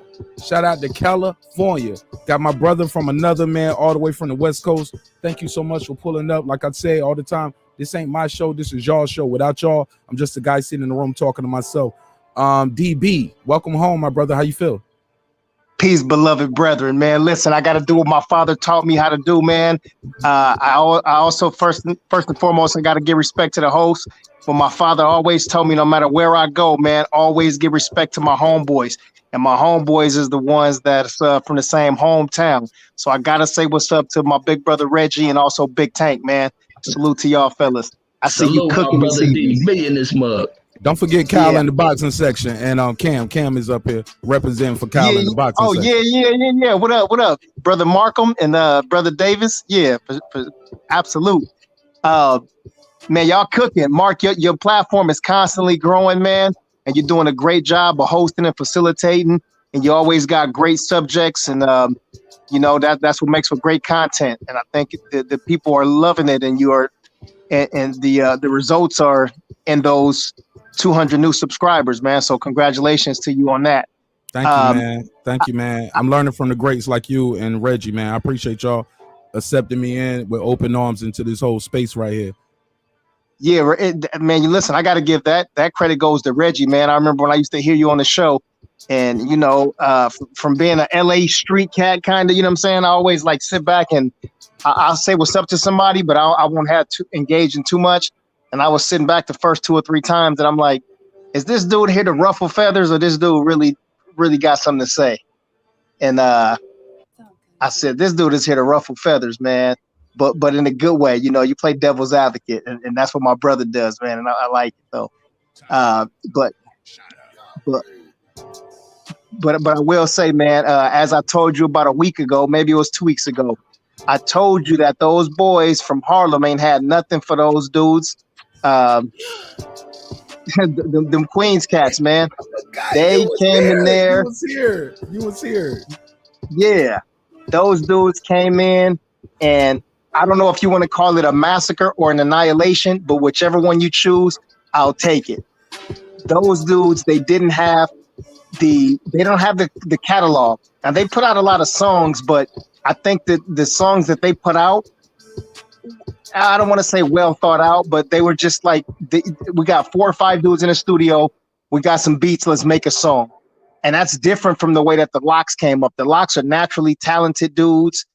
They all have rap voices, and coming up through the tutelage of a guy who's very versed in how to put out hits, and Sean Combs. So I think with that, and also working with Y and D and DMX, and having a whole bunch of extremely talented artists, producers, and engineers around them, I think that helped to groom them. So mixing the business side of how to put a song together, along with their natural talent and abilities, the LOX are just way too much for these dudes, man. And it was a no contest. Or back in the day when we played basketball or football, and we scored a bunch of points, and other team didn't score nothing, we called it a skunk. And I think that's what it was today. There was at one point where Jim Jones came out and he did Ballin', which was the song I think that we all know, and it's still a party song, and that song go hard. But you can't match that with Benjamin's, you know. And I think it was a strategic move by the LOX to come right with that Benjamin's after they played that song. And it just didn't work out in their favor, man. They would have to go against somebody like not the LOX. Let me just say that, man. I tell you, I went to about 10 different sites, and I read about 4 articles just in this time as our show finished and jumping on here. Everybody was saying that Jadakiss alone by himself was annihilating these dudes. So one got castrated, one got beheaded, and the other one got put in the guillotine. And it was pretty bad. But I like competition. You know, the spirit of competition, especially through music, as my brother Reggie was saying. Love music and just love that energy and that competitive spirit. And I'm waiting for the next one, man. It's good for the culture. Brother Tank beamed in. Let Brother Tank get on the mic. Absolutely. Y'all already know. We got love for the West Coast. Y'all don't think we know where we at? South Central in the building. Yeah, man. We love the West Coast. Yes, sir. Go ahead, Tank. You got the floor, King. Y'all ain't got no love for the West Coast? I'm playing. Nah, we do. We don't want no problems, yo. The West Coast keep the show popping, bro. Man, no, I gotta say, first of all, y'all killed this shit tonight, brother. Y'all killed this shit. Go ahead, Tank. Before I even say anything, Tank, your audio don't sound as good as it did earlier. I was good. That's what I'm about to ask. Can y'all hear me? Before I say anything? Beam out and beam right back in. All right, beam out and beam right back in. Yeah, y'all can hear that though, right? It's not my ears tripping, right? I mean, right. Static. Yeah, man. If you new to the show, man, I don't think we ain't taking nobody else beaming in new to the panel. Y'all can call in though, but the panel at this point is for these guys who've been here since we started this thing last year in October, man. even if it took me a while to gain their trust, I'm glad I did gain their trust because that means it's more valuable. Shout out to DB for saying that. It means a lot to me, my brother. But DB, Reggie was saying Nas is the best rap storyteller all time. Hold what you got. I want your take on that after Tank being back in. Go ahead, Tank. You got the floor. Is my audio a little bit better? Damn, man, it's about the same time. No, it's still doing. Okay. But we can You wanna hear, call? we hear him Okay, still. go ahead. I'm gonna change something real quick. Gonna change devices? Okay, yeah, he said he gonna change something up real quick. Go ahead, DB, while we waiting for Brother Tank to get his mic right. DB, man, we had the phone line. I felt like I was working at the call center earlier. Soon as I hung up, the next one was ringing back in. I didn't know how I turned that on, and I didn't know how to turn it off. But it just like soon as they hung up, the next one was beaming right in. I couldn't even stop it. We want you worldwide, baby. You worldwide. Man, y'all helped me get here, man, and we worldwide because you guys are staples on this show and in this community. Like I said, man, y'all the big dogs, man. I'm the little homie, man. Just happy to be here. Like kids say, I'm just happy to be here, baby. You know what I'm saying? And we still here 7 hours later. And like I said, it's 84 motherfuckers in here. It was like, yo, they still want this hip hop talk. So we can kill that the LOX are aged out, DIPSET are aged out, because whether you think they won or lost, people enjoyed the night. People were entertained. Jewel's got his bandana snatched off and thrown on the floor. Like, the shit was crazy. What was one of your biggest takeaways from it, DB, that you thought, like, yo, this could have been better? Reggie and I all both agree. I think Cam did as well. Even the chat was like, yo, this shit started too late. And DIPSET didn't look prepared. They didn't look like they practiced. If they did, they was practicing on StreamYard and Skype. It was like, cut your camera on and cut my camera on. Versus the LOX looked like they was in the room doing steps together like New Edition. You know what I'm saying? They looked like they was all in the room together. Kiss knew everybody verse. His, Styles, Sheik, and Reggie had the best line with this. He said, man, they even knew the DIPSET verses better than they knew their own songs. Yeah. Go ahead. You got the floor. I think in terms of the production of the show, I think they could have been more organized. I think Brother Tank spoke on that earlier. It seemed to be a bit unorganized. It was kind of like a free-for-all at some point where everybody was just talking and screaming over each other. So, you know, there needs to be like a debate. I mean, just think of how the presidential debates go, right? It's like side A, listen, you have 2 minutes, you do your thing. After 2 minutes, the time is cut off, and then the next ones go. And I think if they would have had some more organization with that way,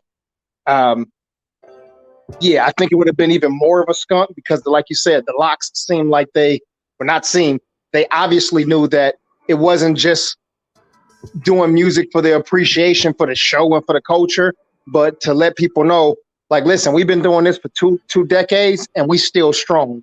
And, you know, I think after this right now, I'm pretty sure that by the end of the year, they're going to have a couple of hot features. People going to want them on their songs because they, you know, it's a hot ticket. And why their names are buzzing right now, I think some of the big R&B artists like the Mariah Careys and like how they had those big artists before, I think now they may be some of the newer artists like her, H.E.R., Ella May, some of those type of younger Drake? R&B artists. What about Drake? Say it again. What about Drake? You think Drake gonna reach out to the LOX like, yo, I need this shit? He's one of the biggest, right? Yeah, he one of the big R&B artists too, along with her and Ella May. Yeah, but I don't know, man. Dude, yeah, I don't know. I don't know too much about dude. That ain't really my speed. You know what I'm saying? Whoa, shots fired. No, it just ain't my flavor. You know what I'm saying? What's your favorite ice cream? Whatever you like. I don't want no smoke, nigga. Too many Cali niggas up here, nigga. Whatever y'all like, I'm with the shit. I appreciate y'all. Look, we in y'all time zone at this point right here. Y'all keeping the show going. This Cali niggas keeping the show going. The East Coast niggas been asleep. Yeah, it's morning time for my brothers on the East. But you know, it's like somebody makes some Brussels sprout ice cream. It might be great to some people in Sweden. You know what I'm saying? Some people in Australia might like that, but that just ain't my cup of tea. I think there's a couple of songs that he put out that if I'm in a club or at a party and all of the girls are dancing to it, I'm gonna like that the girls are dancing to it, but that don't necessarily mean that that's my kind of music. Should we retire the LOX from Versus or Jadakiss, or because it's so many records that they didn't play as a group? There's so many records Jadakiss didn't play as an individual. DB, do you think like fuck it, bring them back and let them go against Rick Ross? Rick Ross said, "I got another 20 in the clip, and I'll face anybody." Rick Ross said he want that Jadakiss smoke. No, we got too many artists to have to recycle these dudes. You know, I think I think they proved their point. You know what I'm saying? Like this was it. If it was a tournament style that was set up from the beginning, yeah, but that ain't how it go. If Rick Ross want to go head up with somebody, he need to take a fade with one of them solo artists. He need to take a fade with. Matter of fact, he got beef with 50. Him and 50 been having beef for a long time. He run a fade with 50. He could run a fade with Kanye. You know, I mean that's how it goes. You know what I'm saying? He could run a fade with one of them type of dudes. But I think the groups should stick with groups, duos with duos, and solo artists with solo artists. I think it's that keeps it kind of even playing field. But what if you was a solo artist that was in a group, or what if you in a group and still are a solo artist? A lot of times, like i.e. Wu-Tang, it's full of solo artists. The Firm, yeah, they was a group, but Junior Mafia. But to narrow it down even further, Jadakiss had a solo career. He did a solo Versus. Yeah, like, if he wants to do a solo. Yeah, solo. Rick Ross, not Maybach Music and versus the LOX, but Rick Ross versus Jadakiss. You think Rick Ross can hold his own? He's got a fan base of people that like him. Again, that ain't necessarily my flavor of music, but he seems to have a really, really big fan base and people like him. So I think people might just be intrigued that, you know, it's that one of their favorite artists or one of the new big artists of this era is on stage and he's performing some of his songs. Don't get me wrong. I'm the Biggest Boss that you've seen thus far. That's one of my favorite joints. I rock that joint forever. But outside of that right there, yeah, I can't. That ain't really. No, I take that back though. He got this joint with T-Pain. He got another joint with T-Pain. I can't even think of how I go already. Boss. No. You know what? Not Maybe that it's one? with me. It might be with Neo or somebody else. See, I can't even think of it, but it's kind of a mellow song though. Okay. Yeah. But yeah, I think if him and Jadakiss a head up, yeah, I'll take that. Yeah, because they both saying like, look, I'll come back and I'll do it again, and I got a whole nother 20 that I ain't even played. And everybody agreed that he washed 2 Chainz. I think that was unanimous. Listen, I'll take it, but I think it's like I said, I think there's so many artists out there. We need give these other dudes a chance to get up there. All right, so who you want to see that ain't been up there? G Unit versus who? Bring G Unit in. Bring Ice Cube in there. Who? Because we had a big debate about Common versus Ice Cube, and they quickly got Common the fuck up out of here. Yeah, don't do that to Common. Y'all gonna have him do. It's gonna be like what 50 Cent did to Ja Rule. Common ain't gonna be the same. People ain't gonna see him the same after he tried to get in there with a god like Ice Cube. Even though some people think he actually won their rap battle with Bitching You. Man. Some people think he won that battle. Okay, we got Tank back. Tank, talk to me, my G. Yo, can y'all hear me? Yes, sir. You sound like you Okay, standing yeah. right here. Perfect timing. So, yeah, with the even though that some people feel that Common won their the little back and forth between him and Ice Cube, you have to understand Versus is a whole different ball game. Okay. Versus is, do you got a 20 clip of classic songs? That's what it's become. Before Versus was just about, hey, look, I got a song here, you got a song here. which song was better. Now it's become, no, do you got a classic or number one song or a classic song or a song that's familiar that everyone is familiar with, the crowd can sing along with, the people watching online can vibe with. That's where the difference comes in.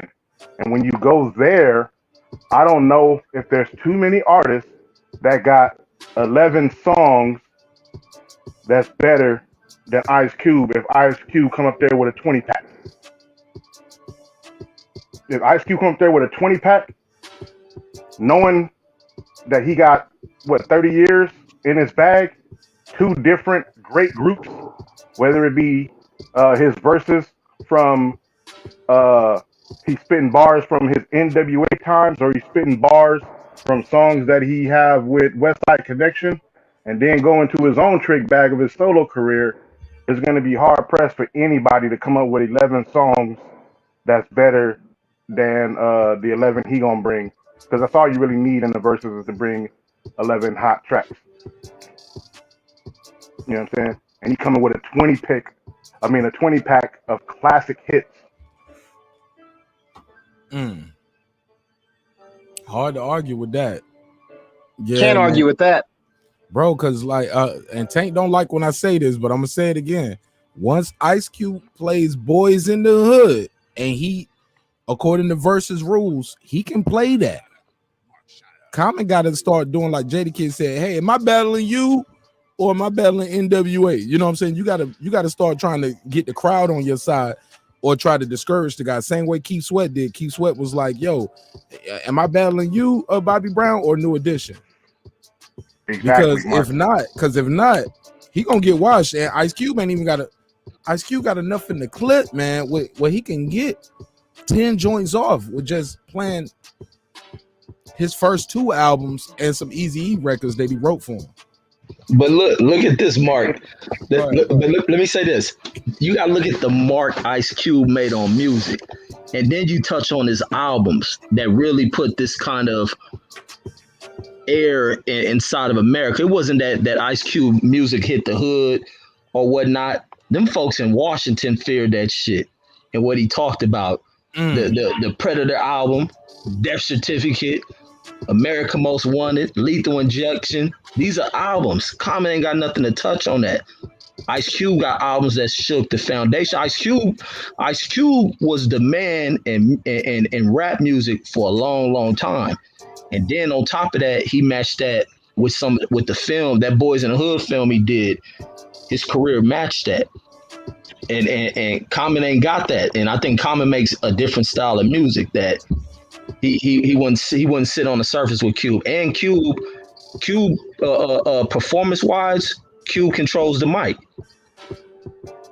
And to top on what Reggie was saying, and to piggyback off what Mark was saying, Cube is not some person that you can just come and think you're gonna outwit in a battle like Versus, because what Mark said was brilliant. He knows that Common is going to be able to say, am I battling you or am I battling the spirit of Eazy-E? So Ice Cube is going to be smart enough to know, I ain't even got to go there with it. I don't even got to go to let you deal with the spirit of Eazy-E. You're going to deal with the living, breathing legend that's Ice Cube right here in your face. So I'm going to drop, instead of me playing Boys in the Hood with Eazy-E voice, you're gonna hear me come straight directly live in the living color with my verse from Fuck the Police, or my verse from Straight Outta Compton, or my verse from Express Yourself. That's you know my what I'm favorite. saying? He can come with so many different hits before he even get into his own trick bag of his single career. You know what I'm saying? Gangsters make the world go round. Boom, boom, boom, boom, boom, boom. Today was a good day. Like I said, today was a good day. The dude he got movies, so he can do soundtracks from his movie like Friday. Throw your neighborhood in the air if you don't care. So Common ain't got no gangster shit for him. He ain't got no club shit for him. He ain't got no stories for him. Common ain't got nothing for him other than can they do a movie battle? Yeah, but then Common hey, gonna but lose look, the Dan, movie battle too, probably, huh? yeah, because remember they did a song together for Barbershop 3. Oh God. So I was like, well, yeah, nigga, I put you on my song. And Common became a super conscious rap, so you got to put him in that element. I blame Erykah Badu for that. And Ice Cube can meet him there too, because he got super conscious rap. Like, why me? I don't know that one. I got Nigga Trap. Why Me is on Laugh Now Cry Later. That's with him and Music Soul Child. That's one of the bangers that came out in 2007. Damn, man. I didn't Why the even fuck know you that want to one. murder me? Your punk ass never heard of me. I never did nothing to your family. Still you want to kill a young nigga randomly. You want to take the life God handed to me, send it back to him because you ain't a fan of me. Come on. Oh yeah, hey, that's the one he got the video dedicated to the boy who got killed by that 18th Street kid, right? Exactly. What happened, Reggie? We don't know that story for us on the East Coast. Talk to us. What happened? Oh yeah, man, it's the dang, I can't think of the name, but it's a kid walking home from school. And because of the like we always talk about, man, LA is a different breed of environment. It's beautiful. You see palm trees, you hear about movie stars, but they don't tell you about the gun smoke you smell in the air. What pollutes the air? So this kid walking home from school, these young 18th Streets, which is a Mexican gang, very large Mexican gang, they spot the young kid, gun him down like right in front of his home, and his pops came out. And why? Matter of fact, why Trump was when Trump was running for election, the dude's father had really had a real deep disdain for like Mexicans, to where he ran with Trump on that immigration plan, and find out the kid who did it didn't have citizenship or whatnot. But the father is like, he became real hurt and bitter by that. But yeah, it was a young kid with a lot of promise to life, who was gunned down senselessly. You know, you just get seeing somebody see you, same way that as any hood see you from an area, run up on you and gun you down without really asking anything. That's what happened to the young kid. And Ice Cube depicted that in that rap video. Hey, my guy Kyle from the boxing section. Kyle, man, you late to the party, man. Man, listen, I didn't even go live last night, man. Shit, I've been trying to like not kill my goddamn self, man, with this like burning the candle on butt flames and shit. So, don't do that. Don't do that. Look, only reason I'm doing this shit right now because Baby Nash is at grandmama house tonight. So I need, you know what I'm saying? That's the only reason I can do this right now, because I ain't on no daddy duty right now. And I feel you, man. I've been trying to tell me, what's your assessment of everything we talking about, or just getting where you fit in, man? So West Coast party right now. You got Tank, you got Reggie Owens, you got the guard DB, and of course you got your brother Cam, my brother. And yeah, man, we over here having a nice little West Coast party, man. Well, I feel at home. Yeah, man, California, baby, California. You know, yeah, let me show you the screen, man. Yeah, Got a bunch of West Coast cats. We got the whole state. Come on, man. We got a bunch of West Coast cats in here talking about the East Coast battle. Tell me hip hop ain't global. Man. Or at least national, right? I enjoyed that shit last night, man. Shout out to Freaky Ziki, man, because that's the nigga that I would be if I was with my homies rapping and shit, because I can't do nothing else but dance and show my ass, man. Kyle, hold on. I want to hear that. Out of all the shit to talk about, this nigga bring up Freaky Ziki. Right, Kyle, I want to hear that. Kyle, you the worst nigga I seen the judge shit, man. Out of all niggas, this nigga talking about some Freaky Ziki. You didn't see that let me give him another drop. Hold up. Display of rap. Let me give him this one, Reggie. Hold up. Silence. And nigga, Freaky Ziki, bro, he was comic relief. Bro, that shit was hilarious, bro. Bro, it was not. I thought it was a distraction, but we ain't here to agree. Like, we don't have to agree. You here to get your bars off, and I'd be remiss if I ain't let you get your bars off. Go ahead, King. You got it. Nah, but Jada Kiss, man. I mean, if you ain't got me off top 10, top 5, after what you saw last night, I don't know what to tell you, dog. I mean, he showed his ass last night. I mean, he He carried them niggas. He damn near he carried the whole verses damn near. But I think that DIPSET, they didn't do a good job with their song placements. They didn't write their shit. I don't know what the hell they were doing. They were kind of like all over the place. But I think if they would have did their playlist a little better, I think it would have been better. I think the battle would have been closer. But them niggas look like they was having a good time, so shit, I guess they was all right with that.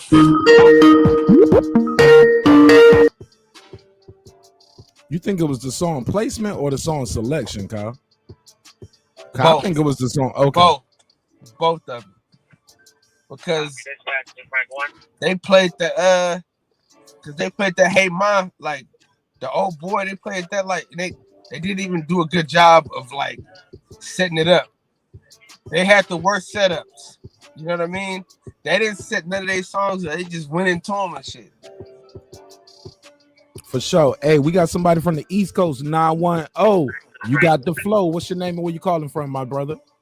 Yo, what up, man? I'm Max Tony, man. Calling out of Maxton, North Carolina.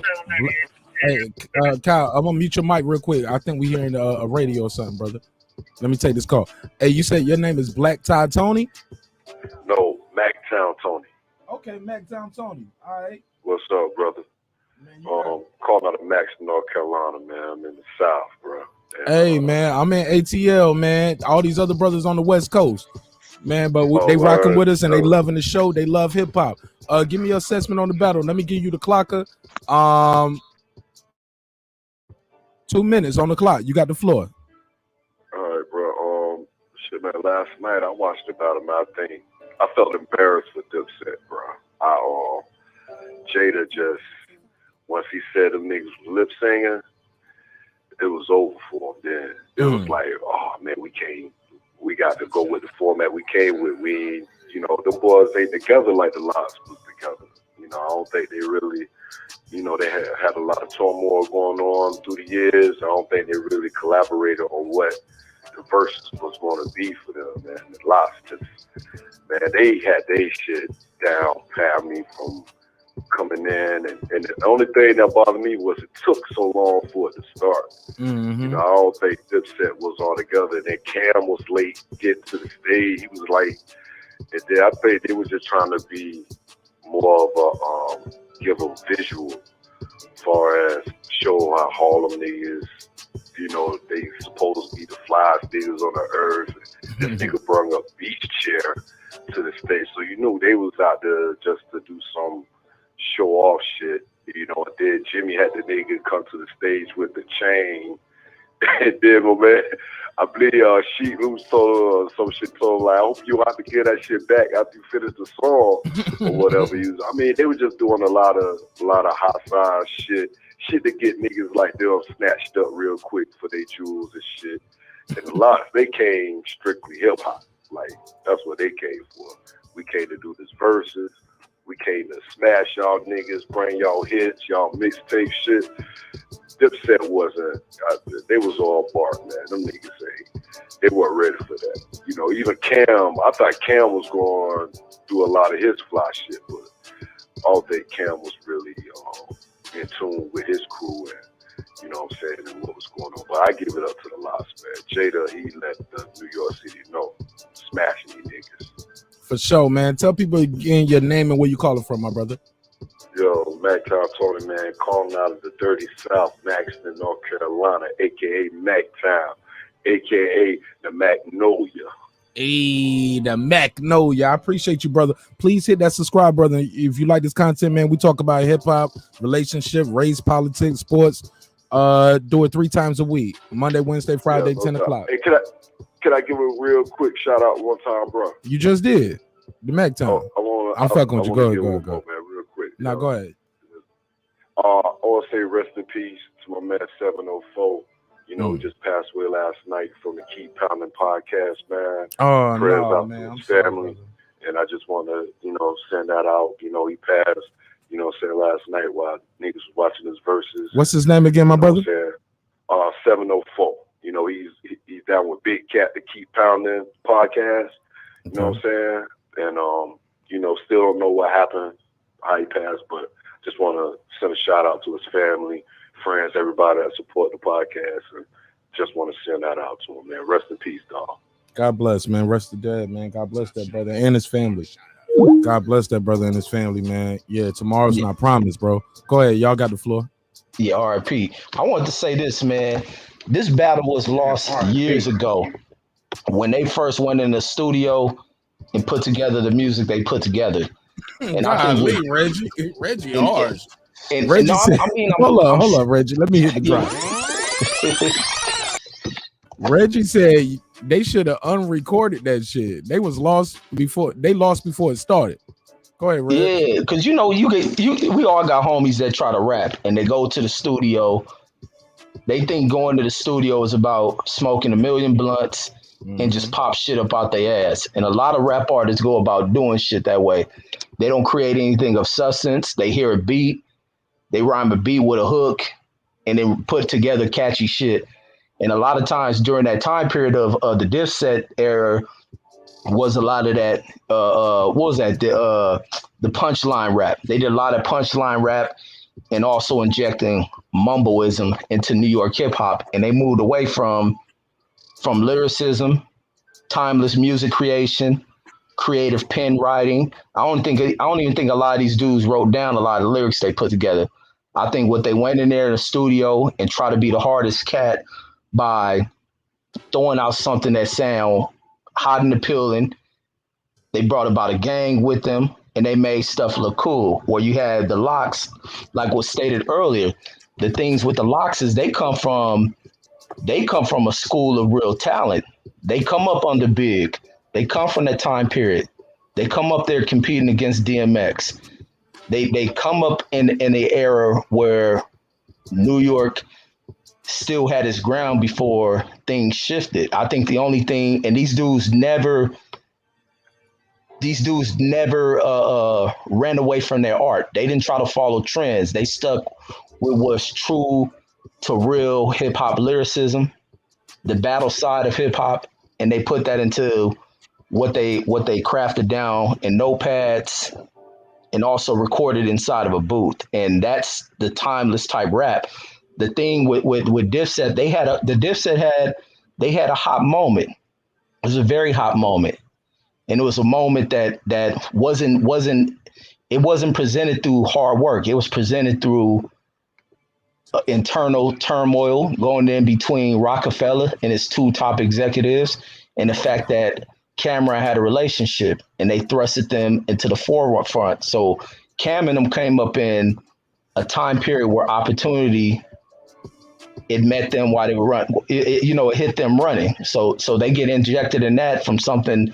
They ran off the success of a company built by Jay-Z, along with the trends they was pushing. They was pushing fashionable trends and all that stuff. The LOX get screwed when contractual stuff fell through for them. When the Bad Boys thing went awry for them, the untimely death of Big, and they kind of were left out there.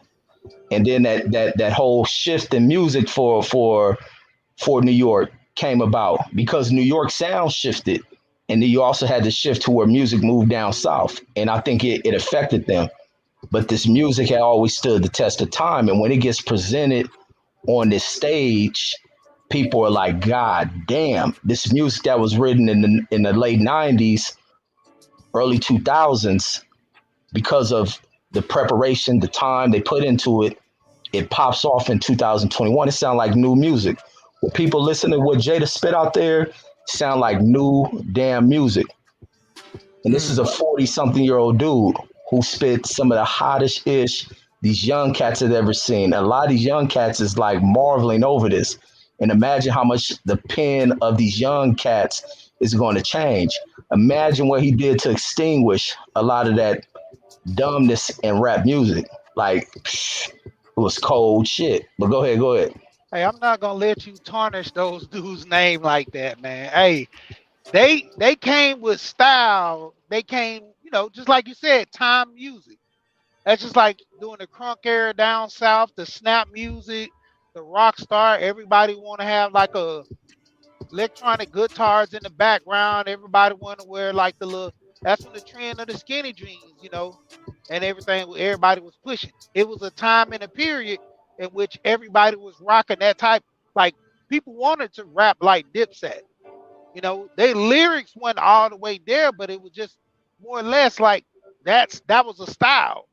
Just like we grow to have these trunk style rap and everything else, that was a style for them during that era. Just like you said, the move swung from, straight lyrics, banging conscious, everybody was different.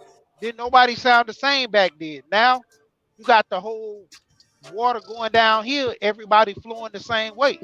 And that's the thing with Dipset. They started with a different side of the trend. I mean, everybody didn't follow it, but the point of it was still decent music. So I can't take it like they've been I trash. can't hear it no more. You can't hear me? I can hear you. I can hear you. Yeah, I mean, I'm just not gonna let it go like they just been trash because them dudes put out some decent music. It just that they was up there, they came out with their pants down. They wasn't ready. You know what I'm saying? Well, look, I don't think he said the music was trash. Well, he said, if I'm not mistaken, I'll let him speak for himself. Reggie said the music just didn't stand the test of time. It wasn't timeless music. Him saying murder, murder, murder didn't fit the same with where when these guys are saying money, power, respect, 24 hours to live. Just the song titles and the song, the creativity of the song, 24 hours to live. Being able to say, hey, look, I got these songs with these legends.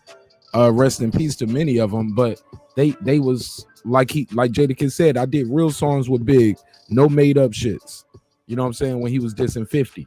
Also, the caller had said Freaky Zeke added something to it. I disagree. From what I was getting from the chat, and like I said, man, at one point we had 530 motherfuckers in, man, and I don't think they all are just having groupthink. Not at 500. Yeah, 20, maybe 15.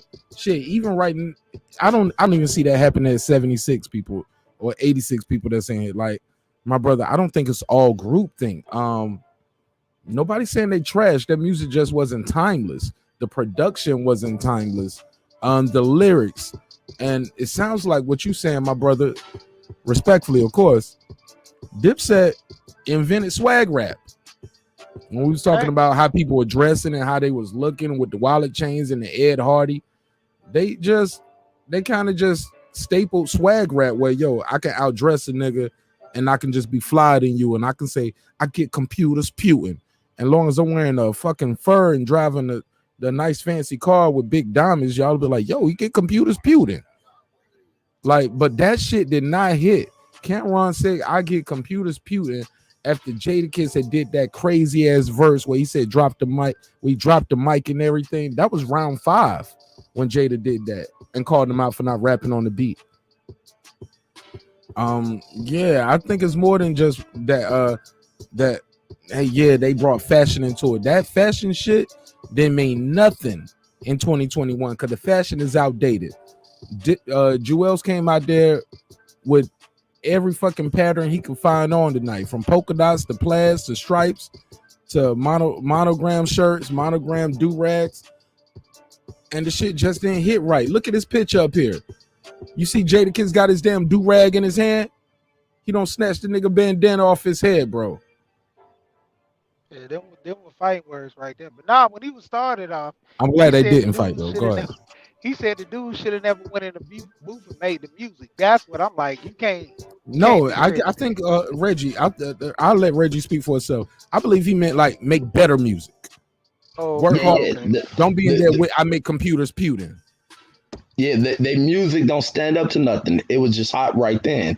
It was hot within that generation of young kids. They made music for the young kids back then that didn't stand for nothing. That, like I state, there's a lot of people in rap and many artists, period. There's many artists who just go to a studio to be in the studio, to drop something that's catchy, but with no substance to it. There's no breakdown to the music. And like we're talking about storytelling, there's nothing that line the stories to their rap music. Their rap music don't even follow a pattern or something. If the song got a title, their music don't even fit the title of a song. So if you don't fit the title of the song, What message are you putting out? What direction is the song going about? And what does it link to anything? You go through one bar and it switched to something else. It's chaos music. Ain't nothing, no rhyme and reason to nothing that they produce. And that's why it don't match up when they dealing with artists who are serious lyricists. And that's just the thing. Before say you that about speak, Silk. Go let me. ahead. I just want to say this, and I'll let you get right back in. She, for the people who are saying Dipset didn't have the right songs, they didn't have the right. They didn't pick the right selection. They didn't pick the right order for the selection that they had. None of that still mattered because they were still rapping with the beats. I mean, rapping with the vocals. And I think that's what separated the LOX from the pack, the cohesiveness. As in, like, I know my verse, I know my boy's verse, he knows his verse, voice control, breath control, delivery, stage presence, the whole package. It was different. It was, King Asian Math said, look, tonight the LOX battle a local rec center group called the Dipset. They made them look like a local rec center group. It looked like professionals against amateurs. It looked like Wildin' Out versus URL, Smack DVD type shit. Go ahead, Sheed. I just want to say that. But I was gonna say that's even like Silk the Shocker, the way he rapped and came out with his, lyrics. I'm sorry. I didn't hear you real quick. Let me drop the beat. I'm sorry. You said who? Silk the Shocker. I'm sorry, man. I've been doing this show for about 8 hours tonight. My ears are real bad. I thought we was talking about dope lyricists, and you said, I'm sorry, what you say? One more time. But I'm not talking about no. Sorry, you had to hold that for me. I'm sorry, brother. Go ahead. I caught that in. Yeah, man. You don't do the Silk the Shocker, man. They was rapping off beat like Silk the Shocker, but you got the floor. I'm sorry. Go ahead. But I mean, that's how it is, man. When it comes down to it, you gotta understand. That's like what's Big Boy and Andre 3000. They pretty much set the stage when they start rapping. Dungeon Family had these guys running around the neighborhood rapping their verses so they can catch their win. So those guys came just in that type. They came professional. They came prepared. Jimmy thought like, and all of them was like, yeah, man, we just gonna go up there, sell stuff, look fly, and the people gonna love us because they are fans. But now it was a murder. Murder was the case that they gave me. They believed that on hype a little bit too much because a lot of fans was saying the Dip was gonna beat them because they was like, the LOX, all they got is Jadakiss. Maybe we underestimated the power of the Big Joker. Yeah. When you playing space, the Big Joker is the most powerful card. Like, you got a guy on the other side who is, what, by his own admission, top 5 dead or alive. And that was when he only had one album out. He was saying top 5 dead or alive, and that's just off one LP. That line stuck where we say that now to this day. Who's top 5 dead or alive? Top 5. Bro, Cam should have been more vocal leading up to this. He left Jimmy out there on his own to do all the pre-fight hype. Styles P did a hell of a job. He kept it a buck. He was like, yo, ain't nobody gonna ever say Sheet Luch wearing a better belt than Jim Jones. But ain't nobody gonna ever say Jim Jones is top 5, top 10, top 20 rapper of all time. Say what y'all want to say about Styles and Sheik. They had to be able to hold their own against Jada. Styles has several records where him and Jada went back and forth, and they created that new shit where we, at that time, it wasn't new shit. Of course, the legends that did it. I know the OGs on the panel, the West Coast dudes, they're going to kill me for saying they originated. They didn't. Let's be clear, they didn't. But they brought it back where you were seeing guys going back and forth in a group, almost to the point people was like, where's Sheik Luch? Dipset had nothing for that. Nothing.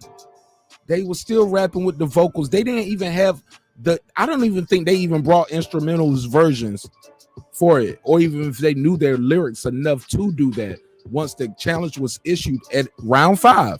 At round 5, that's when he started saying that. A lot of people said the pendulum also shifted when Jewel said, y'all ain't got no girl songs. What y'all in here rapping for dudes on Rikers Island? And Dipset really put their foot in their mouth. Because after that, it was really over. If it wasn't over before then, it was over then. Let's go back to the panel. Let's talk to the Cali OGs, man. Kyle is being here quiet for a minute. Go ahead, Kyle. You back? Yeah, I'm here, man. Go ahead, man. You got the floor, man. Let's hear your take on some of this. I know you missed some of the show, but we had a record-breaking show tonight, Kyle. We broke 2,000, then we broke 2,100, and we on our way to breaking 2,150, all in one episode. Fuck with us. That's amazing, man. You can't go wrong, man. You doing a hell of a job, man, with your show, man. Let me put your band on the screen too, because I fuck with you and you fuck with me, bro. Go ahead. Give your take on it. Let me put your band on the screen so people can support you. Go ahead. Yeah, I mean, like a real one. Yeah, nobody can say that Sheek Louch. Like, people don't forget how like good Sheek Louch is because of how great Jada Kiss is. But man, all three of them dudes got bars, man. All three of them heavy on the bars. So that's all I got, man. I gotta get back to work and shit, man. I'm giving Hey, plug your show real quick. I got the band on the screen, but tell people who you are and what you got going on your channel, my brother. We got the boxing section, man. We got live interviews. We do reviews of fights. We got Wire Wednesdays. We talk MMA with my boy DB. Yeah, man, we have a great time on the show, man. And y'all can see me over there chopping it up with him and a lot of these great guys that you see on the panel, man. We do this shit all the time, man. Y'all new to it, but we true to it, man. We here all the time. Thanks again for pulling up, my brother. No, it's all good. All the time. Shout out to Kyle in the boxing section, man. What y'all think of Kyle's assessment of the of everything that was going on? Y'all agree, disagree? Yeah. I mean, like I said, when it comes, Sheek can rap, but he get overshadowed by Styles and Jada. You know, he's decent. I ain't gonna say he ain't no top 10, but he can hold some weight compared to a lot of the rappers now and back then. He can hold his weight because you coming in the booth behind Jada and Styles, you gotta tear that sheet out and hey, you gotta write over again. You can't get embarrassed in the group. Of course you're gonna be the guy that gonna say, man, well, them boys harder than you, so I gotta produce some type of lyrics that sound apart. I might not be the known one, but you're gonna hear a bar or two, you're gonna be like, okay, yeah. Yo, I looking at this, man, I'm gonna be honest, yo. DB, Reg, Tank, let me ask y'all this. Going into this, I knew Jada was gonna do what he was gonna do. I expected more from Cam. I really expected a lot from Jewel, especially when he got his new teeth. But my brother, like, who would think Sheek Louch and Styles P? Like, Jada did his thing. He brought it home.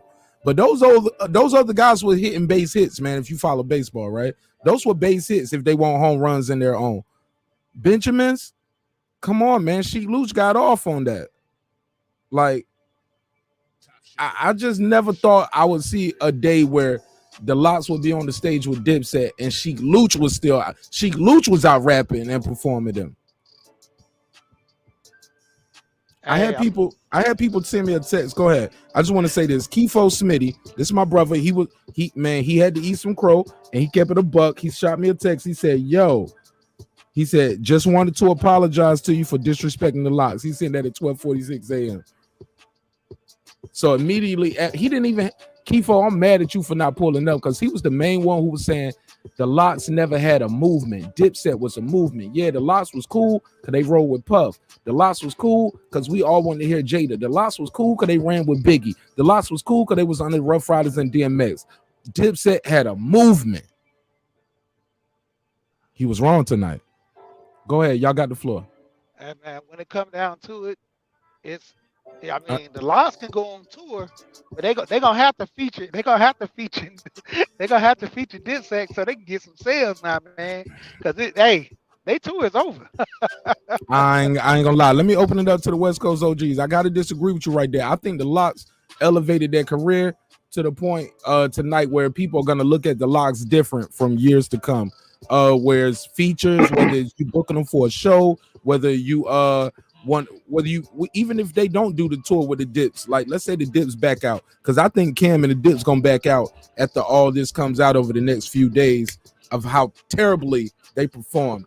I think the LOX will still be on tour. They'll bring somebody in there and they'll still do good numbers. I do not think that. I think the LOX elevated their careers tonight, and they don't have to do a tour with G Unit. I mean, with Dips to be successful.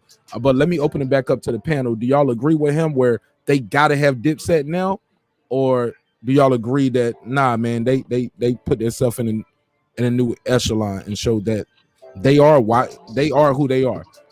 Go ahead, y'all got the floor. Yeah. Now, hold on, Sheet. Let somebody else get in real quick, Sheet. Sorry, brother. Go ahead. Let's pass it man. on. I think that. Can you hear me? Yes, sir. You got the floor. Yeah, man. I think that the LOX been the LOX. Chief Luke, Styles P, they been dope, and I can't speak for other places, but on the West Coast, we listen to almost everything, and so out here, you know, when the LOX was at their highest, there are people that I still rock with today. You know, I could hit up, and they'll tell you that Styles P is their favorite in the group. You know what I mean? Not Jadakiss.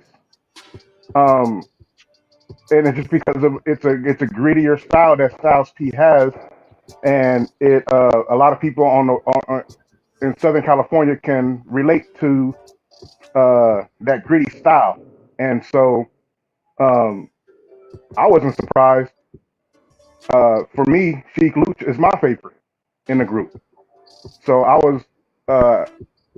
thought it was dope that when it came time to close, you know, outside of We Will Make It, they let it be Sheik Luch hitting getting his bars off, because as the versus show kept going on, you was hearing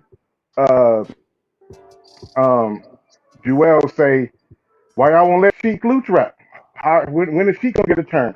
Because I think a lot of people know that Sheik Luch got bars, man. You know what I'm saying? He got bars. He just don't. He just like everyone is saying, he gets overshadowed by Jada and Styles. But you know, I like the underdog, and a lot of people last night got a chance to see the difference between hip hop and rap music.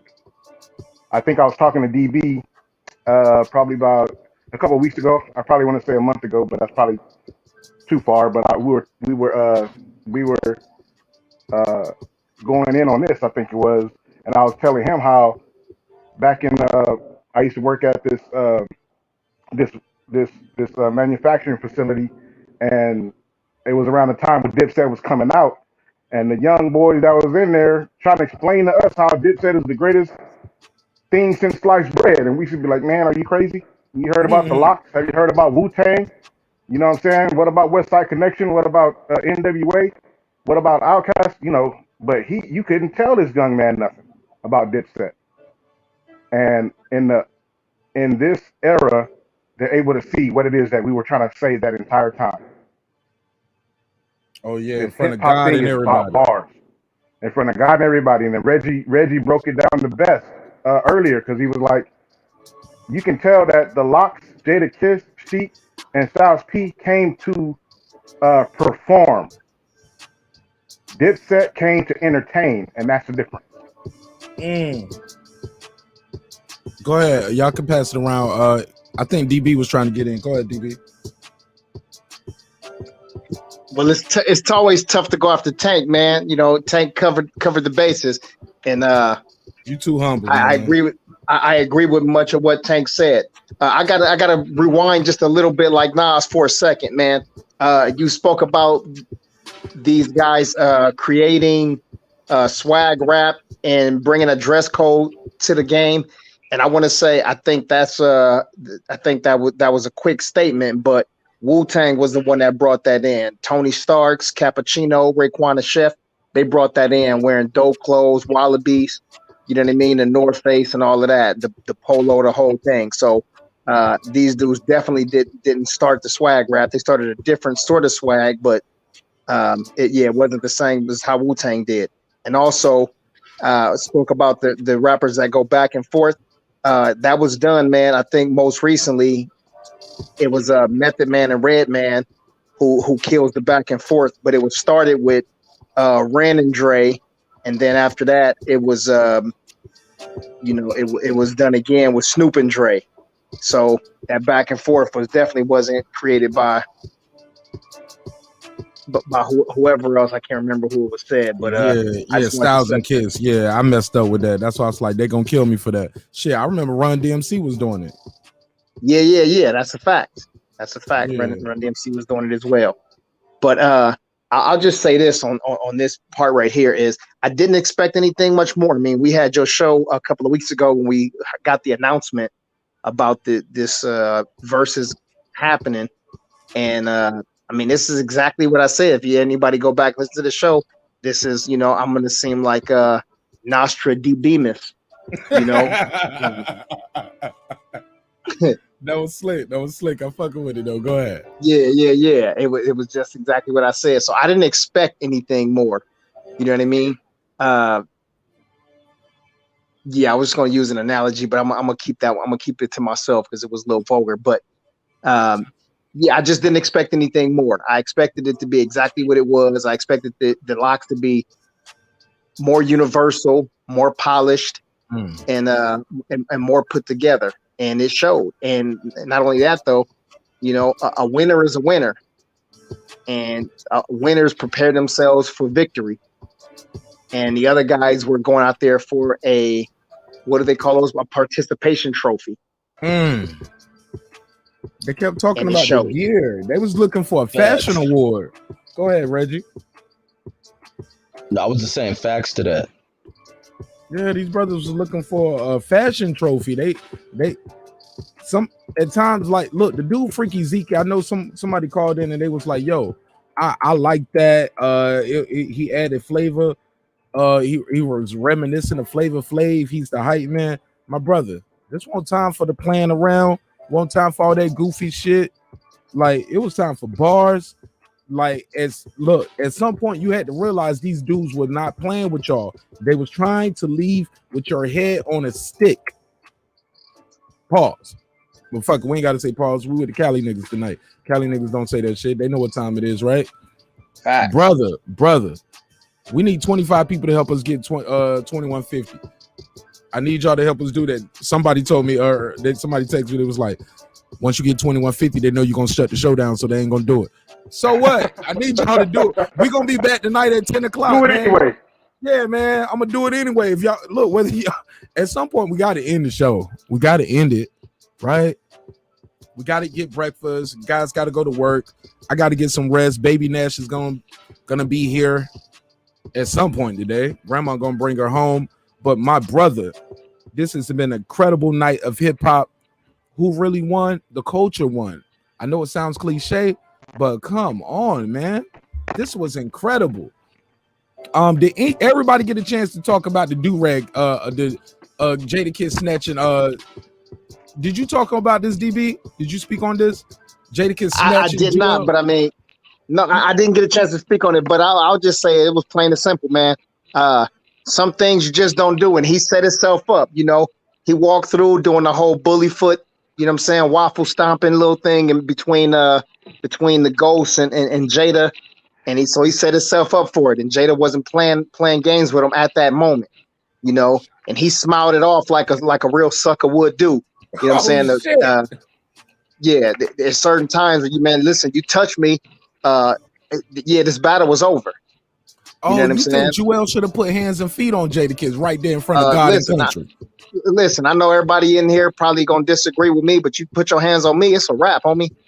It's a wrap. You touch me, it's done. I remember, and I say this, man. I remember when I used to get ready for my fights, and I used to always tell my coach, listen, when we do the weigh-ins, if this dude touch me, we're not gonna make it till tomorrow. If he touch me, if he rub his nose against my nose, if he touch his forehead against mine, I'm fucking up all of the money, everything. So. Yeah, don't put your hands on me. I just, you know what I'm saying? Yeah, I don't go for that. So he took the do-rag and he threw it on the ground, and I don't know if he stomped it, but he did the motion like he was stomping it. but he held it up for the crowd to see. It's like I beheaded you right now. You know, I annihilated you with these lyrics. I threw these bars at you like spears, and then I took your crown and shoved it. This the picture right here that DB was talking about, where he walking through, stumping through them while they trying to rap, and this is the picture of how he got his head taken off. Go ahead, Tank. I see you unmuted. I think Tank want to reply to that. Tank, Reggie, would y'all have fucked up the money, or would y'all have been like laughed it off? I'm sorry. Go ahead. I was gonna set the table a little bit more for you, as if you needed that. But DB said, "Yo, once you touch me, in the words of Malcolm, I'm gonna send you to the cemetery. Be humble, be respectful, be patient, be kind, be generous. But once they touch you, send them to the cemetery." You think Jewel should have fucked the money up and put hands and feet on Jada, or should he smiled it off like a sucker? Or hey, by him walking through like you see on the screen right now, you get what you asked for, and you get it because you asked for it. Go ahead, Tank. The rule is you got to reciprocate.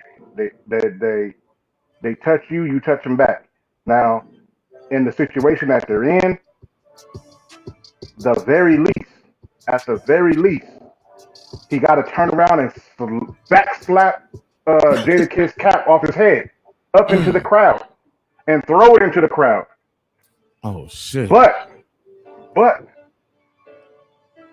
with that being said, we have to keep in mind, like I said earlier, all of this was pre-planned. That's what takes some of the sting out of it. That's what takes some of the sting out of it being a serious incident, because Jada Kiss came out and was like, yeah, we already talked about doing this in the backstage.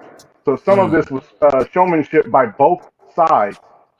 And even if it wasn't, BB brilliantly brought it out. What's the kid's name?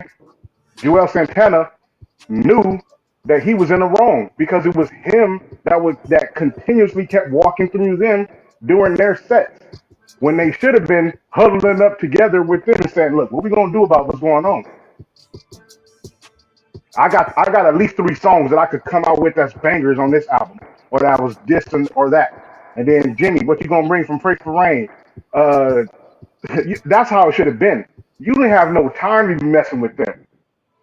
They already knew what they was gonna do. They already had their game plan, and they was executing their game plan brilliantly, like it was nothing. So you didn't have no time to be how DB say, bully footing around in they cipher. Because what happened was you got your head taken off and put on the stick, like Marq Nash just said. Is this y'all king? Yo, Jewels made that bandana famous. I think in one night, Jadakiss made it more famous than it ever was. Nobody ever snatched his bandana off. Santana bandana. Oh my God, Jadakiss took that was his line, Santana bandana, right? Hey, Mark, how's it gonna play out in Harlem? That's the question.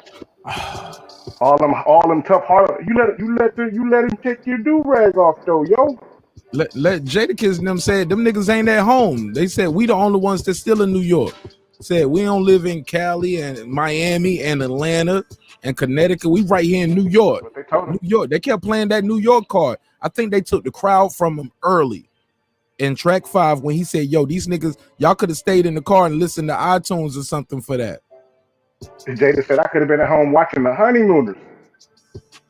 Man, he said, he said, yeah, man, y'all got me out of bed for this shit. Like, he was like, this all y'all got? Like, look, man, this, unfortunately, I just want to say, for as exciting as it, for as one-sided as it was, it seems people really enjoyed it. Maybe people just enjoyed seeing the OGs. And look, I shouldn't even say that, Reggie, after that conversation we had with the dude earlier about the OGs, right? And he brought it up. But I think people appreciate seeing the older guys go in there and watch these guys who are, yeah, they technically are older guys too, but they're younger. They're supposed to have the younger fan base, right? LOX came out in 94. They played a lot of mixtape records against a group whose claim to fame is mixtape success. And they washed them. Some would say this guy on the screen could have beat him by himself after what we saw tonight. Man, that nigga Jada was on a different level, man. All overall, he was on a different level musically. Any way you level this shit, he was on a different level, and that's why people like even talking about who can you put up there with him. Even great artists, I don't think will stand up next to this dude. This dude's presence is on the scale of a battle rapper.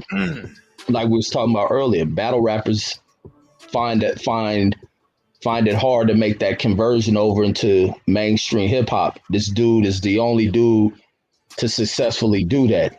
And he commands the stage like one of these dudes and one of them, whatever's the new thing in battle rapping. This is what Jadakiss is against these other dudes inside of music. There's a lot of them do trendy stuff, but are you talented enough to really get in here with someone who can really spit? And there ain't too many cats out there. Like this dude Jada will probably try to go out, and he's passionate about it. He's passionate about when he's zoned in. He was on a different level, and I think that's where he took the thing with Jewels and that bandana. He was in his zone, and you stepping in his territory. It was different. This dude is when you know how you dealing with genius level type people. They lock in, they mind switch. You deal with a fighter who mind switching to some other stuff. They become a different person. That's really what this dude became, man. But I'm gonna fall in the chat because I know I gotta get like 2 hours of sleep. Damn, Hopefully Reg. y'all still on when I wake up. But Damn, I'm gonna be Reg. listening in the chat. Damn, Reg, man. I'm sorry we kept you up so long, man. I appreciate Man, you this though, music man. shit, man. I love this shit. Yeah, man, you hit it. Yeah, I appreciate you, man. Thanks again. Hey, Reggie, put your plug your channel real quick. I know you don't really do the shameless promotion, but man, we had a record-breaking show tonight, and you are part of the reason. You are a friend of the show. Like I tell you, man, I got love for you, my brother, and ain't nothing you can do about it. Plug your channel, man. All right, I got you, bro. Go ahead, you got the floor. Oh no, I'm out. Say the name of your channel for the people who don't know. Yeah. Reggie pulling up the link, but it's at Boxing Conversations with Reggie Owens. Yes, sir. Boxing Conversations with Reggie Owens. And the backup channel. And one backup. Hey, man, you taught me about the backup channel. See what I'm saying? That's what led here tonight, man. You taught me that game a long time ago. Like, nigga, you need 2 of these motherfuckers if you're going to be doing this shit. But thank you so much for your time, my brother. God bless you. Wish you nothing but health, wealth, and prosperity, man. You are a friend of the show. Reggie Owens, Reg, hold on one more second before you leave, real quick, because I know y'all. He gone. Damn, bro. While Reg is in the chat, though, and I don't mean to switch reels because I know these brothers probably want to still cook on this, but y'all was talking about storytellers. Oh, yeah. And I know you want to cook on that? Yeah, because I know we started talking about that the other day, and I wrote a couple of them down the other day. And let me say one statement off of what he said, yes, and sir. I'll bring it right back to you. He said something about Jadakiss being in a zone, and I just want to reply on that before I forget. I think this could be something that other MCs might want to do now. Jada made it cooler. Like some guys I saw, like, man, I want to do the verses, blah blah blah. Jada made it cool to do your mixtape joints. You can do joint, like he showed like the level of performance. Guys who guys who want to get in the battle rap field, but they kind of like, yo, I ain't good enough. I can't compete with LOX and Mook. Like these guys are a different monster. He showed like, hey, you can go out there and do your catalog and still cook an artist if you good on this motherfucking mic. If you really know what you're doing, you got music to stand the test of time. You ain't got to hit the smack stage. You can hit the versus stage, and you can put somebody in that damn body bag. And I think that's what he did. He lined up a bunch of body bags. Freaky Zeke got to share a body bag with somebody because he don't get his own body bag. He got to share a body bag with either we can put him in the body bag with Jewels. And I mean that respectfully. I don't wish death on no man or woman or child, right? So I don't mean it literally, so don't kill me in the comments, right? I'm just saying he did something different. But let's get back to what Brother DB was talking about with the best storytellers. Go ahead. Yeah, also, man, I'm all over the place. Like Reggie said, man, we started talking about music and hip hop in particular. I go crazy, but I'm getting dizzy as the world keeps spinning like a frisbee. Gangsters and girls make the world twirl. No hesitation, I can run a nation from incarceration. 30 years is what I'm facing. You know what I'm saying? So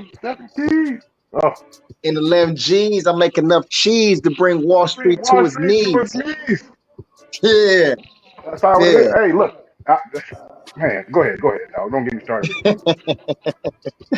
Hey, They yeah, asked get like it, I was but being funny earlier when I was talking about Cube. no, that's one of the gods. That's a rap god right there. That better believe that. But and also one more thing too, and shout out to Big Dog Willie. I see him in the chat, and he said it right before I got a chance to. Tupac made the bandana popular. Tupac did, and then after Tupac, DMX did, and after DMX, or him and Ja Rule, it was around the same time. So Joel just came down a line of dudes who was rocking bandanas. He wore it a little different though.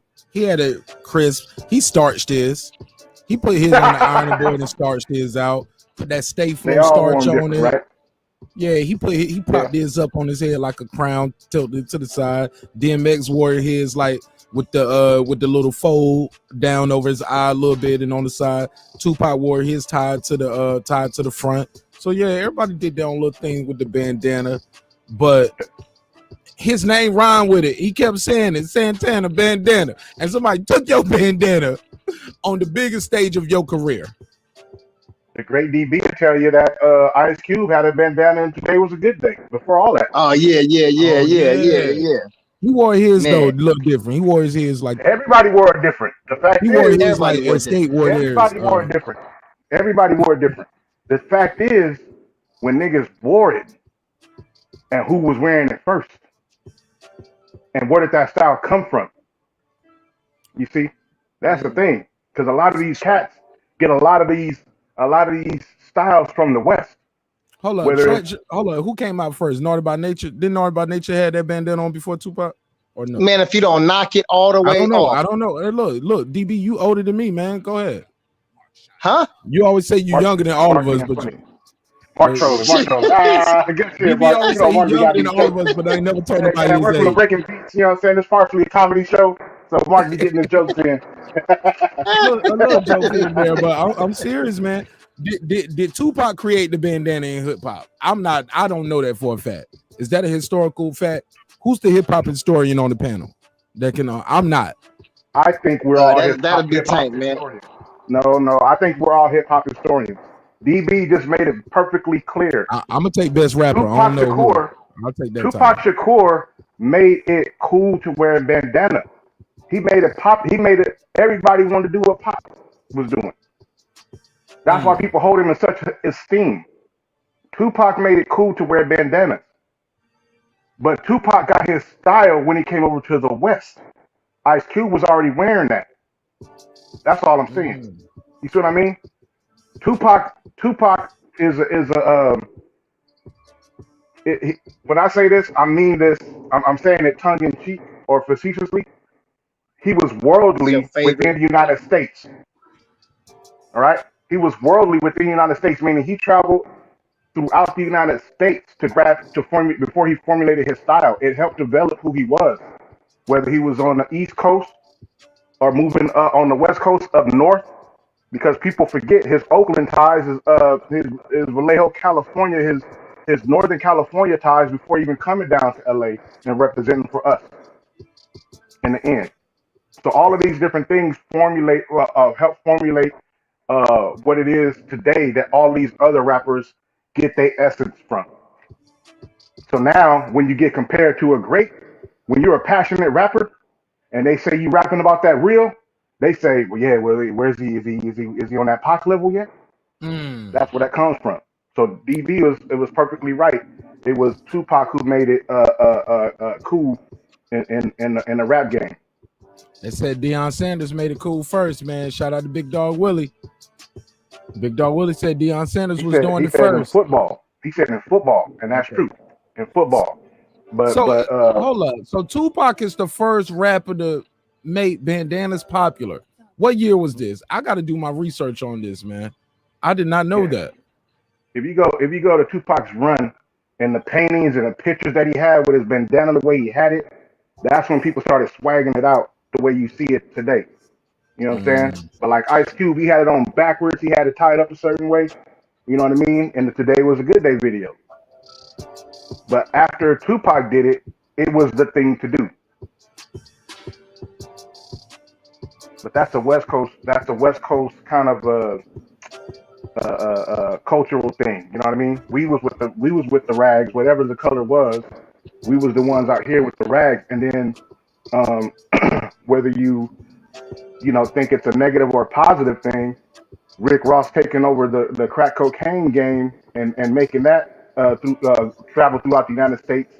Hold on, Rick Ross. Let's be specific. There's only one Rick Ross that I know. Okay. Yeah, there's only one Rick Ross out of LA, right? South Central. Right. Yeah. So when he made it, when he started having his business throughout the country, he had guys from his neighborhoods out there running those businesses, and they had that culture, and that culture rubbed off on the people that was there. That's how this all started.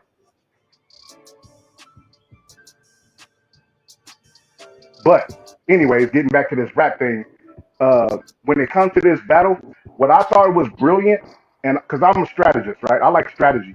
What I thought was brilliant was that the LOX was already set up for the nuclear bombs that were potential to go off in the verses.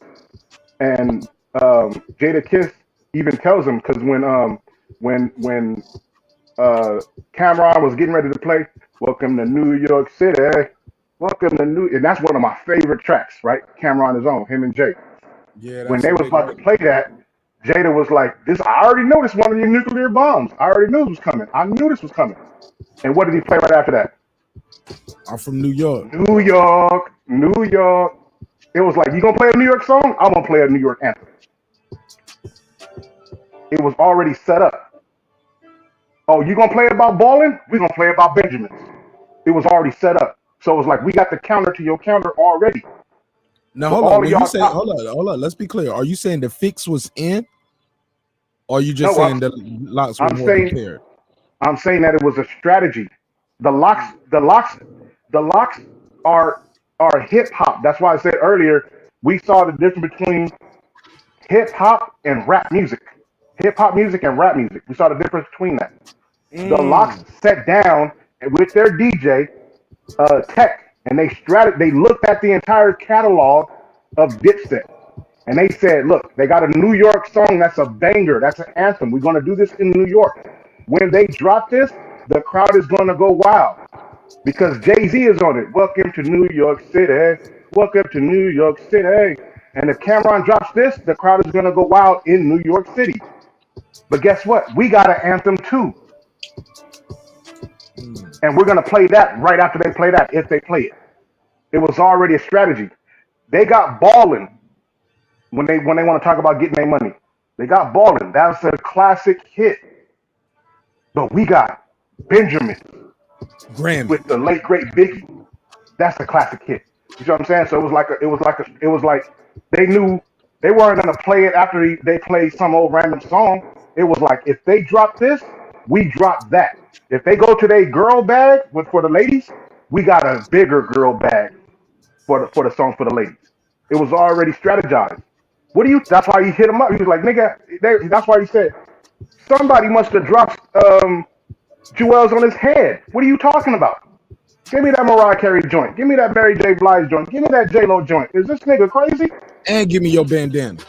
Go into the bag of tricks, because we already knew this was coming.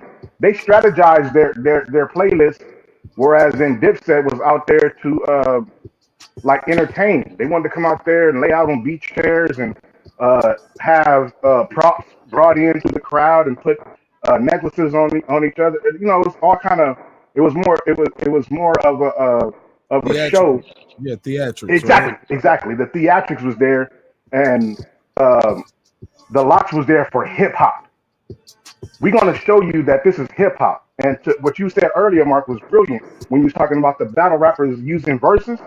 What I also hope that they take away from this is these up and coming artists is you do not have to sound uniformly like the next artist that's coming up.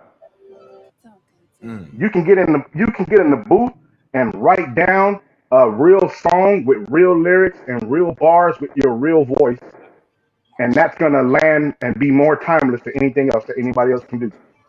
And that's what I hope that this kind of steers hip hop back into that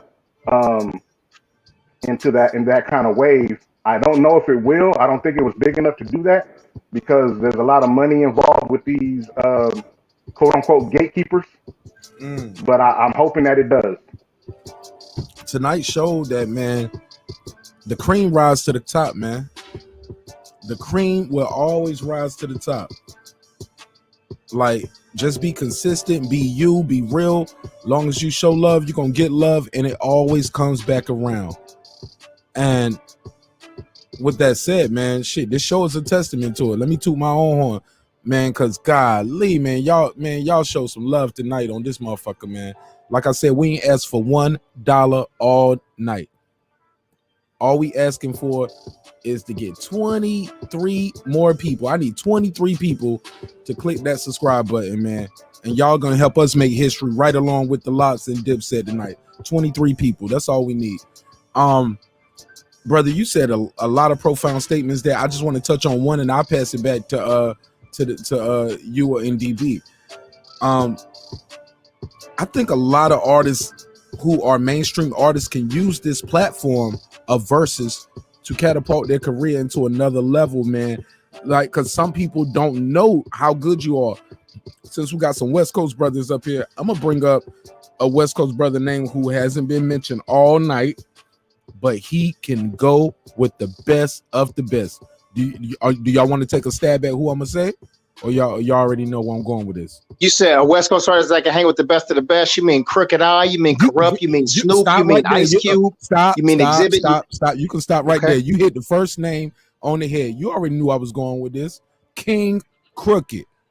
I need King Crooked on this battle stage, man, on this Verzuz stage with the Slaughterhouse. I would love to see I think Slaughterhouse will take out G Unit. After what I saw tonight, I realized it ain't about having a bigger record or having a bigger star on your team or dressing nice or fancy chains. None of that shit matter. If you can get up here and control this crowd and you are cooking, you got stage presence, you ain't up there rapping with your vocals, ain't got no corny nigga up there. I don't mean to call him corny, man. I'm just saying, Freaky Zeke, I like you as a man and as a person. You got a job to do and you got to take care of your family. I don't mean no disrespect, my brother, but it's a time and place for everything. And tonight, it was a time where he should have toned down a little bit, and it was a time where Cam should have stepped up to the plate and showed people, hey, yeah, nigga, they got Jadakiss, but I'm Cameron. Biggie signed me. I was the first artist that Biggie signed to his label. That's how good I am. And he didn't go into that bag enough. He was too cool for school. But what do you guys think about brothers like Slaughterhouse, Royce the Fight? Look, all that shit that was going on with Royce and Lupe, shit, I want to see them do the verses now.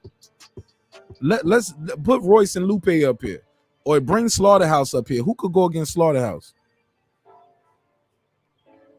That's a super group, man. That's tough for somebody to do. Yeah, that's a super group. Only people I think that they'd be able to put against them is Wu-Tang. You know what I'm saying? Because you got 5 dudes just like that. I think you really need. It's four. Oh, you mean yeah? Slaughterhouse is 4. It's not 5. Okay. I don't know. I'm thinking you got Royce, Crooked, Joel, Joe Budden, and Royce the 5'9". Right. See, that other dude who was up here earlier would say, "See, you got niggas up here and did no history." I'm from New York. I'm from New York City. That's all I know. No disrespect, brother. That shit was funny though. That's like me and DB saying, "Nigga, we from LA. That's why we know." No, we know because we do research on what we talking about. If we have right. You know, my bad. That whole segment, yeah. DB was like, "Yeah, I missed that." Yo, brother was like, he said the LOX and the Dipset battle would have been better if Swiss Beats was hosting it and emceeing it. And he said Swiss Beats is basically responsible for the LOX career. Did he change it up? Yeah, he changed it up, but that's how we got to it. But That's how we anyway, got to that cliff that we let him walk himself right off. But he walked himself right to it, and he did a belly flop at the bottom of the Grand Canyon, man. But shout out to him. He a new subscriber. We got a lot of new subscribers tonight, so I don't want to make them too mad, but I gotta let them know we can't let that shit fly. It's an open channel, open panel, open dialogue. But once you click that link, or once you call that phone number, hey man, you leave yourself open to people to critique you. Shit, I leave myself open for people to critique me. I'm here for 9 hours, bro. So I know people they're gonna have something to say. I get it, but brother was totally off on that, and we love him. But the coldest cut though, Mark, was when you said I'm a fact checker. This is what I do. It's on the screen. So after that, there was nothing else to be said because I was trying to shoot him some bell though, Tank. You say again?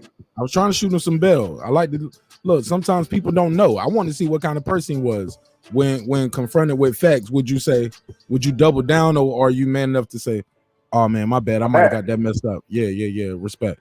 He was like, when you check the playback, you gonna see.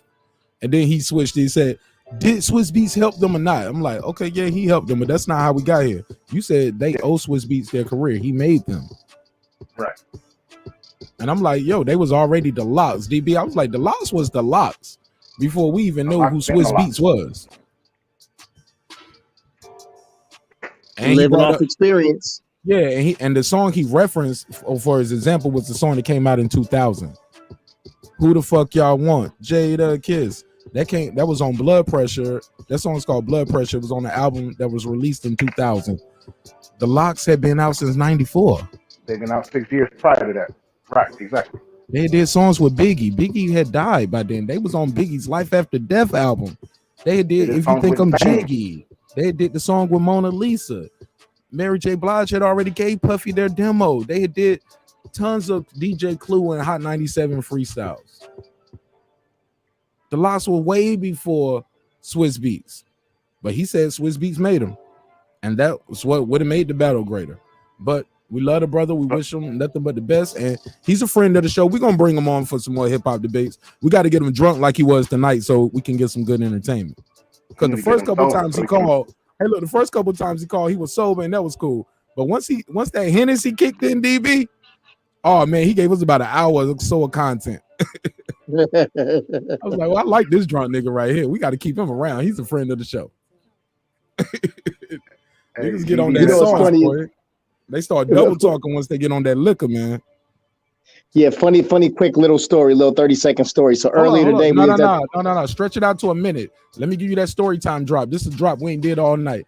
For all the new subscribers, whenever you have a story, we're going to give you a drop, and we're going to say on the count of 3, story time. 1, 2, 3. Story time. Story time.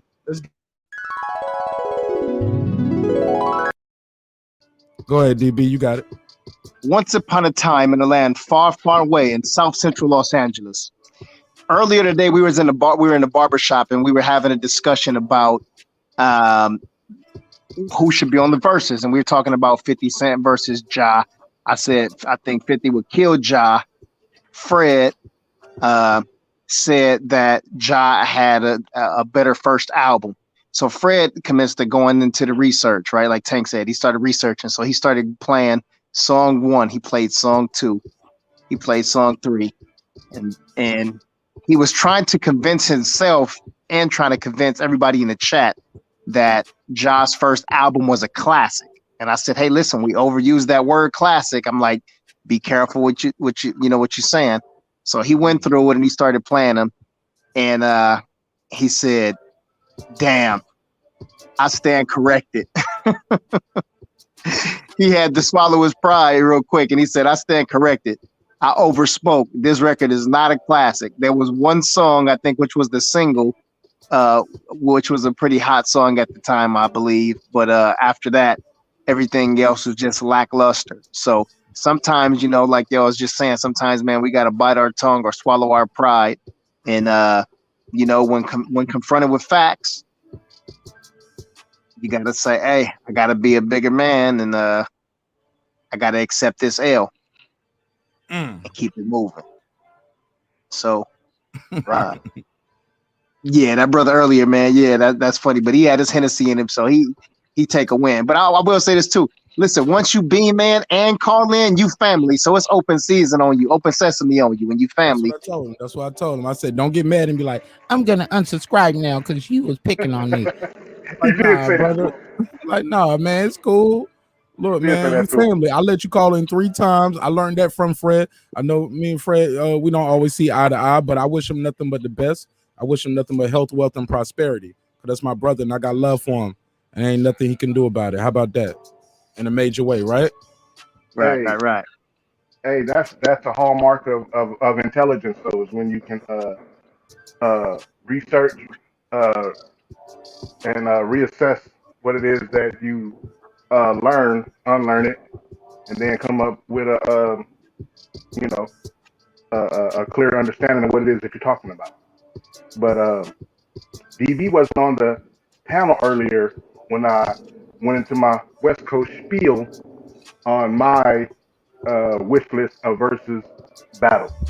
Oh, let's go for it. Go for it. Give it to hear what he got to say about it, being that he's from the land too. All right, go ahead. You got the floor. DB, you with him, right? You listening? So DB, I had Dr. Dre. hold on. Yeah, let's do a whole reset real quick. Let's do a whole reset. Let me give you a drop for that one because that was funny. He said not only could he do a sky hook, he can rap his ass off. Y'all just didn't know. He said Dr. J, but go ahead. I'm fucking with you. Go ahead, Tank. You got it. I got Dr. Dre going up against DJ Quick. The way I think of verses is not just who had a hot album or who had a hard run, I look at it like you gotta have 20 in the clip, a hot 20 that you can go to and be like, here's my 20. Here's my 20 cards. Let's see what cards you brought, and then let me lay my card down, your card, my card, and then go like that. And with DJ Quick, I think a lot of people have no clue of this man's catalog, the real catalog that DJ Quick has, that he can go into his bag and bring out songs. Because remember, these are both producers and MCs. They're both producer MCs.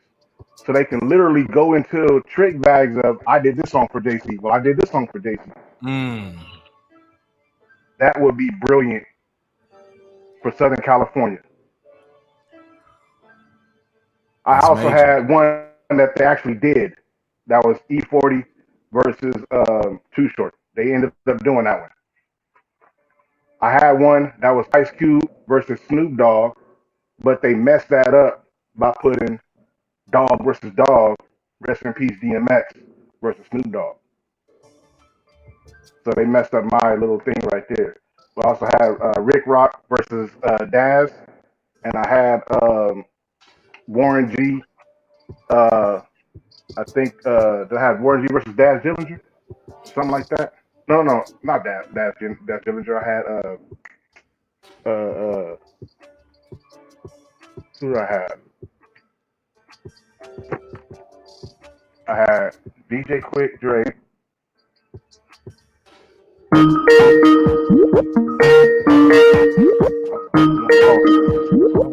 had Warren G versus Battle Cat. Think about that, DB. I had Warren G versus Battle Cat, Rick Rock versus Daz, Ice Cube, Snoop, DJ Quick versus Dr. Dre. Tank, can you put some of that in the private chat so I can put it on the screen so the viewers can see it visually? All right, I'm gonna do it right now. And don't put it in the main chat, put it in the private chat because I can't copy and paste. Right, yeah, if it's on the private, I can copy and paste. Hey, look, DB, before you reply to that, we got a caller 412. Before you say your name and where you calling from, as you know, we got sponsors on the show. Your boy Marq Nash out here slinging hair weave. I got bundles, baby. Let's run the ad. Since our first day in business, Essentials of You has been offering our customers the best selection of products at unbeatable prices. Our online store has been synonymous with quality, and we ensure our continuous variety of fantastic merchandise along with unique limited edition and seasonal items that fit any budget. Check it out and start shopping today. Hell yeah, man. And if you want your ad placed on the show, my email is in the description block and it's also scrolling at the bottom of the screen. Contact me and I'll send you our proposal and what we can offer to help you promote your business. Thank you so much. Let's get back to the show. 412, you live on air. You breaking beats with Marq Nash, where we break down business, entertainment, art, technology, sports, and anything else we feel like squeezing into those letters. What's your name and where you calling from, caller? Named Icy Mo, calling from Guntown, Pennsylvania. Oh, Guntown, Pennsylvania. Icy Mo, you got the floor. 2 minutes on the clock. Go ahead, spit your game, talk your shit. Well, I mean, I was watching that joint last night. Like Jada said, man, they was crushing them dudes. You know what I'm saying? I give DIPSET their respect, you know, but it's just you got two different types of crews. You understand? And you know what I mean? Because you know, LOX is really street grimy rap, basically. You know what I mean? They ain't with they're not really with the mainstream rap. DIPSET's mainstream. They more mainstream. You know, they got more mainstream hits than the LOX. But when it come down to it, you know, the LOX, like Styles and Jada, they mixtape stuff is killing a lot of the DIPSET mainstream music. And it was proven with them freestyles that Kiss was spitting last night. So, you know, in my opinion, that's why I think the LOX won. They handed them dudes.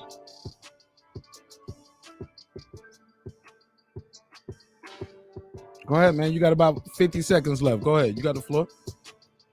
That's cool. That's all I wanted to say, homie. You know what I'm saying? Just, you know, enough love and respect for you having me speaking on your platform. Man, I tell people all the time, this ain't my show, this y'all show. I'm just hosting this shit, man. Look, without y'all, I'm just a dude sitting in the room talking to myself. And I remember those days. It was just in October. We less than 1 year in, man, and the show is growing right in front of my eyes. It's a beautiful thing to sit here and talk to you guys about hip hop.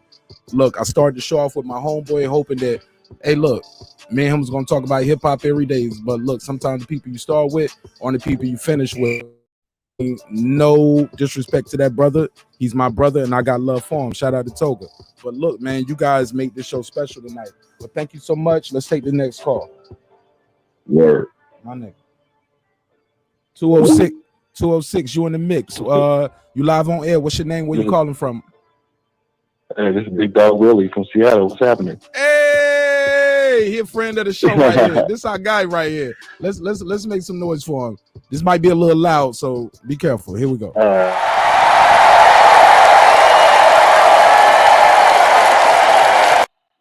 Big Dog Willie. Hello? Big Dog? Yeah. Yeah, see, Big What Dog up, Will? I mean, I don't be... Big Dog Willie know Yeah, about no, our I'm struggles, man. We started off with 5 people in the room. Big Dog Willie was on some of them panels. Yeah, it's about 5 or 6 of these y'all motherfuckers in here, but go get your COVID shot. That's all I gotta say. I'm out. Big Dog Willie is our I'm concerned about that shit too. Hey, Big Dog, Dog Willie, hold up, Big Dog. Let me get one more joke off real quick. You know, we got to get our jokes off. Big Dog Willie was promoting the Juvenile Vex That Thing Up song. Girl, you look good. Won't you vex that thing up? You're a handsome young brother. You should vex that thing up. Get freaky all night if you vex that thing up. Yeah, he was promoting a dating app. He wasn't promoting the vaccine, promoting a dating app. But hey, man, I was, but hey, to each his own. Go ahead, Willie. You got the floor, my brother. No clock for you. Yeah, your family. Go ahead. Yeah, no, it's good. I'm at work, so you know, so, like always. But yeah, the DIPSET, man, I really don't like them, to be honest with you. I wrote this in the chat a couple of times, hoping you guys pick it up. But I think they're like a better version of Puffy and Mace, man. Who's the better? Hold on. Drop the beat. Who's the better version of Puffy and Mace? DIPSET. Oh man, they wrote Puffy's verses sometimes for Mace, but go ahead. Like I said, a better version. I get it. That's the real thing right here. The same shit. Rapping about their clothes, about what they can do, and it's the same shit. It's the same exact shit. They're just better at it.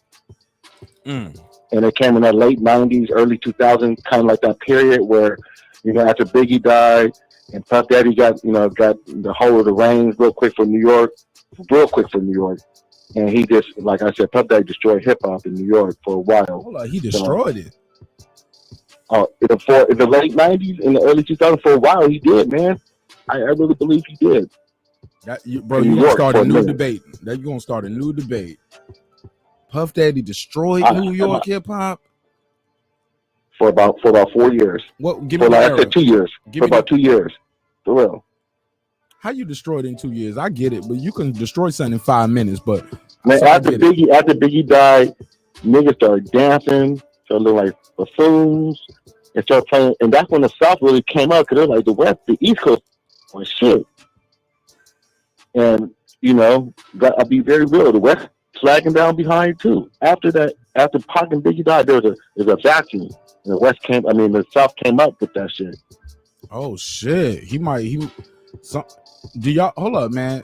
Willie, I don't know how much time you got, but let me let Tank and DB reply to you, or either one. You got time to listen to a reply from DB or Tank to see if they agree? Go ahead, DB. Go ahead. Okay, he said DB. He picked the guy with the shorter win. Tank, don't take no offense.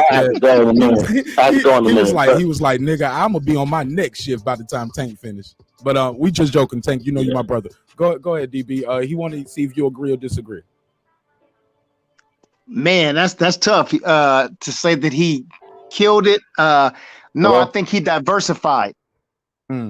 I think he did something different that other people wasn't doing. So he kept. I'm about to listen on the chat. I'm going to listen to the chat. Okay, Willie said he can't hear y'all for some reason, but I can hear you and the audience can hear you. Go ahead, DB. Just bear with it. Bear with us, Big Willie, Big Dog Willie. I'm gonna just call you Willie. Or I'm gonna call you Big Dog. Whatever, I ain't gonna call you Big Dog and Willie all together. I don't even like how that sounds. Respectfully, of course. DB, give me a quick summation because he can't hear you. So whatever you say, I'm gonna repeat it to him real quick. If you can give me a brief I just think that he diversified his music portfolio. I think that he just did something new and different that other people weren't doing. So he found the market, found his niche in that market, and capitalized on it. So I don't think he destroyed it. If he destroyed it, then the LOX wouldn't be maybe as popular as they are. He brought Biggie to the world. Hold on, I got to do my Joe Torres because he can't hear you, so I got to do enough to translate. I got to do Joe Torres for the boxing fans. Y'all already get that joke. He said Puffy didn't destroy it. He just found his niche and he did enough to diversify and kind of grow his platform and do his own thing. You see how Joe Torres do it, right? Go ahead, DB. That's what Joe Torres be doing. If you know a little bit of Spanish, you be like, he said more than that. You cut all of that shit off. But go ahead, DB. No, that's just really it, man. To sum it up, but I don't think that he ruined it. Yeah, it ain't my Puff ain't my style, but I don't think he ruined it. Nah. I think really Puffy took the reins of that shit and run with it. I mean, there's other cats. JP came with some good shit. Big Pun. Some other cats came out with some good shit, but Puff Daddy was getting the shine at the time. He was getting the shine from like 97 to like 98 to 99 to 2000. He was getting way too much shine. Hey, look, what I'm gonna say. Nate was there too. That's what I want to say. They was already dancing and shit while Biggie was alive. Biggie is in that video for More Money, More Problems. Throw your rollers in the sky. Wait, no. He was dead. He was in the video. He was in the video, but that video came out when he was died. He was deceased. He was deceased. He was in the Hypnotized video, dancing around, and that was the first time we saw Biggie smiling in the video with the Versace shirt, and he was doing the little dances. All those songs, all those videos came out not too long after he died. Yeah, but he posed for the camera. It wasn't like Puff Daddy did it. What's the word? Posthumously? How you say it? If you look at the album, the songs that came out was the ones that Puff Daddy picked out. It's a double after album. He died. It's a double album. Like He had to leave something in the There was some studio. cuts on the album. So for Hypnotize was a cut. That was, I don't care what anybody says. That was just, it didn't matter. But that what's the song with the jumping around, flying in the you just said it, More Money, More Problems, and all those songs, man. I'm trying to say, Puff Daddy took the songs that he was actually in and made him so famous. Dan was writing his name all the way and put all them party songs, all them songs just from the 80s, yeah, all them songs together, and people were rolling with it. And Mace came through with it, pushed it too. Let me ask you this. So, let me ask you this, and I know you got to get back to work. And let me open the phone line back up. Who do you have in your do you got Nas as the best storyteller ever? Reggie had him up there. They also had who else was on that list? Tank or DB? Ice Cube is on the best storyteller list. Slick Rick. They don't have Eminem. I'll be honest with you. There's Tupac is rapping, number 2 or 3. and then there's writing. You know, there's people who rap well when storytelling, and there's people who can write it down and rap it as their storytelling. I think Nas, when it comes to his penmanship and how he writes his lyrics, I think he's the best storyteller. But when it comes to just flowing and just how he tells it, that's an Ice Cube. Tupac, Biggie, Slick Rick, Andre 3000, Eminem, Ice Cube. It's a lot of people. It's Ice Cube. Ice Cube. Okay. Ice Cube and Nas, and then Slick Rick is just the one that just. Slick Rick is just a dude. I just put him up there. Hold up, brother. You a West Coast nigga, right? Yeah. Seattle, right? Where you got Tupac at in your top storytellers, bro? Tupac, I don't put those out on the same level. Tupac more than storytelling to me. Not more than storytelling. We ain't saying more or less than. We just saying where you got him at He's for more storytelling. storytelling. Brenda's got a baby, Dear Mama. Where He's you more rank storytelling. He's more storytelling. What I'm trying to say is he's storytelling and other things. So you can put him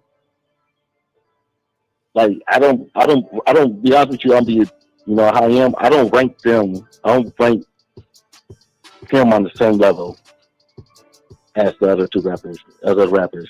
I like Ice Cube. I don't think Ice Cube is good as Tupac when it comes to influence and everything else. We ain't talking about influence. We just talking about telling the story. Dear Mama. Where do you rank Dear Mama at in your rap stories? It's up there. It's up there. Dear Mama. Top 10, top 20. All those up there. Oh, he don't want to commit. He like old boy who was calling in earlier, Tank. Tank, he ain't trying to commit. Big Dog Willie, you better not do me like that. You one of the OGs on this channel, man. Though. You better commit. Where you got that song at? Hold up, Tank. Don't get shooting no bell. Don't show me no West Coast bias right now. Hold up. That's my Phone Master Flex voice. Hold up, yeah. I ain't taking I don't want no West Coast bias. I'm spitting all over my mic in here. I'm glad this is my personal shit. Hey, look, I don't want no West Coast bias on some real shit. Like, you gotta commit. I can't say top 10, top 20. You can say all of those.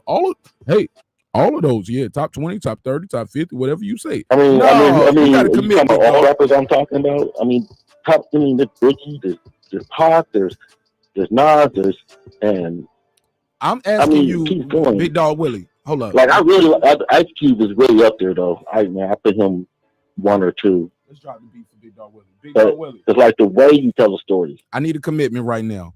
Dear Mama, right now. Don't even think about it. Don't even think about it. Just give me your first answer. Is it top? Brenda's Got a Baby. Where do you rank that at in top hip hop stories? Is it top 5, top 10, top 20, top 30, top 40, top 50? Where is Dear? Top 10. Top 10 for Brenda. Brenda Got a Baby. Top and 10. Where's Dear Mama ranked at in hip hop stories? Top 10. All right. We got a commitment, y'all. We got a commitment. Big Dog Willie, I love you, bro. You know I had to hold you to the fire. This is one of our biggest shows ever. Yeah, ever. Man. I had to come through and call, you know. But yeah, I really feel that about Dipset. That's all I have to say about that, man. We love you, bro. You know you family over here, right? You know I'm just fucking with you. I made a lot of people mad. But that's how I feel about them. They are a better version of Puffy and Mace. Nah, you ain't make more people mad than Dipset did. Dipset made some people mad tonight. Thank you, brother. I love you, Big Dog Willie. Thank you for being the best part of the show. You are a family. You are a friend of the show. A lot of these niggas are new here tonight. Let them know, man. You one of the OGs, ain't that right? Always, man. Been here since day one. Well, about day 3, but it's cool though. We'll give you day 1. Big boy. The Wi-Fi might not have been working good on day 1 and 2, but you might have been here. But whatever. Okay. Yeah, I came in a little late. Hey, look, I got Big Dog Willie, man. That's my guy, man. Shout out to him. Look, I tell people all the time, look, when you go on people's channels and panels, make a statement. Be clear, be concisive. Make sure your mic sound good, have some delivery, have some vocal presence, say what you mean, mean what you say. If you're gonna play the fence, be a contrarian, as some would say. I am sometimes. I play devil's advocate sometimes. I like to keep the conversation going. As y'all can see, that's why we still here almost 10 hours later, right? So it's okay. But I appreciate him standing on that one because I needed him to, being a West Coast guy. Go ahead, Tank. You got the floor. You and DB. Go ahead. Yeah, I was gonna say I understand. I understand how hard it is because Tupac is hard to quantify and qualify or try to put in any kind of certain box. For example, Ice Cube. Anybody that asks me about hip hop, they know that I'm always gonna say Ice Cube is the GOAT. Ice Cube is the #1 MC. Ice Cube is even my favorite of all time. But Ice Cube ain't Tupac Shakur. And I know that. You see what I mean? Like Kobe Bryant is my favorite player. He's the most technical. He has the most skills.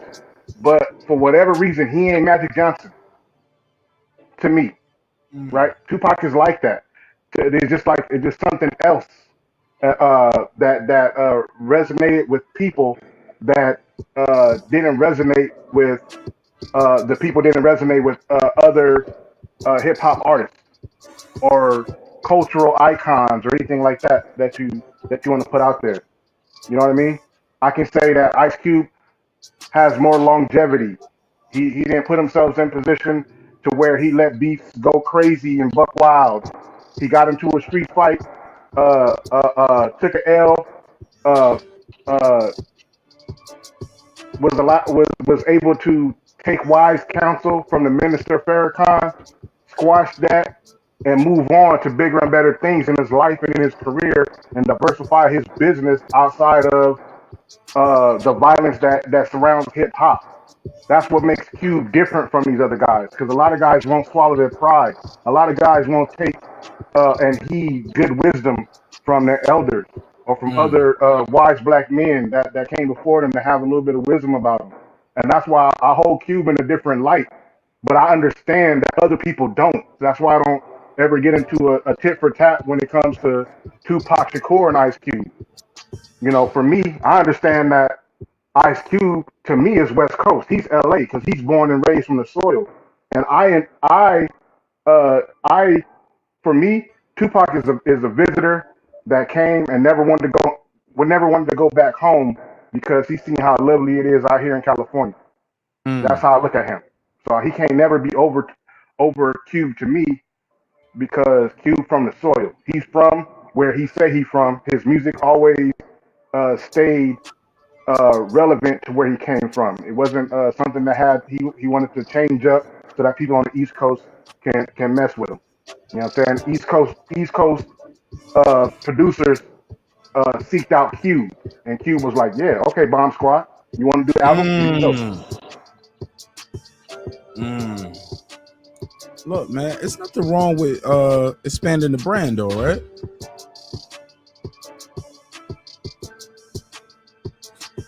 Right, Tank? There's nothing wrong with expanding the brand and things like that, right? It's not. It's actually necessary to expand the brand. You're talking to IETV movie talk. Some other time I could be the Sweet Science Examiner. Another time, you see what I'm saying? Have to diversify. We are people that have different nuances to us. When you do your drop on breaking beats, you explain what the acronym is for, and then what do you say? You make sure to say it's not only business, it's not only entertainment, it's not only arts, Texas, it's whatever else we can fit into those letters. You do that on purpose.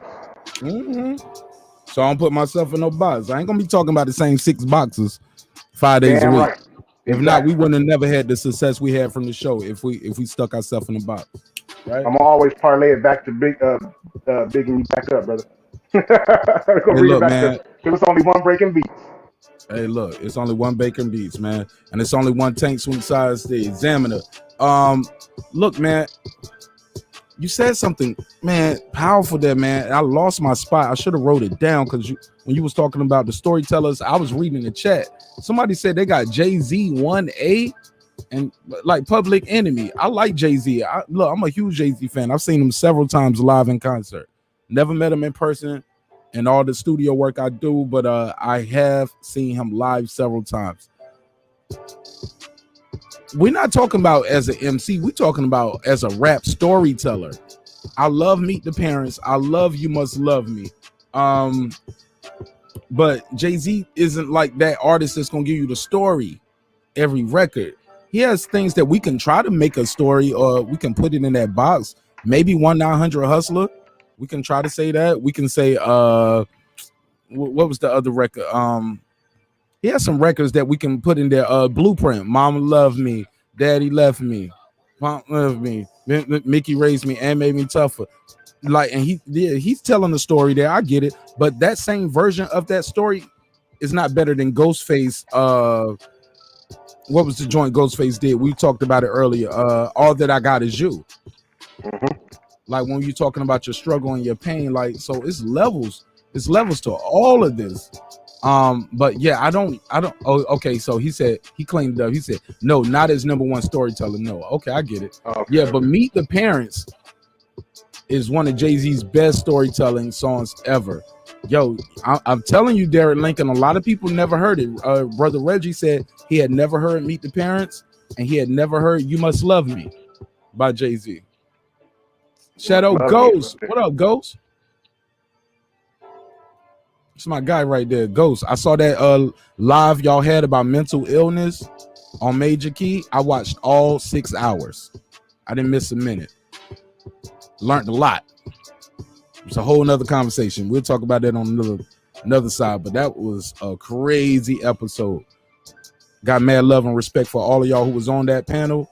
Wish none of y'all nothing but the best and success. Shout out to Major Key Boxing. Keep doing your thing.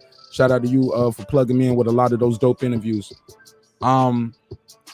Shadow Ghost does a little music too. Shadow Ghost, you more than welcome to call in or beam in. You one of the friends of the show. You've been here for a minute. Shadow Ghost, we need about 20 people to help us reach 2150 tonight. We broke a new milestone.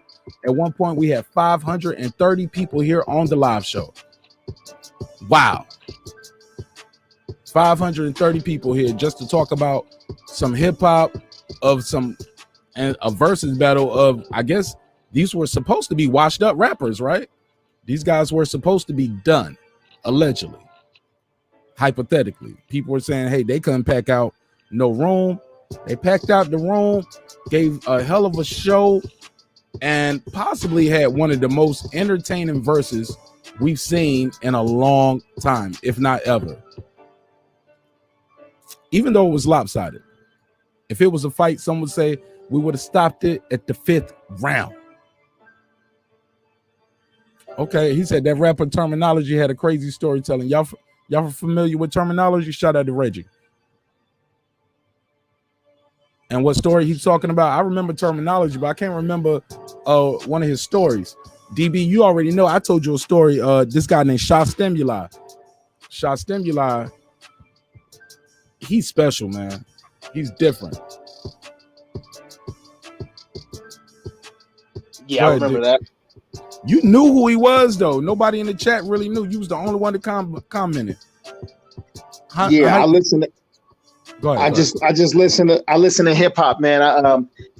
Sway used to have a show called the Wake Up Show, and it was straight underground hip hop. Where a couple of mainstream artists would come through, and this is before he had his show Shade 45, Sway in the Morning.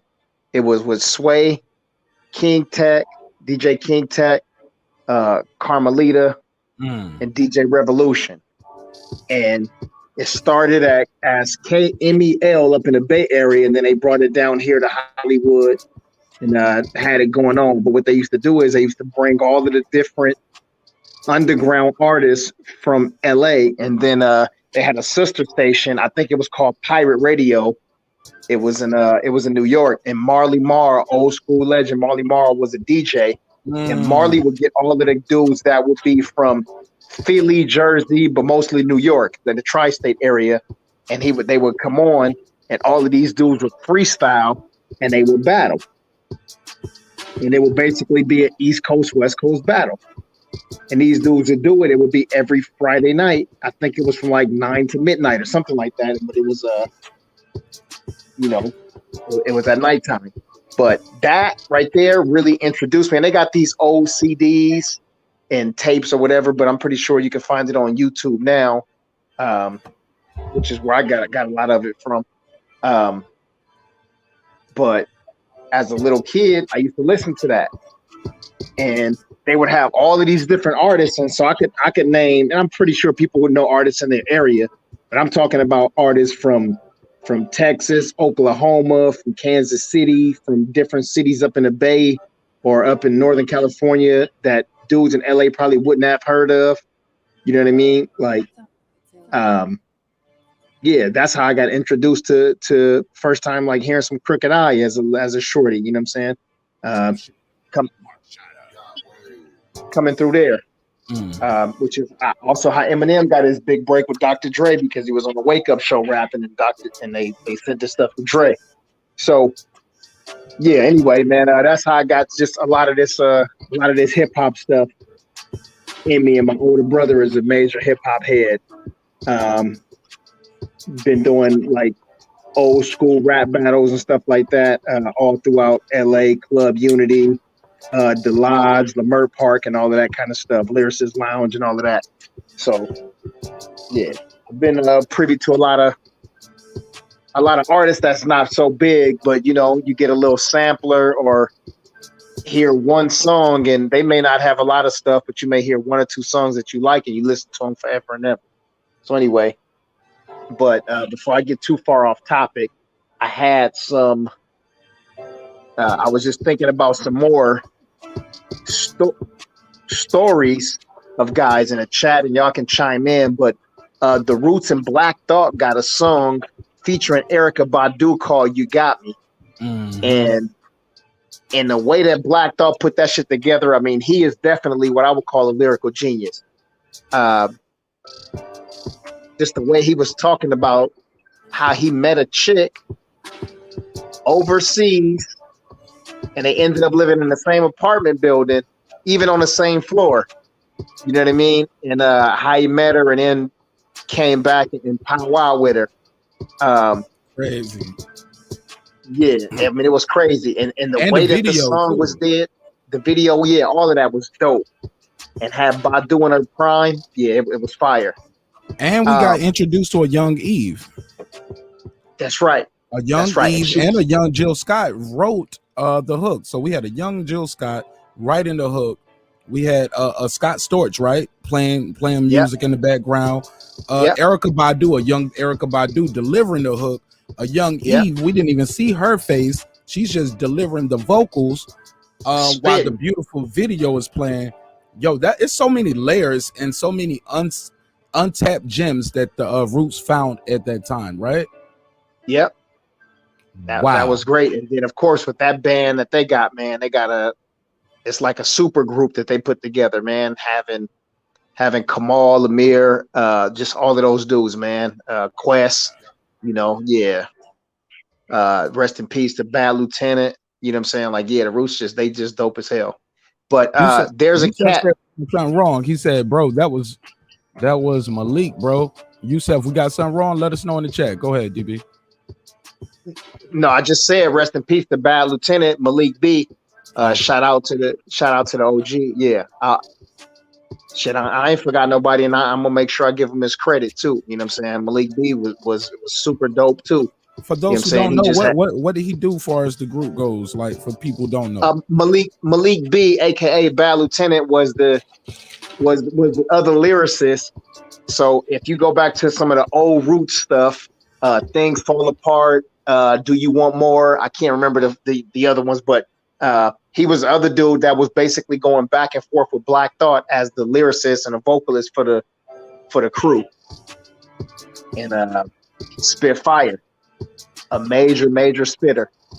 You know what I'm saying? How many dudes do you know that can get in a booth with Black Thought, song after song, and keep up? Not just to do one feature and to spit one fire verse and like, all right, cool, I've been holding that in the clip for a year and a half waiting to do this song with this dude. I'm talking about somebody that can get in there in the studio, song after song after song. You know what I'm saying? And hang with a god MC like Black Thought. Yeah, that's so was he writing Black Thought's lyrics? Oh no. I think he was just saying that he was a part of the crew, and maybe he was writing the hook with Jill Scott or something. But yeah, no, Black Thought writing all his own shit. Yeah, because when I'm not looking at the chat. Yeah. When you said contributed to a song like that, it's layers to contribute it. Some people can add a hi-hat, you can add a word or two. Some people are writing pen and bars, but we're not saying Black Thought needed a ghostwriter. We're not saying that, right? No. Okay. I think that would be an asinine statement for anybody to say that. Black Thought is, everybody say that top 10 dead or alive shit, and we throw that around, but I don't think many. You just say the name Black Thought, and even if a dude didn't say Black Thought was on his list, but once you say his name, I guarantee you every MC that you say will be nodding their head up and down like, okay, I gotta agree with you on that. What about Outkast?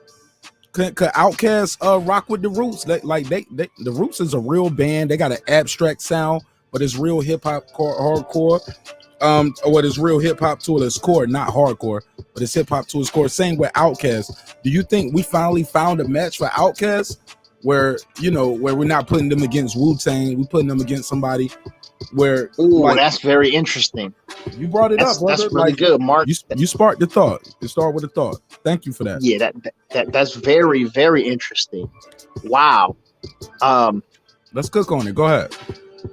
Damn, that's deep right there. And they have their own individual fan bases. I think they're just extremely beloved by everybody. They both have, international broad fan base, and it all depends on where it's at. You know what I'm saying? Of course, it can't be in Georgia or Atlanta, and of course, it can't be in Philly. I think, and it would have to be in a neutral spot like Los Angeles.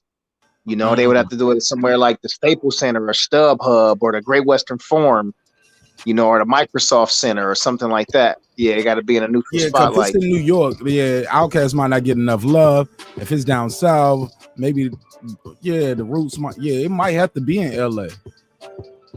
It might have to be because LA is like a melting pot. I know they say New York is, but not like LA is with this type of music. I think New York will show New York bias to Black Thought because the boom bap style. You feel me? Or am I off base here? What y'all think? No, that's a pretty accurate assessment. I would agree with you wholeheartedly. Yeah.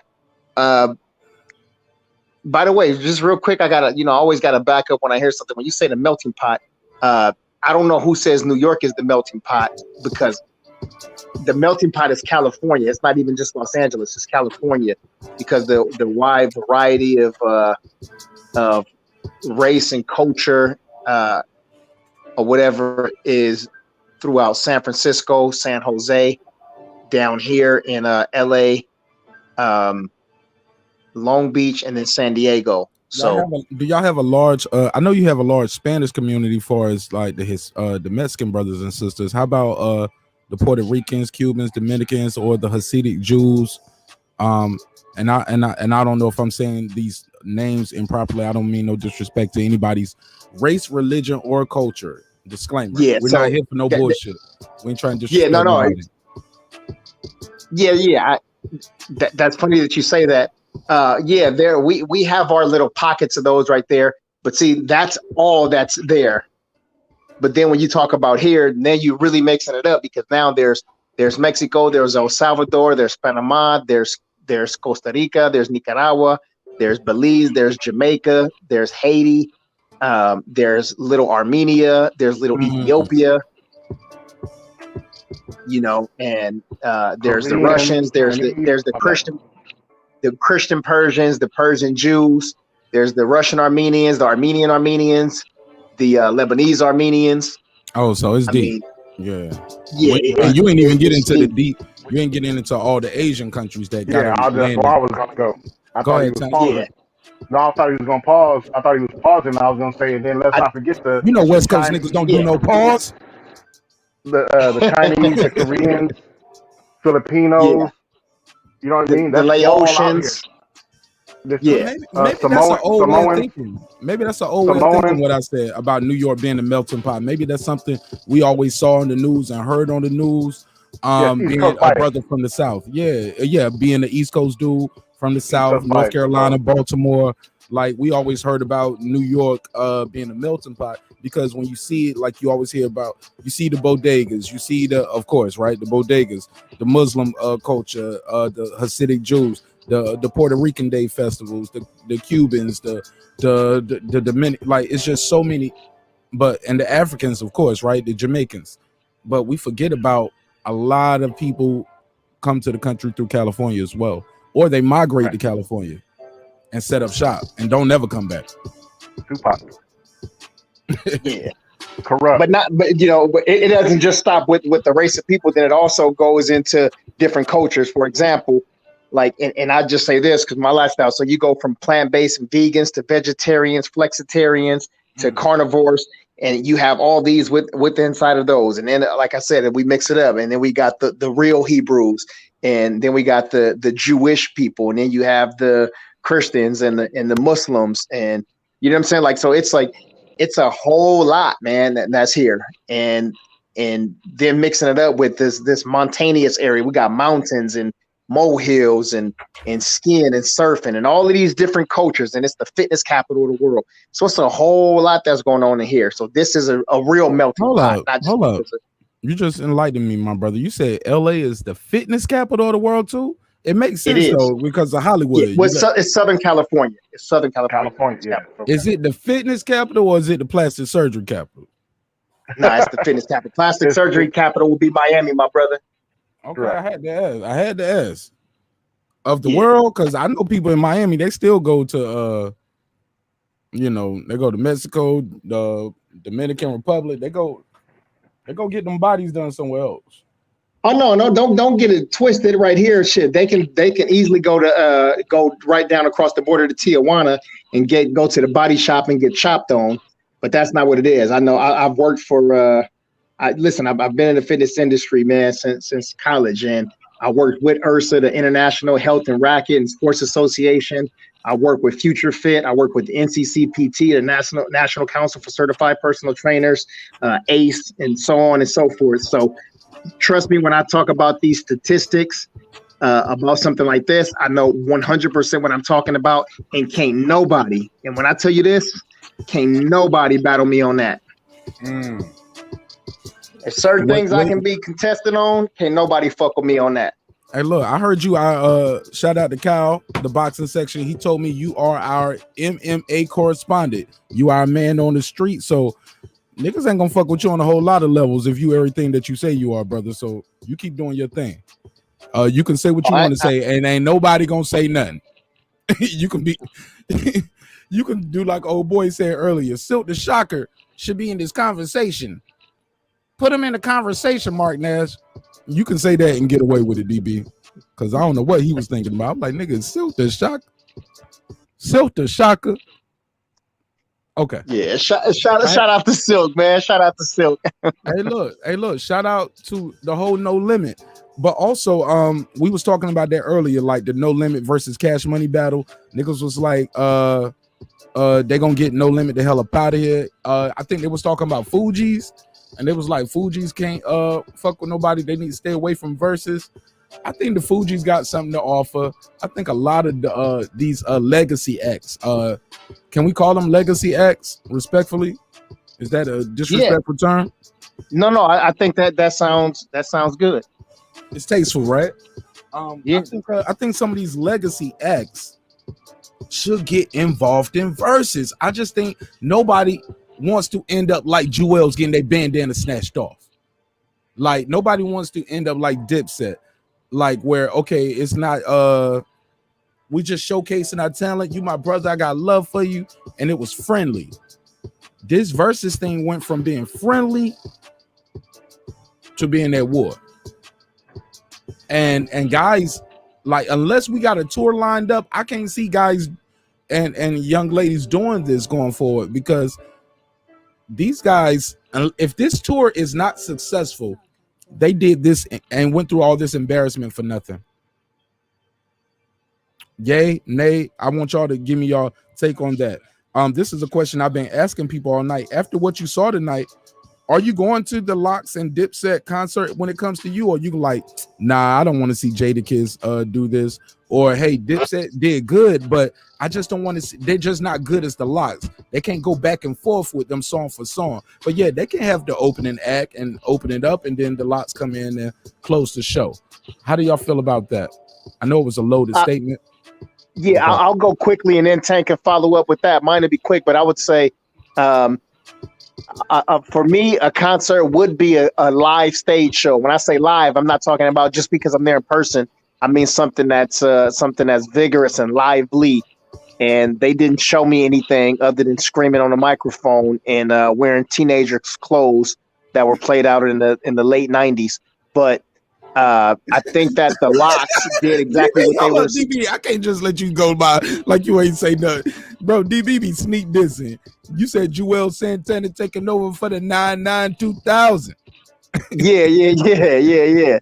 Okay, these dudes ahead. rocking pink bubblegum colored clothing and a whole bunch of colors, looking like they represent a community. We're gonna keep it moving. Look, you see what they trying to do to the baby. Look, Jadakiss changed his lyrics midstream. You can see he thought about it. Like he didn't say the F-bomb in one of his classic verse. He said, I'm talking to all y'all cowards, or he said something else, or all y'all suckers, but he didn't say the F-bomb that rhymes with tragic or maggot. He stayed away from that. Ugh. But I just want to let you know, I just had to put that in real quick, DB. Sorry for the ad lib. No. He didn't say fragility. Another F word. It rhymes with tragic and maggot. Frenetic. We'll take it. Close enough. Okay. I'm fucking with you, man. I'm fucking with you. Hey, look. You can't fuck with me, nigga. I'm gonna be quiet. I'm gonna be quiet over here. I'm gonna let you do all that talking, and I'm gonna say, shout out to the barbershop. Go ahead, DB. Tell them where they can find you. Nigga. Hey, look, we can say nigga all day. We can't say that other word though, and that's a whole nother conversation. Come on, bro. We got to do an episode on that, DB. Man, hey, for real. They would have shut my stream down 8 hours ago. We said that one time. Oh, but we can nigga all night. Yeah, Derek Lincoln, he said it, man. Yeah, we got to be zip when it comes to that. Ain't that something? Hey, look, real quick, man. If I put black love or black pride or anything like that, YouTube won't monetize it. They be like, hey, this is sensitive stuff. I could say black economics, black improvement, black empowerment. You better put an @ sign on that A. You better put something else. You better not put black. But that's a whole nother conversation. Whenever y'all ready, y'all already know how we give it up over here. We're gonna talk about it. But go ahead. I keep cutting you off. I'm sorry, brother.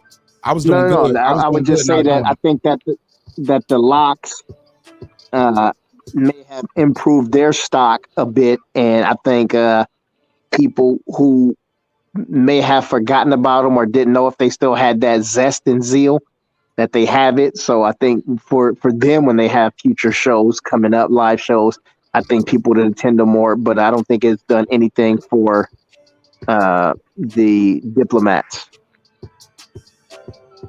All right, same question for you. After seeing what you saw tonight, would this scare artists from going on versus, or would this make artists want to get on verses and show what they got, or are they scared they're gonna end up like the Dipset? Also, would you be interested in going to this concert when it comes to a city near you?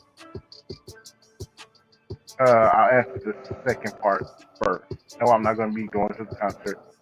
Let me turn the volume down. You sound a little lower. I said, let me answer the second part first. No, I will not be going to the concert. damn, Tank. All right, go ahead. Why not? I'm not going to any concert. So they're no different than any other concert I wouldn't go to, or going to any of these events anytime soon. And the other part about the people wanting to be on the verses or not, I don't think it's going to change at all. I think that people who want to get notoriety will go on it. People who have an extensive catalog and feel like there's a worthy opponent that can help give them both a nice big shine, will do it. And I don't think it's going to be looked upon as going to be any kind of violent or dangerous situation, because not all situations are the same. Like DB pointed out, Jewels did that to himself by walking through them. That's not something that normally happens. Most of these versus battles have been really cordial for the most part. You know what I mean? A showcase of love from one artist to the next, for the most part. This one kind of had a lot more tension, and some of that is due to, in my opinion, all these extra people that was on the stage. And I'm gonna keep beating that dead horse. I've been saying it all night long, and I've been saying it all morning. They needed to get all of those people off of the stage. Those are the ones that are bringing that energy up there. And outside of that, I mean, they already prepared that ahead of time that, hey, we're going to be pushing and shoving and doing everything. The only thing we can't do is hit each other in the face. And that's what Jada Kiss made clear. So I don't think that any other artists are going to, be in that wheelhouse of doing anything like that. Hey, look, we got a guy in here. Shout out to Chef Air Jordan Ramsey. Yo, I gotta look. You gotta love these names. Chef Air Jordan Ramsey. It reminds me of my homie. What's his name? James St. Patrick's Day. You see how they mix these names up? These brothers be creative with these names. You too, DB. Shit, I'm just Marq Nash. Follow me on all platforms. Follow me on IG. I'm real active over there. He said Dipset's mics were lower on purpose because they didn't know their reps. Do y'all think that's what was going on? They turned them down lower on purpose? No, but that's funny. That was a funny comment. I think that moving forward, artists, if they take anything away from this, it's be prepared. Be prepared if you go up there, because if you go up there and you don't know your own lyrics, you can't do a battle unless you're just gonna sit there like the Isley Brothers was doing when they went up against Earth, Wind, and Fire. Sometimes, they was a lot of times they were just sitting there and letting the record speak for themselves. And Babyface was doing that when he had his. The first time or the second time, because they had to do it again because, oh boy, Teddy Riley was trying to have a light show. He had fog machines, lasers. Teddy Riley's like, y'all want a show? Shit, you gonna get a show. Teddy Riley was ahead of the curve, right? He was trying to do what we doing now from his damn laptop back then, fucking up all the buffering for everybody, taking all the bandwidth. I think at the time they was trying to compete with T-Pain and Lil Jon, who, in my opinion, that's still the best one so far. Oh, I didn't ask y'all that. Y'all let me know in the chat and let me know on the panel. I'm gonna let Tank do his breakdown, then we'll go back to DB and I'll give my third. But y'all let me know in the chat who had the best verses. Tank said Little John and T-Pain. I thought Little John smoked T-Pain's boots. But go ahead, Tank. You got the floor. This was your verses. This was your favorite. You tell me who you thought won. Tell me why, and tell me why was this the best verses. And I'm gonna ask DB the same question. I know DB gonna say some Cali shit. He gonna say Too Short versus E4. I'm joking, DB. But go ahead, Tank. Why was Lil Jon versus T-Pain your favorite battle? Who you thought won? Go ahead, you got it from there. It was my favorite because that's how it was supposed to go. That's how it's supposed to be. You have a song, you have a setup to that song, and then you have a counter to it from the opposition, an immediate and direct counter to that song. And both of them had so much personality that they made it funny, and then they used like little stories and was like, okay, oh, that's the song. Now you got a nice song with Usher. How about this song with Usher? Bam. You know what I mean? Oh, you got a song with Usher. How about this song with? Bam. Oh, that's dope. You did that. You know what I mean? And everything was set up. And then I think that a lot of people took that formula, and even till last night, where Jadakiss was actually using some of that. Oh, that's dope. You know what I'm saying? Welcome to New York City. That's a good anthem. How about this anthem? From New York, got 100 clips. You know what I'm saying? Oh, that's dope. You know, balling. Oh, here we go with Benjamin. So I think they were trying to do the same thing, but a lot of times because of the chaos and it was so unorganized, he couldn't get that part of his bars off to set up the songs. And I thought the presentation would have been better. That's what last night was the presentation was horrific because of that. You know, the songs were cool and nostalgic, but the presentation was horrific. But because of T-Pain and Lil Jon, they gave the kind of like the template of how to do this correctly. In terms of the song, I thought it was even. Yeah, man, we need y'all support, man. We need 30 people. 30 people. Please put a shuts over that, Mark. Y'all like this content? Y'all like hip-hop talk? Y'all got to show YouTube algorithms that you guys are not bots, that y'all are real people. Y'all are real people watching now. Y'all are real people that love hip-hop. This ain't no fluke. You got to let them know, hey, when y'all talking about LOX and DIPSET and Verzuz, we like these kind of conversations, and we're gonna come back to it. So they'll boost it and push it to the top of the algorithms. So the likes count, the comments in the chat count. Calling in, it don't count as much, but it means a lot to me, but it doesn't really count and boost the show. But if you guys click that subscribe button, and I need 30 of y'all to push that subscribe button. Y'all push us over the top, man. We doing something major tonight that we never did before. Like I said, man, we over 200 subscribers in one night. I'm looking at this number right here. They said so far tonight we are in real time tracking well over 11,000 views on one live stream. I've never did nothing like that before on the live stream. So this is amazing for me. This is a monumental night for this show. It's we broke 2,000. We cleared so many landmarks, but I think we can break one more record before we end this show. If y'all like this content, y'all want to keep this show going for a little bit longer, y'all click that subscribe button, and we'll give y'all a little bit more time. Even if it's just me up here solo dolo, I'll give y'all a little bit more time, but I need to see y'all hit that subscribe button. And if you want to voice your opinion, you can call in. We'll give you about a minute. Give you about a minute or two. 678-381-1938, 678-381-1938. The number is on the screen. In the words of the late, great Miss Cleo, call me now. Call me now. 678-381-1938, 678-381-1938. You can call in. DB, same question for you that I had for Tank. That was I agree with Tank, man. That was my favorite one. That was the best one so far. It was early, so we didn't know what to expect much of. And I think with the amount of views that they got, I think they broke a record at the time for the amount of people. It was a trending topic for a long time.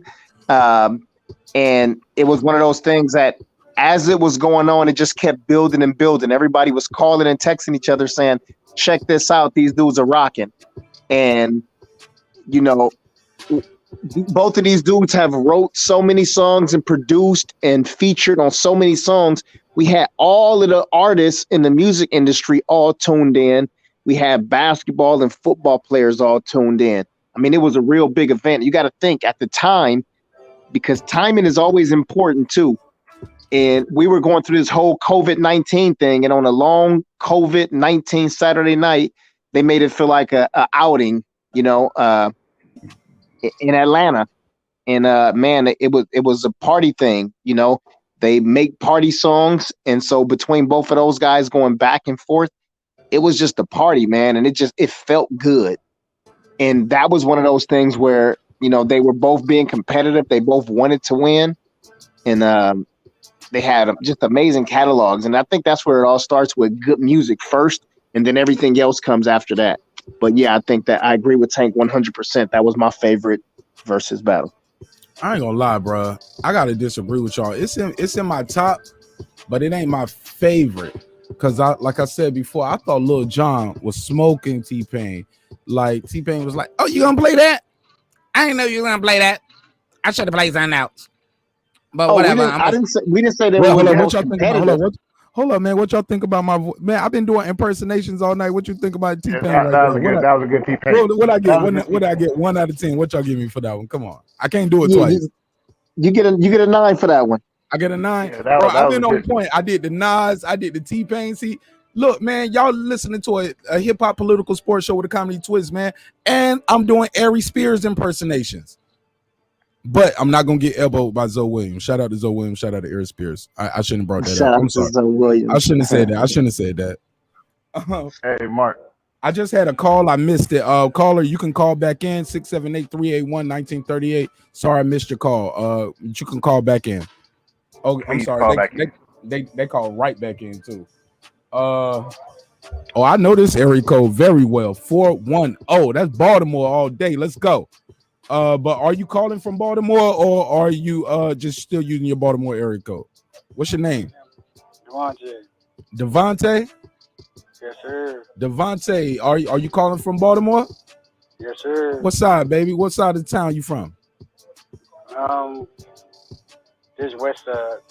All right, yeah, Fulton Ave, still grinding for the cash, Saratoga, Baltimore Street, man. Yeah, y'all already know how I get down, man. You know, those are my old stumping grounds as well. But don't get it confused. The name is still Marq Nash, man. You live on air on Breaking Beats. Got some West Coast partners over here. Tinseltown, that's DB. Got Tank, the Sweet Science Examiner, South Central California, man. Man, these brothers over here, these West Coast brothers know they East Coast hip hop. Baltimore, you got to hold it down. You got the floor, man. Talk to the people. I heard about Jim Jones and the Juan Santana. This shit last night. It was lit. Man, that shit was super lit, man. We've been going for 10 hours, man. I got to go to bed. I got to get something to eat, take a shower, and go to bed, man. I definitely got to eat and take a shower because I can't go lay in the bed smelling like how I smell right now, talking to y'all niggas all night. But I definitely got to eat too. But we having a good time. We about 20, 30 people away from reaching a new milestone on the show. But you are our special guest. I don't started your timer way too early. Talk to us. Give us your assessment of the battle or the conversation that we having. Get in where you fit in. Spit your game. Talk your shit. I think I like Dipset, Jim Jones, and them. They got the best record alive. Okay, what's the record? Go ahead. They got the No Lie, like that one. Hold on, No Lie. How'd that go? The Ballin', they be saying Ballin' and with them. We stay fly. Oh, No Lie. Yeah, that one. You know the ball. Okay. You said that's the best record ever. And I like the one with Dipset. The one. You don't even believe that shit. Y'all hear this nigga talking? He don't even believe that shit. I'm fucking with you. I'm fucking with you, Baltimore. God damn, man. Baltimore's about to come get mad at me. Gonna come through like Avon Barksdale. We fucking with you, man. So I think that if they won the battle, Jadakiss or Jim Jones and them, I don't know who won that.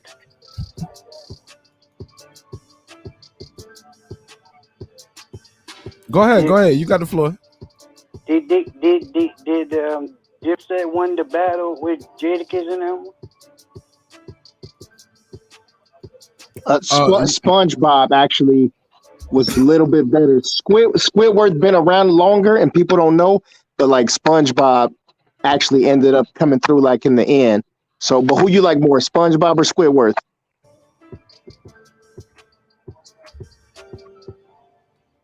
On that first one, like who won?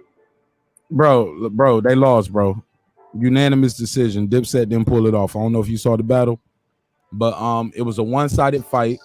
But it was still fun to watch because people like to watch a train crash. Sometimes I think people were watching just to see how bad it was gonna get, see if they was gonna start fighting.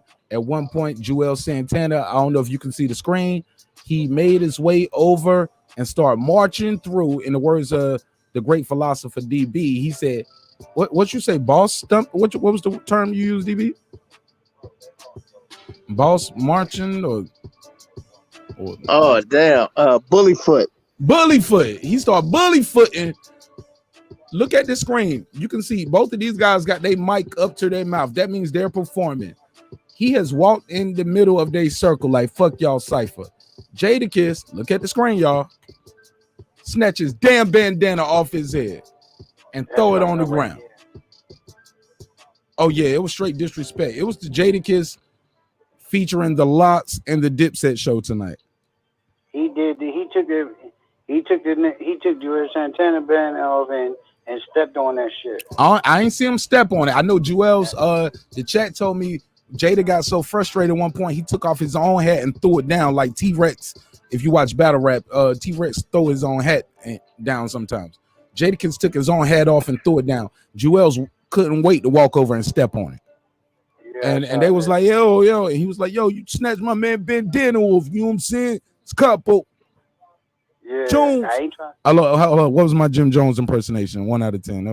That was about a 6 or 7. That one wasn't on the T-Pain level. Yeah, one on the T-Pain and then one on the Nas level. But Baltimore. So you missed the battle. I saw the battle. And you gave it a Dipset though. Yeah. Okay.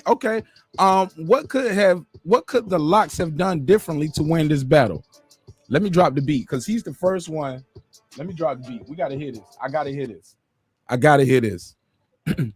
Ladies and gentlemen, after 10 hours, 9 minutes, and 5 seconds of broadcasting, we finally have one caller who has told us basically Dipset has won. So we got, I think we got 682 votes to 1. Tell us how they won, where did they win, where did the LOX fail to win this battle? You got the floor, bro. I gotta hear this. So I like, listen, Jadakiss, like, he like the best rapper, like he with DMX right now. Like they got that. I gave up to him about that win. Hold on, so you are so you now saying the LOX did win? Yeah, I give it up to him about that. They got. Oh man, I thought we had. See, I shouldn't have told you how many people it was against. Man, fuck them folks, man. Be a man, stand on that shit, dude. You think the Dips won? They won. They won? He sounds surprised. He's like, they won? He sounds surprised.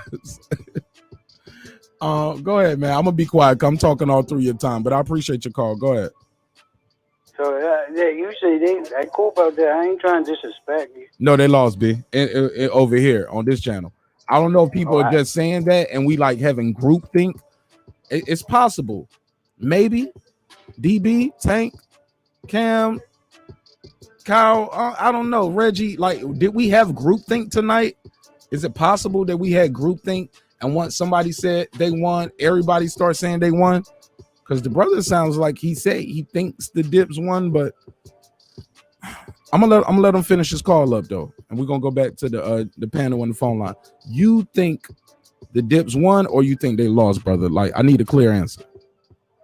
I'm just saying, I'm just saying, I'm trying to say if they won, that's cool. I like it. Like I ain't trying to say they not the best. I like Jim Jones. I got that shirt. I got that Dipset shirt. Oh, that's why they won, because you got the merch. Yeah, I got the shirt. I get it, bro. I get it.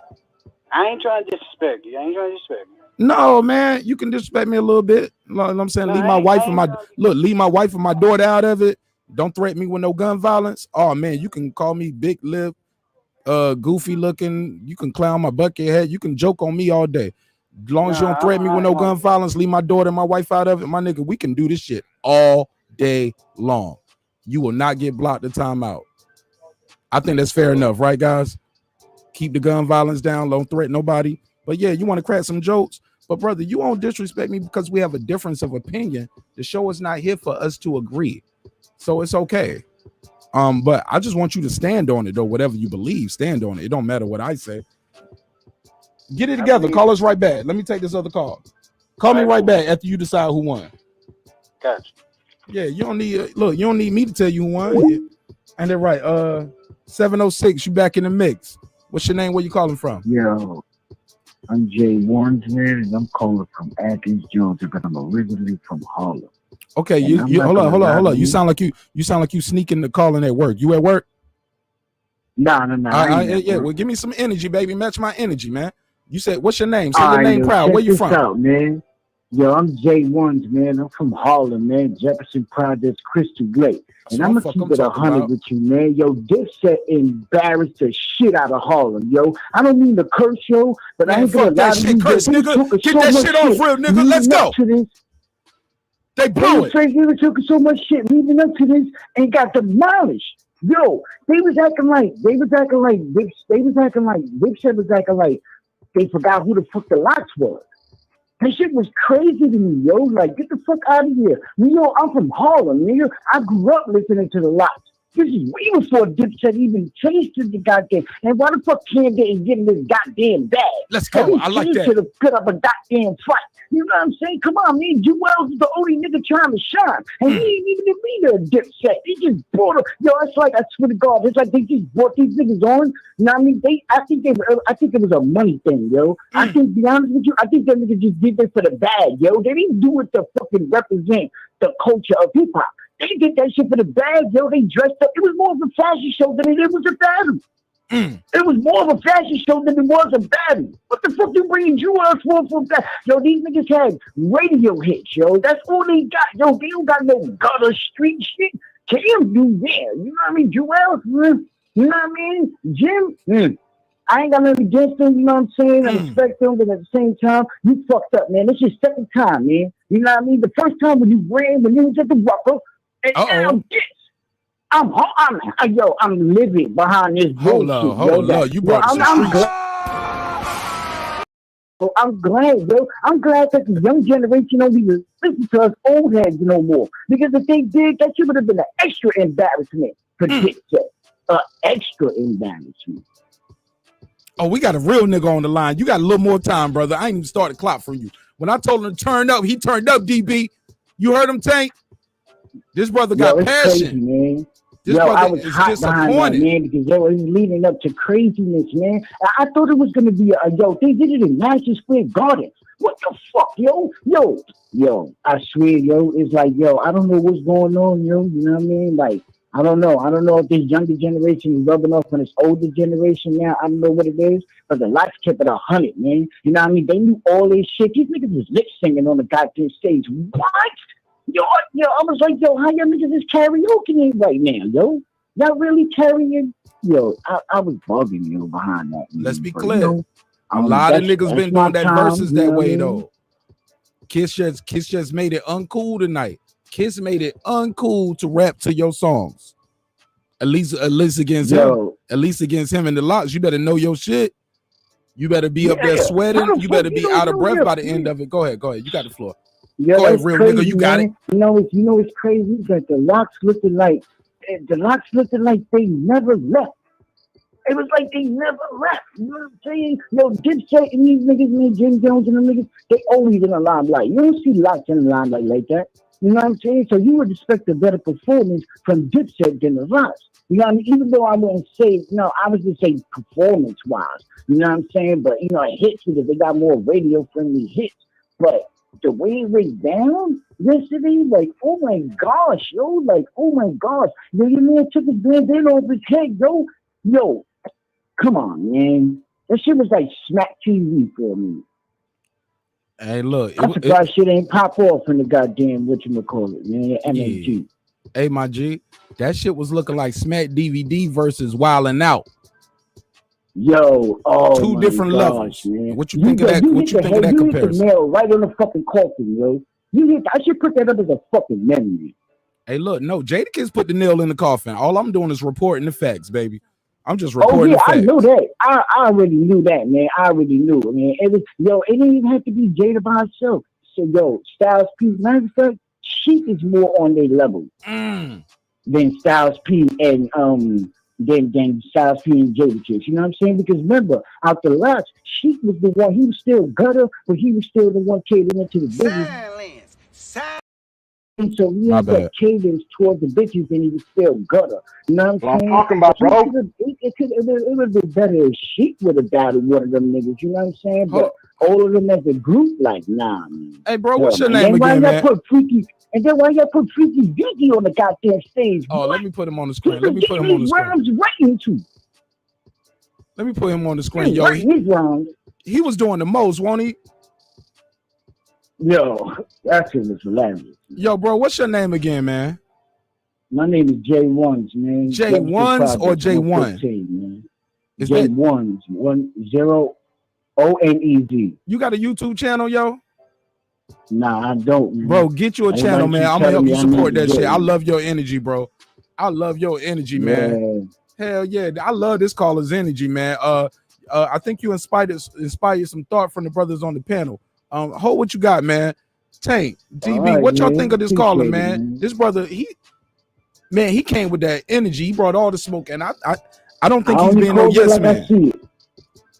Man, call back in, man. Subscribe to the show. You a friend of the show. We gonna get this brother a wrench. I like him. Leave a comment. I like him. All right. Hell yeah, I like him. I said we ain't giving out no more wrenches. I might have to give him one. I might have to give him one because I like his energy. 832. Turn your volume down a little bit, son. All right. Turn the not your phone volume. The show playing in the background was bleeding back in. Go ahead, bro. You got the floor. Yeah. Yo, that last caller was on fire. You got to match that energy, yo. What did you think of this shit? Jadakiss wrecked that last night, man. What happened, though? Jadakiss wrecked that last night, man. We called from Port Arthur, Texas, man. We watched the whole battle, man. Hey, what's your name, man? Hey, man, my name Ham, man. My son named Jadakiss, man. He's 5 years old, man. He was the truth when he came out, so I named him Jadakiss. I called last night, man. You still on the air, man.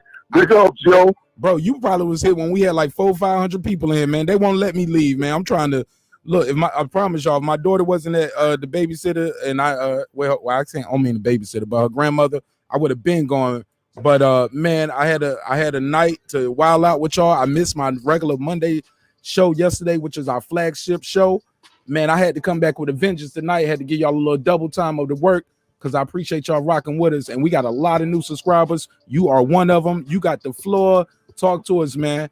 We having a good conversation. Man, I called last night, and I woke up this morning to see you still in it. Me and my daughter calling, supporting you, man. We watching it right now. Hey, man. Well, look, I don't know how old your daughter is, but we do spit a little foul language on the show. No disrespect to you and your family. All right? Yeah. But look, while I got you back then, since you already gave us your take on the battle, let me ask you your take on this. Something we was talking about during the transition.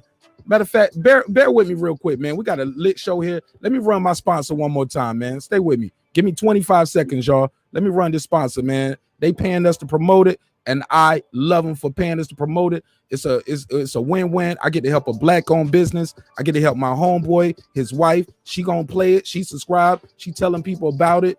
But also, more importantly, I get to take care of my family. And it only costs me 25 seconds. Y'all should learn, bro. You don't even need 1,000 subscribers to do this. You just got to have people that fuck with you. Let's run this. 25 seconds. 25 seconds. We'll be right back. Since our first day in business, Essentials of You has been offering our customers the best selection of products at unbeatable prices. Our online store has been synonymous with quality, and we ensure our continuous variety of fantastic merchandise along with unique limited edition and seasonal items that fit any budget. Check it out and start shopping today.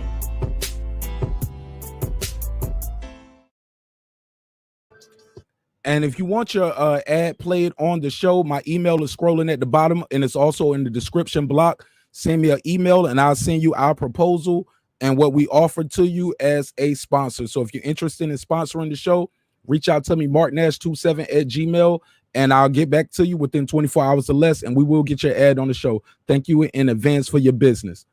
Let's get back to the show. So we back here with my homeboy 832. You already know what he do. He named his son Jadakiss. That's how much he knew what the truth was years ago. Say, man, hip hop got me through a lot of trying times, man. I just wanted to pay homage, man. And I knew Kiss was the truth. Actually, Jadakiss is not my favorite rapper. Sheik Luch is my favorite rapper. Yeah, but but I always supported the LOX, man, because they the only group that never broke up. I just kept it real. Yeah, but you ain't gonna call yourself Luch though, right? That wouldn't fit well on the playground. Like, hey, Luch, come here. Yeah, she wasn't gonna let me, man. I said, can I name him Sheik? She said no, Sheik. And then I was like, Jadakiss. And then it got down to the last minute, and I was like, man, who's riding with Jadakiss? So she let me name Jadakiss. After I named my first son Pittsburgh, I didn't think I was gonna be able to pull it off, man. Yo, we got a subscriber. His name is PGH Big Dog, but it's Pittsburgh Big Dog. And man, if he was listening tonight, he'd be like, hey, tell him to man. so I can subscribe and we can link up. Hey, look, man, but best rap storytellers, who you got in your list, man? Is Nas number one? Is Pac, Biggie, Slick Rick? Like, who you guys your number one rap storyteller? Since you already gave us your take on the battle. I got an unorthodox list, man. You always got to put Big up there first, but I rock with everybody. I like MC8, my homeboy Bun B. I used to play checkers with Bun B at the lunch table, man. He a real smart, intelligent cat, for real. Oh, man. Put Arthur, you know what I'm saying? We listen to a variety of music, ain't just down south in Port Arthur, man. We live in the world. We listen to New York, LA, and everybody, man. Hell yeah, I ain't put the clock on for you, man. You part of the family now. Go ahead. You go ahead. You can land your plane. We ain't cutting you off. Go ahead. Yeah, man. Yeah, back in high school, man, I was a year older than Bun. You know Bun, rest in peace, Pimp C from UGK. I didn't know Pimp real good, but I knew Bun. That was my man. We used to play checkers and stuff. And then he used to get on the bus and go to the magnet school across town. That's for the real smart people. So, I mean, he been with it. He got a he's really smart, intelligent young man, so I'm not surprised at what he's doing, man. But I just love hip hop. I'm just a fan, man. I was in some low points in my life, and all I could think about is the music I used to listen to, and the songs, the Big Daddy Kanes and the Ice Cubes and everybody, man. I just love hip hop. And I'm glad that the battle took place, man. We all came together, and most importantly, no violence. And I mean, I take my hat off to DIPSET and them too, man. Them dudes tried, but I mean, they ran up against a monster last night. Kiss could have done that by itself, yo. Man, this was bro. They fed the streets tonight. I know. My numbers went up just talking about it and having a platform. Like everybody talking about it, man. That's all they talking about at the corner stores and everything. They still talking about it. Last question before I let you go. Last question before I let you go. Who could face UGK in a versus? I know we lost Pimp C, so it's not gonna be what it could be because the Pimp had the flair. He was gonna come out in the fur. You know what I'm saying? He was gonna come out extra icy. We already know we can't get it how we could get it. Pause. Well, I ain't got to do pause because we got a bunch of real niggas on the floor, so they already know how we give it up. But who could face UGK in the battle, man? Since you are have to go find somebody lyrically inclined. I mean, maybe somebody like Scarface. I mean, I would have loved. They could have kept DIPSET off and let Scarface go against Jadakiss. But you got to find somebody real lyrical to go up against Bun. I mean, it's gonna be. They don't have all. They got hits. Like they don't have all the hits, but his stage presence, his delivery, like they said, a true MC command the stage. That's what MC means, man. Master of ceremonies. And that's what Bun B would be. That's what Jadakiss is. Okay, last question then. Fuck it. You can answer that one pretty quick. Common versus Ice Cube. Who wins and why? Who? Common versus Ice Cube. Who wins and Ice why? Cube.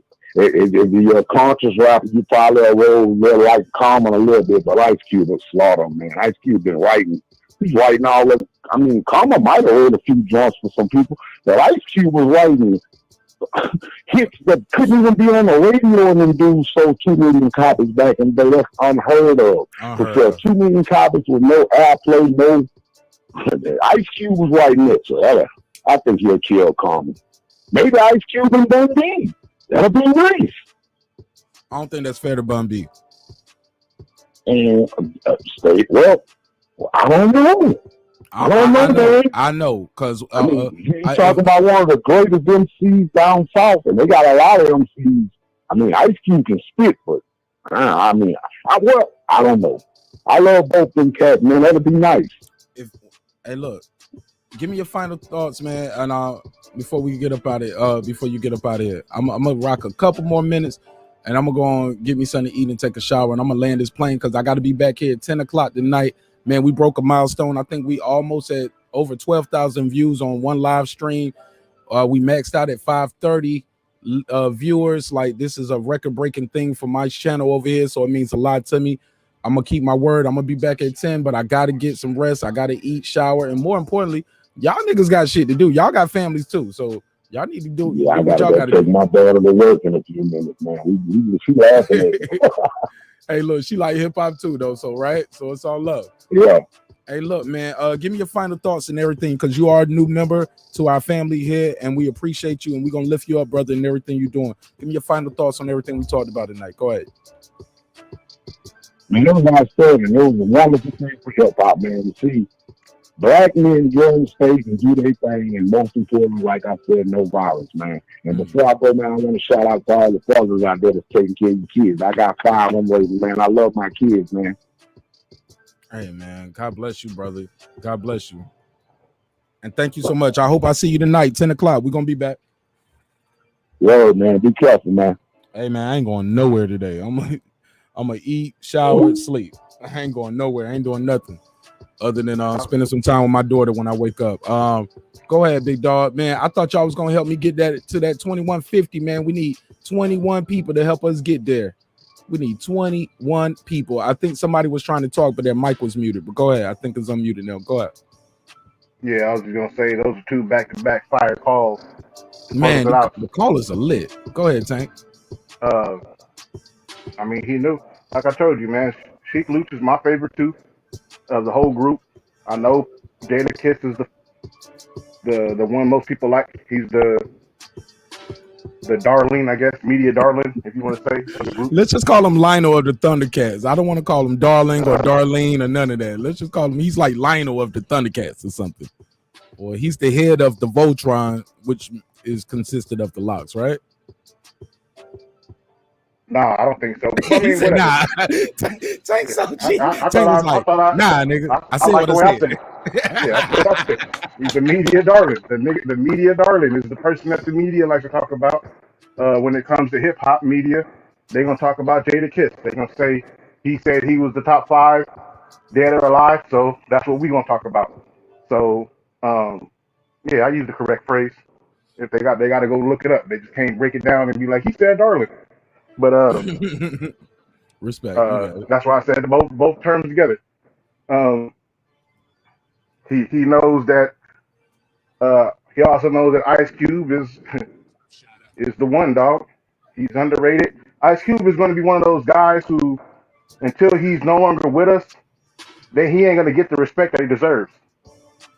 Once he transitions, then people are going to be like, wait a minute, this dude came out in the 80s, and we still saying his name in the 2000s. The 2020s. Wait a minute, this guy was saying fuck the police back then. This guy did a song where he says, I'm the only rapper that want to fist fight the president in 2008. He made a song called Arrest the President in 2019. You see what I'm saying? He went up and he said he went up to both the Democrats and the Republicans and was like, man, we need something for black people, not people of color. I mean, he's different, bro. We got everybody be like, oh, start your own business. If you don't like it, do it yourself. My nigga was like, okay, bet. I want to have a basketball league. I'm tired of seeing my old favorite players just leave because the NBA said they can't play. Because they can't run up and down this long ass court. Well, how about this? We cut the court in half and let them play 3-on-3. How about this? Y'all not gonna just work for the league. Y'all are owners in the league. So the more you win, the more money you get. So there's an incentive to win and compete.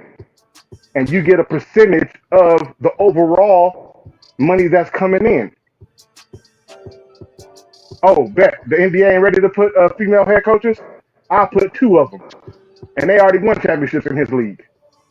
Like, the dude is just doing different things. And he ain't going to be respected. And he ain't going to be appreciated until, unfortunately, he's no longer here to appreciate, to be recognizing the appreciation given to him. You know, but it's gonna come, and people gonna realize, like, damn, that nigga was different, bro. All the niggas that we liked, and they came and gone, whether in terms of their relevance or unfortunately they passed away too early. This nigga was still here.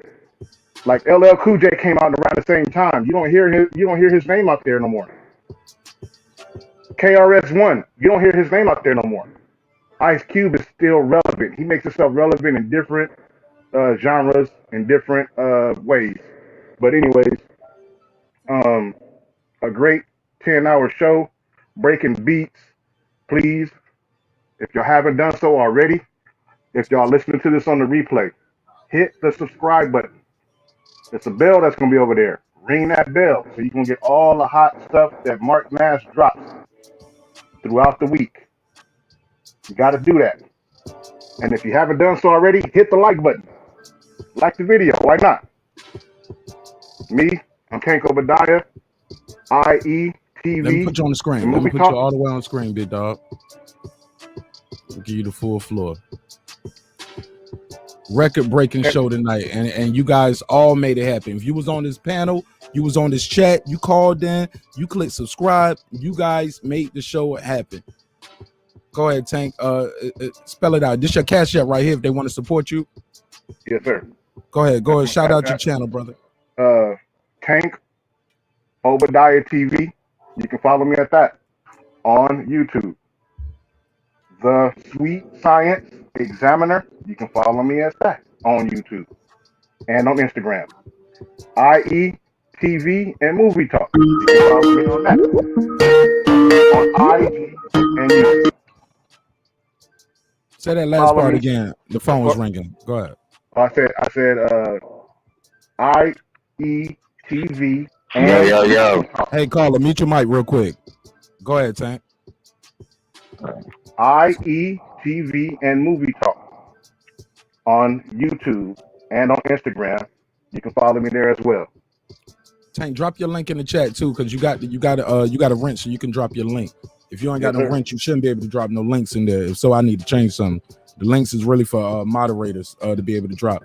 205, you on the line, man. You talking to some kings from California and your boy Marq Nash right here live in Atlanta. We talking about that Verzuz, talking about a lot of hip hop talk, best rap storytellers, who could see the LOX, who could see Outkast. Just talking about Dream versus Metals, also Dream versus matchups from the West Coast. But you are the caller, you are our guest. You got the floor. Go ahead. Yeah, bro, this your boy H-Town, man. This is actually my third time calling in. You know, I called you. I love it. Tank, DB, that's what we need, right? That means they love the show. They watched it. They went away. These motherfuckers done went to sleep, eat, shower, shave, at work now, all kind of shit. I still got my goofy ass on this damn microphone. I'm about to join the rest of the club and the rest of normal society. My wife about to call in. She gonna like, nigga, wrap it up. But go ahead, 205. You got the floor, my G. But when I came back, though, when I woke back up, I heard y'all was still talking about, other versus battles. What I wanted to say about that was me being in the H-Town, right? I'm a big fan of UGK. I'm a big fan of the Ghetto Boys. So what I would have liked to see was UGK versus Ghetto Boys. But unfortunately, we don't have Pimp C and we don't have Bushwick from, both sides. But if they can swap out, if they can fill in Big Crit for Pimp C's place and then just let UGK go at it with Scarface and Willie D, I think that'll be a pretty fair, you know what I'm saying, matchup right there for the H-Town, you know what I mean? Like, I think they should consider that, like, for real, because Big Crit, he, like, his protege, like, he his biggest protege, like, he know his whole catalog, like, he grew up on Pimp C, he sound just like him, like, that'll be dope for hip-hop, and that'll be dope for Southern hip-hop as well, too, you know what I mean? Like, I don't know about Outkast, you know what I mean, going against who y'all said Outkast should go against. I heard somebody say Outkast should go against 3 6, and I'm like, no, hell no, that wouldn't be no good matchup. Outkast should go against like another duo in the South. You know what I mean? How about the Roots? So we can't we can't do UGK because one of the members is deceased in the 2-man group. Yeah, that's what I'm saying. So Pimp C is deceased, right? But rest in peace for him. You know what I mean? But I'm saying Big Crit coming from Mississippi. You know what I mean? He sounds like him a lot. Like he his biggest protege. Like, you know what I mean? Like he emulated his style a lot. You know what I mean? And it wouldn't be blasphemous if he doing it like from a tribute standpoint of view. For him to, like, you know what I'm saying, take Pimp C's place in UGK and perform Pimp C's versions of the songs, you know what I'm saying, versus Ghetto Boys, you know what I'm saying, just Scarface and Willie D, you know what I mean, rest in peace Bushwick. Like, that should be something they should consider doing, you know what I mean, like, for hip-hop, you know what I mean, like, in the South. You know what I mean? Like, they should do it. Like, I don't know if you know who Big Crit is. Hell yeah, man. Come on, bro. Come on now. Okay. I was saying, I'm an artist too, man. And you got to respect his pen. I'm a producer, so you got to respect his beats. But more importantly, I'm out here working, man, so I got to respect his grind. Absolutely, we know who Big Crit is. Okay, that's what I'm saying. Well, you should. How you feel? What's your take? Like, do you think that'll be fair? If Big Crit can take Pimp C's place in UGK and do a versus against Ghetto Boys, you know, just Scarface and Willie D, like, you know what I mean, 2-man crew versus I like 2-man your energy. crew. I like your energy, but I don't like that like that. It sound good. Yeah, I don't know how that's gonna work out, especially after seeing the LOX have so much cohesiveness. I don't want to see nobody put a group together just for verses. I don't know if that's what you're saying, and I don't mean to disrespect your point. Is that what you're saying? Put together something for verses, like put for verses, just for the verses, yeah. Yeah, I don't know how the fans would take to that. It's almost like they would be trying to replace Pimp C in some people's eyes, and they already know I'm talking about. Like he sounds like Pimp when he says certain things. I don't know how well that will be received by the masses, but hey, fuck it. If you want to see it, I'm here for it. I just don't know how well it'll be received. But let me ask you a question before I let you go that Tank had put in, and we haven't got a lot of answers on this. And Tank got his link out there, man. Please subscribe to Tank, IETV Movie Talk. That's my guy, man. He's been here rocking with me for hours, man. Y'all support this brother, man. Also support Kyle, the boxing section as well. These are my guys, man. So if y'all like what I'm doing over here, y'all will see me on their channels too, cooking it up and chopping it up with them. So if y'all just here for Marq Nash, like, ain't nobody come see you, Otis. All right, fuck it. That's cool. Shit, I'm gonna be over there too. So support my brothers, man. If y'all support me, right? That's how we got to do it, right, Tank? Already. All right. So well, I was talking to Tank, but hey, you answer for him. He don't say already. He might say for sure or something like that. But yes, I get it. Oh yes, sir. But I have my mic on mute. My bad. But Tank asked a good question here. He said, West Coast versus Dr. Dre versus DJ Quick. Yes or no? Go ahead, caller. I can say no on that because Dre a heavyweight. He need to be against Diddy or something, right? Hit making. You know what I mean? I like West Coast rap, but Dr. Dre, like, he'll have to go against another super producer, man. Like Diddy or Jermaine Dupri or something? Is that like Diddy? Exactly. Like Diddy, you know what I mean? Somebody on that level. You know what I'm saying? Like, I mean, it'd be good for the West Coast. You know what I'm saying? But as far as for the masses, like how you were just telling me, not for the masses, but I mean they can do something like that. Not on the level like Diplomats, the LOX Okay, just well, did. hold up. Well, in the middle. we agree. Let's move the conversation a little bit forward because we're running out of time here. Put DJ Quick against somebody who can we have the Nets versus with the West Coast guys, like DJ Quick against who? If not Dr. Dre, put DJ Quick against somebody. Go ahead. MC8. MC8 would be like, you know what I'm saying, the top candidate to go up against Quick.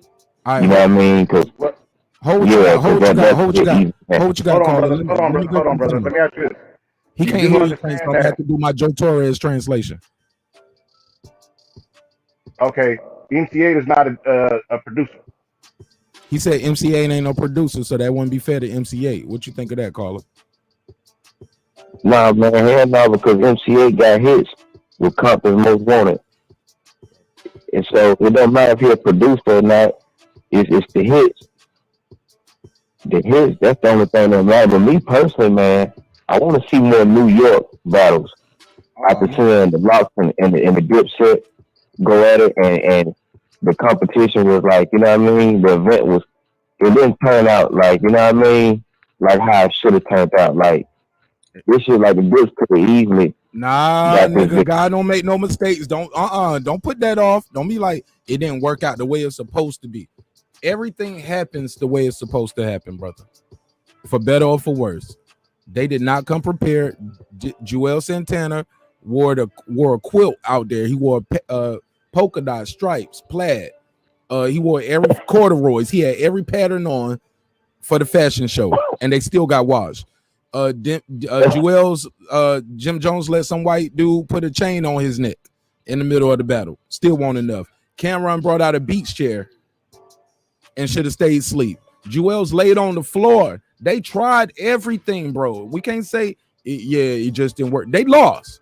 None of the shenanigans, none of the, as Tank said, the theatrics worked. So I don't want to say it didn't work out the way it's supposed to be. Nah, the right people won tonight. Verse for verse, bar for bar, performance, stage presence. We got to give it to the LOX. We can't say, hey man, the Dips.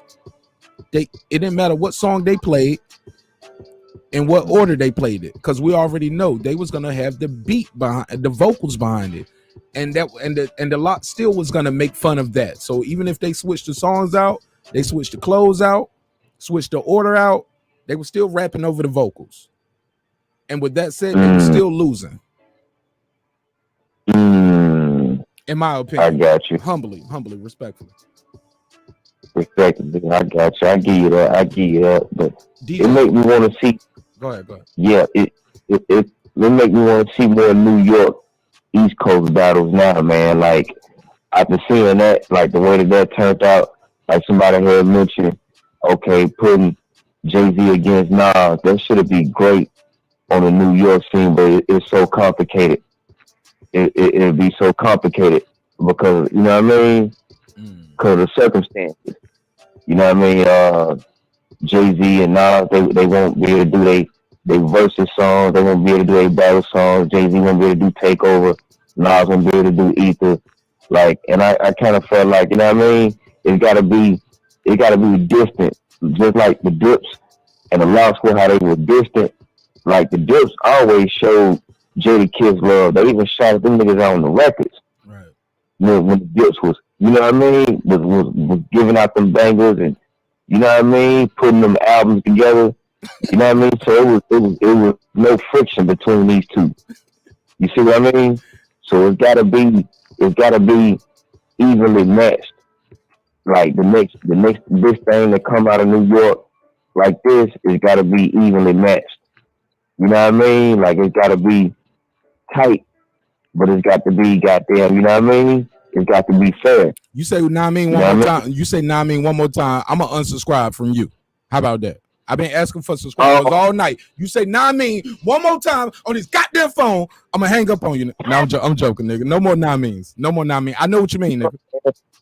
Come on, No, Weezy. man, You hear all this East Coast I love bias? all of it, man. I love all hip hop, man. Hold on, caller. Hold on. Let me go back to the panel. Tank love that shit. Go ahead, Tank. Tank, Hey, you know I what he said, I was mean? telling Know what I DB, mean? I said, yeah. I feel him, dog. Sometimes it be like that, especially when you're on live. But I didn't know if DB had jumped off because I can't tell. But I was saying, Yeah, DB, he you hear all bounced. this East Coast Okay, bias the over East here? Coast the best to do it though, man, because This that East Coast bias. playoffs. Hold on. Y'all can't talk at the same time though, because we can't hear each other. And they already in the chat saying you sound like you're on an Obama phone. So just hold on. And you can't hear him, so I got to translate what he's saying to you. So Tank, Yeah. So you I was jumped just off the saying that bridge now. he was saying that MCA, it don't matter if he's a producer, but the category was specific producer MCs. That's why that was. But what you think about the one I put out there? DJ Quit versus who did I say? Warren G. DJ Quit versus Warren G. Yeah, DJ Oh Quit. yeah, that's nice. That'd be a good one. And I think that's fair. Warren G got a catalog of joints he produced, and he got a nice array of hits that he did for himself. Yeah, but he ain't produced for Talib Kweli.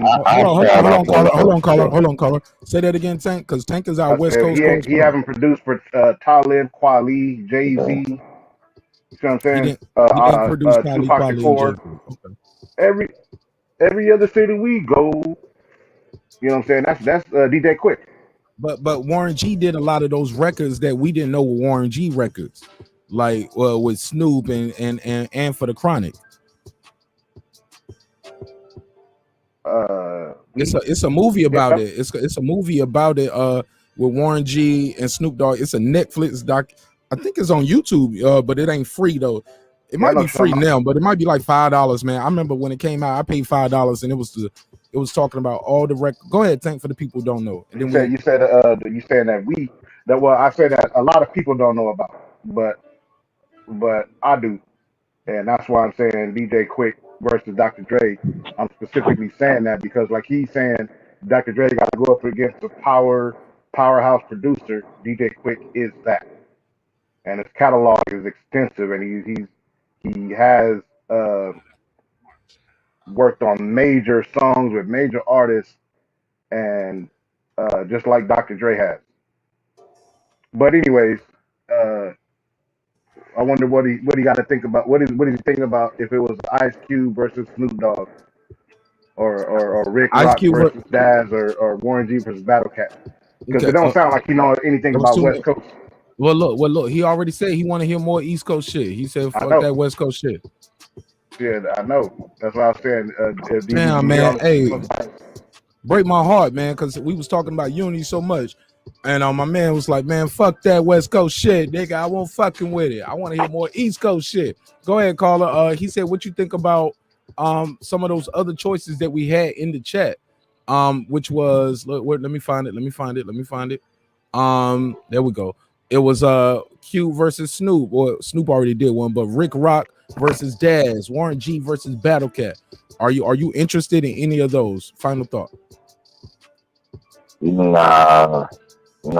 With Q versus Snoop, I never really fuck with Snoop music like that. Oh no. Okay. Okay. Hold up. Silence. You never liked Snoop Dogg, nigga? No, I'm saying I never really fuck with his music as far as like on some MC shit. Like Cube was original. How old are you, bro? You want to, or are you okay with sharing your age?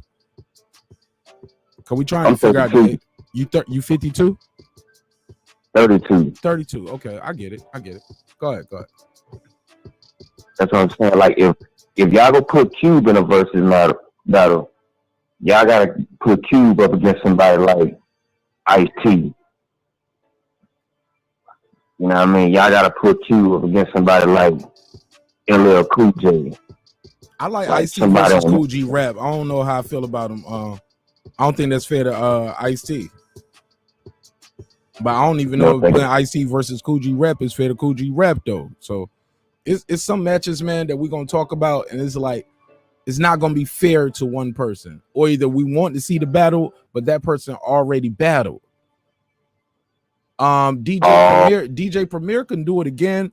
Not as a producer, this time do it as like Gangstar. So it'll be DJ Premier playing the records and all he playing is Gangstar, but we would have to do it against somebody like Mobb Deep though. You know what I'm saying? Where it's also a producer and the lead rapper is deceased, unfortunately.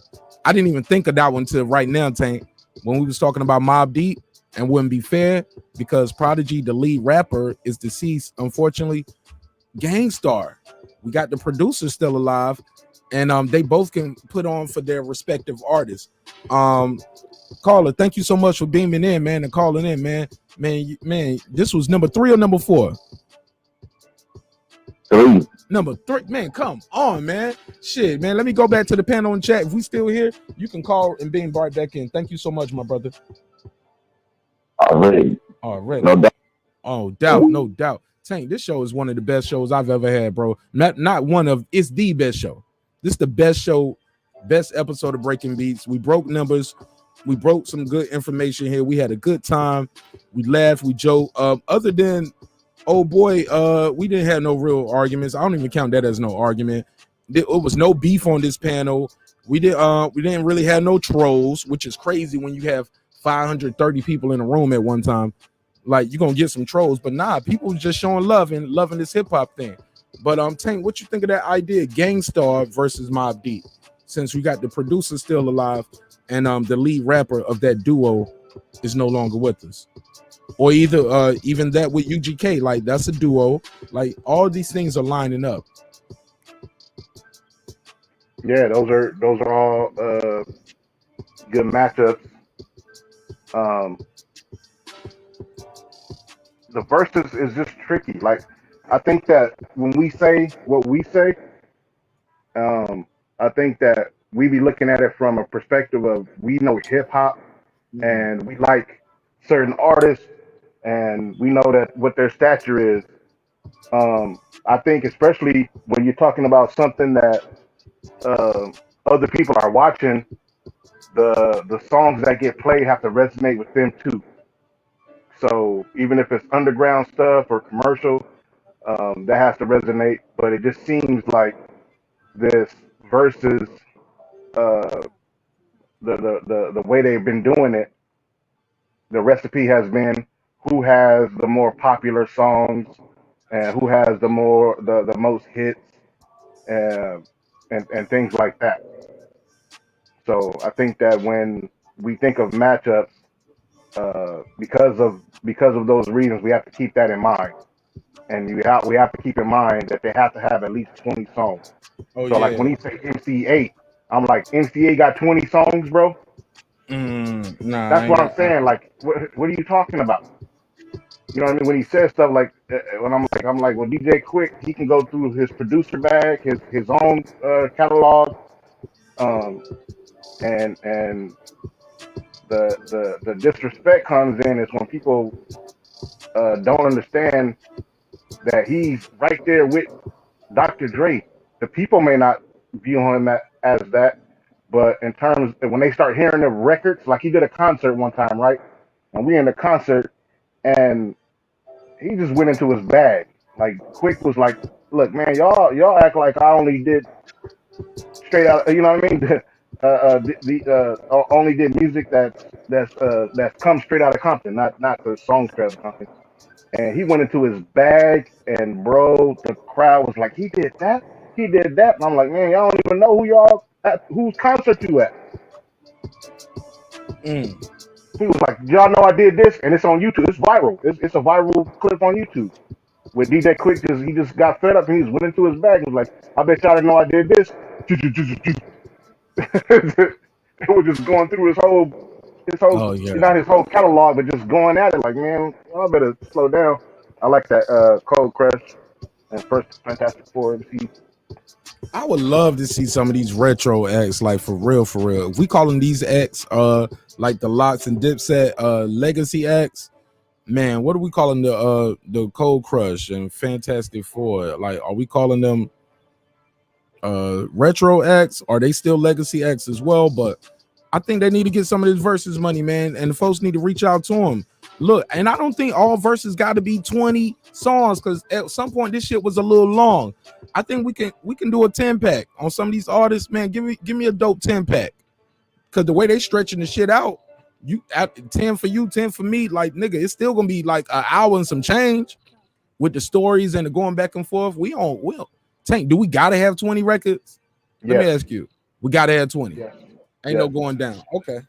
Oh man, because everybody you set the standard. That's like now they saying let's shorten the NBA season to 60 games. Well, damn, what about everybody that had to play 82 the last couple? That's true. seasons? But the games, but in originally when it started, the rounds were shorter. Like Right. we didn't like. I And don't they know, haven't gone man. backwards. Yeah, Unless I it's a get it, lockout. man. You're right. You might They be want to right. go. I'm just We're not trying to go backwards. saying, but I just want to see some of my legacy acts and some of my retro acts. Look at me, I sound like a little bitch over it. But Tank, I want to see some of my legacy acts, and I want to see some of my retro acts who don't have 20 songs. I want to see my favorite groups. I want to see it. I want to see it, bro. I want to see. Look, a 10-pack is cool for me, bro. Like I don't need the 20. I mean, I want it. That'd be cool. But just because the person don't have 20 records that the masses might know, don't mean they ain't dope. They don't mean they. Somebody said pastime favorites. Yeah, man. Like Mo D. I don't know if Mo D got 20 records, but I don't want to see him against L Cool J because that ain't fair to Mo D. I would like to see Mo D against not L Cool J. I would like to see Mo D against Big Daddy Kane. You know what I'm saying? I like to see Mo D against. That reminds me. Rakim. I want to see Mo D or I want to see those guys against their era. And if they ain't got 20 records, fuck it. We'll make space for them for at least 10. Because they got 10 and together they got 20. We don't have to be up there from staring at the computer from 9:30 to like what almost 12:30. Yeah. Nigga, that's why I need glasses now. And here fucking with y'all doing the show all night. Well, we don't need that many, bro. 20 songs a piece got us from 9:30 and they started late to about 12:30. Yeah, but they didn't play 20 songs though, bro.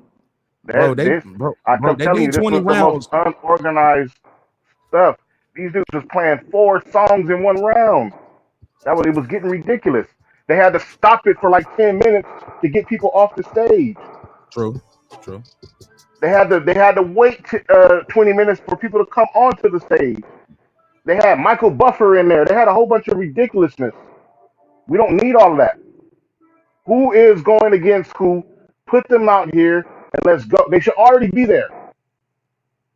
All this, that was a New York thing.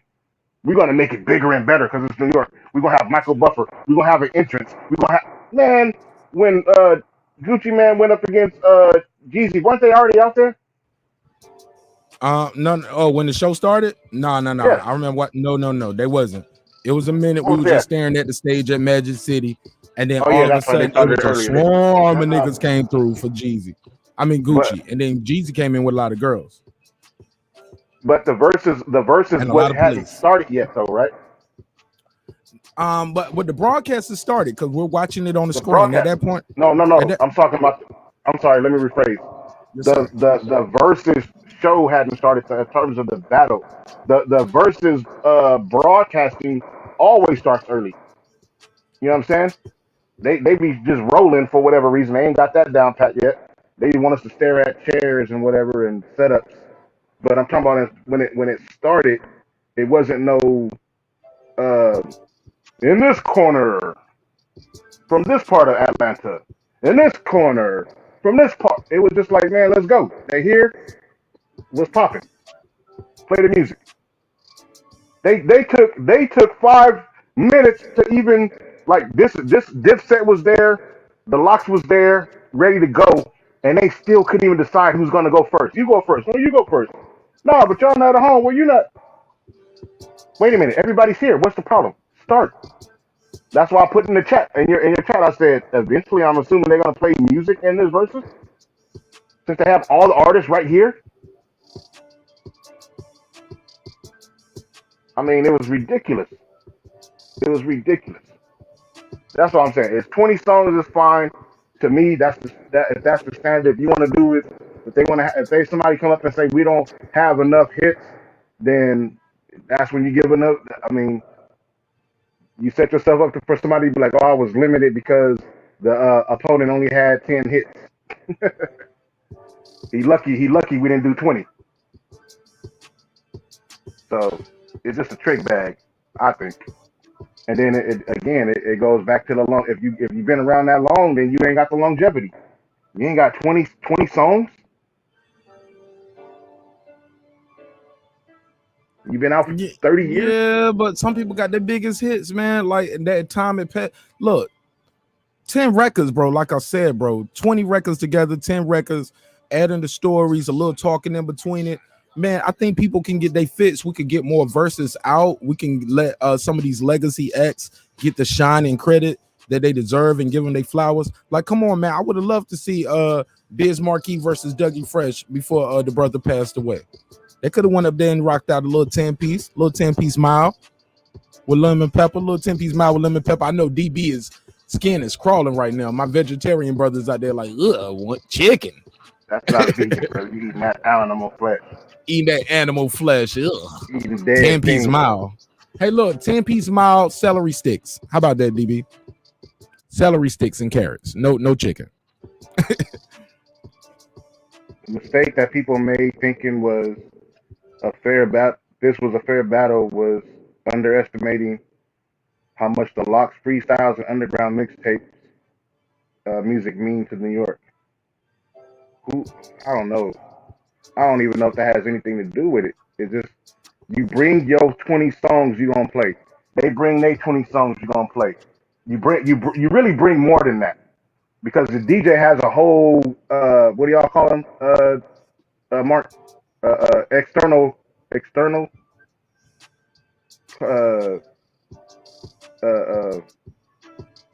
drive. They have a whole external drive of music, I'm sure. And they ready. If they go here, we go there. If they go there, we go there. If they go this, we go that. So they ready. So it's really not about underestimating, you know what I mean? It's just that you got to be able to pick the right song selections and be prepared to go there when whatever comes up. It's a strategy. If they play underground mixtapes, you play your underground mixtapes if you got them. He said, what? We don't need 20, we need what? I'm gonna go back to that one. They said we don't need 20 hits. We don't need 20 hits. We need good competition. What you say to Mike Jones? Who? Mike Jones. Who? Mike Jones. I met Mike Jones here in Atlanta at a little house studio too. And Mike Jones was cool as shit, man. Real quiet, real subdued, reclusive guy. It was hot as hell, and he had on a hoodie and a sweatsuit and everything. And I was like, niggas hot as fuck. Yeah, he was real laid back. Yeah, it's good. You said that you ain't gonna what about his Cali trip? I ain't gonna talk about his Cali trip, but he was a good brother when he came out here from about 15 something years ago and kicked it, man, with us. And but okay, so when have we not had good competition in versus? We had tonight. Wait, hold on. Prior to tonight, where people are saying this was a lopsided victory, when has it not been good competition? I thought T-Pain got his boot smoked by Lil Jon. I thought what's his name? The Dream smoked Sean Garrett. I think Sean Garrett wanted to take it to the streets with the Dream. What's another one where I thought the competition was super lopsided? Fabulous versus Jadakiss. Thought that was super one-sided. I thought the Jeezy versus Gucci was one-sided until he did the diss records, and my whole live stream went crazy. They loved that shit. I didn't give him no extra points for just being mad disrespectful. I loved the energy. He was like, put that nigga in the dirt. We smoking whatever the brother's name and his God bless the dead. I don't want to say it, but he said we smoking homeboy tonight. You know what I'm saying? I don't want to put that energy out there. You know what I'm saying? Because yeah, he got a family. He got sons, daughters, brothers, sisters. But he brought that energy and people like that. Me, I was like, nah, man, that's low-hanging fruit. But it is what it is, for better or for worse. It happened and it's over. But Other than that, I thought Jeezy was running away with it. Gucci was doing a lot of those local trap joints. Jeezy was doing global hits. The Rick Ross 2 Chainz was one-sided. I mean, I can go on, brother. It's some one-sided battles in this shit. Let me say it this way. Yes, sir. Yes, sir. He has to define what he means by competition. That's the issue, because because if prior to Gucci Man versus Jeezy, you were excited about that matchup going into it, or were you not one of those pages? I couldn't believe that shit was happening. I was like, they're not gonna be in the same room. This gonna be some Skype shit. They're gonna Zoom call. They're gonna mail this shit in. No way they're gonna be in the same room in Atlanta. Man, they was right here in Atlanta. And Gucci fucked up too, talking about his outfit too much. Let's remember that. If we didn't learn anything, outfits do not matter in verses. Your performance, your stage presence, how you handle the pressure of the moment. And because even when Jeezy was going at Gucci, or Gucci was going at Jeezy, he was like, man, I'll let you talk and let me say my piece. Let me say my piece. Hey, look, man. Hey, look, blah, blah, blah. We don't went through our thing, blah, blah, blah, blah, blah, blah, blah, blah. But one thing's for certain, two things for sure. I'm the realest nigga in it. You already know. And he dropped that motherfucker one Trap of the Year 4 times in a row song. He killed that shit. What I get for that impersonation? 1 out of 10. What I get? I know I ain't going about 4, 5. What I get for my Jeezy impersonation? About 3. We ain't gonna be negative. We ain't gonna be negative. We ain't gonna be. Hey, look, man, I was doing good. I did good with my Nas. I did good with my T-Pain. I can't do all the impersonations. I'm not Ari Spears. Shout out to Zoe Williams. Shout out to Zoe Williams. But go ahead. This is what I'm saying, though. We have to define competition. Go ahead. What you say? No. I'm sorry. I was talking too much. Go ahead.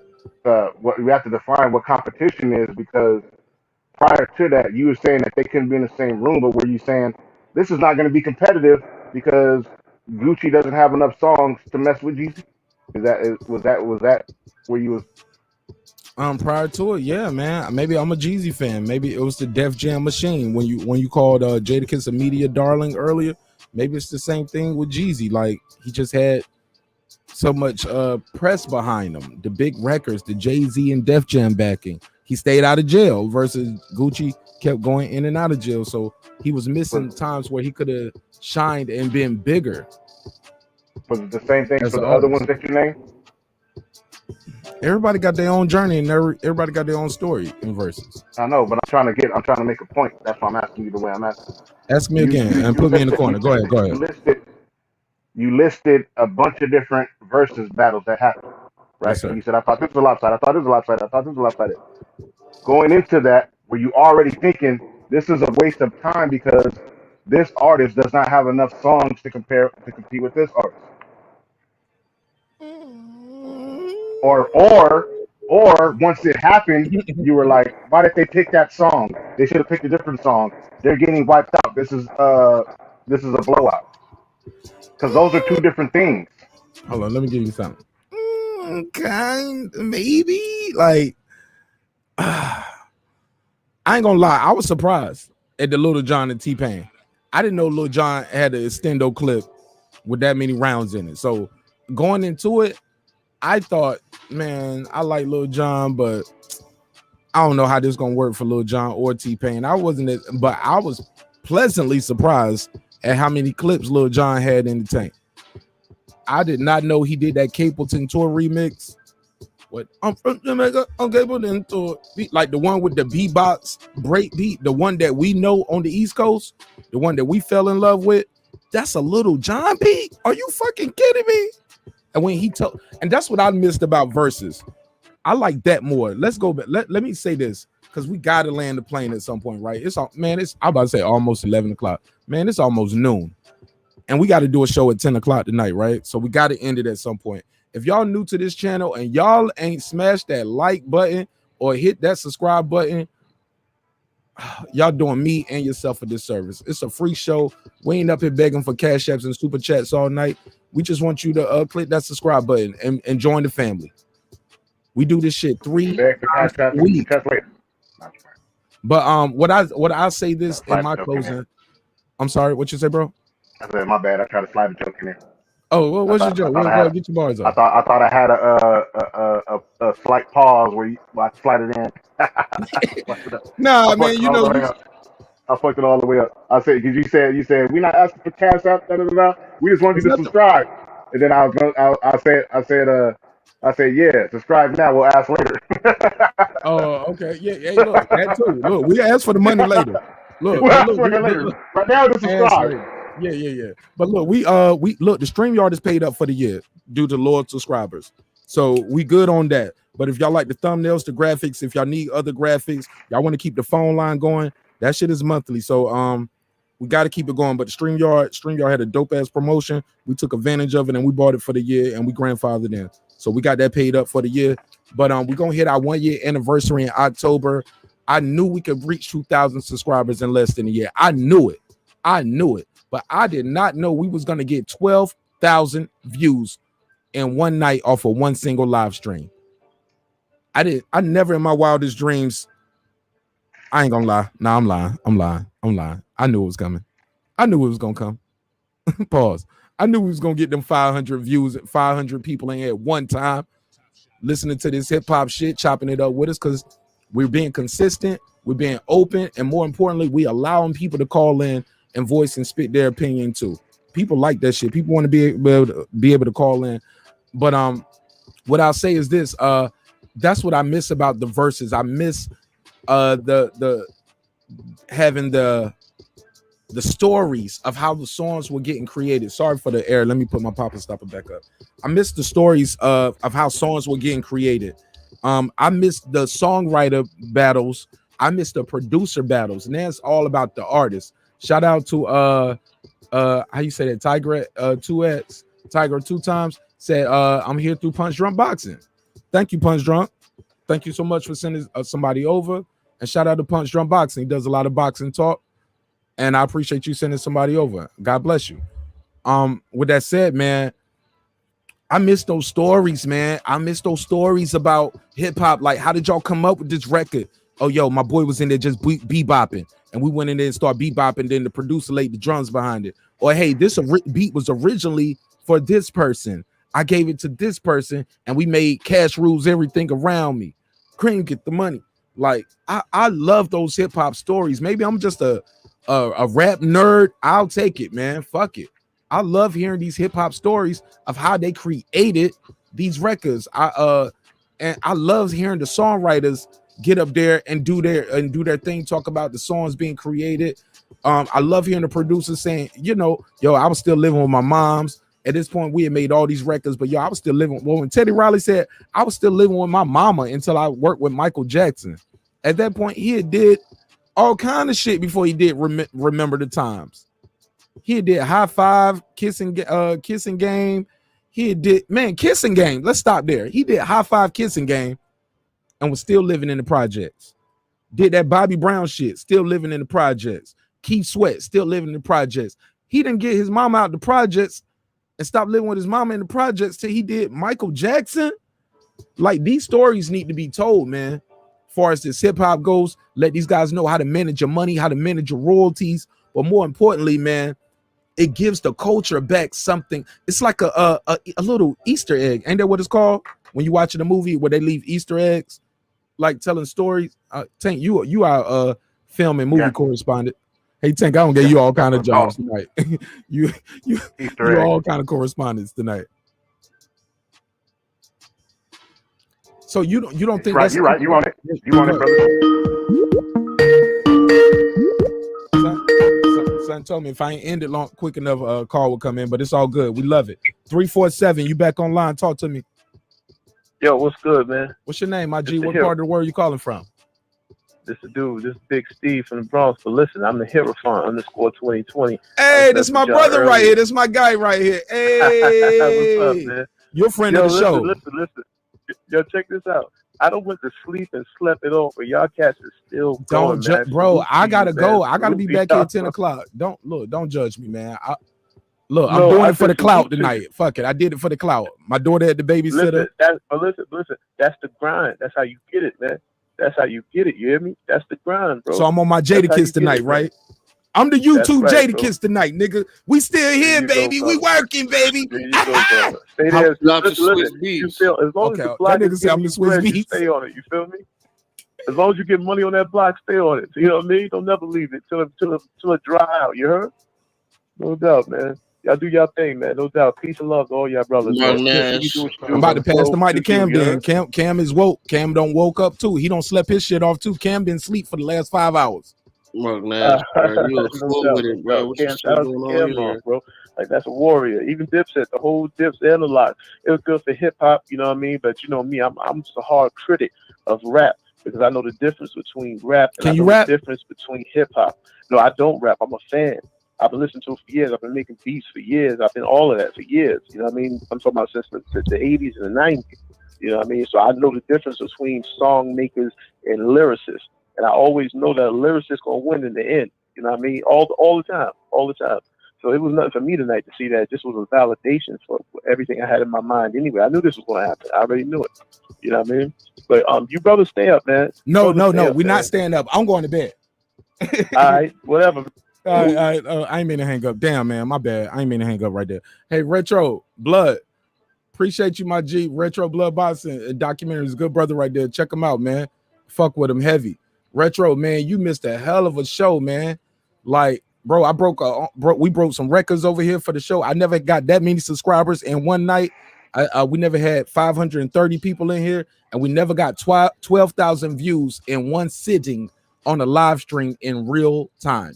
So we did some big things here, and I couldn't do it without the West Coast partnership. Shout out to my brothers on the West Coast keeping this shit going. Cam, you got the flow. Tank, you got the flow, right? The nigga's like, nah, nigga. Like, look, Kyle used to give y'all the mic at like 1 and 2 o'clock. Man, He's like, nigga, I can't take over this shit at 11 o'clock. I'm done. It's over. It's over. All right, well, it's over, man. Hey, Tank, you got your thing with this one, man. Man, we broke some records, man. I'm so proud of myself, but more importantly, I am proud of the audience, and I'm proud of my panel, and I'm proud of my brothers on the West Coast. Like, the West Coast came through heavy tonight, and New York. Can't forget New York. New York kept that phone line lit. That shit felt like a hotline, like we was giving away free shit. Like, soon as it hung up, the next call was bringing in. Cam done went to sleep and woke up. He was like, soon as you heard that nigga talk, you was like, oh, Swiss Beats. Cam, you been quiet for hours, Tank. He been quiet for hours. As soon as he heard, oh boy, he was like, no, you the Swiss Beats of this shit. Cam being quiet, but couldn't wait to get that joke off. Man, we gonna go and land the plane, man. Every good thing must come to an end, but we will be back at 10 o'clock, right? 10 p.m.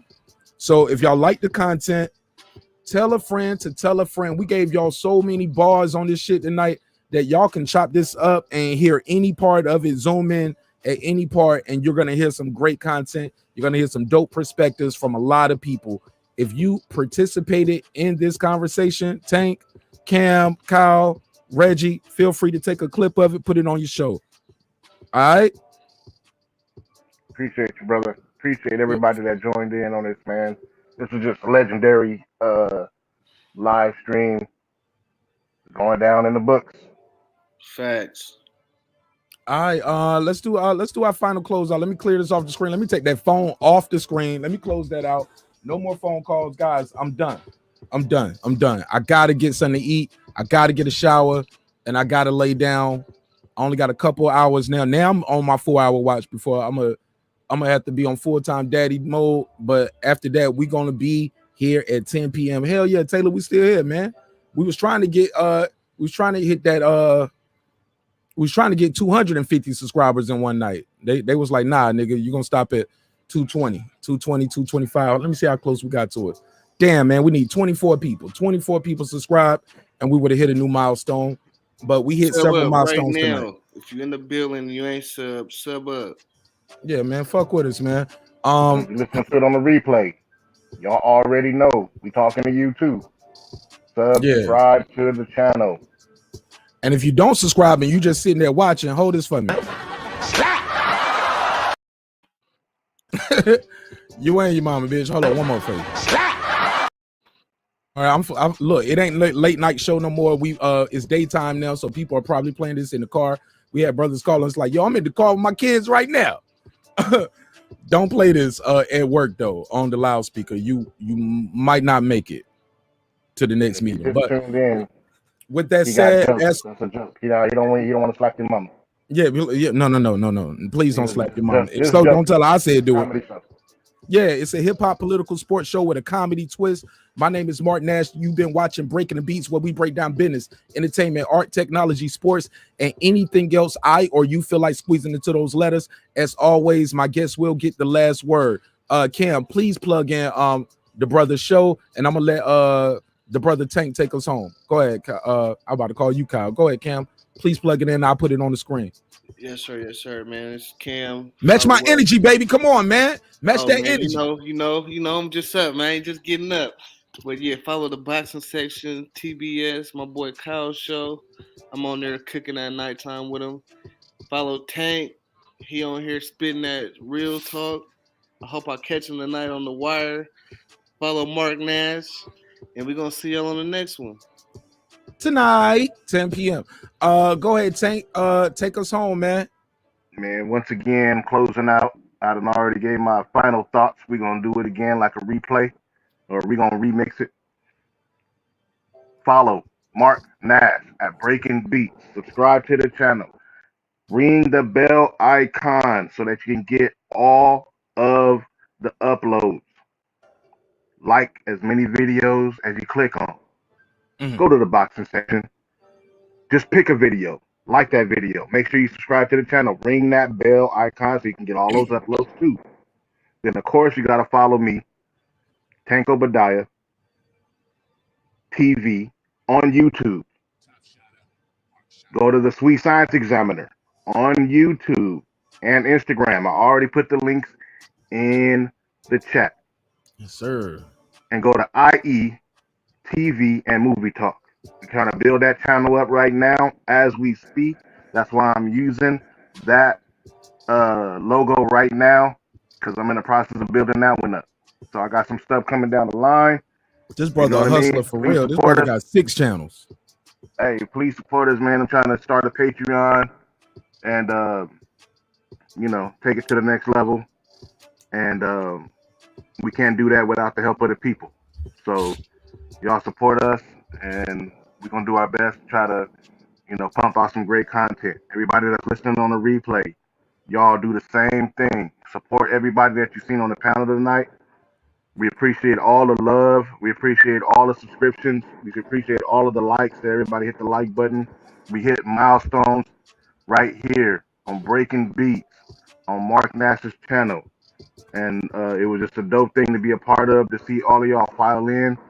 I had a project I was working on. I had to jump off, and I was just listening to the show.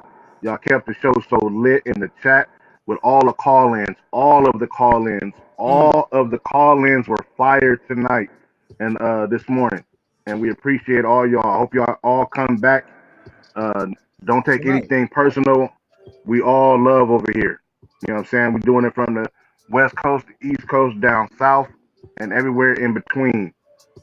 This is black-owned media with brothers who gonna show love. We gonna do what we do out here. We gonna call it bagging on each other. We gonna call it y'all call it whatever y'all call it where y'all at.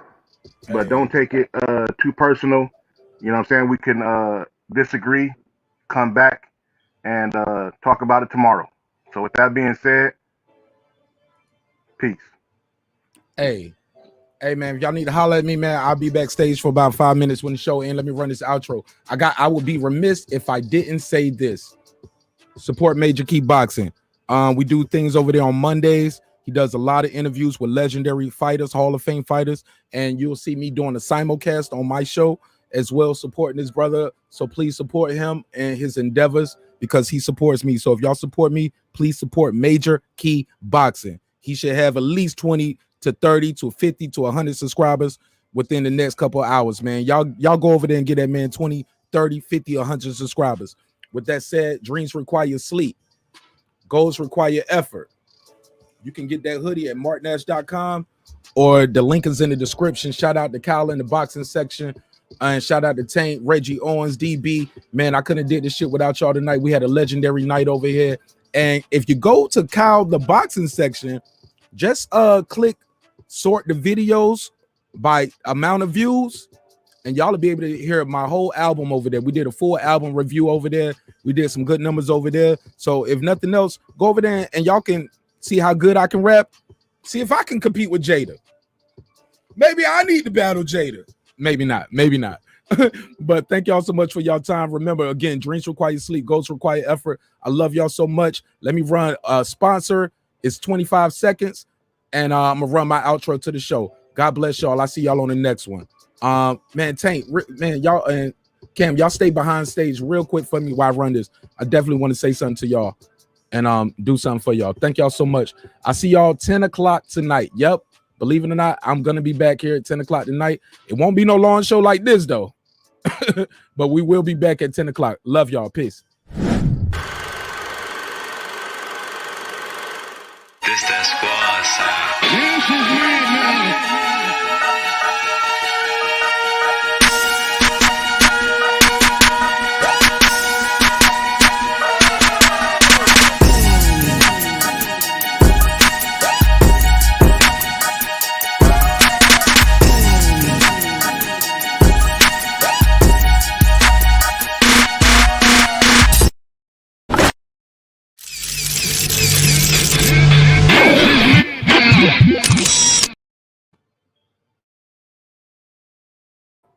Hold on. Let's run it.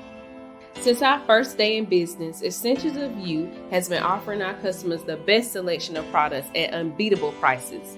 Our online store has been synonymous with quality, and we ensure our continuous variety of fantastic merchandise along with unique limited edition and seasonal items that fit any budget. Check it out and start shopping today.